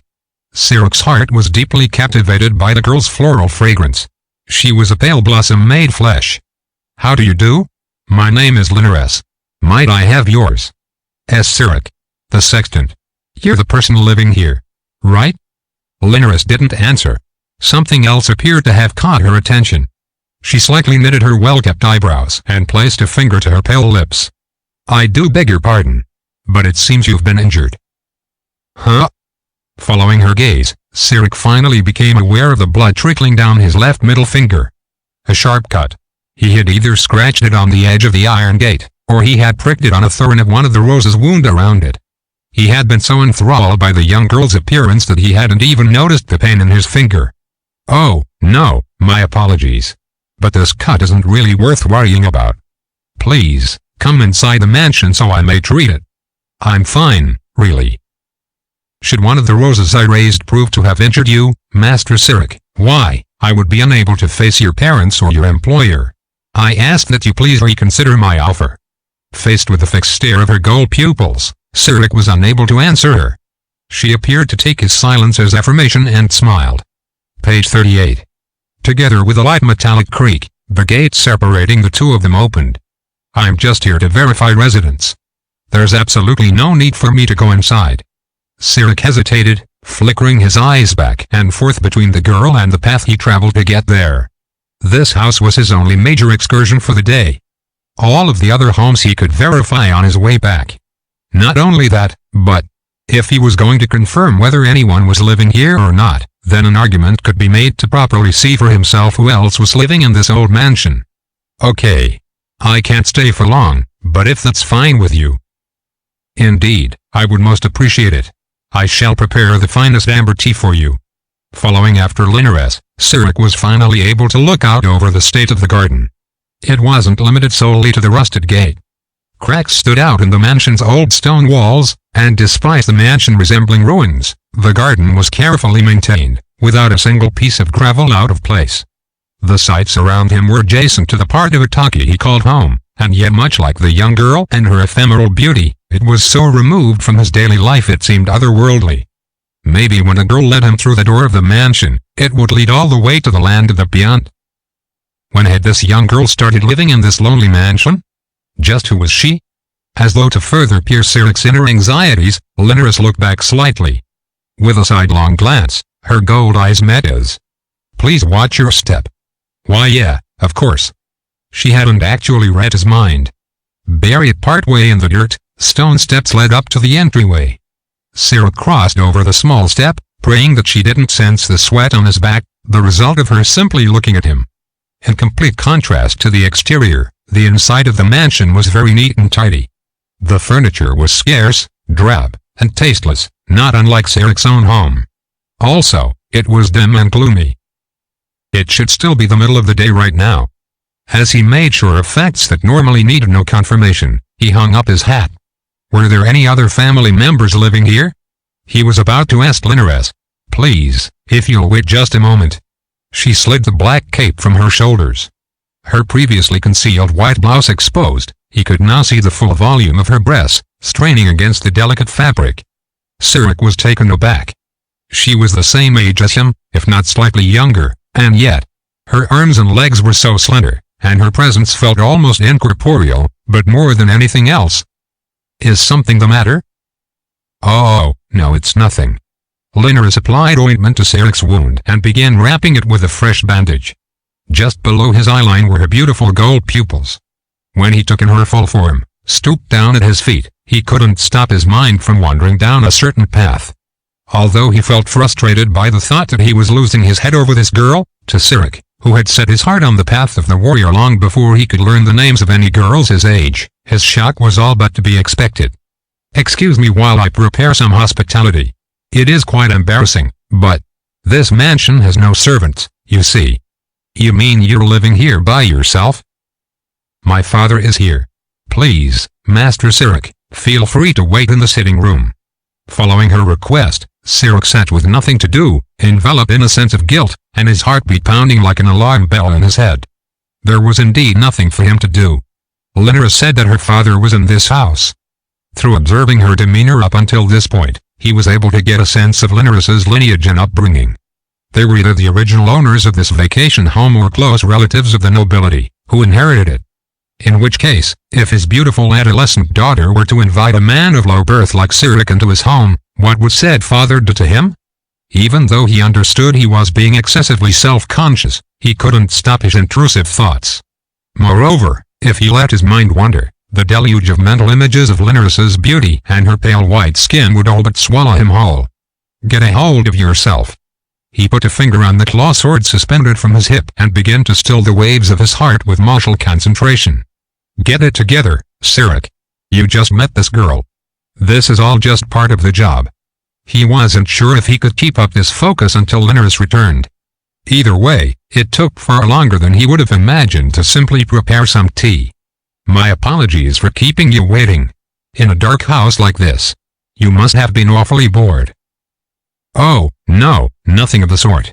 It was a sudden visit on my part, so it's only natural. How kind of you to say. Here you go. The leaves are from Qaeda? Sirik brought the amber tea up to his lips, but he couldn't really tell the difference in taste. If anything, he felt that the tea he was accustomed to tasted better. He wouldn't dare say this to Linares, who was quietly staring at him, so he gave his best smile and replied, It's delicious. Oh, I am very glad. Well, it has been quite a long time since we've had guests. Would you mind if I asked you about yourself, Master Sirik? Sure. I don't think there's anything interesting to mention, though. Hee. You do yourself a disservice. Well then, when did you make your way back here to Itaki? About the same time as most of the residents. Immediately after the true Demon King fell. Of course. Nothing was left for me besides the house passed down from my ancestors. With my path to distinguishing myself on the battlefield gone, now I work under the Council of Lords. You followed the path of the sword, then? Linares cast her melancholic eyes down to Sirik's claw sword. No matter how deep the forest was, there were no beasts in Itaki that would willingly attack people. The weapon was not a lifestyle necessity, but more of a lingering attachment to an era that was slowly fading away. The age of stories, desperate for a hero that bestowed the chance to follow the path of the sword to all who desired it. It's not a rare thing among men. With the Demon King gone, with it went the need for the younger generation to tragically throw their lives away. I didn't have any opportunities to distinguish myself in battle, so now I'm doing the boring and menial work of a manservant. Though I did train for quite a long time. Oh, what a pity. Ha ha. Say that, And you're just inviting the scorn of those that suffered under the true Demon King terror. I mean, even my parents were killed by the Demon King's army. More than battlefield exploits, I wish I could get them back. It was a truly twisted time. Yes. That is indeed true, without a doubt. Nevertheless, your story, Master Sirik, I find is quite similar to my own.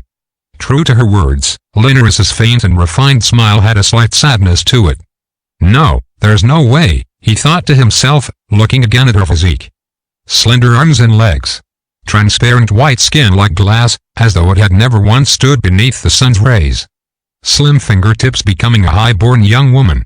Her hands had never even held a hatchet, let alone a spear or sword. There was no way she could be a warrior. By that, you mean? I, too, lost much to the true Demon King. A great many things. Now the only things I have left to me are this mansion and my dear father. Oh, right, of course. You're right. Similar to myself. What exactly had he been thinking? Obviously, that was the implication behind her words. Those unjustly taken by the true Demon King. What was sought after in the dawn of this new age was peace so that people like him, without any strength of their own, wouldn't lose anything ever again. May I ask what your father's name is? Obsidian. Rahart the Obsidian. Obsidian? Sirik nearly jumped to his feet. It was a name he had never imagined he would hear. Obsidian. There could only be one person with a second name like that. Obsidian Eyes? The terrifying spy guild boasted to be both the biggest and strongest in the land. No one knew the whole story behind them. Nor did anyone know precisely who their members were. Is there something wrong? No. Is TH the truly his name? Tee. Would there be any reason for me to lie about my venerable father's name? Did you find something otherwise strange about what I said? No, it's fine. Was it really a good idea to interrogate Linnaris about this here? She was so clearly unperturbed that she also seemed completely unfamiliar with the name Obsidian altogether. If what she said was the truth, then Sirik had inadvertently gotten closer to the true identity of one of the era's shadowy masterminds and was now under the very same roof. Sirik, trying in vain to appear calm, gulped hard. If you're Obsidian's daughter, Linnaris, Miss Linnaris, can't I then, ask you what your name is? My name is Linnaris. Linnaris still wore her innocent smile as she cocked her head to the side. From what he had seen of her refined etiquette, there was no question she possessed the common sense to answer when asked for her name, so it was possible she was mistaken about something. Sirik asked once again. I meant your second name, Miss Linnaris. I don't have one. You don't? Indeed. I am Linnaris. I do not yet possess a second name. I am only Linnaris. I would ask you to refer to me as such. Was that sort of thing even possible? No matter how young she was still 16 or 17 at the very least. Naturally, there were many examples of people who changed their second name, either through later achievements or reputation, but she was of an age where she should have been bestowed a second name many years prior. In a dilapidated mansion away from the eyes of others, there was a beautiful young girl, ephemeral like a ghost. She said her own father was Obsidian. And finally she didn't possess her own secondary name. It's almost like a horror story.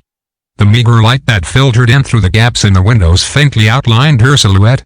Was this girl the same sort of creature as Taro the Awful? Linnaris began to speak again, as though nothing was amiss at all. Earlier, you mentioned that you were verifying the area's residents, correct? Why exactly did the Council of Lords decide now of all times to conduct such a survey? To balance the tax revenue and expenditures. There was also talk of an aristocrat who knew how to write making a ledger. Is that indeed so? In that case, Master Sirik, may I ask you to do me a favor? As long as it's something I can handle. What is it? If there is indeed one who can read on the council, I would like you to bring this letter back with you. It is regarding something my father needs. A rolled-up parchment, sealed with wax. Perhaps writing this letter was what took her so long when she went to make tea. More than that, though, Sirik was surprised that Linnaris, not much different in age from himself, could read and write. It must have been the simple order script. Either that or an aristocratic alphabet that was passed down among upper-class families. I don't mind at all, of course. But, If the alphabet system you use is different, there's no guarantee the aristocrats would be able to read them. You honor me with your concern. Nevertheless, I ask you to bring the letter to them, Master Sirik. Linares wrapped both of her pale fists gently around Sirik's hand. He couldn't help focusing on her chest as she leaned forward. A dark manner. Obsidian. Beautiful Linares. One thing after another, everything happening before him was impossible for him to fully process. It was at that moment. Linares suddenly turned around. Somewhere, a mysterious something clattered. There was another presence in the house. Was it Rahart the Obsidian? Danger. The remnants of his warrior instincts, aroused by the sound, narrowly managed to ring alarm bells within him. He couldn't remain in this manner any longer. I understand. I'll bring it back with me immediately. Thank you very much for the amber tea. This was a wonderful moment of respite. He simply needed to put on the fake smile he used when dealing with the other residents and take off. Would he ever come here again? Well, even if he were to come back, it would have to be after he had calmed down and probably thought through everything that happened. Will I see you again? Linares said, a tremor in her voice. Yes. I'm sure you will. Master Sirik. It's very embarrassing to admit this, but, well, it's been so long. Her gold eyes closed in. A strand of her hair brushed his cheek. It should still be daytime out. Yet her smile was almost like a nighttime hallucination. And I've been so lonely by myself. By the time he had returned to town, there were stars twinkling in the sky. While preoccupied with thoughts of the sorrowful parting of his fleeting encounter, Sirik went to the aristocrat at the council hall to hand over the letter just as he was asked. He was of a far greater status than those who employed him. Sirik had heard the reason behind creating the resident ledger was also because this aristocrat had something they were particularly interested in investigating. The aristocrat's name was Inu the Distant Mirror, 13th Minister of Aurasia. HMPH. And you were told to give me this letter, then. All of his hair was combed to the back of his head, and with his true age being outwardly inscrutable, the man left others with a shady and suspicious impression of him. However, it was rare for an aristocrat not to despise children like Sirik, without any kith and kin. Yes. I definitely heard the name Obsidian, too. Do you believe Linares was lying? I'll need to see the contents of this letter before I can make any judgment. He was neither perplexed by nor distrustful of Sirik's full report, and simply opened up the seal to Linares' letter. Take a look. What's going on? This is a blank piece of parchment, Sirik. Nothing about Inu's tone suggested he was reproaching the young man, but Sirik's mind quaked with astonishment. He thought there must have been some mistake. That can't be. I'm not lying. I went into that mansion.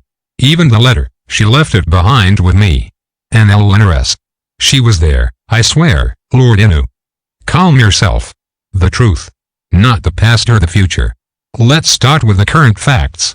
Just as I've taught my own men. But, look at the facts. Until I opened this up, there was a seal stamped down here, yes? Inu continued matter-of-factly, fiddling with a fragment of the broken wax seal. You said that this letter wasn't a lie, yes? You're right. So long as you didn't miraculously stumble upon a letter sealed with the obsidian crest somewhere, that makes it clear there must have been someone to hand you this letter. Still though, why? Why ask me to deliver a blank piece of paper? Therein lies the main point of inquiry. That's all we need to think about. She had said to make sure the letter was passed along. He didn't understand what her aim was. How much of what happened that day had been reality, and how much had been a dream. Pondering over something, Inu quickly wrapped his finger on his temple. Then, well, if you are not in the mercenary trade, then it's reasonable you wouldn't be familiar with this either. I will let you in on one more fact. Inu's expression was as disimpassioned as a wax doll's. However, even someone who counted their name among Aurasia's 29 ministers was having difficulty weighing the facts from the event Sirik was describing. Obsidian eyes has already been eradicated. The following day, just as he promised, Sirik met with Linares once again. It proved to be a reunion far more gruesome than anyone could imagine. The visitors have brought many types of knowledge to this world. Among that knowledge, what do you think proved to be the most useful of all? It was the dead of night. Before getting to the topic at hand, Aurasia's 13th minister introduced his argument. Sirik didn't know exactly what school was like, but the thin cane Inu held appeared almost like a teacher's pointer in his hands. I didn't actually get much schooling. The visitors brought guns. And, what was the other thing? Oh, right, they brought the metric system, too. Unexpectedly sharp observation there. You seem familiar with the story of Victor the Miser, right? That marked the arrival of the metric standard. Over there it's nothing more than a measuring system, though. Combining all the measuring systems into one was truly a huge achievement. However, the advent of this system did not go a long way towards saving the world. Page 39. The visitors possessed enough strength and vitality to overpower the people of this world, and many times they would use the knowledge from their world to forcibly rewrite society through a single general. The wealthy businessman who brought the unifying system of measure to this world, Victor the Miser, was one of the most extreme examples. Nevertheless, there was another similarly big shift that Inu had in mind. Then, what is the answer? Epidemiology. Accurate foundational understanding of epidemics is the biggest reason why recent generations have seen a striking increase in the average lifespan of us minia. Surely you know that disease is carried by small organisms that are invisible to the naked eye. It's been so fully established in our world that there are some who learn this in academic halls, while others are told by their parents. However, this understanding was only brought to us as recently as 100 years ago.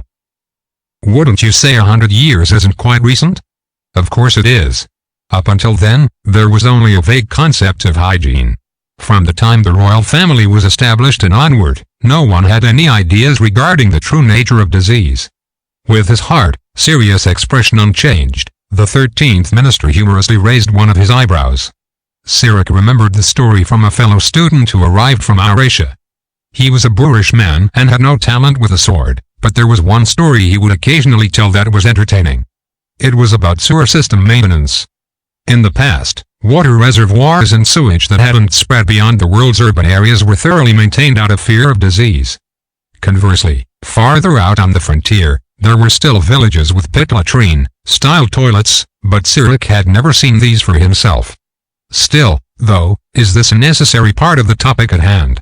It is, because this topic involves the form and nature of vampires. I will tell you the truth. The leader of Obsidian Eyes, Rahart the Obsidian, is rumored to be a vampire. Vampires. When he heard the word, the first thing that came to Sirik's mind was Linaress. White, as if she detested sunlight, nigh impossible beauty, and a dreamlike charm.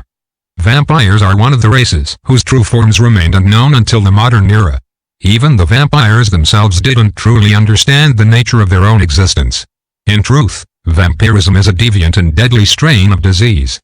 Disease. Wait, but she looked minion. I could see her with my own eyes, and I touched her. It's the truth. The vampire's main body is the pathogen in their blood. They think like people, but that is because their host is an animal capable of thought, and they are simply making use of their structural makeup. On top of this, vampires can infect others with the disease through mucous membranes or wounds. Then, similar in structure to the way ants work under command from their queen, the infected are turned into slaves that are fully influenced by the pheromones from their parent, manipulating them to be soldiers, forcing them to go beyond their physical limits, making them commit suicide whatever they see fit. They're referred to as a thrall. That's the first stage. Dragons, ogres, slimes. Many of the deviant species across the land came to them as visitors and established themselves as a separate species. Inanimate enchanted swords and magic tools were another variety of these deviant and abnormal species. Exactly how much was included within this categorization was something not a single person living in their world could theorize on. Supposing a virus, invisible to the naked eye, were to depart from its normal evolution and deviate enough to jump between worlds, what shape would it take in that situation? Phase 2. Regardless of whether they're a vampire or a thrall, the infected child naturally contracts the pathogen, and their body is remade in the womb. Then, they become able to generate the vampire pathogen themselves. That makes them a new parent, the next generation of vampire. Through blood transmission and infection from mother to child, they increase the numbers of infected. The unborn child is remade. Does something that horrifying really happen? You see, Sirik, our genetic makeup, well, it's decided by a chain of factors, even more minuscule than our cells, which are passed on by our ancestors. To explain even further, the vampires are specialists, far beyond our capabilities, when it comes to recombining these linking factors. Specialized and shrewd, they can easily construct these parents to more easily accomplish their blood infections, both by giving them forms that are alluring to others and through physical abilities that cause bloodshed. They were unable to cross moving water. They died when bathed in sunlight. They loathed germicidal herbs. It was possible to combat them with weapons of silver. The various elements described as weaknesses in legends from the beyond largely didn't apply to actual vampires themselves. However, these legends brilliantly hit the mark on the truth behind one certain aspect of their physiology. Now, my introductory explanation ran a bit long, but I needed to explain all of this to you beforehand in order for you to understand the truth. Well, I'm sorry to say, but I didn't really understand most of what you were talking about. Why are you telling a kid like me all of this? Are you trying to say Linares is dead? You are. What? The civil servant smiled callously and put a piece of fabric on top of the table. It was the one Linares had used to wrap his wound, which Inu had then changed after he listened to Sirik's story. I had a soldier examine your blood. You've already been infected. With this, we know for a fact that there was a vampire in that manor you visited. That can't be. I'm not dead. I'm here, talking to you right now. I have a will of my own. That much is true. The undead simply obey the commands of their parent. They aren't the mindless, shambling corpses they're generally believed to be. As long as your parent unit remains, you'll be able to return to your minion life, though you'll be in a hospital ward for a little bit. It requires a variety of different treatments, of course. Sirik clutched his head from dizziness. He was a minion. He was a worker drone under the control of a shapeless disease. Was he fated for such a disappointing end? His left middle finger. Had her blood been mixed into the ointment she had used on him? He had also drunk the amber tea she prepared for him. Did that mean Linares was deceiving me from the very start? Considering all the facts, I am obliged to come to that conclusion. Both Rayhart, the Obsidian, and Linares are nothing more than threats to the minion races. You'll cooperate with us, won't you, Sirik? Sirik nodded, stricken with grief. Even now, with his burning adoration for Linares unabated, it was the only choice he had. Or perhaps it was the same with his feelings, too. His feelings for her might have been entirely fabricated, brought on by the disease, exactly as Inu had described. Then, the next morning arrived. Inside Sirik's enormous mansion, an assembled troop of field soldiers waited eagerly for the raid to begin. The space inside his home was being filled for the first time as a garrison for the 13th Minister soldiers. It's barely been 4.5 days since your call to arms, and there's already so many. Oh, did I forget to mention? I came here to Itaki in order to put down Obsidian, who we suspected was hiding out here. We didn't want to put our enemy on alert while we didn't yet know where he was hiding, after all. I had them on standby in the next town over. Wait, are you saying my resident survey job was part of it? Then I... Thanks to that, he was now a thrall. While he wished to lash out in reproach, he immediately understood the root cause lay in Linares' deception, and Sirik's chest tightened, without any outlet for his anger. If he was only confirming whether or not a home had residents, he would have been able to go back after seeing Linares in the garden. He knew about vampires. He had plenty of chances to realize the truth for himself. He let his guard down. The root cause that led him to expose himself to danger was unmistakable. Sirik, we'll rely on you to lead us to the manor, but we're going to bind both your arms. Also, in order to check if you're under the influence of her pheromones or not, we will be regularly checking your pupils. These measures are to defend us from attacks, but we also want to protect you from committing suicide or something similar. Will you be okay with that? Yes. Can a vampire's control make me tell lies? That's a reasonable concern to have. It seems that vampires have techniques for mental control as well. At your current stage, the parent will be unable to have advanced control over your responses without directly passing them on to you with their own words. As long as we're able to prevent you from going berserk, I believe there will be no problems with having you guide us to the manor. Meanwhile, Inu had been using his vast knowledge, far greater than Sirik could possibly understand, to lay precision tactical groundwork for the raid, ever since he put on the charade of preparing the trifling resident ledger. Such were Oriatia's 29 officials. Sirik had believed that the path of the sword was the only way to make one's way through life, but there were also those who never once picked up a blade. They departed for Linares' mansion at daybreak. The field soldiers concealed the sounds of their steps as they advanced, and thus, the only people who witnessed the passing army were ranchers milking their cows out in the road. After a short distance, and once again in front of the gloomy mansion, Sirik posed a question. All around him, Inu's soldiers appeared to be moving along with the operation, but he still didn't understand what they were doing. Do vampires hate the sun? Generally speaking, yes. Not to the point that they're unable to move beneath it. Nevertheless, if there is something that might tip the scales even the slightest bit in our favor, I will employ it. That is all. Encircling the mansion while the sun was out, all Sirik could do was watch the soldiers' performance, like flowing water, while his arms remained heavily bound. Inu the distant mirror was planning on butchering Linares without a sliver of mercy. I'd like to talk to her again. The thought surely must have been influenced by her hold over him. If Linares was the one who had turned him into a corpse, then as long as there remained the fear of being under her control, Sirik was unable to return to his minion life. These thoughts were nothing more than irrational delusions. Will I see you again? As the men surrounded the mansion, they watched as flames suddenly erupted from every window. It had been completely set ablaze. Linares, I understand what you're feeling. I've heard that vampires have an almost otherworldly beauty. The 13th minister had a pipe in his mouth and watched the blaze with a solemn expression. That's why I want to bring her down before she reveals herself to us. Your information was truly a big help. As a reward for your cooperation, I'll pen a letter of introduction for your hospital stay. Everything burned. All traces of the property were char black. The dark and dreary mansion, the rose garden, and everything else. He would never be able to exchange words with Linares again. The size of the field soldier troop wasn't enough to surround a terrifyingly powerful vampire and bring it down with numbers. This was so they could all take part in the instantaneous fire attack and bring things to a close immediately before their targets had any time to react.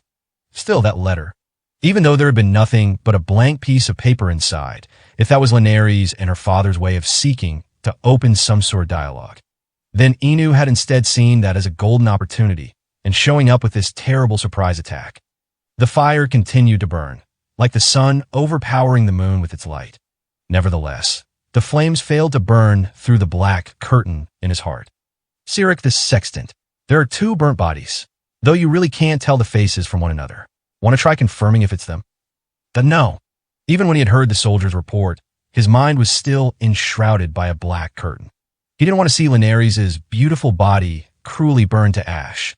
Now, Sirik, here's the thing about love, Inu said, out of character, on their route home, the post-operation cleanup concluded and the sun beginning to set.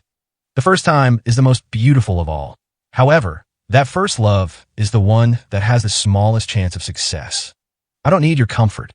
No one can ever manage to forget their very first love. It's a fact. All we can do is have new encounters and push that first love further and further away. In so doing, this world never runs out of tales of love and hate. Oh. The 13th minister laughed with just his mouth, the look on his face remaining unchanged. He may have had a point. The girl was a vampire. If he did meet with Linares a second or third time, their encounter wouldn't end with memories of her beauty. He would have been shown things he didn't want to see and made to fear things he didn't want to be afraid of. Sirik was confident their reunion would have been a gruesome one. What was inside of Sirik's heart now was only the beautiful form he saw standing in the garden. Even though he longed to see her again, he had separated himself from her. All the mysteries, all the secrets would be lost in the sea of time. It was hard for him to say Inu's words were comforting, and they were few, but by the time he finally returned to his home, Sirik had been able to convince himself. If our preparations for departure are finished expediently, we intend to leave for Oriatia in the evening. It'll have to be on the way, my apologies, but we'll deliver you to the hospital too. Thank you. He obediently bowed his head. It appeared he would be away from the house he had inherited from his parents for a time. Or maybe things might stay like that forever. The house had almost never had guests to begin with. While the soldiers had been briefly stationed there, he figured this would be the last time the house would be bustling with this many guests. If I could cook for them, or show them any hospitality, that would be nice. With Sirik's skill set, even that much was out of his reach. Thus, there was nothing he could do as master of the house besides stand as he was in the entryway and receive the column of soldiers into his home. When the last soldier in the line arrived, he closed the door. Then came a shrill ringing noise. NGH. HRNK. 2 soldiers joined together and collapsed in a heap. Their bodies clashed, and the noise sounded similar to that of a stringed instrument. The odd sound blended together with a grisly sound of bones breaking, creating a gruesome cacophony. The entryway was painted red with blood and viscera. What the? Sirik tried to take out his claw sword. Seeing the grisly scene before him, he was certain that was what he had tried to do. However, incomprehensibly, his body didn't budge. He watched the next event unfold. One of the soldiers turned back toward him and sent their short sword flying out of its sheath. They weren't aiming for Sirik. Separated from his bodyguards, he knew the distant mirror's right knee was run through, and the momentum of the thrust sent him toppling backward to the ground. Ugh! Master Inu! HNNGH, enemy attack. Restrain Mezd and Sirik. They're thralls. Inu cried, without recoiling in pain. The short sword, wielding soldier Mezd appeared terribly confused. Contrary to his visible unrest, his body again tried to brandish his sword, and he was immediately immobilized. The soldier, Mezd, with his hand twitched up behind his back, shouted, Wait, I haven't done anything to get infected. Nothing at all. As far as Sirik had seen, that should have been the case. A brawny soldier grabbed Sirik's arm and forced it into the restraints. The soldier named Mezd was similarly put into shackles. I don't believe it. How are we found out? What happened? While twisting his expression in an odd way, likely a sign of anger, Inu held a nearby tablecloth with his chin and wrapped it around his wound.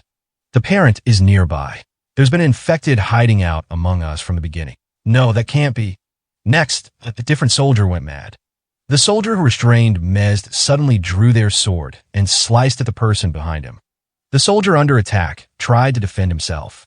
However, the berserk soldier's strength, far surpassing its normal limits, tore halfway through the armor protecting his torso. Physical strength beyond normal limits. He too was a thrall. And no. Yeah off. Damn it. There's still another thrall. Page 40. Everyone, check your pupils. There's still the attack that did in the two by the door. Don't let down your guard. The heavily wounded soldier writhed in agony for a brief moment before expiring on the spot. Panic. Chaos. Sirik couldn't grasp the situation. What was going on? Vampires. If the obsidian was dead, shouldn't the threat have vanished? Linares. He shouted, still restrained. Even if it went against the understanding he had arrived at in his heart, he didn't care. He hoped strongly to see her somewhere, and for his words to reach her. If you consider yourself a friend of Sirik the Sextant, then show yourself. Are you doing this of your own will? Is this the work of obsidian? Linares. His voice echoed to a whisper through the expansive and eerie premises. The soldiers seemed terrified of the slightest movements any of them made and stood there with weapons drawn and on high alert. All of the men confirmed to be infected were restrained and lying down on the floor. There were far too many. Vampirism spread through the blood. There also needed to be more time between initial infection and pathogenic control. Even if the mysterious attacks gave an opportunity to infect through the resulting wounds, there shouldn't have been any possible way to turn this many people into thralls at once. Master Sirik. Then came a quiet voice. He heard the clattering sound of wheels spinning. Black hair, contrasting starkly with her pure white skin. Gold eyes tinged with melancholy. Linares appeared from deeper down the hallway. Her footsteps didn't make any sound, as if she were an angel from on high. Was she a ghost? Or maybe an illusion from the very moment Sirik laid eyes on her? He should have found her terrifying, yet she was beautiful. She was pushing a wheelchair with someone seated in it, wrapped up in a luxurious robe. Linares, we were able to meet again, just as you promised. But how awful of you. The lovely vampire girl gave a lonely smile. You were trying to kill me, were you not? Her voice was calm, just like when he had first met her. She's so gorgeous. Sirik thought to himself amid the silence. Even in the middle of this hellish sea of blood, Linares' appearance was so heavenly and calm, it was enough to take any of the soldiers' breath away, but nevertheless, not a single one of the soldiers could make any movements to draw their bow. It was inexplicable. Inu barked an order. That's the vampire parent. Don't let her speak. Shoot. They will not shoot me. Master Inu the distant mirror. Shoot her. The flame of the crossbow's release rang out. It was the sound of two soldiers shooting each other in the face. The two had their pupils checked only moments prior and had been confirmed to be uninfected. Despite the terrifying scene, the ones witnessing it couldn't move at all, unable to escape or defend themselves, as Linares looked on at them all tranquilly. That's not it. Inu's voice was shaking. The face of the 13th minister, once composed, even with the injury to his leg, was now twisted in fear. His lucid mind derived the answer to the situation playing out before his eyes. That's not it. These aren't enemies we can fight. Retreat.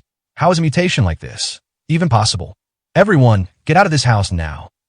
Pale skin, translucent and glass-like, as though it had never once been graced by the sun's rays. Slim fingertips, becoming of a high-born young woman. Her hands had never even held a hatchet, let alone a spear or a sword. She was not a warrior. However, the air, it spread through the air. Panic erupted. The 13th minister's soldiers shot and cut each other down, begging for their lives as they killed each other. And those who tried to escape were altogether dissected by an invisible string. Linares cocked her head, looking a bit at a loss, without a single drop of the blood spurts getting anywhere near her. Sirik groaned in the middle of the hellish scene. Obsidian.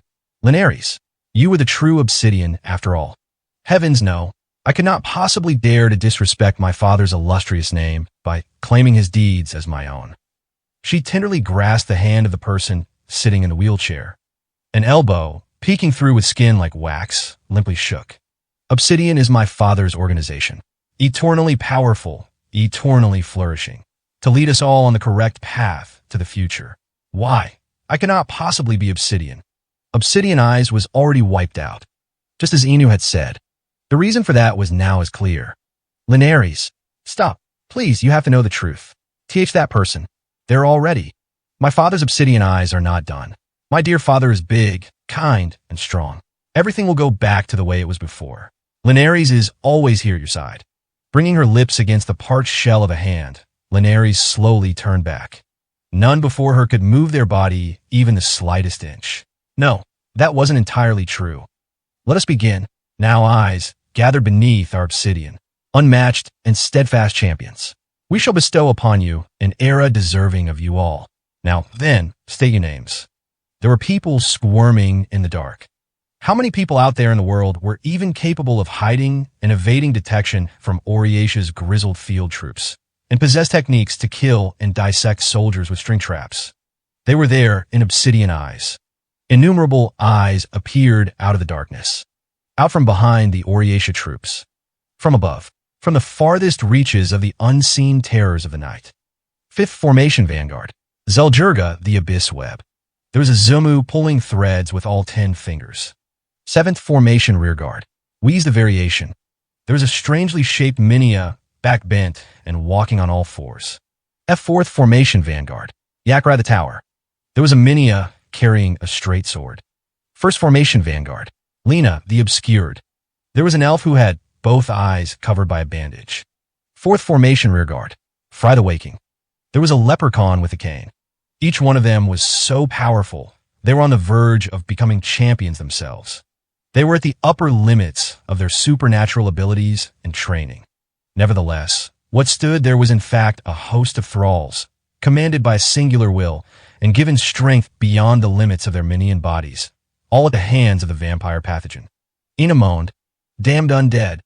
Obsidian Eyes is alive. Right here, as you can see, you will soon be able to understand that much yourself. Master Inu the Distant Mirror. Linares smiled, like the smile of an innocent child, and stooped down in front of Inu, sprawled out on the floor. Her unsettling palm gently caressed his cheek. You shall give us your recommendation for the Royal Games. Yes? A return to the Age of Champions as the hero. For my father, let us once again create an age of warring strife. Who would ever agree to the demands of a monster like you? You will. It's been this way from the very start. She had known Inu the Distant Mirror's name from the beginning. From the start, this had been her only goal. Everything had been for the sake of bringing him under her control. If not for the blank letter, would Sirik have unreservedly told the aristocrat lord about her? From a simple blank piece of paper, Inu had understood that Obsidian was there. The truth of Sirik's infection showed him proof of the vampire's existence. She had known that there was a mansion here with enough space for the 13th minister to quarter his troops. The entire detachment lying in wait in the neighboring town as well, she had lured them all out by providing them information. As she openly presented an easy-to-trace path of infection, beneath the surface, she had kept the true method of the infection a secret. If Sirik hadn't been invited into that manor, the current tragedy never would have unfolded. However, the wound at the beginning, his tiny, insignificant scratch. Linares, it's not true, right? The wound on my finger only pricked a thorn, right? It was really all just a coincidence, right? Linares was not a warrior. Nevertheless, in both her thoughts and way of being, she was completely beyond his reach, different from Sirik in every possible dimension. For the sake of her deep-rooted obsession with a dying age, she intended to regress this world back to that time once again. You said you've been all alone and lonely, didn't you? Isn't that right? I know you were all by yourself. And maybe I just... The pale noble daughter smiled elegantly. That settled it. Sirik knew his feelings had been genuine. Even if he had been under her control, there was some of his own will buried within these emotions. Master Sirik, thank you. I was so happy for the opportunity to have a regular conversation with someone, just like a normal girl. Her golden eyes were tinged with melancholy. Her pale skin was so delicate it seemed to be on the verge of fading away, as were her delicate arms and legs. Every single part of her beautiful form seemed incongruous with the blood-soaked tragedy she was orchestrating. Something so cruel shouldn't have been allowed to happen. Farewell. She held a meticulous and cunning power, pulling on spider threads with unseen fingertips. She had obtained a mutated method of infection, wholly unforeseeable and inconceivable to ascertain with everyday logic. She commanded the world's largest secret organization, a military force of unrivaled elites gathered from far and wide. A wicked and terrible colony of espionage, commanded by a singular will concealed within shadows. Scout, vampire, Linares the Obsidian. Gathered within a small meeting room inside the Oriatia Central Assembly Hall was a small portion of the 29 officials. There was a condition to the summons. For civil servants, it was possessing thorough familiarity with Oriatia's military strategy. For military officers, it was being in a position to command Oriatia forces to act. This everyone then? Well, this is good enough, I guess. The person sitting in the place of honor was the same as during normal assemblies, the speaker in charge of managing the meeting. The first minister of Oriatia grasped the foundation map. He was a man of medium build, just shy of his twilight years. His wrinkle-free black clothes and healthy complexion still appeared unfamiliar to the concept of age. Yes, let's get started. As you are aware, this summons came from the third minister. I know it was sudden, and I thank you for being here. First, regarding the topic of the meeting, if you will, third minister. Third minister Jelki here. His name was Jelki the Swift Ink. He was a shrewd-looking man, thin glasses perched atop a look of displeasure. He was shouldered with the core practical governance, controlling the whole of Oriatia domestic affairs, focusing mainly on the commercial industry. We've identified new information regarding the Old Kingdom's loyalist movements. I believe it's widely known that Gilnes the Ruined Castle has joined with Togi City and is recruiting soldiers. But 2 days ago, Togi City was placed under martial law. He is gathering soldiers more rapidly than ever before, and we estimate he will soon march on Oriatia. Gilnes, huh? The aging general, leaning back his chair, smiled as he polished the short sword in his hands. The 27th general of Oriatia, Hardy the Bullet Flashpoint, a prominent influence with the largest faction of the military on his side. Then that brings me back. When this was the Central Kingdom, he was a real troublesome general. He naturally has the skills and is popular among his subordinates. How many do we think he's gathered? 30,000? 40,000? For the Old Kingdom's loyalists in Togi City, the number of active soldiers is within our estimations. I think the army already dispatched to the region is more than enough to keep them in check. Is that all? If you're calling us with an emergency summons, we've at least got to be talking about a major battle on home soil. Hardy blew cigar, smoke from his mouth in disapproval. This man was someone who spoke his mind. An alliance, perhaps. The man who spoke up was the 25th general. His name was Kaon the Thundering. One of his sleeves hung down loosely, the arm that was supposed to pass through it absent. He was a one-armed general. There are no major movements in Togi City, given that if there was a move they could make to force our hand. It's an alliance right now. Togi City, making a lot of noise and drawing attention, is the bait to pin the Oriatia army down, with the real attack coming from another military force, like the mercenaries in the free city of Okahu. That's really the only move that'd be annoying for us to deal with. That said, Kaon twisted his decorous lips into a smile. Huh, that's not it, is it? I mean, Jelki's in charge of commerce, after all. If there were any signs of major movement, like two powers forming an alliance, it'd be strange if we generals weren't the very first people to be told about it.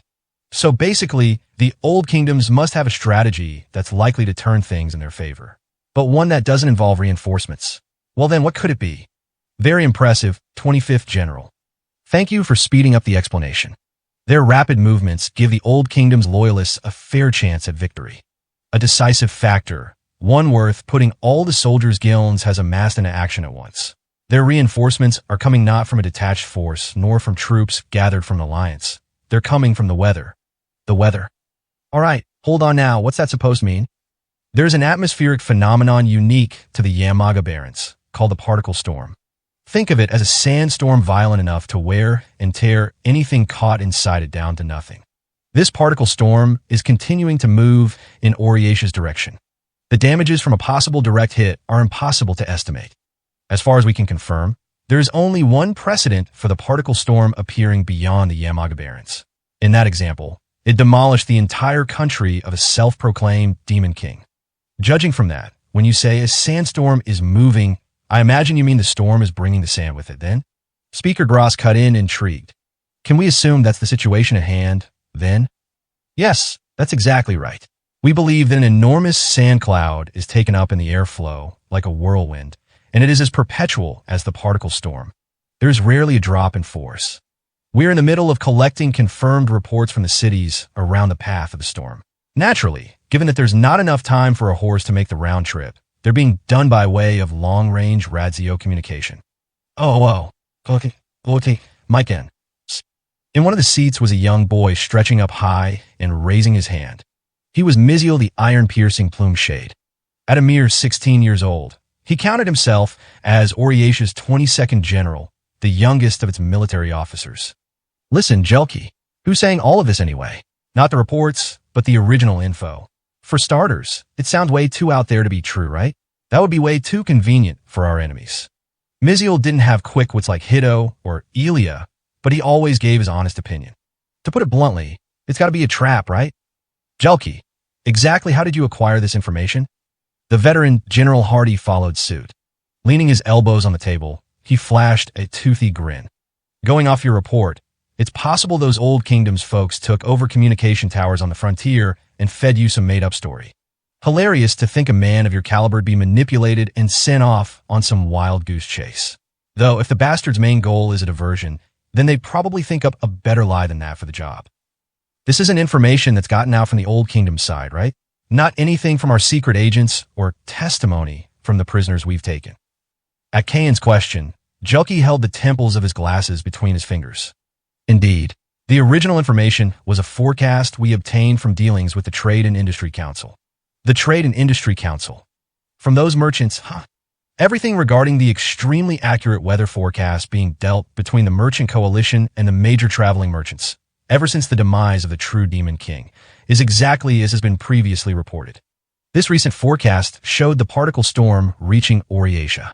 As with the weather forecast that have been dealt on the market up until this, it's believed this predicted path is based on field observations occurring across each region.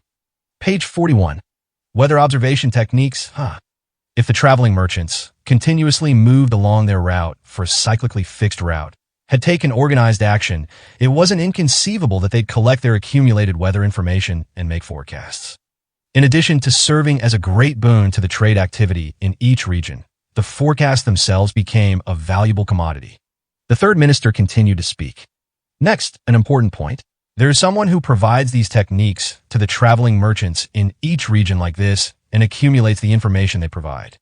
A young boy known as the gray-haired child, a visitor who supplies muskets. While his origin is unknown, he has been trading with various regional merchant guilds for, at the very least, 10 or more years, and our merchants here are no exception. Guns. Much like with the troops of 6th General Hargant, in recent years, even those among the 29 officials had introduced rifleman soldiers into their ranks. Thus was the weapon's level of superiority. Hey, Jelki, isn't that basically just saying you know this information is fishy after all? I don't really have the smarts to understand everything myself, but there's no proof this guy's not lying. That's enough, Miziel. We need to confirm the facts. A man who kept quiet now raised his head. The 13th minister, Inu the distant mirror. Even in the middle of a meeting, he still maintained his sage and stony expression.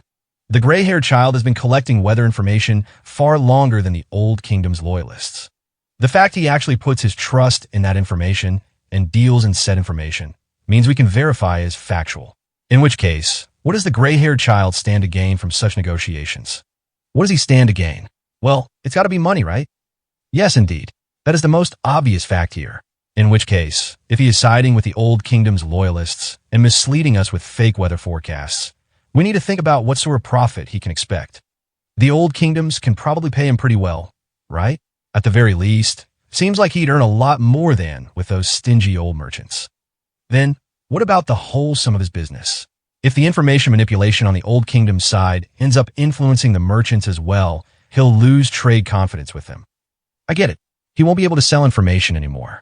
We know for sure the merchants are already being influenced by news of the particle storm. So if this is all a lie, it'll end up being a huge economic loss for the gray-haired child down the line. Thus, it becomes a pure numbers problem. Do you think the Old Kingdom would have the budget to match the total trade profits for the weather forecast going around, Jelki? And all for what looks to be a foolish and precarious feign operation. We've already come up with the estimated sum necessary. To cut to the conclusion, it is inconceivable. From the results of our follow-ups, we're certain the Old Kingdom's loyalist information source is also the Trade and Industry Council. Given that the Old Kingdoms already needs to secure logistics for all the new soldiers recruited under Giln's the Ruined Castle, they're currently trading with a large number of merchants. If they had involved Trade and Industry Council significantly in their strategy, there should be a noticeably unnatural flow of capital. HM, a fantastic answer from our General Supervisor of all Trade and Commerce. Now then, Miziel, put yourself in the gray-haired child's shoes. If you obtained information on the particle storm, what would be your best way to get the most profit from selling that information? Well, assuming the information was good, I guess I'd sell it to the merchants first, huh? If Oryatia and the Old Kingdoms are going to war, then right now, that's the most stable market. Then, with it approaching Oryatia, you could sell it to us for a bunch, right? Then, after that, Miziel suddenly clapped his hands together after staring up at the ceiling for a few moments. I'd also sell it to the Old Kingdoms, looking to attack Oryatia. So, that's why those Togi City guys have started to make their move. They have information saying they'll be able to beat us with their current military forces. A logical conclusion. Thus, we can consider for the time being that the facts of the weather forecast are accurate.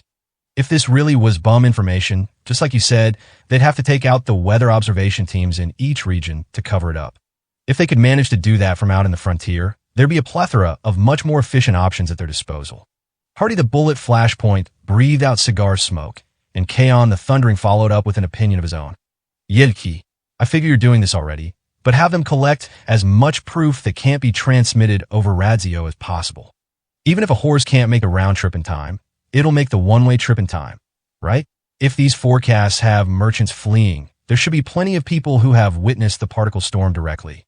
Besides, there's still one problem here, isn't there? What is that? There's no telling if the free city of Okahu will make their move. Yes? Assuming the particle storm's arrival is their trump card, that doesn't rule out an alliance. While we're focused on how to deal with the particle storm, we'll still take measures to shut down Okahu. What are we going to do?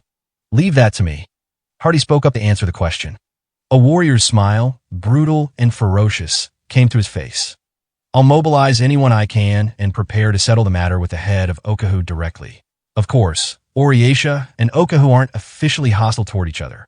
Calling it ceasefire negotiations be a bit of an exaggeration, though. Planning on throwing the passing disaster into the mix, are you? Like with the new principality? Yeah, he did end up with the most important job, but when you start talking about attacking Okahu's ironclad mountain fortress, I'm not so sure. There's someone more qualified for that, see? The abilities of Q's the passing disaster, who forced the new principality of Lithia to capitulate to the 29 officials, were enigmatic and wholly inexplicable superpowers. They all considered it best to not make use of him. Hate to change the subject, but I'd like to clean up all the matters at hand. Speaker Gross looked toward the 13th Minister, Inu's chair. What about Obsidian Eye's movements? There's a possibility some of their remnants have joined up with the Old Kingdom's bastards, right? Well, obviously, we haven't been able to pursue them that far. Inu replied coolly. His blank expression made his underlying emotions imperceptible, as it always had. During Operation 4 Small month prior, my forces mopped up the remnants in Ataki, including the Obsidian, but for the members who scattered across the different regions, there's still much we do not know. However, our cooperator has a sufficient understanding of their members and their espionage methods. Should one of them do something conspicuous to make themselves known, we'll be able to pounce on them. And in exchange, this cooperator wants to appear in the Imperial competition, right? If we can get it approved, I'd certainly like it to happen. This collaborating relationship was formed with that deal in mind, after all. In that case, for the time being, if we can do something about the particle storm, that'll get all points of concern surrounding the Imperial competition in order to. We'll end up crushing the Old Kingdom's main strategy in the end. Still, we're facing off against the weather here. What exactly are we going to do? At the question, Kaon the Thundering raised his hand. I have an idea. Could you leave this matter to me?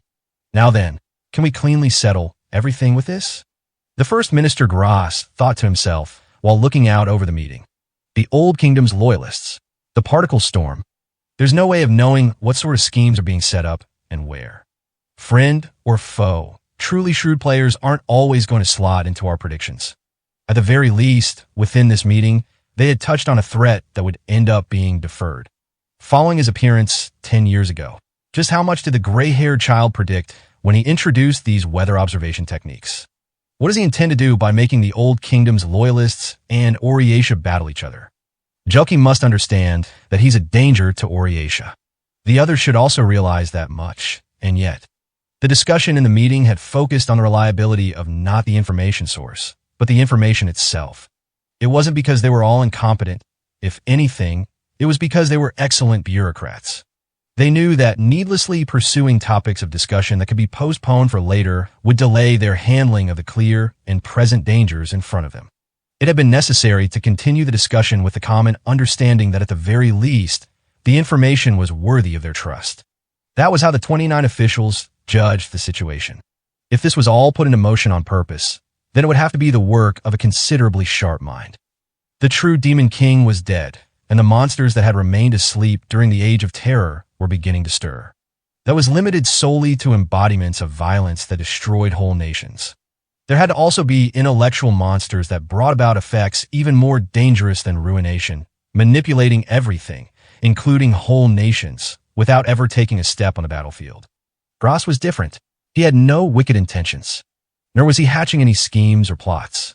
However, and especially now that he was informed of something so beyond anyone's expectations, a danger to the nation itself, his true inner character rose up to the surface. His mouth curled into an uneven smile.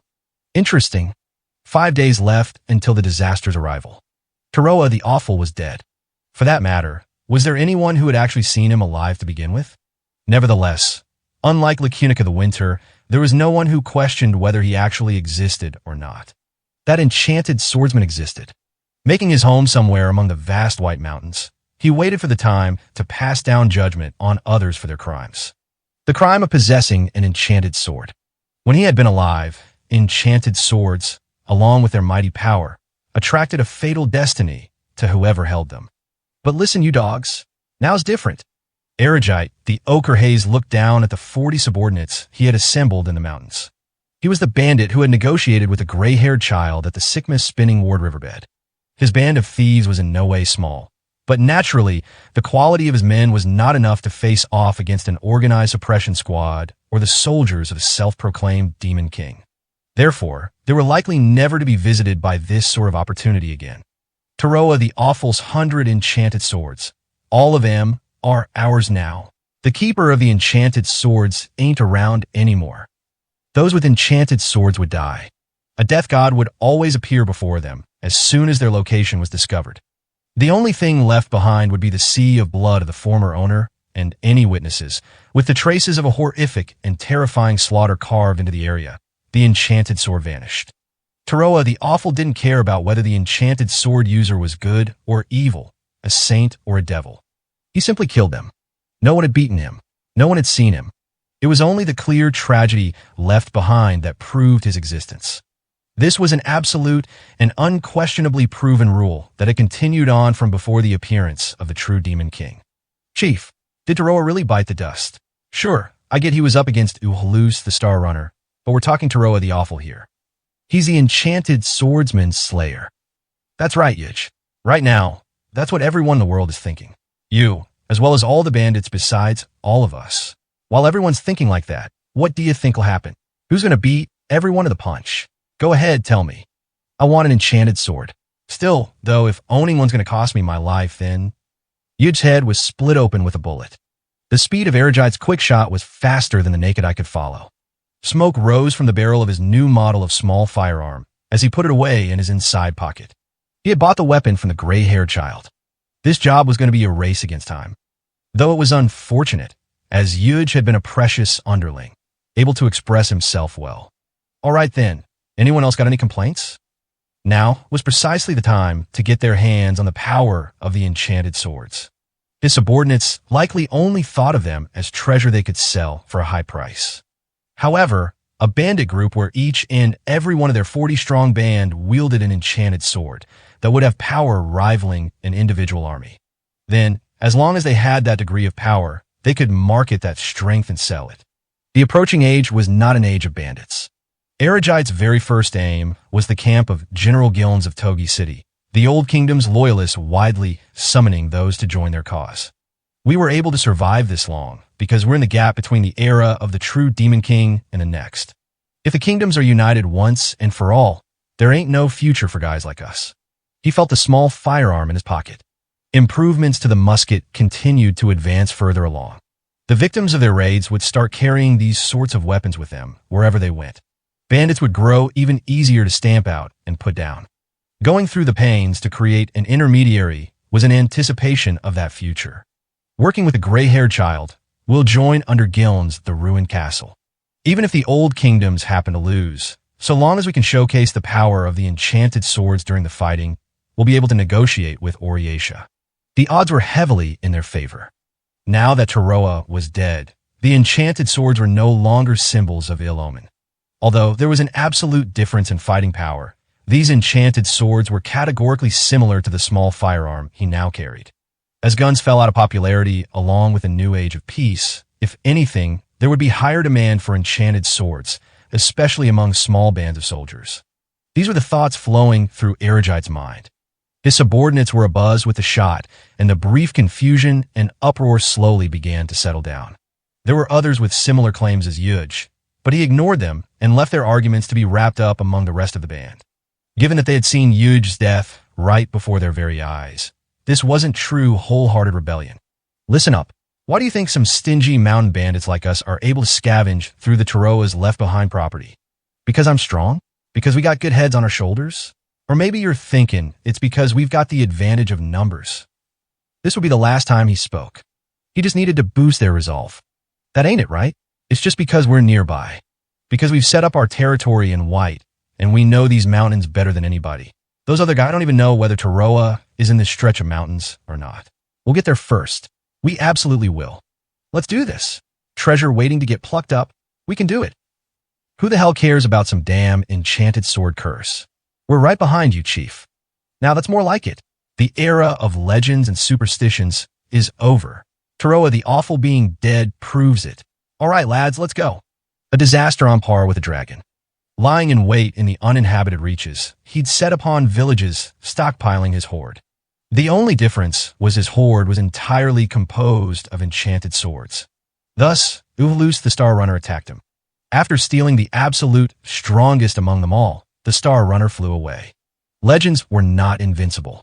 Even Taroa the Awful could die.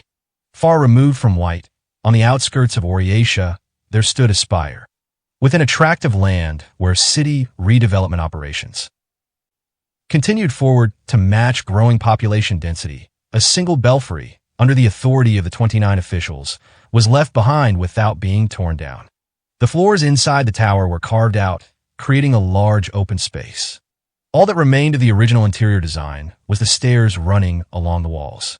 The cold and closed-off air felt almost like a high-ceiling prison, but the person dwelling inside was the most unsuited creature in all the land to be called a prisoner. Duh. Gotten used to it a bit now. Duh. The 20th Minster of Oriatia, Hido the Clamp, had made the remark without any expectations of getting an answer. His companion's silence was long, but they didn't seem to be unsatisfied with their dwelling. Even this unique reconstruction had been carried out according to the wishes of the wyvern perched high up above him, Uhulus, the Star Runner. Page 42. His pace was always one beat behind everyone else's. He began in a quiet voice. Hido. Yeah, what is it? Is Hargant coming? I want to fight him. When will he be here? All right, I'm not sure with that old man. He's ditched his work, and now he's fooling around in the north. Though, he'll probably come back around the time of the next assembly. I have absolutely no idea what sort of hero candidate he's going to show up with, though. Okay, then forget it. Sitting down on the bottommost stair, Hido took his slightly late lunch. High-quality white bread. Though he was impertinent, bubbling with arrogance, meals were the only time he enjoyed a quiet atmosphere. He and Uhulus were in agreement on this point. Still, though, Uhulus, ultimately, no matter who shows up, you don't really think you'll lose, do you? You've won every battle you've been in up till now. Even against Vikian, the Smoldering. You think old man Hargant is really going to be able to bring back someone capable of fighting you? Are you making fun of Hargant? Huh? Of course I'm not. Come on now. I'm just asking if you've even had a tough battle before at all. Hido immediately picked up on the mood in the tower and decided to steer the topic elsewhere. The outline of Aluza's wings was high above his head, but if he felt like it, Uhulus could kill him in innumerably different ways faster than Hido could take the next bite of his lunch. There was someone strong. Really now? Was it Vikian, the Smoldering after all? What are you talking about? That guy, he was just old, not strong at all. Taroa, he was so much stronger than any dragon. Oh, you mean Taroa the Awful? So that rumor everyone tells was true. Huh? Everyone loved to hear about that. Let me tell you. Look here. The wyvern carefully descended to around the middle of the tower and showed off the sword he had produced from his satchel. With its darkened brown scabbard and similarly dingy wooden hilt, it looked like an antique. This is Hilensingen, the Luminous Blade. It was Taroa's most powerful weapon, so I wanted it. This is the one that ended Vikian, right? Did Taroa really stockpile all those enchanted swords? Yeah, but I didn't really care about the others, and I can't fly if my bag's too heavy. Ha ha ha ha ha. Oh, that's a damn shame. It was no laughing matter. Enchanted swords were treasures, with a single one carrying as much value as a whole town. Aberrant entities, impossible to analyze. With their inanimate silence, even the true origins of these enchanted swords were unclear. However, they were said to be similar to visitors' implements that were deviant in nature. These implements, acquiring unfathomable mysteries that were unable to be fully contained within the physical laws of a world separate from theirs, the beyond, were exiled to this world. It wasn't limited to just swords, with various shapes of magic tools appearing in their world much the same way. Just as varied as the armaments in Uhulus, the Star Runner's own collection. Nevertheless, enchanted swords were ultimately a special case when it came to their symbolic significance. Symbols of armed might from long, long ago, existing in the realm of the supernatural.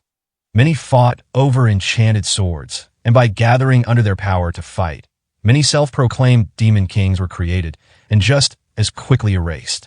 Taroa, the Awful, might have been fixated on the enchanted swords for such a reason. What was Taroa the Awful like? Yeah, his techniques that were incredible.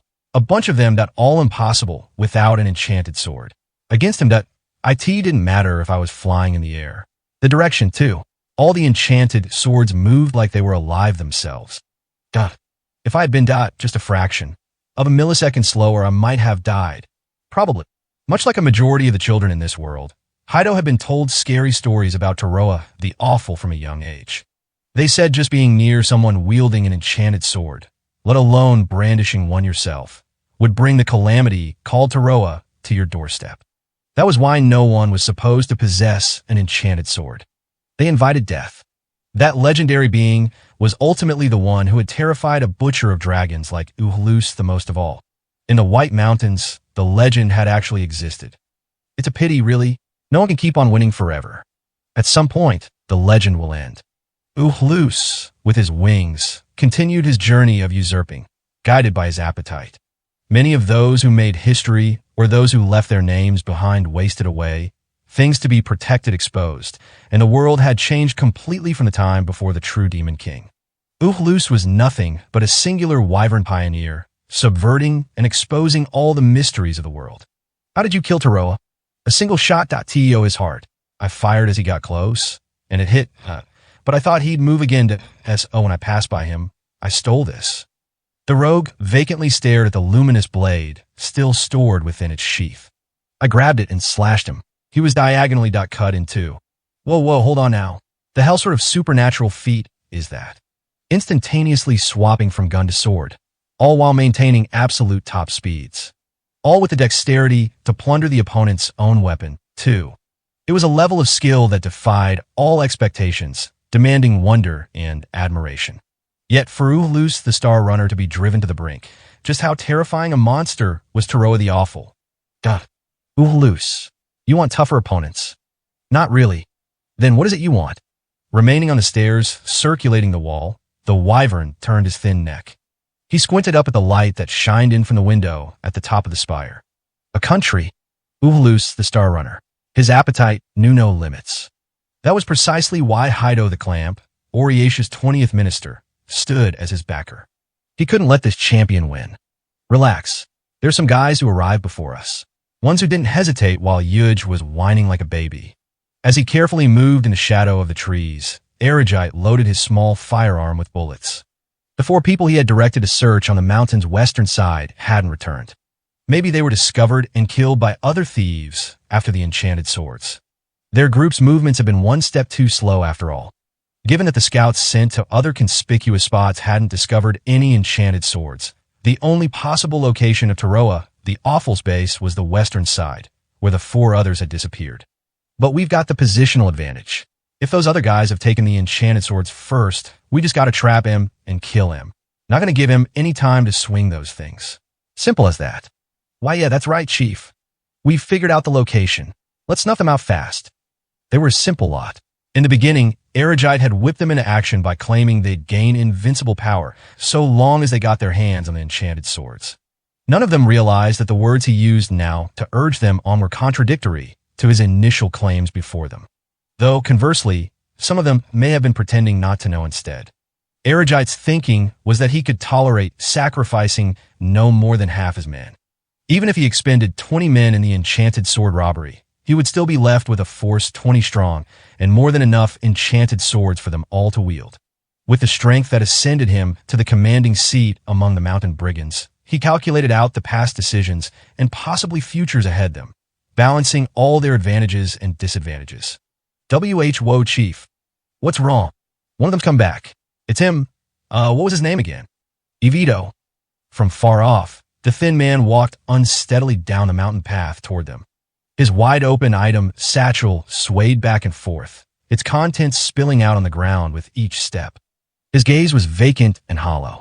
Even when the Chief Erigite stood right in front of him, his focus was blank and far off.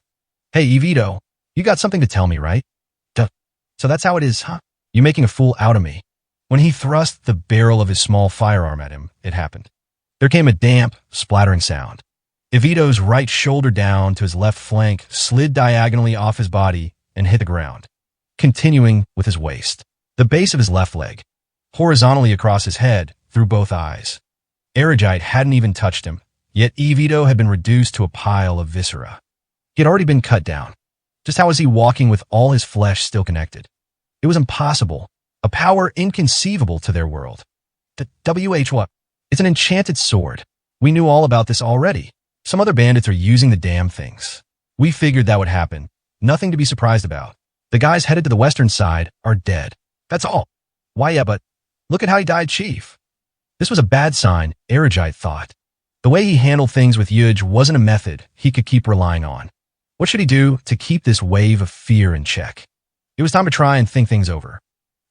Right before Erigite's eyes, the man standing directly to his right let out a wild shriek.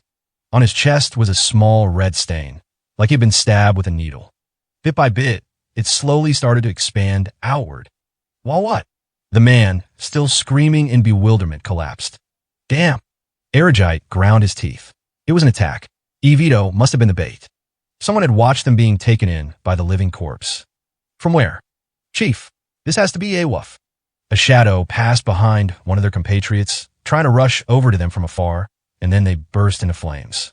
Blinding and enormous flames surrounded the periphery, as if the man's very body had been converted into an explosive.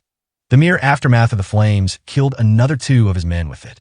The shadow moving on the other end of the conflagration belonged to a single person. It was bent forward, almost like a wild beast. On this mysterious person's back sat an innumerable number of... What the hell? Just who are you, damn it? Erigite aimed his barrel toward the shadow. The mysterious person's form wasn't clear, shimmering in a haze of the explosion's heat. It was large, with thick arms and legs. An ogre? Or maybe a dwarf? Nell saw the burning blade. The figure murmured with the deep voice of a death god. They slowly advanced forward, one step at a time. Erigite's gun barrel was shaking, and the heat haze that prevented him from aiming steady wasn't the only reason why. The next sound rang with a thud. The second-in-command standing next to Erigite was pierced through the eyes with the same needle-sized stain as before and collapsed to the ground. Divine Blade Ketelk. The shade passed by another bandit, who walked around aimless and unsteady before slumping down to the ground. Their 4 limbs torn apart just like Evito's. Gidimul the Minute Hand. The crunching sound of heavy footsteps continued to close in. A large number of enchanted swords. A man shouldering a myriad of cursed enchanted swords on his back. He was a bandit, just a thief. He was after the enchanted sword riches, just like them. Erigite just got there too late. A simple bit of bad luck. There was no possible way Taroa the Awful would be still alive. He couldn't train by sparring against an opponent. Just as their sword shape suggested, a large majority of enchanted sword uses were lethal.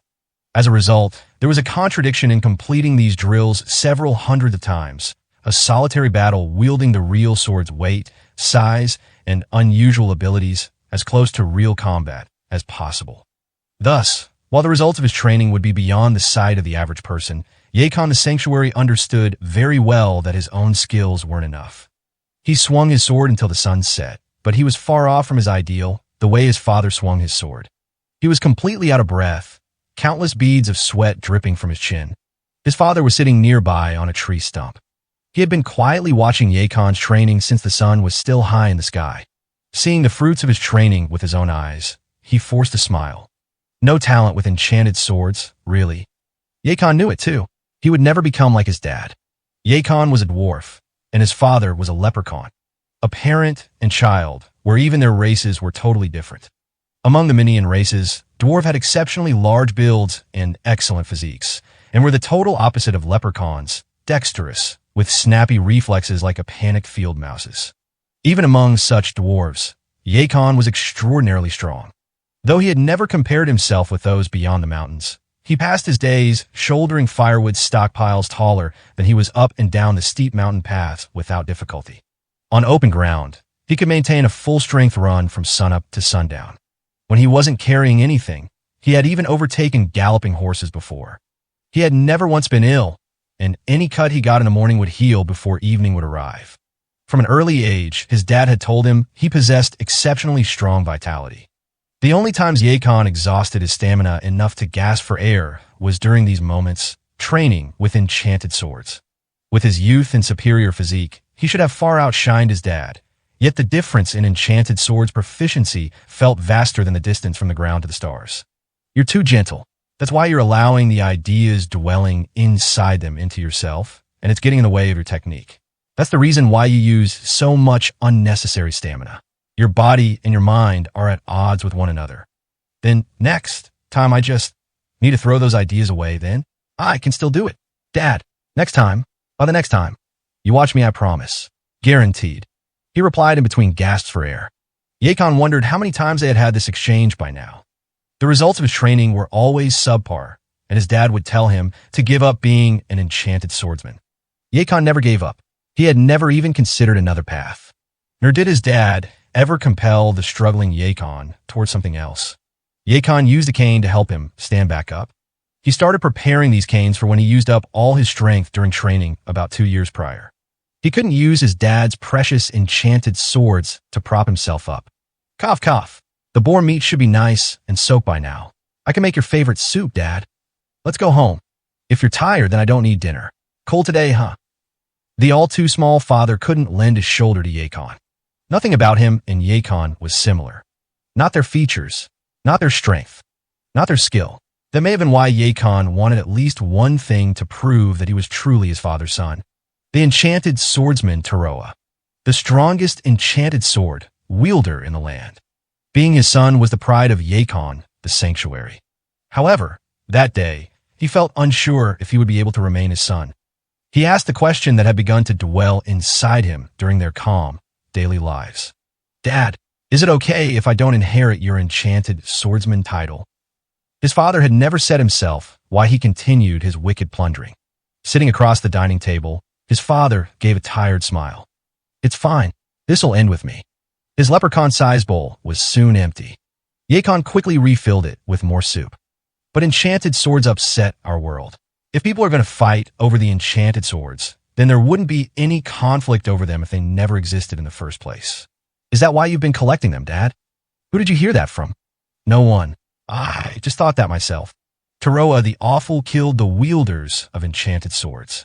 With a stature less than a third that of a Minia, he effortlessly handled numerous enchanted swords far longer and larger than his physical height, mercilessly murdering whoever would attempt to wield them, without any pleasure or sadness, as though it was simply how things should be.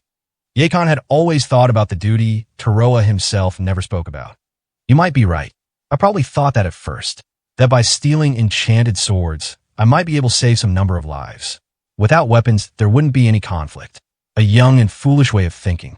Page 42. Taroa didn't bring his fresh bowl of soup to his lips, instead staring hard at his eyes reflected in its surface. He wasn't an unreasonable monstrosity that all feared to speak of. He was simply his father, so quiet and serene it made the legends of his carnage sound fantastical. The world's not like that. Even without enchanted swords, people still fight. They just want enchanted swords as a means to fight. People can turn even pebbles and pieces of wood into lethal weapons. Without enchanted swords, the future after that could be even more awful. That's not true. The Gashan East-West War, the Dragon Axe Campaign. There are so many examples of wars that ended because they didn't use enchanted swords. I kill people who simply witness what I do. Innocent people. Taroa murmured, remaining completely calm. That's how I try to make people fear enchanted swords as cursed objects. If I was going to start all over, then I don't think I would do that. Listen to me, Yakon. No matter how much I regret or say it was all a mistake, the lives I took are the only things I can never give back. And I can't ever change myself. I'm the one who disregarded those lives in the first place. Duh. He couldn't ask him why. Then, if that was the case, he still continued. His father would definitely never try to stop. He would continue until every enchanted sword owner was gone from the world. His father may have kept fighting simply to convince himself. He may have been unable to stop himself from continuing what he started. Yakon wanted to answer him. That's exactly why your son can take over for you. You can rest now. His own powerlessness frustrated him. He watched his distinguished father's techniques. He trained so hard, and yet no matter how many years he spent, he could never catch up. I'm your son, Dad. I'll never say all the stuff you've done was a mistake. Is that right? Well, thank you. Yakon left the warm interior behind. Just a little bit more. To train just one more time. It was a night with a small moon shining bright. His father slowly drank his soup, as if pondering the meaning of life. 3 small months passed from that night. The day of destiny. Up above. No, diving diagonally down in front. The mountains were covered in a downpour. Taroa had his sights fixed on his enemy in the air. All 4 directions, as well as up and down. Their mobility options were much greater compared to those stuck crawling on the ground. Not only that, but they were not the same movements of other wyverns, influenced by instincts and the wind direction. Possessing the judgment only present in those who have danced the tightrope between life and death, they saw through Taroa's next move before acting themselves. Those who asserted their meaning through strength were altogether unable to escape such a destiny. Someone stronger would appear, and they would one day lose everything. For Taroa the Awful, that person was none other than Uhulus the Star Runner. He's going to fire. Uhulus put his finger on the gun's trigger. He picked up on the subtle movement. Taroa sent his rapier flying out of its sheath. It was the divine blade Ketelk. It was an enchanted sword that extended its invisible slash past the outermost part of the blade itself, upsetting the spacing in close-quarters combat. However, when Taroa the Awful was the one using it, peck, he lunged at Uhulus with it, focusing on a singular spot as if he were stabbing at him with a needle. His opponent was 20 meters above him. He pierced a hole in the wing membrane and broke Uluz's midair stance. Not good. Even worse than if it didn't hit him at all. His opponent's movements were too fast. Despite preventing the shot aimed his way, if the wound from his sword wasn't fatal, then Taroa had done nothing but show his hand to his opponent. Nor was his pec stab something he could send out rapid fire. His impatience that he would be shot first if he didn't shoot Uluz out of the sky had gotten the better of him. As he descended down, a flash of gunfire came from Uluz's hands. The bullet ricocheted off one of the mountain's enormous boulders and closed straight in on the artery below Taroa's armpit, following his stab attack. The short sword dangling from his waist automatically leaped into the air. The blade became a shield, warding off the poisonous magic bullet. Lance of Phima. This short sword connected by a chain matched the projectile's speed as it responded, but it wasn't a defense he could always rely on. He had been lucky. Uluz, the Star Runner. Not going to use your thunders? Roar magic bullet? Taroa had an enchanted sword that could control magnetic forces. Uluz was wary of it. There were several enchanted swords stabbed into the ground. Taroa thrust the divine blade Ketelk into the earth, letting go and taking up another enchanted sword in its stead. Hillensingan, the luminous blade. Visitors, tarantula, dragons. When it became necessary to fight such aberrations, with a physique unable to wield multiple swords at once, this was how Taroa used his blades. The area around looked like an enchanted sword graveyard. That you're strong, the wyvern muttered drearily. He appeared annoyed at the unexpectedly powerful opponent. Taroa ran to the spot where Uluz was going to land. Still far away, if he extended the luminous blade out as far as he could, he might be able to slash him. Hey, get that sword. Doc. At that moment, something flew down from above Taroa's head. It wasn't rain. It was a storm of deadly blades. SHNNG. By drawing his sword at a sharp angle, the luminous blade's trajectory served as a shield to defend against the attack from above. Light flashed for a brief instant right after the sword left its sheath, then vanished. It was a practical application, possible only to those who knew the true value of the all-powerful enchanted sword, called Roost. Uluz had already taken to the air and left Taroa's line of sight, where he could closely observe the wyvern's movements. Rotten Soil Sunday. Following behind the mud blades, a spherical clod of soil, big enough to be held with two hands, fell. It must have been what caused the rain of blades. He instantly refocused his attention. It was Uluz's intention to draw his focus to the magic tool. The Lance of Phima flew. Its reaction speed ultimately wasn't fast enough. Nevertheless, from the direction of its automatic interception, he realized Uluz was rushing at him from behind. He didn't have the time to trigger the luminous blade again. With his other hand, he swung his sickle-bladed halberd. He sensed a leftward diagonal slash coming from behind him before he could fully turn his sights in that direction. The attacks crossed each other. The tactile sensation of tearing flesh. They passed each other by. Taroa barely managed to block the lethal magic bullet. The blade of his enchanted sword, on the follow-through, had shielded against the bullet Uluz fired from point-blank range. The wyvern was passing him by, still at charging speed, unable to leverage the greatest possible opportunity to kill Taroa once and for all. I saw through you two, eh? In the instant they clashed, Taroa's attack had only grazed Uluz's body. In rate, the sickle of repose. An enchanted sword naturally specialized for surprise attacks, its slashes causing a phenomenon that made it completely silent. Beads of terror, a sensation he had long ago forgotten, ran down his forehead. His long years of experience were telling him Taroa the Awful was going to die here. The time had come for the man who lived as a death god, judging others for their crimes, to be judged himself. Dad! He heard a voice from afar. Yakon's voice. Now he would bear witness to Taroa's final moments. Grinding his teeth at the irony of fate, he sheathed the luminous blade and planted it into the ground in front of him. He couldn't let Yakon get involved in a fight against this wyvern. He had been the one to start this cause in effect. One more time. I just need to put my life on the line one more time. He readied in rate the sickle of repose. Cutting the lance of Phima's chain, he placed it inside his clothes. It was a worthless life anyway.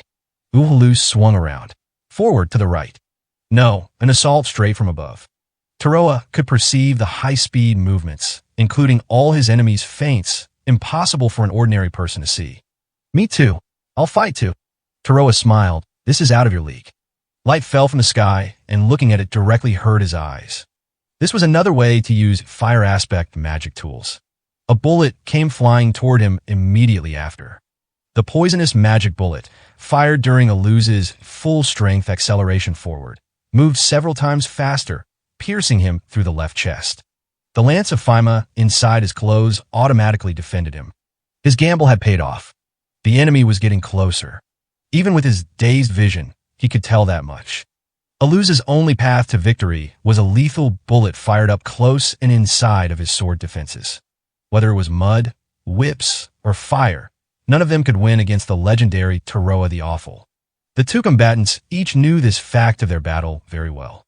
His enemy had full knowledge of Enrate, the Sickle of Repose's maximum range, and its overall power. He's thinking that he'll be able to defend himself from the sickle. He wiped out the sickle. Perfect. Following along with its accelerated movements, he let his fingers go and flung his own sickle. He made Uhalus misjudge its range. He had planned to do this from the start and shifted the weapon in his hands to do so. There, at the end of his hand's follow-through, was an enchanted sword sticking out from the ground. The accelerating Uhalus didn't stop. His charge was still coming. Taroa's eyes were dazed and disoriented. Taroa the Awful. Despite everything, Taroa the Awful had the sword that could truly deliver instant death. He knew its power, its longest range, even with his eyes closed.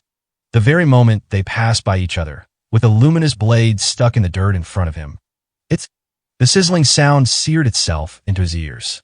Mine. Just a little farther, immediately before his fingers could reach it.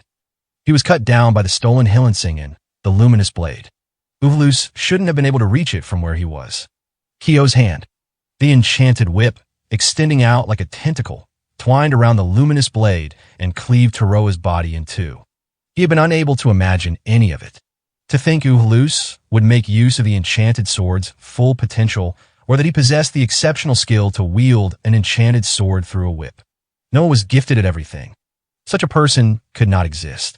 For Taroa, all he had was his masterful skill with his enchanted swords. Dad, no. Uhalus had vanished without a trace.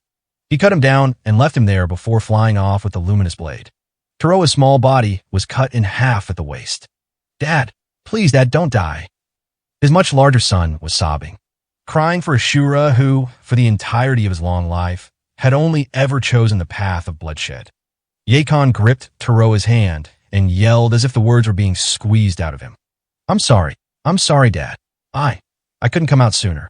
Uhalus the Star Runner, he was so scary and I didn't think someone like me stood a chance, so I couldn't do anything. It's okay. A wretched end like this suits me. You're not Ashura. That was what Taroa wished he could tell him.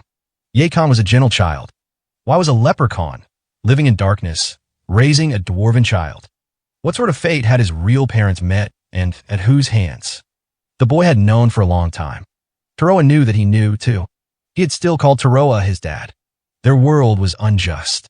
Taroa, the Awful, was never able to fully atone for his countless crimes, nor was he ever able to be properly punished. The man who chiseled away his soul with his blood-soaked ideals had lived an almost laughably luxurious life. Dad, I'll do it. I'll get back the luminous blade. I'll follow in your footsteps. It'll all be okay. Dad. Yakon the Sanctuary. His only son had been the merciless god of death from White's last remaining sanctuary. I wanted to say thank you. The skills and strength you've built up over these restless years have long since surpassed my old bones. I wanted to make sure to tell you.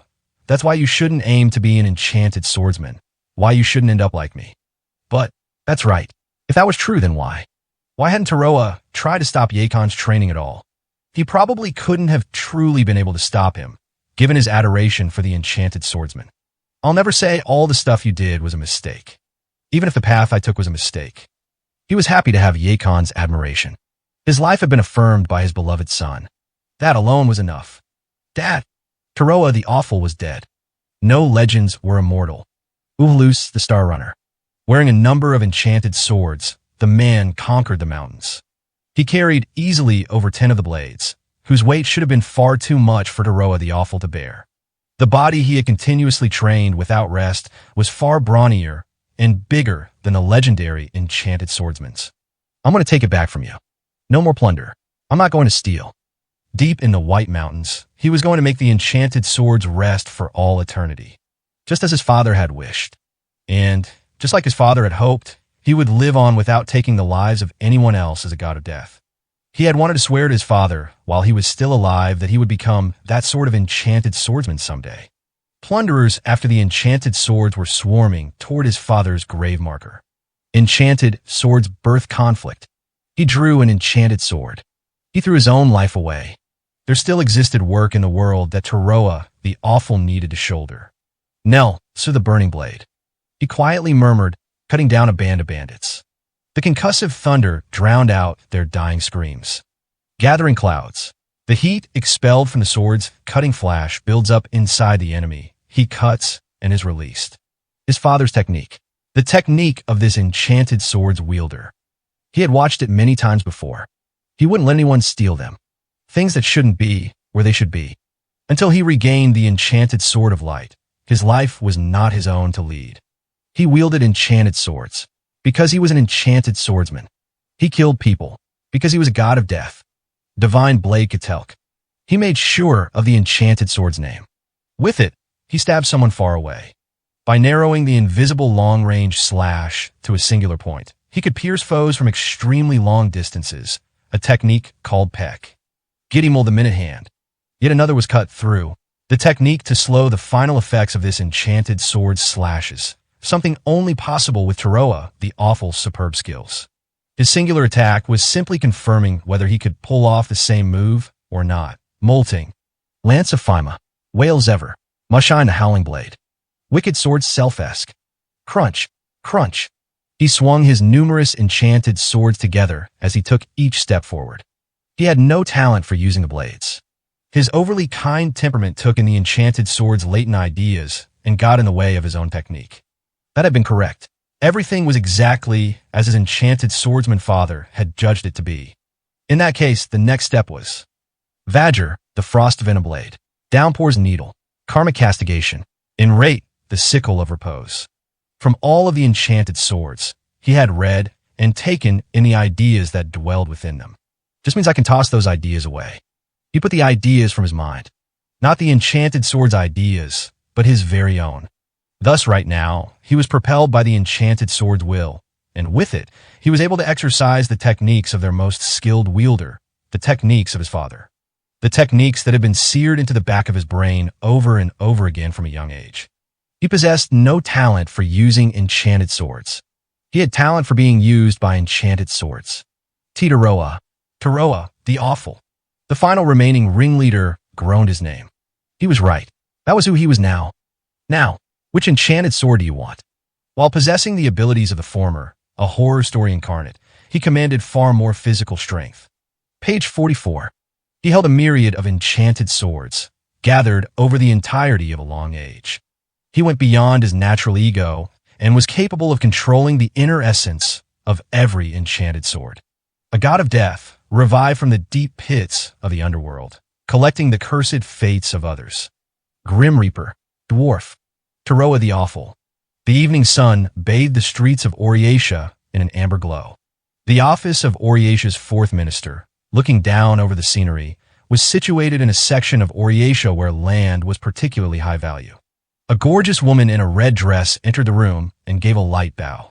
The 17th Minster, Elia the Red Tag, had been summoned by the room's master and came to give a report on the results of her series of investigations. It's been too long, fourth minister. The only reason it's been so long is because you were so obsessed with your investigation out in the far-off boonies of Ada. Together with his biting initial comments, the man glared at Elia from across the desk. He had strong, sharp features, but the glint in his eyes was cunning and cruel. He was the fourth minister, keep the round table. While a civil servant like Elia, the man possessed both preeminent authority and military might. It was rumored around town that he was the sole face able to stand toe-to-toe against the faction of Oriatia's all-powerful second general, Rosclay the Absolute. Not only that, but you still haven't given a proper report on the investigation you were in charge of. In our meeting on the particle storm, information collected from my soldiers got here faster than your damn report. Elia bowed her head. Normally, investigation updates, and the like were not the responsibility of the head of the intelligence division herself. Despite this, up against the exceedingly harsh disposition of Keat the Round Table, she had no other choice. Within the 29 officials of Oryatia, there were no limits based on age or term of service, and each individual was recognized as having their own discretionary authority. At the very least, that was how it was on paper. My humblest apologies. Due to the pressing matter at hand, I prioritized contacting those who could immediately respond to the situation. Although it delayed my report to you by a day, I was prepared to give you my report. You're saying that's why it's late? Keat scoffed. That's not it. You're incompetent. In truth, you failed to complete the task you were given. It's the intelligence division's job to notify the 29 officials of any information as swiftly as possible. You, arrogant, irredeemably incompetent, the whole lot of you. Maybe 29 seats are unnecessary. Am I wrong? Duh. While it was unbelievably humiliating to hear her name said in the same breath as Hargan's, Elia remained silent and waited for his next words. Given her position as a low-born successor of the previous 17th minister, she was well accustomed to being looked down on. Keat, meanwhile, turned his attention to the view from the window. To him, born with authority, his sadism was a part of everyday life, completely devoid of any relaxation or enjoyment. Forget it. Give your report. Very well. 3 days ago, the Old Kingdom's loyalists under the command of Gilnes the ruined castle took complete control of the Togi City Council. The whole city has been placed under martial law. Gilnes had been recruiting volunteers for a while, and including the soldiers who joined from the new Principality of Lithia and soldiers from the Central Kingdom period, we believe there are close to 30,000 partisans in total. I've heard that. At the very least, those Central Kingdom ghosts have gotten the numbers together. Of course, this all falls within our expectations.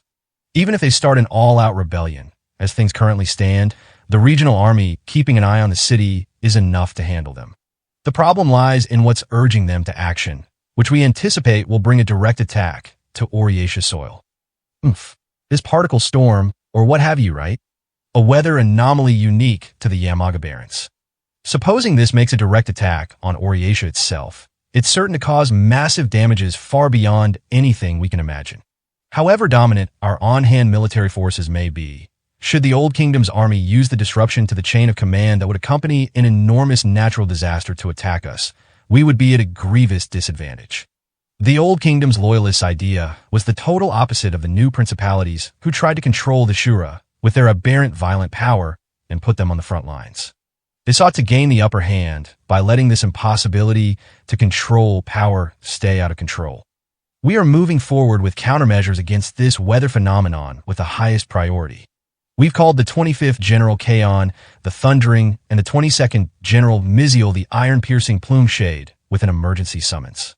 Currently, both generals' troops are heading to handle the situation. No other generals have dispatched troops. In order to cover for both of their departures, I request that you, 4th Minister, handle the Homeland Defense on behalf of the 29 officials. Ridiculous. Damn weaklings, all of you. Keat spat, his tone filled with deeply felt contempt. Solidifying the Homeland Defenses is totally unnecessary. Those troops of yours haven't gotten hold of the information, have they? The Old Kingdom's loyalists' rear camp took a devastating hit. Even if an outbreak of hostilities was possible, they no longer have the strength to support their front line. These bastards needed to rely on a natural disaster to try and win from the start. Anyway, how did you get that information? Best show some respect. In our current situation, information is a matter of life and death. Just how many of us do you think are solely relying on you and your spies to get it? The day you've outlived your use is coming fast. It was exactly as Keat said. His eyes, and the eyes of the other major players in the 29 officials, were not turned to the war with the Old Kingdom's loyalists. They were focused on what came after, the imperial competition to determine the hero. Amid political strife, where each faction was trying to outsmart the other, there wasn't anyone who trusted the information that came in from outside their own faction. It was likely that Elia's troops would also slowly split apart and start to be absorbed into the other factions. Much like the fate that the former Obsidian Eyes met, the ones who tried to monopolize information during times of war would eventually be ostracized and grow weak. That's enough. I've compared information plenty. I'm a busy man. Keat calmly declared to the person he had personally summoned to his office. Unreasonable and impudent. Thus was the 4th Minister, Keat the Round Table. This was all just to test me, from the very start. Ilya bit her lip. This man's aim behind forcing Ilya to give him a direct report wasn't the information itself. It had all been so he could compare to see if there were any deviances in its accuracy, and to verify if she had already allied herself with another faction. Ilya the Red Tag had risen up from nothing, repeatedly betraying others over and over again, into her leading position in the intelligence division. The daughter of a prostitute, the suspicious 17th minister. She didn't have a single ally who fully trusted her. Sudra the Willow Sword. His voice called out to her as she put her hand on the door. What about him? You don't get it? If you're aiming for the sort of quick rise in power, like what you've done up until now, I'm saying it's got to be about the Imperial competition. I already knew that during your infiltration into Togi City, you used that visitor, the Willow Sword, to help. I just thought maybe you were trying to devise a way to sponsor him. Not at all. I was simply borrowing the Willow Sword to have the necessary fighting power with me. I don't have any plans on sponsoring him. Is that so? Not that I care either way. If you don't want to see yourself destroyed, I suggest you hide that ambition of yours. Thank you for the warning. With a bow, she exited the office room. All of her emotions were cleanly bottled up within her pretty face. The war with the Old Kingdom's loyalists isn't the problem. There are only a few factors that could cause Oriatia to lose. Keat was correct. The real problem lay after said war. The information obtained by each region's spies was extremely complex, and all woven together as well. The particle storm from the Yamaga Barons is closing in on Oriatia. The gray-haired child, distributing firearms and weather information, is actively working behind the scenes of the war. Taroa the Awful, who is supposed to be dead, was spotted around White. And a Demon King, the one responsible for the assault on the Old Kingdom's loyalist encampment, was a self-proclaimed Demon King. What's happening while I've been unaware? Assuming that all of these were not coincidental phenomena, but part of a slowing convergence to a single point. There was a plot behind anything and everything. With the clairvoyance of Kuro the Cautious, whom she met that day in Togi, maybe she, too, could have perceived it all as an indistinct and threatening premonition. Nevertheless, even if all these plots are to thwart me, though she had risen all the way up to a place among the 29 officials, even now, she was on the side of the have-nots. Neither Roskle the Absolute nor Keat the Round Table included Ilya's presence within the course of events they were trying to steer. The one to win and survive through the Imperial competition will be me. A tournament to determine a sole hero, to back the greatest of all symbols, eventually rising above the monarchy. Ilya was fighting all by herself. She hadn't a single ally who would fully trust someone like her. However, she alone held an all-powerful trump card that would flip everything in her favor. I'm the only who knows about the Kia, about the World Word. 4 days left until the disaster's arrival. What crime had she committed to get wrapped up in such a horrifying event? Mantle couldn't understand. She was a humble housewife, living modestly in the Gakana Salt Pan Township, with the only good fortune to her name being that she survived the age of the true Demon King. Cradling her 1-year-old daughter to her chest, she prayed that the monster would not appear again. The sea raged, and the rocky reef, towering high above her, was like a maze. If someone had told her the things she saw had come from the edges of the ocean to destroy her entire world, she would have believed it. They were two strange aberrations. At the very least, neither were living creatures. I found you. A voice like a glacial bell echoed. One of the aberrations was floating above. Its appearance was exactly that of the angels seen in religious paintings. Still, she knew it couldn't possibly be one. Real angels didn't sprout wings made from metal and gears. They didn't glow with a merciless and cruel light, nor would they chase a victim like her away. You have not taken action. However, I have found you. From another direction, there came a roar that drowned out the angel's voice. It was the sound of overlapping metallic creaking. The other aberration started to move. Creary! In its charge, it destroyed one of the boulders in its way. It was similar to the railway train she saw in the central region. The body, with joints armored with thick metal, looked very similar to such a monstrous vehicle. What was different was, this was a true monster, moving about of its own volition and not along set tracks, even despite its colossal body, whose frame alone was 3 times wider across than the average Minius. So anxious to hide away, Mantle trembled in the shadow of the boulder that only barely concealed her body. She was in despair. Her docile daughter simply looked on in bewilderment at the loud noises, but she could cry at any moment, giving their location away to the mechanical devil. What did she do wrong? Maybe it was coming to show her daughter the ocean scenery she herself had loved from a young age. Maybe it was the small detour they had taken to pick the flower her daughter had wanted from rocky crags. When her life merited such a terrifying and horrible punishment like this? Oh, please, please, word maker, I don't care about myself, but please, I beg you, give my daughter your divine protection. She was lying. Mantle didn't want to die. Even though she left no mark on the world, neither blessed with talent nor beauty, spending 32 years leading a rustic rural town life, she didn't want to die. She may have been waiting for the happiness of raising her daughter to adulthood. Was even that sort of wish too much to ask for? I am willing to offer my life, but please pass my good fortune on to my child. Finishing her desperate prayer, she raised her bowed head. The face of the mechanical angel was right beside her. This source of heat is obstructing my detection functionality. Should I dismantle it?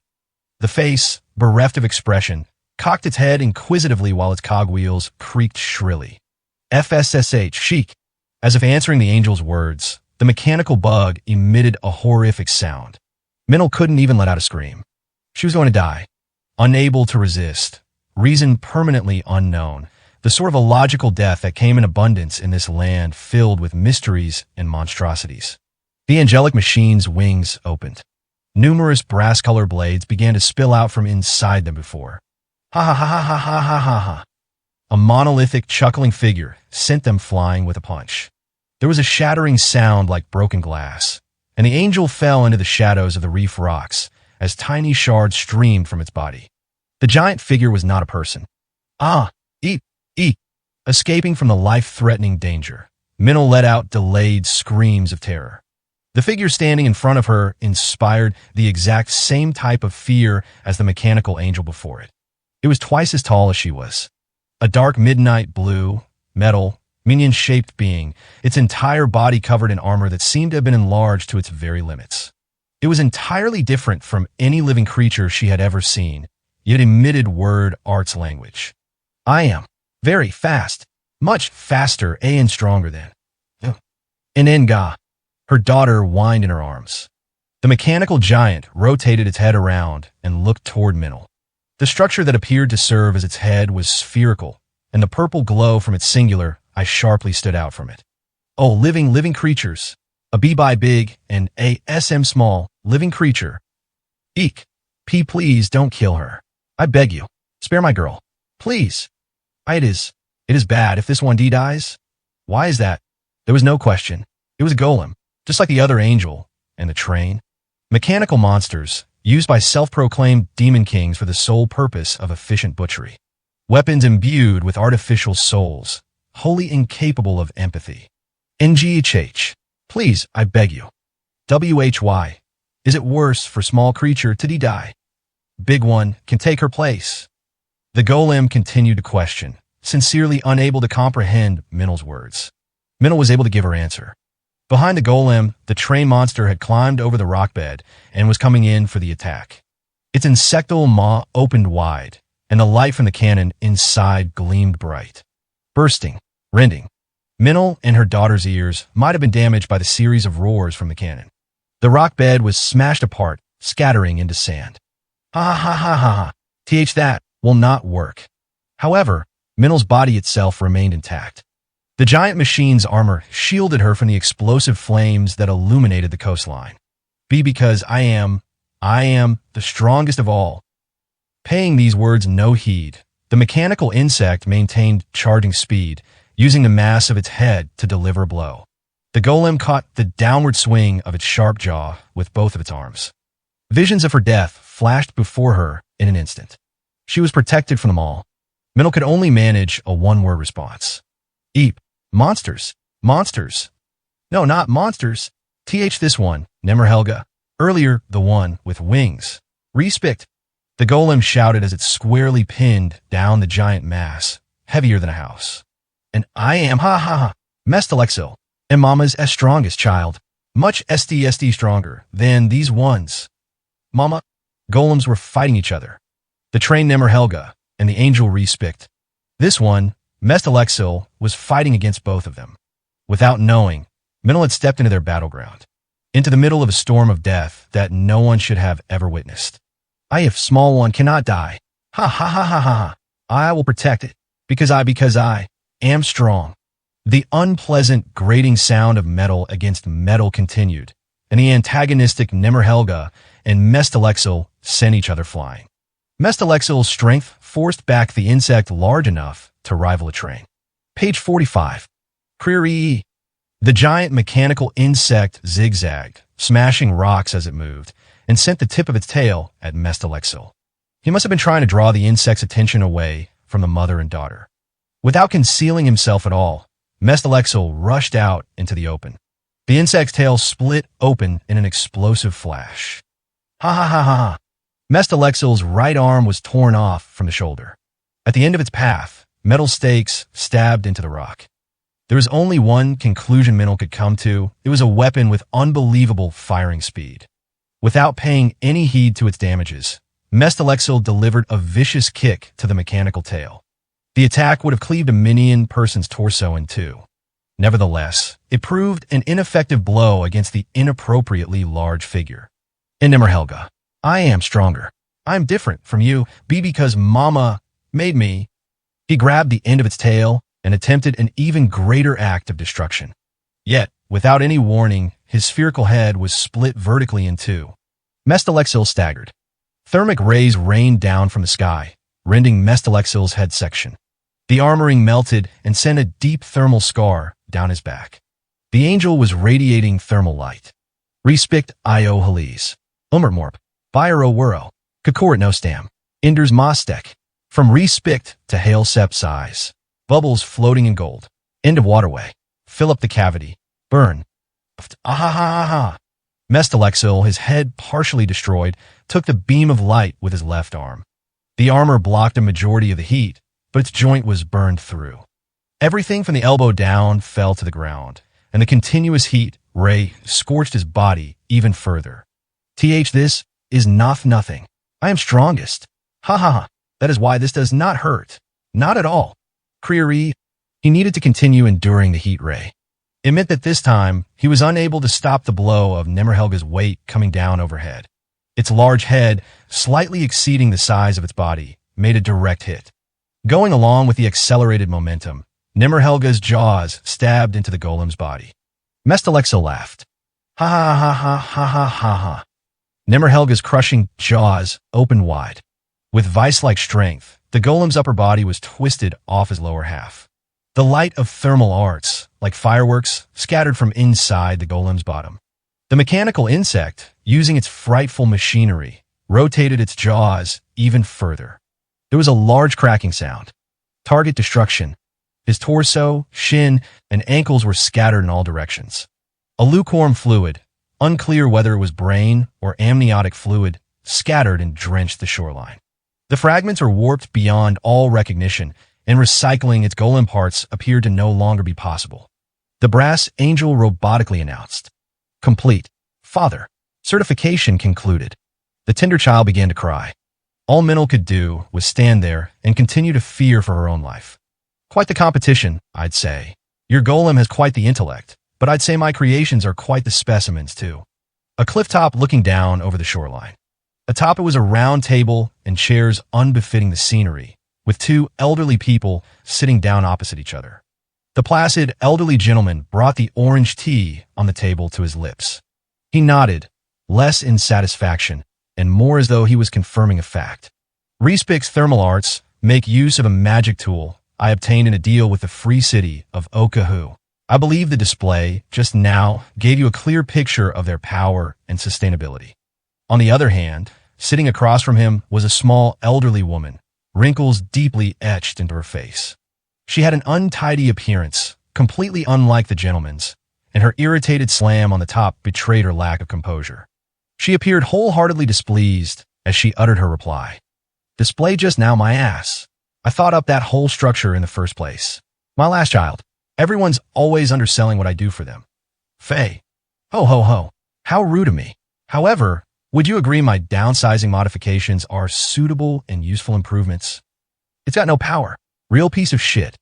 Really now, be that as it may, it has enough power to destroy your creation, does it not?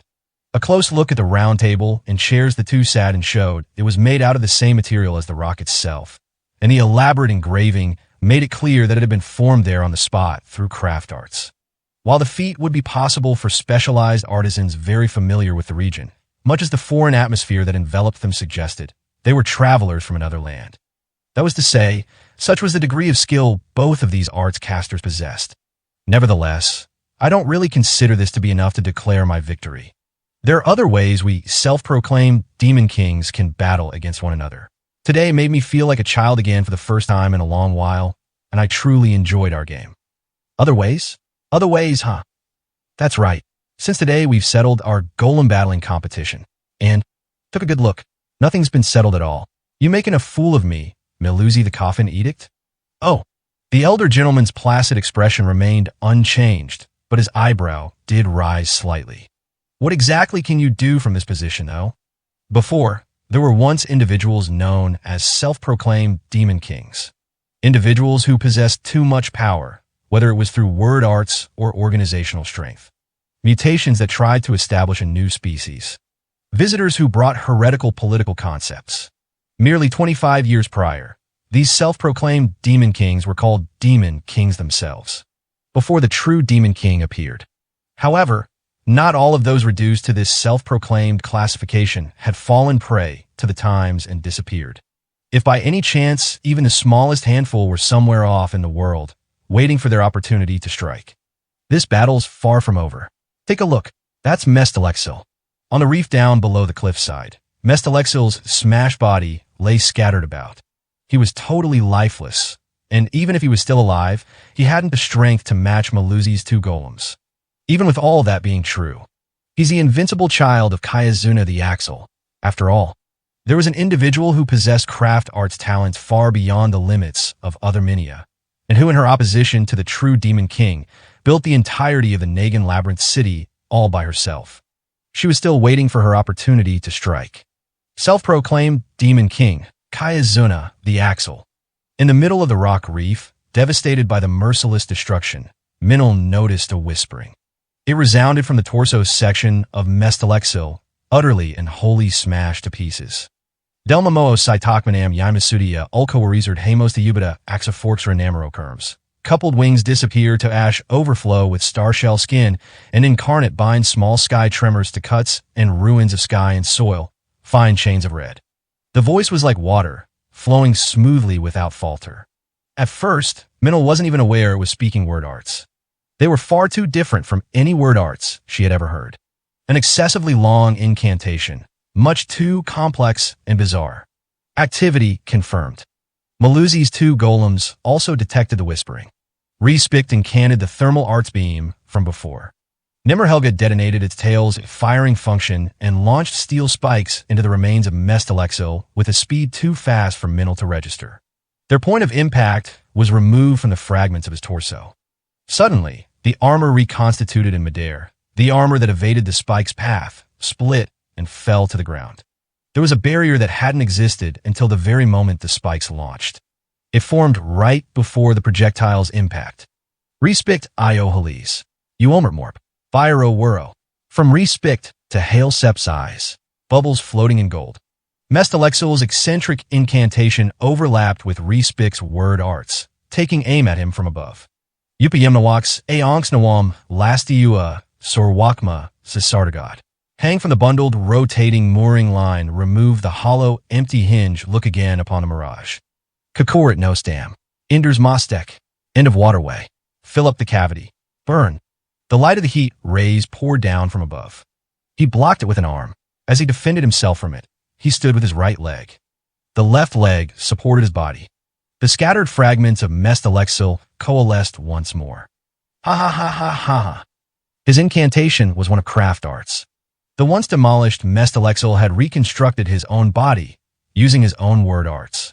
In addition, his regenerated armored body's construction changed to perfectly defend against Respick's heat rays. A thin layer, peeled off from the armoring's surface, gently floated to the ground. I am the strongest. The older gentleman, looking at the battle from atop the cliff, gave a rigorous applause of honest admiration.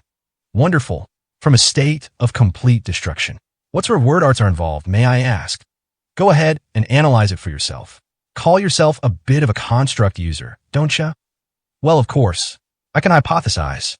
For example, perhaps that giant body is a simple outer exterior, and inside the torso's armor is where the real body is made into an ultra-small size. Thus, should that smaller body be able to use craft arts, it all comes together. You don't have any idea how the real body survived destruction, then?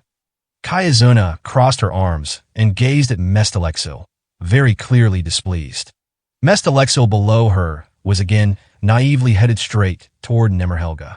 That's his first feature, Golem regeneration. He can use craft arts to reconstruct himself, no matter the situation. I see. In that case, surely you must know what method I shall utilize next, no? Faye, go for it. Miluzi used a Radzio to issue his orders. His Respict and Nimmerhelga were the types of constructs that were incapable of word arts. In exchange for their extremely high battle prowess, they relied on an outside source for a majority of their tactical judgment and could perform only the offensive word arts already inscribed within them, when necessary. Destroy the real unit inside the torso armor. Kree, the Colossus and giant insect clashed once again. The insect's cutting jaw no longer had any effect on Mestalexil's armor. However, there was one part that was different from the situation before. Nimmerhelga raised its scorpion-like tail and lined the pinned-down Mestalexil up against the firing track for its spikes. An explosion caused the very sky to tremble. The spikes bit into the midsection, and the area where the armor joined together warped. Ha ha ha ha ha! THTH, that won't work anymore. Not on me. Respic plunged in from the side. The brass blades growing from its sides tore off the armor easily like an industrial machine. The exchange was over in less than a blink of an eye, with the two of them passing by each other. Blood dripped down from the tip of Respic's wings. Mestalexil's real body had been skewered by one of its numerous blades. It was a living creature, like a fetus, smaller than a person's head. Fatally wounded, it silently trembled 4 times before stopping entirely. Well, a homunculus core is quite the surprise. Is it fair to say that with this, I've solved the riddle? Miluzi dispassionately confirmed the fruits of his battle. His golem's combat capabilities far exceeded those of Kayazuna's, just as he had thought. After all, not one, but 2 absolute masterpieces, each capable of annihilating an entire city on its own. Oh, you think you've got it, do you? This is his second functionality. Ewers 64 mi wire noskri moyes zeek karat haith for bestii mistanak avecute hobrentux. Separate the 64 grid place where the red colors of upstream branches meet. In a light network where the 4 symbols cannot be seen, going through ignorance and awakening shall. The golem, whose true body was supposed to have perished, was incanting. Mestalexil, thought to now be an empty husk, grabbed Nimmerhelga's jaw and pulled it down. The explosive collision into the sunken rocks sent water spraying into the air, once again showcasing Mestalexil's abnormal physical strength. However, despite his main body supposedly being dead, he could still manage to speak. Ah ha ha ha! Poor Nimmerhelga! Iwil, never, ddd. Mama made me that way. Kayazuna, watching his restoration, declared with a fearless grin. The second function, homunculus regeneration. He can use life arts to reconstruct himself, no matter the situation. Be brilliant. The golem itself having the capability to chant word arts. I'm speechless. You've seen 2 of my tricks now? Is there anything else you want to try out? The word arts capabilities Mestalexil displayed were beyond abnormal. It wasn't an exaggeration to call them opposed to the natural laws of the world. Constructs function by being infused with life through word arts. Unlike living creatures from nature, they could be augmented with various specialized functionalities. However, to give a self-replicating ability to such artificial life forms, was it actually possible to imbue them with a soul that wielded word arts capable of producing its own body by itself? The dungeon golem Kayazuna created in Nagin had been capable of using itself as a factory to mass-produce simple golem soldiers. That feat alone proved that Kayazuna the Axle was already among unmeasurable heights as a demon king. Nevertheless, if her golems were then able to replicate complex functionality on Mestalexil's level, then they indeed possessed a true soul. Beyond the realm of simple constructs, it was a feat on par with creating an independent and new species of creature altogether. Just how did you successfully build a creation capable of such functionality? Truly superb. I told you they aren't creations. All of them are my children. Why don't you explain how your own kids came to be the way they are, huh? The old woman took a long sip of orange tea. She was always irritated, regardless of whether people looked up to her or looked down on her. She hadn't changed one bit in the past few decades. When you repeat things over and over, thousands and thousands of times, something unexpected happens. Sometimes it's the exact functionality you're looking for. Sometimes it's a functionality not worth a damn. But in that unexpected moment is where the truly unique constructions are. Those kinds of miracle moments, that's when my babies are really born.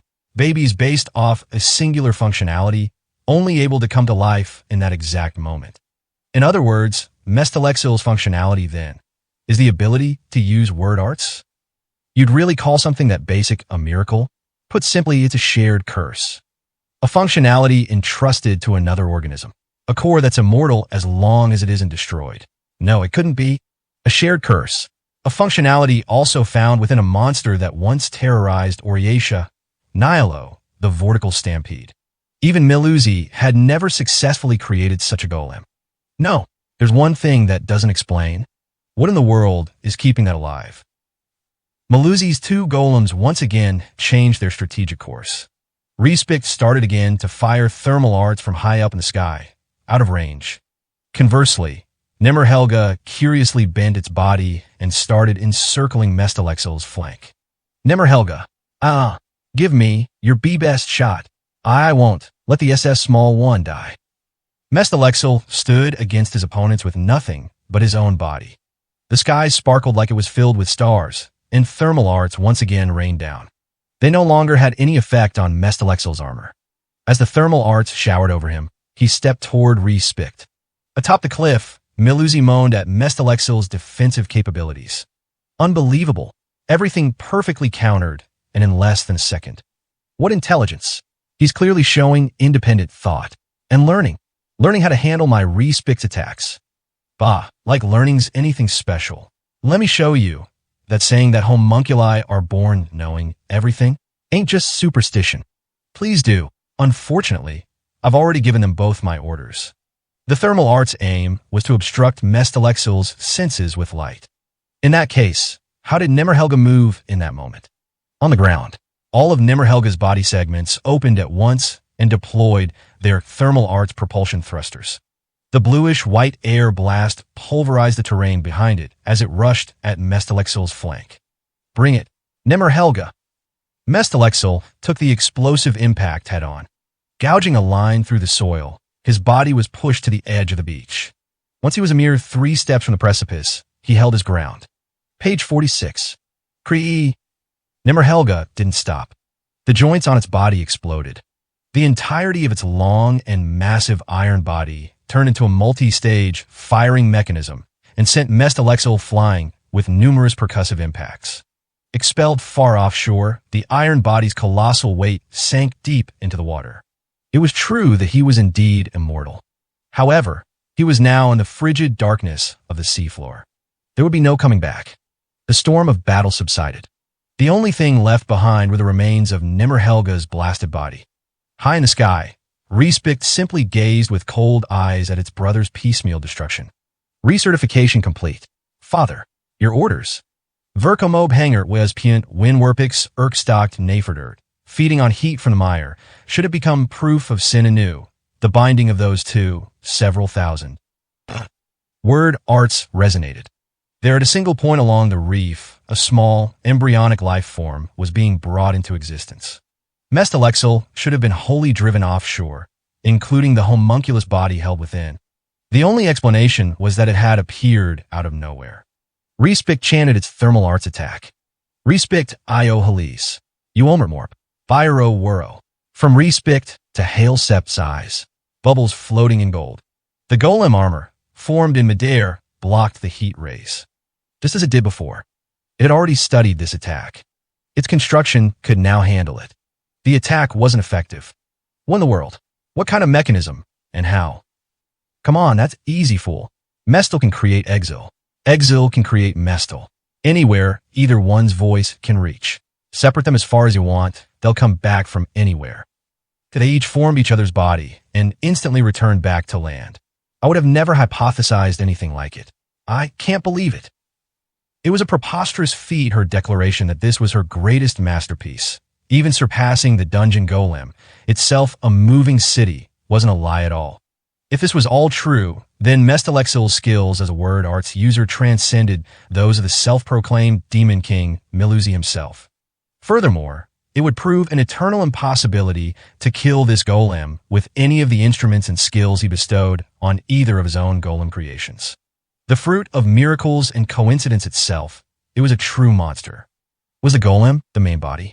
Or was the homunculus the main body? Which was the real form, the body cast off into the ocean, or the one standing on the seaside now? In all likelihood, the correct answer was both. It was all Mestelexil. It could produce its own body from the smallest vestiges of living cells. It could build its own body from the minerals in the soil. In a world defined by Mestelexil's word arts, was even one's own continuity meaningless, too? Respect. Your father was defeated. Terminate the field test, and immediately. The third. The old witch's words interrupted Melusi's instructions. Function. You can handle that, right, Mestelexil? The monster, his whole body completely constructed anew, fixed his singular ion respect. Solely relying on brute force to fight, this enemy should have been far out of his range. He chanted craft arts. Exil io Mestel. Rewolk Serd. Humrin Orksap. Zemst from Exil to Mestel. Divine explosive sound. Group's terminus. Spinning cone. Then he constructed something no one in their world had seen before. An indescribable form, utterly impossible for the hands of others to create. His right arm transformed into a structure composed of 3 black metal pipes bundled together. The base where the pipes were attached moved by way of an even more complex mechanism. The electrical thermal arts current flowed, and it began to spin. Knowing God. Drill. Gao 19B. The high-speed gun noises sounded almost like screaming. A shriek of metal and gunpowder. The mechanical angel, capable of flying faster than wyverns, was reduced to debris that scattered along the wind. With a sound like a mountain of coins, an innumerable number of casings fell to the ground. It was a weapon from another world, one no one had ever seen before. A rotary multi-barrel machine gun. It was known as a Gatling gun. With visitors, as long as they got a body from the beyond, they'll never be able to use word arts. But they know about the weapons in the beyond. Knowledge unknown to us. Knowledge that'll surpass everything. You ever think about it? If they could just use craft arts. If they had power to reproduce weapons as they saw fit, depending on how much they knew, you could get a hand on anything and everything from the world beyond. Kayazuna. What exactly did you? Melusi looked at Kayazuna. They were both self-proclaimed demon kings. Yet her thoughts were on a far different level than his own. Right now, Kayazuna was missing her irritated look. Like a scholar finished with one experiment, and on to considering their next, her eyes looked deep in thought about what lay ahead. I got my hands on a visitor, a scholar on the other side. I thought they'd make good material. His mind had been more at ease when she had worn her devilish grin. So I made them capable of using word arts. Homunculi were prepared using a living person of the minion races as a base model. They would latently possess the base's knowledge, but they were still unmistakably separate living creatures, born to their world. That was Mestelexil. I've been totally outdone. Just one more thing. Why wasn't the homunculus inside burned alive by the heat rays? I keep asking myself that question, but I haven't the faintest idea. Kayazuna laughed. Still, she clearly planned on explaining that as well, whether asked or not. As though perfectly matter-of-fact, like a parent bragging about her child. For Mestelexil, one half serves as the life of the other. That goes both ways, you see. The fourth functionality, a two-way shared curse. It's impossible to kill Mestel and Exil at the same time. Everything had ended.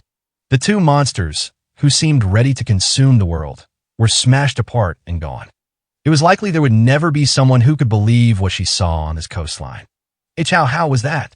The remaining monster approached. She couldn't escape. Its spherical head restlessly whipped around, clearly unable to hide its curiosity, and gazed at Minel's beloved daughter. I have protected the S-small one, protected and beat them. Ha ha ha ha ha. And still I won, because I'm strongest. Stay away. Please, someone. Save me. Ha ha ha ha ha. Ah ah. Ha ha. Mantle held her daughter to her breast, trying desperately to protect her from the abomination before her. The terrifying laughter gradually grew weaker and then stopped. Ha ha. Ng Chwe. Her daughter wriggled up against her chest. She wanted to scream for her to be still. Yet, her legs remained frozen stiff. Her daughter stretched her short arm out toward the mechanical monster. God, GAA. W what is? Ha! Why you are giving this to me? The monster accepted the flower her daughter was holding with its left hand. A hand that was colossal compared to the Minia, smeared with destruction. A horrifying calamity. Her daughter knew nothing of violence. Why yea? Hith. I am glad little one is alive. It is PP pretty. Gripping the life form in his hands, so grossly far removed from his immortal body, he flew off somewhere else. No matter where he was headed, Mantle knew his destination lay past the edges of her world, a hellish battlefield like no other. AF flower. I got a flower. He didn't possess any expressions like the Minia did. Nevertheless, he was always smiling. Each time he revived, unknown knowledge would surface within him like bubbles, but he always remained himself. His name was Mestalexel, a constructed being, two lives fused together, and invincible in the truest sense of the word. Managed to do a good job, didn't cha, Mestalexel? How about your battle report? Mama. Kayazina, the axle, stood where the road from the coast joined the flatland. The mother and creator of the life form known as Mestalexel. His wish was to make his mother's wishes come true. Look at this. A flower. It was given to me. Ha ha ha. Huh. A flower. Hey, Mestalexel. The thing about flowers. Kayazuna snatched the flower out of his hands. It was small, delicate, and a lovely shade of bright yellow. She then turned around and started walking. Kayazuna flicked something up with her fingertips, and it landed in Mestalexel's palms as he followed behind her. It was a small glass vial with the flower tucked inside. As you got to treat them more carefully. Did you have fun, Mestalexel? Hith. Respect and Nimmerhelga were both amazing. It was lots of F fun. Humph. That's so. She smiled profoundly. She wanted him to experience it all, from the taste of victory to the beauty of flowers. Her golems were not creations. Each and every one of them were her precious children. Still got a ways to go. This ain't all there is to the world, not even close. Beauty, ugliness, it's got it all. Taste it all. It's all yours. You got the right to life, so enjoy every bit of it. Ha ha ha ha ha ha ha ha ha. Alrighty, Mestalexel, it's time to move on. Things are gonna get even more fun. The age of the true Demon King was over. The time had come for the self-proclaimed Demon Kings, who had been biding their time, to awaken from the depths of the world. All of the battles up until now had been little more than stress tests. From here on, Mestalexel would have to hone to his fighting skills against all types of opponents. And move on. Like before with the soldier people, a lot more fun than killing those old kingdom's goons. He flew. He could kill people with his fists, incinerate them, or let loose a barrage of bullets. Among the Shura, who surpassed all known comprehension, these sorts of deeds were nothing beyond a sporting whim, not even qualifying as a combat. In Oriatia, there was a visitor who had single-handedly cut down her labyrinth. A storm, once constrained into a long dormancy, which had destroyed the country she built as a self-proclaimed Demon King country, was on the move. They were beings she could not allow to exist, all of them. She would burn disaster itself in the fires of her vengeful rage. You're going to kill. And the Mestalexel she built was her invincible child capable of eradicating said disaster. The particle storm. He utilized word arts that had arrived at the realm of ultimate existential truth, capable of composing his very own existence. He endlessly grew, with each cycle of death and rebirth granting him knowledge from a foreign world. He could regenerate one as long as the other lived, with both of them incapable of being killed simultaneously. A combat life form truly flawless, proven invincible by foregone logic. Creator architect, golem homunculus.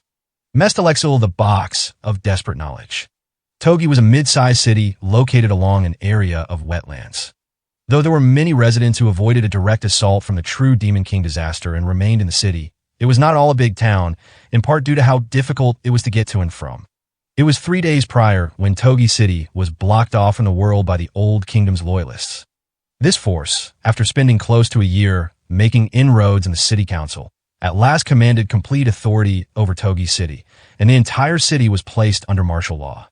The predicted path of the particle storm they had obtained earlier, and the heavy losses they sustained from an assault on their rear camp from an as-yet unknown force, both played significant roles in accelerating the Old Kingdom's loyalist movements. Stop. Who are you? The current state of affairs swirled like a vortex. It was an obvious turn of events that Taroa the Awful, appearing from white, would be challenged by an inspection far outside the city. I heard General Gilnes is recruiting soldiers. Came to apply. Hope you'd show me the way. He was a tall dwarf with a massive frame, carrying a preposterous number of bladed weapons. The light in his eyes, peeking out from the darkness of his cowl, was filled with a callousness like the deepest pits of hell, and it was clear to anyone that he was no ordinary individual. You think we're letting someone suspicious like you through? You have an intermediary or an introduction seal from the Kingdom's army. GNGH. Taroa choked on his words. No. Then turn back. Passage in and out of Togi City is currently forbidden. He had spent his time together with his father in the mountains ever since he was born and had no worldly experiences outside housework and training. He could count the number of times he had even gone into town on one hand. To him, the existence of the Old Kingdom's loyalists was the only clue on the state of the outside world he had gleaned from the bandits. According to whispers heard in passing, Ulus the Star Runner belonged to the largest nation of Oriatia.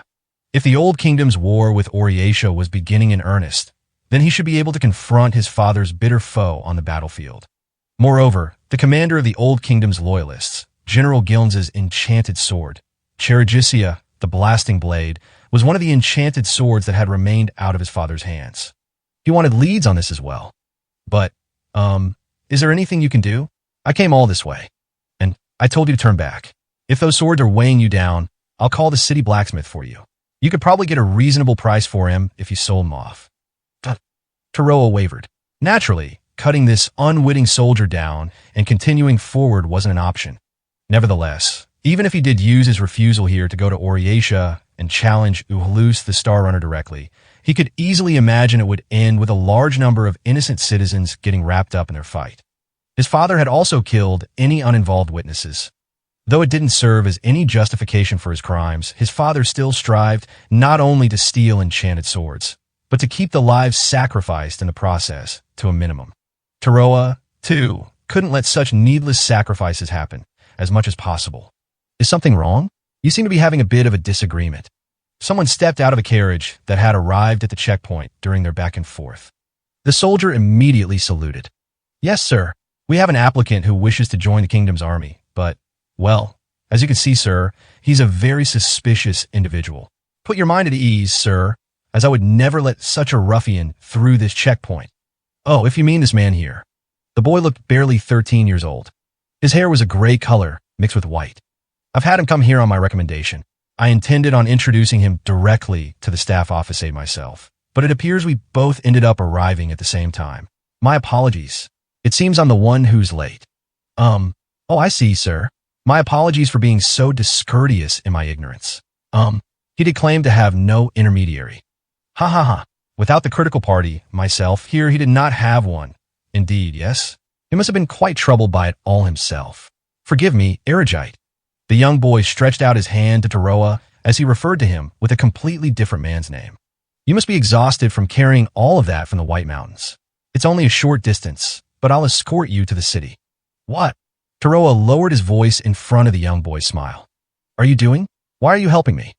Oh no, you're the one helping me. If you ended up going back, with the way this conversation's going, I'd have a very hard time explaining myself. Will you hop on inside? The reality was he had no other options available. Despite his continued quandary, Taroa joined the boy in his carriage. With a hasty inspection, the carriage easily traveled through the checkpoint. None of them realized the truth behind Taroa's swords. Due to the outlandish number of blades he had with him, the thought likely never even occurred to them. While they sat facing each other in the coach, Taroa took stock of the young boy. The enchanted swords on his back and the pressure of his gaze were nearly enough to kill the average person from intimidation alone. Yet this boy remained composed. You knew who I was, didn't you? You a general here. Page 47. In the previous conversation, the boy had mentioned the White Mountains by name. If he knew Taroa's circumstances, then that meant he had been sending a secret signal with his word choice. Unfortunately, I am not. I am a visitor, merely involved to some extent in munitions dealings with the Old Kingdom's loyalists, or the Kingdom's army, as they call themselves. As to your other question, I of course know who you are. Taroa the Awful, yes? Though I may not look it, I am rather shocked, to be honest. I had heard you were dead. I would never die by the hands of someone like the Star Runner. More importantly, will this method really get me into their army? We'll face the same reactions we just dealt with when we're inspected before entering the city. Indeed, regarding that issue, Taroa. The young boy folded his hands together on his knee. Leaning his small body forward, he continued. That also depends on what your goal is. Depending on the circumstances, you may find better results if you didn't join the Old Kingdoms instead. Is it all right if I ask why exactly you wish to join their army? Taroa was unsure how to answer. If he did tell him, would this young boy be his ally? However, he wouldn't be disadvantaged either way. There wouldn't be anyone familiar with the name Taroa the Awful who wouldn't know about his end goals, too. I want to destroy Uhulus, the Star Runner. During the war with Oriatia, I'm going to win back the Luminous Blade. I came here to reclaim the enchanted sword he stole from me. Understood. Regarding my intermediary role, with your name and degree of skill, it should be a simple conversation to actually get you into the army. If that is your wish, I can help you. That said, I am apprehensive about when war does break out, and it comes time to send the army into action. The carriage clattered over the stone pavement alongside the marshlands. The young boy raised his pointer finger. In war, whole armies don't get lumped together and thrown at each other en masse. Should you be placed on the front lines, naturally all soldiers are divided up into units, and in certain circumstances, you may be sent away from the Oriation front or be transferred to a defensive position. No matter how excellent the warrior, these position movements are a vital part of the army's job. To go one step further, this also applies to Uhulus on Oriatia's side, too. In other words, you're saying I won't be guaranteed a chance to fight the Star Runner? That's right. There's also the possibility that Uhulus the Star Runner is killed in the chaos of war, and the Luminous Blade ends up lost somewhere else. At the very least, for this objective of yours, there is a better way to go about it.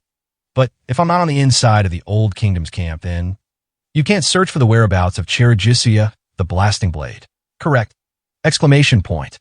Ha ha ha, there's no need to hide it. The Blasting Blade held by General Gilnes is a very well-known rumor. Actually, this sword, too, is no longer within the city's walls. In actuality, wait, Taroa interrupted.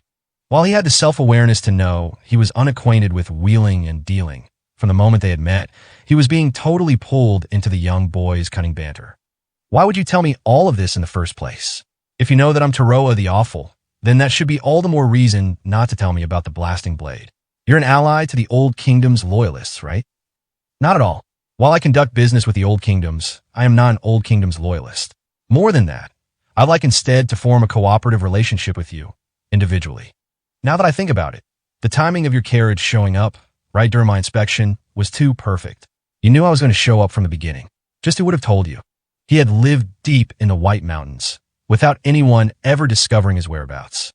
No one should have even known that the supposedly dead Taroa the Awful was still alive, let alone that he would be traveling to this region. The bandits. He arrived at the conclusion. The bandits who came to raid him. Taroa got the information regarding the Old Kingdom's loyalists from them. Quite perceptive of you. Erigite was a client of mine. He approached me, you see, asking for me to vouch for him, should he succeed in recovering the enchanted sword collection of Taroa the Awful. I was aware of their movements. That raid, Taroa the Awful's fingers reached for the hilt of an enchanted sword. Was your suggestion? The young boy continued to solemnly stare at Taroa. He showed no hint of fear or restlessness while facing imminent death in the coach, not a single bodyguard in sight. Presenting enchanted swords as a gift was Erigite's proposition. Of course, while you could say I am equally guilty for knowing his intentions and failing to stop him, I had indeed heard that Taroa the Awful was already dead, after all. In the marshes outside the city, far off in the distance, but still visible, worms poked their heads out from underground before quickly sinking back into the soil. With his hand still on his enchanted sword, Taroa remained motionless, as did the young boy. May I continue?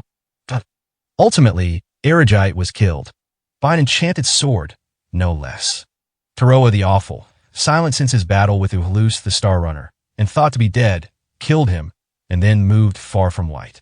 If he truly was moving openly, not shrinking from the eyes of others, then his first aim must lay in the bandit's point of contact, the Old Kingdoms, and Charagisia, the Blasting Blade. So you guessed I would come looking for the blasting sword, and made contact with me then?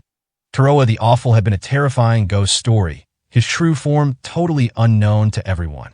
That was no longer the case now. Yes, if anything, I should be asking you a question. After all, it was far too easy to follow up on witness information to find you. Your build and weaponry are very conspicuous. How did you kill all those enchanted sword wielders without anyone knowing who you were up until now? Well, was the legend of Taroa the Awful truly all the work of a single individual? That's right, it was all one person, the legend made by his father. Though he could reproduce the transcendent techniques hidden in each enchanted sword, that was one thing he couldn't possibly replicate. The real Taroa the Awful had also accomplished everything beyond the battlefield on his own. Even with a physique far superior to his father's, right now, Taroa's skills were solely concerned with combat. Taroa the Awful, I firmly believe I can prove useful to you and offer you my cooperation. I can collect information on enchanted swords or hide you from the eyes of others. Will you allow me to help you? As he was now, there was a power that Taroa sorely lacked. That power might have indeed been something only this young boy could give him. Taroa may have lacked the power to keep on fighting down the line. No. Nevertheless, he felt that this was an offer he shouldn't take. You're trying to use me. Duh. The rejected boy didn't try to protest, waiting for Taroa to continue. I made the wrong choice after all.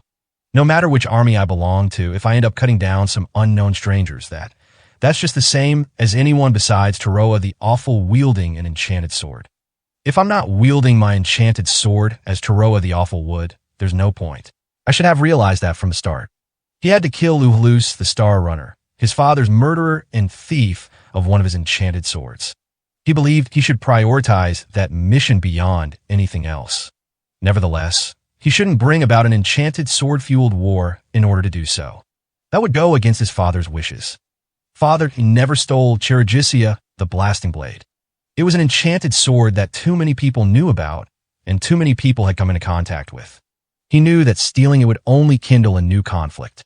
Taroa the Awful wasn't a simple machine solely devoted to indiscriminately stealing enchanted swords. Taroa faced the young boy and lowered his head. I appreciate your offer. The boy gave a carefree smile. While it's unfortunate I can't assist you, I would be happy if my words proved some kind of motivation. At the end of the day, this sort of small talk is the only thing I'm good at. Given that we've broken off our negotiations, we should go our separate ways before we arrive in Togi City. I'll only end up causing you more trouble. Do you have any prospect from here on out? I can't leave the Star Runner to do as he pleases. I'll think of a way to lure him out. Though, leaving the Blasting Blade behind is unfortunate. Charagisia, the Blasting Blade, was stolen. What? Togi City's strengthened state of alert was due in part to receiving said sword in the first place. Using the assault on their camp as a pretext, the Old Kingdoms got the city council to take action. Though we're getting a bit off topic, aren't we? Stolen by who? Kayazuna the Axle, a self-proclaimed demon king. Returning to action, Kayazuna the Axle, together with her greatest masterpiece Mestalexil, were repeatedly launching raids on other self-proclaimed demon kings and armed groups. Her surprise attack on the Old Kingdom's army's rear encampment and resource heist happened 5 days prior.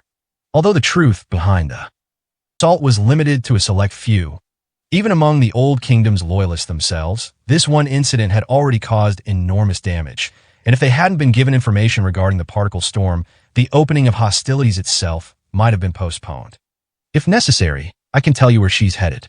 Also, I'm certain you'll get your chance to fight Uhlus the Star Runner. A place where no one will intervene, no fear of getting others involved, a stage where you can fight each other one-on-one. He just met this young boy. Yet in their short conversation, he had seen through all the information Taroa possessed himself, and without pressing further on anything Taroa didn't want to talk about, tried to offer him something that he, always fighting by himself, didn't have. A man of shifting impressions, both appearing to be a dangerous opponent and a benevolent supporter. Taroa had forgotten to ask the fundamental question, more than just his origin and information source. Why are you doing all this for me? I'm not going to become your ally. You're not going to get anything at all out of going to these lengths to help me. That is a good question. I'm just so addicted to my work, I suppose. The gray-haired child grinned with amusement. I end up treating any conversation partner I've taken a liking to with kindness. The southern area of Oryatia. The terrain there, intricate ravines all intersecting with one another, was not formed from nature. The topography was carved up so the pioneers of ages past could pass through the precipitous ravine, creating a large-scale transportation route connecting the kingdoms with the cities of the southern region. Given these circumstances, this tract of land, with many marketplaces and lodgings set up to serve as a hub for the coming and going caravans, was not strictly considered a city. It was called the Gamana Trading Post. However, now, no matter what time of day, there were no traces of merchants coming and going to be seen. Packing the ravine full was a garrison of the Oryatia army, tasked with surveying and handling the impending natural disaster attack. So this whole particle storm thing, I've actually heard about it too. Among them all, the sight of a boy, barely 16 years of age, dressed in general's garb was a peculiar one to behold. Looking down over the view of the ravine from the makeshift operational headquarters, he had one elbow thrust onto the tactician's table. The youngest man among Oryatia's 29 officials.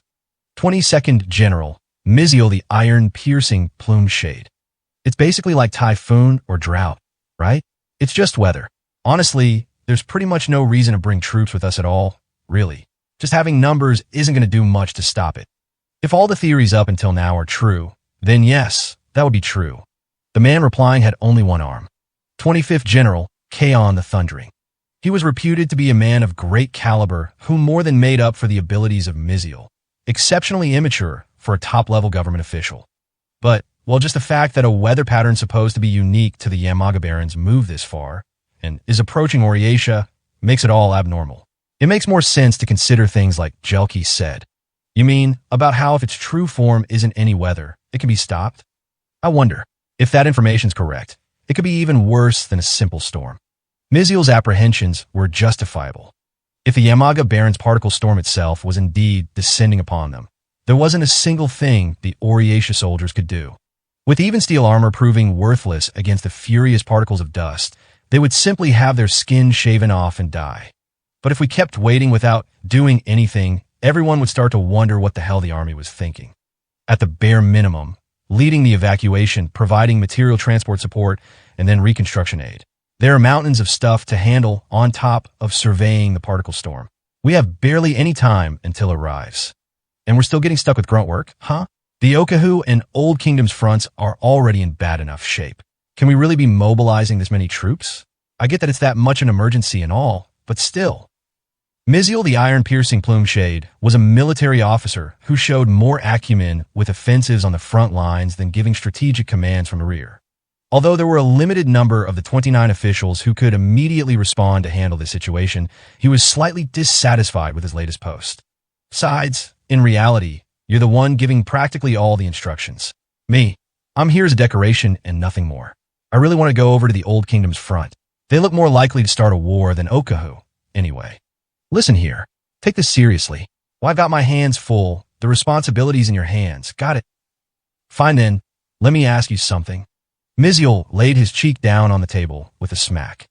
I still get the feeling that there's a ton of soldiers involved with this operation, you know?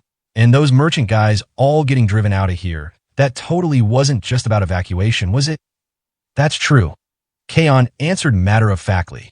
Part of the aim behind investing this many personnel in the garrison at the Gamana Trading Post was to emphasize the seriousness of the emergency and entice residents to leave. By requisitioning the food supplies and water such a large force required from the local area, and having Oryatia compensate them for the losses, the garrisoning could go smoothly. The goal had been for the Oryatia army to wholly occupy the spot for themselves, without a single resident being left behind. No matter how unlikely, it'd be real bad if anyone saw our trump card, right? Since at the very least, the Old Kingdom side also knows that we need to handle the particle storm somehow. Yeah, I guess when you put it like that, wouldn't be too unusual for a traveling peddler to actually be a secret agent employed by one power or another. So, basically, until the Old Kingdom's issue is cleaned up, we gotta act carefully. The circumstances around dealing with the particle storm were different from regular one-off disasters. It was a military operation, requiring judgments based on information from varied viewpoints collected together and given perspective. Per Jelke's forecast, right after the particle storm crosses Gumana, it'll veer east. It'll pass through the Seine Riverstead, skirt the mountain range, and then arrive in Oryasha. If Oryasha's in trouble, then a country town like Seine Riverstead's gonna get wiped off the map, huh? Come on now, don't jinx it. No matter how many soldiers were mobilized, with less than 2 days left until its predicted arrival, there was a physical limit to how many residents they could evacuate in time. The only buffer zone they could make to prevent damages was here at the Gumana trading post. It was smaller than a full city, and it was where a majority of the people passing through possessed their own mode of transportation. For all the cities it would pass through from Gumana onward, residential casualties were inevitable. Give us everything you've got, Miziel. I'll have you know, saving people and being thanked for it is pretty good work too. I mean, I do it, but I don't need any gratitude. Sounds like a pain in the ass. In the corner of the encampment, someone was seated as though they had assimilated themselves with the nearby shadows. In the middle of all the soldiers running around tirelessly, he alone appeared idle, but in truth, he was more focused than anyone else. He was also expending a considerable amount of energy. His name was Kuro the Cautious. Page 48. There's no gap for anyone peculiar to sneak in, for now anyway. Now, with every single thing in the Gumana trading post, both people and goods, being swapped around, he was paying attention to everything around him, looking out to see if anyone suspicious infiltrated the camp. The Old Kingdom's loyalists should be well aware that Oryasha was slow to get their hands on information detailing when a particle storm would pass through the market. In which case, he needed to act under the premise that both the fact that Oryasha would be trying to take countermeasures against it, and that they would most likely choose the Gumana trading post as their first line of defense had been picked up by the Old Kingdom's loyalists. Nothing but Oryasha soldiers around here. No one suspicious at all. The young girl with 2 wings for arms fluttered atop Kuro's head. Her exceedingly tiny body looked like that of a small songbird from far away. Kyune the Wanderer was a homunculus, created to have such an aberrant form from birth. You should rest, Kuro. You were told to rest before the operation, right?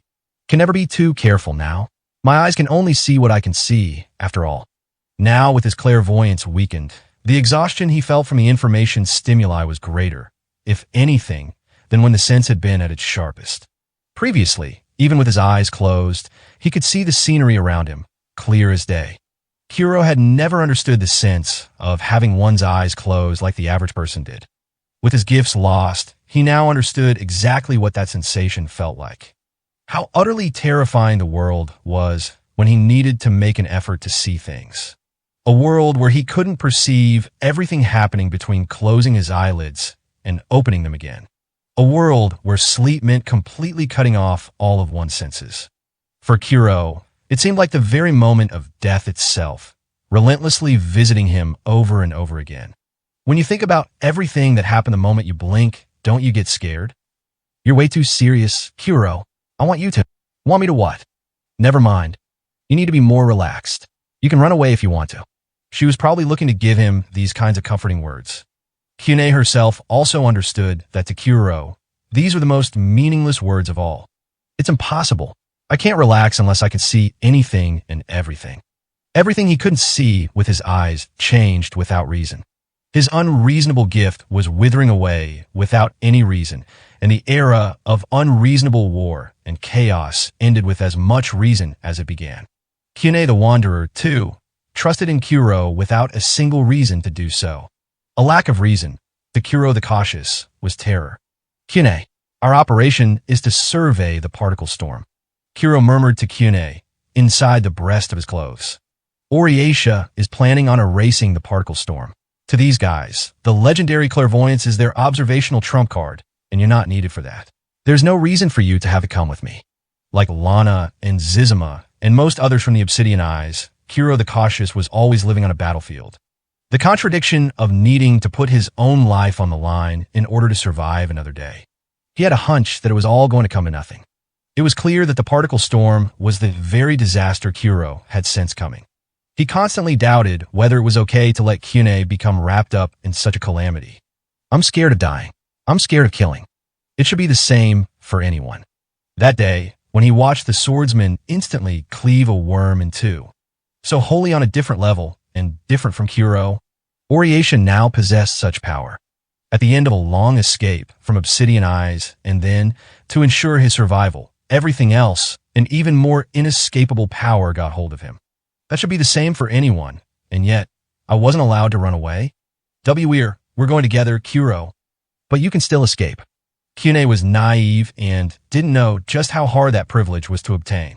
Well, if you die, Kuro, I don't think I'll be able to go on living either. So no matter what, I'll always be here to help you out. Let's stick together. Okay, it'll be okay, Kuro. Spare me the flimsy reasoning. What the heck are you going to do to save me? In spite of this, he smiled gloomily at her words. He had the feeling he hadn't been able to smile in a very long time. I'm continuing the contract. What do you want for your reward, Kyune? Later is fine. Okay, it's not something I want right now. Duh. He knew for certain it would be the same trifling something it always was. Though Kuro never intended to be frugal with her reward, cheap glass beads and everyday fruits were the things that made her happy. The fact he knew this and took advantage of her foolishness made him disgusted with himself. Ultimately, he was living while stealing from Kyune. If he didn't take advantage of Kyune the Wanderer, he wouldn't be able to escape from the darkness of the world. The legendary man with the power of clairvoyance had to rely on a simple, homunculus girl, possessing neither gifts nor any malice. But now is different. My opponent is the particle storm. A dry wind blew. Right now, it was a relatively weak breeze. In the middle of the calamitous storm that left nothing behind, he couldn't rely on Kyune. This was an enemy he had to fight with his own eyes. Kuro looked up to the sky. The impassive sun was glowing yellow. Combat wherever you go. Nothing but fighting. You're a lot happier being completely incompetent, Kyune. Even when it came to his soul gift, he had only been able to use it to steal. Had he been able to see all the possibilities spread out before him, Kuro would always end up choosing his plunderous path. His wish was to live. He wanted to live without having to steal. Because stealing meant he would always need to rely on someone else to go on living. 5 days earlier, the 4-person survey team, dispatched from a neighboring city, visited the aftermath of the storm's passage. They were a frontier unit belonging to Oriesha. The mission they had received through their long-distance radio from 3rd Minister Jelki was to survey the tracks the particle storm left behind on its move from the Yamaga Barrens. Gently sloping plains stretched out below the horizon, a similar view to what they usually saw. Although they were far away from any town and the terrain was a little rough, such landscapes were a daily occurrence of theirs. A number of anthills poked up between the short grass. Far off in the sky, a vibrant wooded mountain range was hazy in the mist. Are we going to be all right? What do you mean? I mean, that particle storm thing, it's taking a pretty much unheard of route, right? It's not going to say, reverse course back at us right as we arrive, right? You've got some moronic worries bouncing around in that skull of yours. This guy's a hardcore worrywart, let me tell you. You gotta be that worry to be fit for working with the frontier survey units, right? Hey, the 4 of them stopped in their tracks right before descending slope. All of them stopped, without exchanging a single word between them. At the bottom of the slope, a scene the likes of which they had never seen before stretched out before them. What the hell's all this? Hold up. Hold on one damn second. This particle storm thing. It's supposed to be some kind of sandstorm or typhoon, yeah? Homogenized topography. It was the only way to describe it. It wasn't that the ground surface had been shaved down to its roots and erased. It was the opposite. There were rolling sand dunes, with a trail like a ripple mark formed naturally in the wind. The scenery appeared out of the blue, completely disregarding the original terrain that had once been. That was all. Everything was particles. Is this how things normally end up? Whoa, this is beyond abnormal. This thing's on its way. Is Oriesha going to be okay? What? One of the squad members fell down. The incline at his feet had suddenly collapsed beneath him. He tumbled down the all-too-soft and smooth hill and collapsed far down below. Hey, are you all right? I am good. But what's up with this sand? It reeks something fierce when you're surrounded by the stuff. There's absolutely nothing I can use to climb back up there. Probably going to need someone to grab me some rope. All that organic matter's rotted by now. One of them on top of the hill said as they scooped up some of the sand. Living things in its path, beasts, plants, anything are torn apart and ground down to the bones. Bet whatever liquid and soil gets jumbled in, too. One day's more than enough time for microbes to start propagating. Even staring with my own eyes, I still can't believe it. Can a natural phenomenon do this? I've seen a tower wiped off the map by a flood, but even in those cases, how can I put it? The forum was still there. Smashed timber, dead fish, and the like were all jumbled into a big mess, but you could still make out each part of the chaos. And you're saying all this was finally shredded naturally, without any design or intention behind the destruction. The survey squad member who scooped up the sand sifted through it in his palm, looking at it closely. It had small fragments of bone, like the shards of shell seen on the beach. There were what appeared to be scraps of leaves, black, their shapes lost. There were pieces that looked like smashed crystal, as well as pieces of something metal. Has anyone ever been to the Yamaga Barrens before? Nope, not me. I guess because I always got the feeling it was a scary place. I heard stories about the particle storm from my grandma's friend who saw it too. Same here. It may be weird considering our job, but when I got to Itaki, I didn't even think about seeing what lay beyond it. I mean, do people really live out there anyway?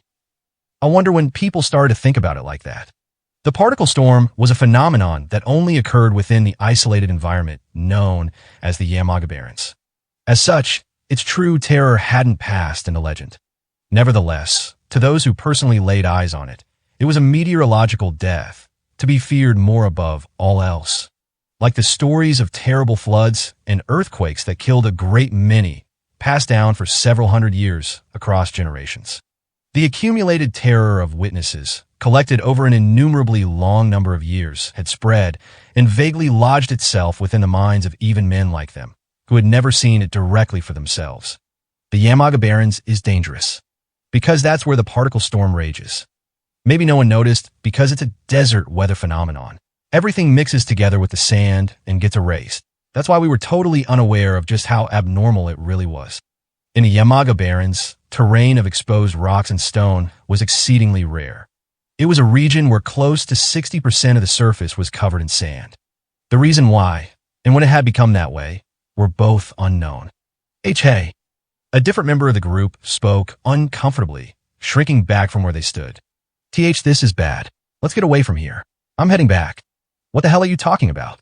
You forget about our orders from 3rd Minister Jelke? We gotta pull him back up from there, too. Why, yeah, but still. Come on, haven't you noticed? There's no way they're gonna withstand this thing. He gazed steadily toward the horizon. There stood featureless mountains and a lake. That was what terrified him. I knew it. I'm sure of it. Of course. There's a trapezoid-shaped mountain. Next to it is suddenly this craggy peak, and teach the lake. You can see the lake. You can see it. What the hell are you getting at? If you've lost your mind, I'll gladly shove you down there with the other guy. You're the one who's lost their mind. How many years have you guys been surveyors out here? He dropped his eyes below the diagonal slope. A slope, an exceedingly far-reaching terrain of nothing, sunk deep into the ground. The 4 of them were surveyors from a nearby city. They had patrolled near here hundreds of times before. There used to be a hill here. The whole damn thing disappeared. There's nothing left. There was one day left until the disaster's arrival. A curious iron vehicle traveled along the road, surrounded on all sides by steep cliffs. Rushing along without any horses pulling it, it was not a carriage. However, it didn't spit out and steam, making it clearly different from the steamwork vehicles that were being popularized in Orietia. It was the product of technology unknown to the world at large, that is to say, the work of a self-proclaimed demon king. Did all those merchant types clear out already? Here I was hoping to swindle him out of some high-quality Radzio crystals. The name of the old woman sitting in the front seat of the abnormal vehicle was Kayazuna the Axle. Her ultimate masterpiece, Mestalexil the Box of Desperate Knowledge, sat in the roofless cargo bed in the back. His colossal frame couldn't fit within the vehicle itself. Loaded inside the cargo bed was not only the golem, but a variety of tools big and small. They were the goods the two had plundered during their raid on the Old Kingdom's loyalists. Magic tools that could serve as promising golem material and rare metals. The sword that Mestalexil was gripping tightly in his hands was the very symbol of the Old Kingdom's itself, Cherigicia, the blasting blade. Ha. So you've taken a liking to that one, Mestalexil? Yeah, blowing up rocks and metal is very fun. For a bunch of small-time upstarts, those Old Kingdom's punks got their hands on quite the treasure. You see him, Mestalexil? All of them got blown away like scraps of trash. Didn't get to use any weapons at all. But I had fun. They flew all the way up to the roof. Ooh, not bad. Fun to send Minnie flying. Yeah, but when I send them flying and they hit something, it gets so messy. Why is that? That's cause their entrails come spilling out. What are entrails? Even non-golems got their stomach stuffed full of mechanisms that make them move. See, unlike you, they're soft and can't be swapped out though. Not that great, let me tell you. The vehicle picked up speed. Better win, Mestalexil. Unlike those entrail-filled fools, you're immortal. You don't have the limited homunculus lifespan or the life core of a golem. No matter what it is, enchanted sword or anything else, to the winner go the spoils, even when you're going up against the particle storm. Yeah, he suddenly shouted. And Mama, I found it. The air current. Mestalexil spun his ball-shaped head this way and that. Yeah, air current. It's C coming from this way. It is close. Perfect, going in the opposite direction of a natural wind. The particle storm is close by, per calculations. This proves that my chariot golem can catch up with the particle storm's pace, even coming all this way from the seaside towns. Woulda loved to rub this in that Maluzi's face. Amazing. My sibling is amazing. Ha ha ha ha. The odd vehicle they were riding was not strictly a vehicle at all. It was the chariot golem, specializing in transportation. It was a unit with an irrefutable soul like Mestalexil, but it still used word arts to mobilize itself independently and could travel at speeds far beyond the commonly held expectations of the age. You don't have any connection to this stuff, Mestalexil. A supernatural weather phenomenon on the frontier, one the average person would go a whole lifetime without ever seeing. For her, it was a name she could never forget. But it's not just this one either. A long time ago, you had several thousands of other siblings. In between the Yamaga Barrens, on the opposite side of Itaki, I had a country of my own, a country of golems. Oh, really? Big brothers. Mama's sea country. Amazing. Incredible, right?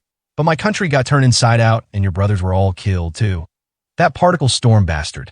That cursed thing came out of the damn desert. Hadn't done anything like it before that. Yet it decided to move just to come crush my country. Gotta be why it's heading toward Oriatia, too, I bet. When a minion country grows powerful, that particle storm bastard comes out to put it down.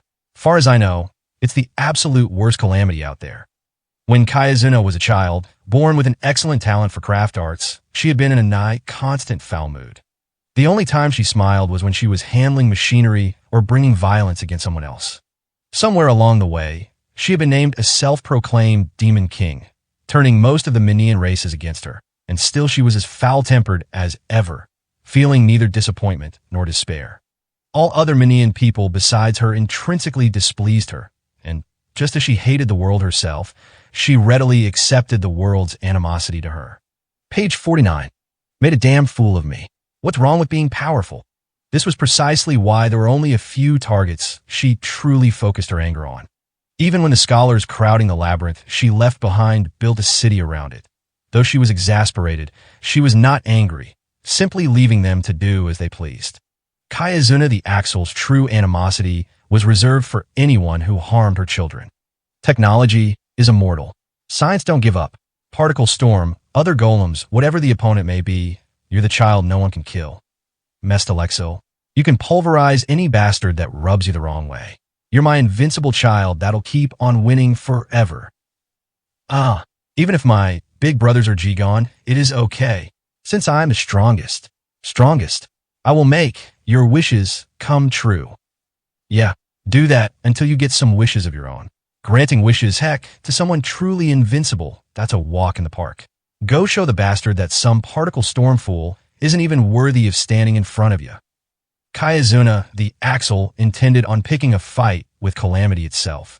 Freedom completely unobstructed by any threat, whether that be an enemy beyond all common reason, like a weather phenomenon of slaughter, or the true demon king himself.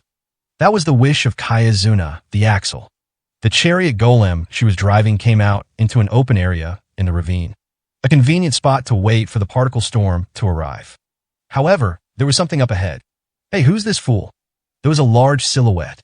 The particle storm was currently closing in on the ravine at that very moment. It was fair to call anyone standing in such a place, alone and without a carriage beside them, suicidal. Mama, amazing. So many swords. Ah, swords at. Kayazuna squinted her eyes to try to get a better look at the figure. The chariot golem's large frame was knocked on its side. Mestalexil instantly reacted to the unannounced slash and jumped away, holding Kayazuna in his arms. The wreckage of its 6 wheels, severed with a clean stroke, was tossed in the air before dropping to the ground. The hell's with you? That's some way to introduce yourself. Hand over the blasting blade. A large-framed dwarf, head bent forward like a wild beast. He carried a preposterous number of swords with him. The glare of his eyes, like death incarnate, was fixed hard on Kayazuna and Mestalexil. That weapon that instantly sliced through the chariot golem's wheels was an enormous halberd with a scythe blade. It was an enchanted sword. Ha ha ha ha ha. I wonder who this could be. He seems strong. Those swords. How cool. I'm going to kill you good for that. Tell me your name. He was an unescapable fate, one that visited all those who held an enchanted sword. Even now, after dying and descending into hell. Taroa the Awful. And now, the owner of Chirigisia, the blasting blade, was atop a cliff, far away from the place of Taroa and Mestalexil's confrontation. There was a person observing the situation undetected by either party, utilizing the distance and his espionage skill. At his feet, there was an extremely elaborate map made up of crisscrossing lines depicting the Gumana ravine. It was Kuro the Cautious. He was narrating information through a radio to headquarters back at the Gumana trading post. Reporting my current observations. Kayazuna the Axle and her golem bodyguard are engaging some unknown sword fighter in combat. No, the swordsman is provoking the fight. At the very least, from what I can see, he's got an enchanted sword.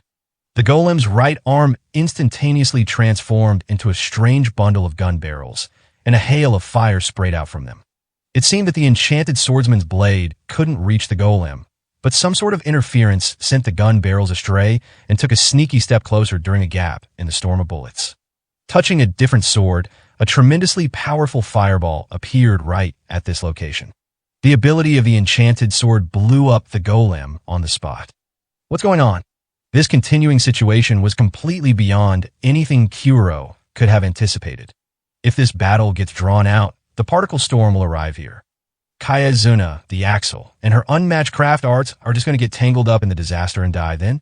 On top of that, this identity unknown sword fighter also happened to be there. The strength to overwhelm the Kayazuna-built golem. A master capable of wielding, as far as Kuro could confirm, 3 or more different types of enchanted sword all by himself. There was only one person in existence, who he knew, that fit such an exceptional description. Maybe a ghost. Hey, or a revenant, maybe.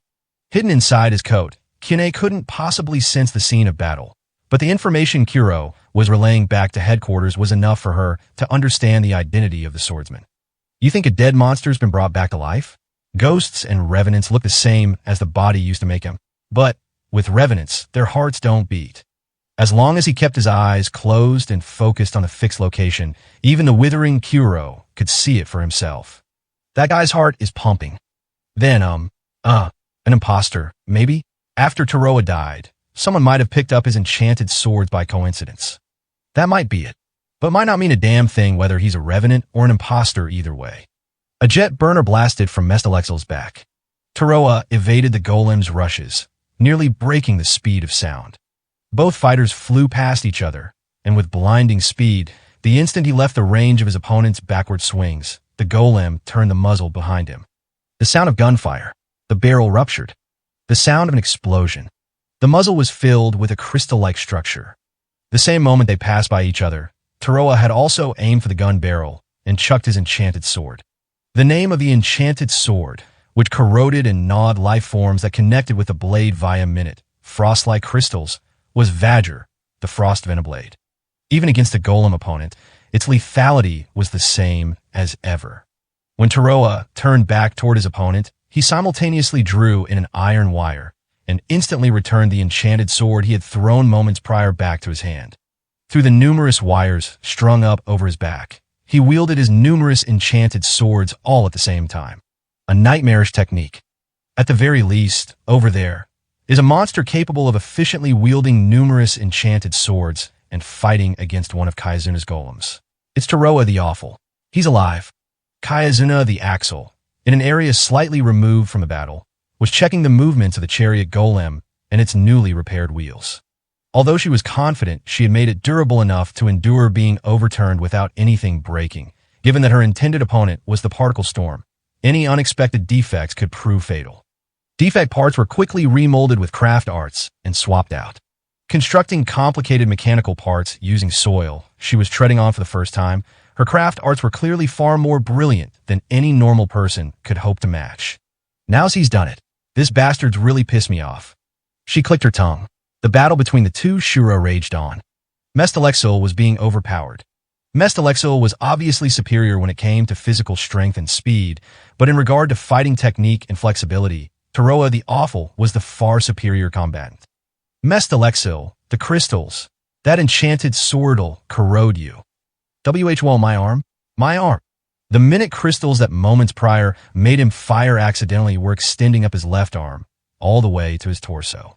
A fiery beam ran across his shoulder, and his left arm fell to the ground. He had amputated it himself. My arm. It's gone. Ha ha ha ha. I'm not stopping at just your arm. Taroa followed through in midair with a different enchanted sword and sent another sweeping slash below him. I'll take your life, too. While the series of movements were part of a slashing attack, it didn't touch Mestalexil in the slightest. However, the inside of his armor was sliced up with countless cuts. The divine blade Ketelk, the invisible elongated slash that ignored any barrier in its path, was able to directly shred inside his armor, where a golem's weak point, their life core, resided. I haven't lost yet. Taroa evaded the sudden gunshots. Mestalexil showed no signs of deactivation. Did I miss his life core? Where's this golem's core, then? The fireball enchanted sword he had got a direct hit with earlier, Nell, to the burning blade, had no effect on this opponent's armor. The automatic reflexive defenses from the Lance of Phima proved unreliable against the fearsome high speed and continuous gunfire. The enchanted swords that could handle this enemy were Vajr, the frost venom blade, which corroded anything it came into contact with via a crystalline substance, and divine blade Ketelk, with its elongated and invisible slashes. That was plenty. I don't care. I'll just chop up your whole body until you hand over the blasting blade. WHU's child, are you Taroa? What? It was an unanticipated question.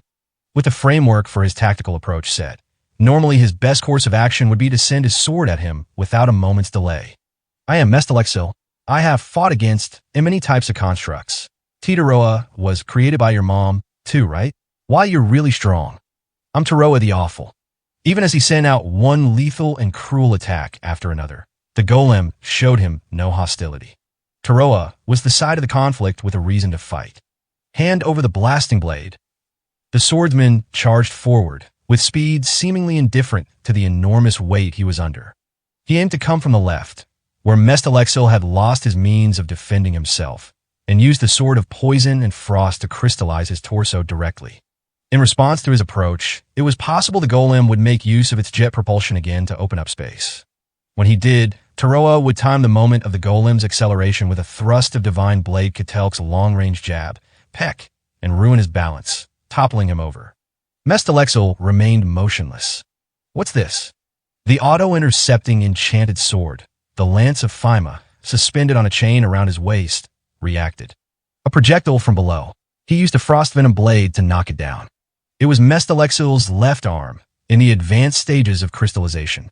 He tried to infect me with it instead, so he can still move severed parts of his body, too. Exil Io Mestal.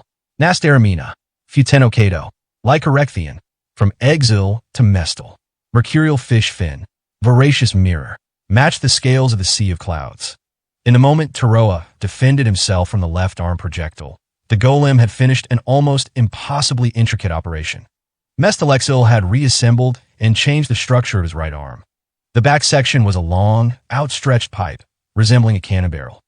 It was affixed with a box-like attachment and viewing sights. Taroa brandished the enchanted sword in his other hand. Einschart. Obey. FIM. 92 Stinger RMP. Peck. Just as he had held out against the initial Gatling gunfire, the divine blade Ketelk's long-range thrust diverted the sights of the weapon away from Taroa. The terrifyingly fast projectile launched straight up into the air. It was a small missile that moved at 2.2 times the speed of sound. The heat source it was tracking was Mestalexil's left arm that Taroa had swatted away. The golem had severed the corrosion, creeping toward his torso.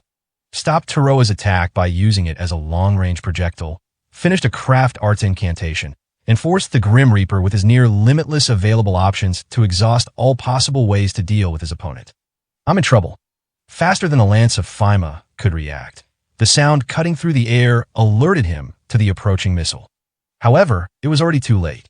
It was right after he had launched the peck of the divine blade Catelk. Ooh! Shrill! Cry! He swung Nell through the burning blade while it was still fastened to his upper arm. A momentary heat wave rushed across the sky. The Stinger missile's path was disrupted by the abnormal heat signature, similar to a flare, crashing into the sheer ravine cliff face and exploding. He forcibly activated the enchanted sword's secret techniques without using his arm, relying solely on the strength of his upper body. The outstanding technique would be impossible without Taroa's bodily physique. Since it could change its trajectory in midair, the split-second judgment that it was being propelled toward a heat signature had been the deciding factor between life and death. Though ultimately, it wasn't a heat-induced explosion like he was aiming for, and instead the heat he produced itself, which proved effective. Arasat Hetchet, Lokoisid Broitnant Pit Abmaus Bedekli's saber. Recollections of world-engulfing fire trickle to the arterial underbelly, gaining arcane colors, speckled beaks unseen. That settles it. Mestalexil was reverting the structure of his right arm, as he constructed his lost left arm from the soil. This golem definitely doesn't lack intelligence. He's seen all of my skill and speed, and he's keeping up with all of it. With the sights from the heavy weapon he had just crafted, the golem was learning that Taroa's peck would hinder the beginning of his attack. Therefore, he had chosen to use a guided missile, which he could fire easily, even if he took his eyes off the sights. Ha ha ha ha ha ha! I am strong. Imama said, "No one will kill me. That is why I will not be killed." Still void of any hostility, but with mechanical precision, he could select the absolutely best fighting method available. Taroa imagined there wasn't any other opponent more formidable. In fact, he was like yet another death god, made of steel. If I don't entrust everything to the enchanted swords, I'll lose. His right arm moved instinctively. The enchanted sword repelled the hail of bullets coming at his flank. With this sword, constructed out of several conical rivets, its magnetically linked layout could be rearranged, transforming into both a sword and a shield. It was the wicked sword Self-esque. The attack just now had come from a different direction than where Mestalexil stood. Stealing enchanted swords? Give up the fool's errand, lad. She uses weapons, too? It was Kayazuna the Axle. She was sitting back on the roof of the fully repaired chariot golem. The submachine gun held in her hands was technology that unequivocally exceeded the standards of this world and impossible to manufacture without Mestalexil. Especially my enchanted sword, you hear? We're busy right now. If you want an easy death, now's the time. Did you come chasing the particle storm? Yeah. Just who? Told you what course it's taking. Is it really a coincidence we met up here? Well, what's all this? That's some tantalizing talk there. But it's too late. The wind was growing more intense. Something blowing against the natural air currents was closing in. Behind Taroa, a section of the ravine crumbled and fell.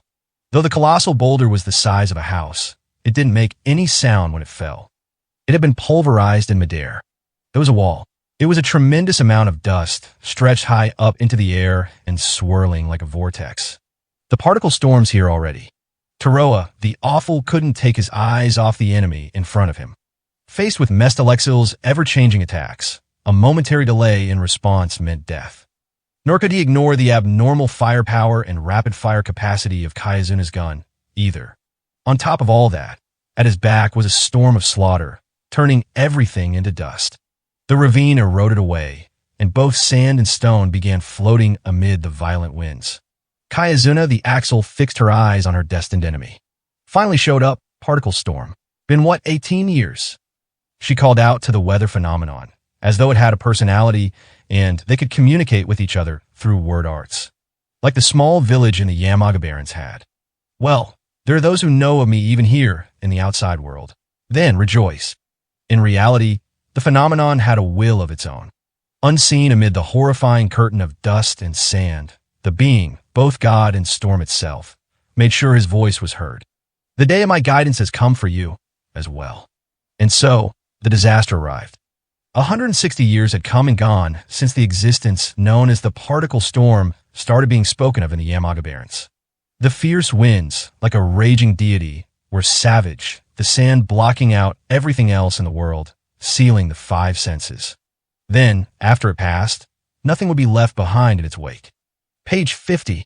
There was no one who had discovered its true identity and made it back alive, and even houses built from stone were unable to defend against the weather phenomenon. It broke out without any warning, disappearing without leaving a trace. To the residents of the Yamaga Barrens, the particle storm wasn't a godlike power, it was their god itself. They believed their faith would let them escape from its divine power, and in actuality, that was indeed the case. Villages that didn't offer sacrifices were annihilated. Villages that tried to defend themselves with the powers of civilization were annihilated. Countries that kept extending their territory inside the desert were annihilated. The village where a quiet, deep, and almost perverse fanaticism proliferated was the only one allowed to live. Despite the settlement being a 3-day horse ride from the neighboring city, the village was isolated in the shadow that the lights of civilization could not reach, and therefore, even during times of ruination brought forth by the particle storm, it never saw extinction. The very day the calamity went on the move, Ani, who was supposed to be offered to the particle storm, had disappeared during the night. Hearing of their emergency, the village chief headed for the believer's barrow by himself, so he could use his own life as compensation for the particle storm sacrifice. Please, we humbly ask for your forgiveness. Facing the barrow stained with the blood of child sacrifices, he desperately pressed his forehead down into the ground in reverence. The bone splinters and the dead that should have been laid out behind the barrow had been pulverized, disappearing in a single night. Lord Particle Storm, please, we beg you, to atone for the foolhardy Ani, please take my blood, spare the people of the village. I beg you. The Particle Storm's anger, their god, who ruled over destruction. With both hands, he held out a dingy wooden bucket for drawing water. If child's blood is what you so desire, please take it. 6 young boys, all under the age of 12 this morning. I tied them up and killed them. I beg of you, Lord Particle Storm, your forgiveness. Please. The wind howled. A voice echoed from the other side of the formless wind. How pitiful. Minia, I truly pity your kind. Yeah. The village chief was terrified. There wasn't anyone of his generation who had directly heard the particle storm's voice before. Why? Why do you act so foolish? If you killed a pack of children for today's offering, then what do you plan to do for the next year's offering? Do you intend to do as you have and abduct them from some other place? And no. That wasn't it at all. The god had spoken the truth. All of that. It was all to show our true faith to you, Lord Particle Storm. Once every year, they needed to offer up 32 children as living sacrifices. Every year, the mothers of the village were forced to birth children, but even after robbing them of the children they had raised, it was ultimately not enough to support the village.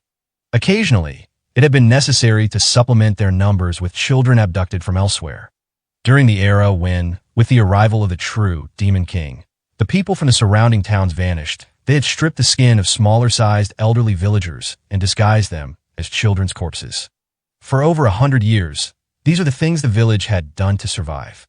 True faith, you say? Do you think I do not know of such truth? I know about every living person in this desert land. Everything, including the years when the number of children living in your pack were too few. In this desert, drawing water was the children's job. There were times when these children, while crossing between the village and the watering hole, would be visited by the particle storm and disappear. Their numbers dwindled. How wretched. I do not compel you to do anything, and yet you do things like this, adding to your foolish sins yourselves. Killing among your fellow Minia, among parent and child, all to offer up these completely meaningless sacrifices. Though from your perspective, it may not seem a long time, you have worked hard to continue this incessant lunacy. I am truly impressed.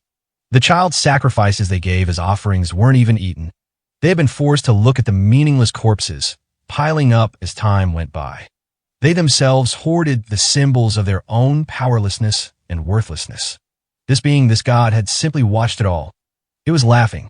Contrary to its words, it felt not a single bit of sadness at all. Please. Mercy. I beg for mercy. They don't want to die. None of them want to die. Please, we beg you. Such drivel, as you strangle your offspring to death? Very well. I see. How wretched. Whether their village was destroyed or not, from the very beginning, was entirely dependent on this being's mood. Their faith was meaningless. In this desert, all anyone could do was beg for mercy. At the core of that mercy was boundless malice. He acted not for the sake of destruction, but simply to enjoy himself. He watched the small, predestined creatures fear his enormous power and, through their own choices, urge themselves toward their senseless ruination. Crazed by their fear of destruction, they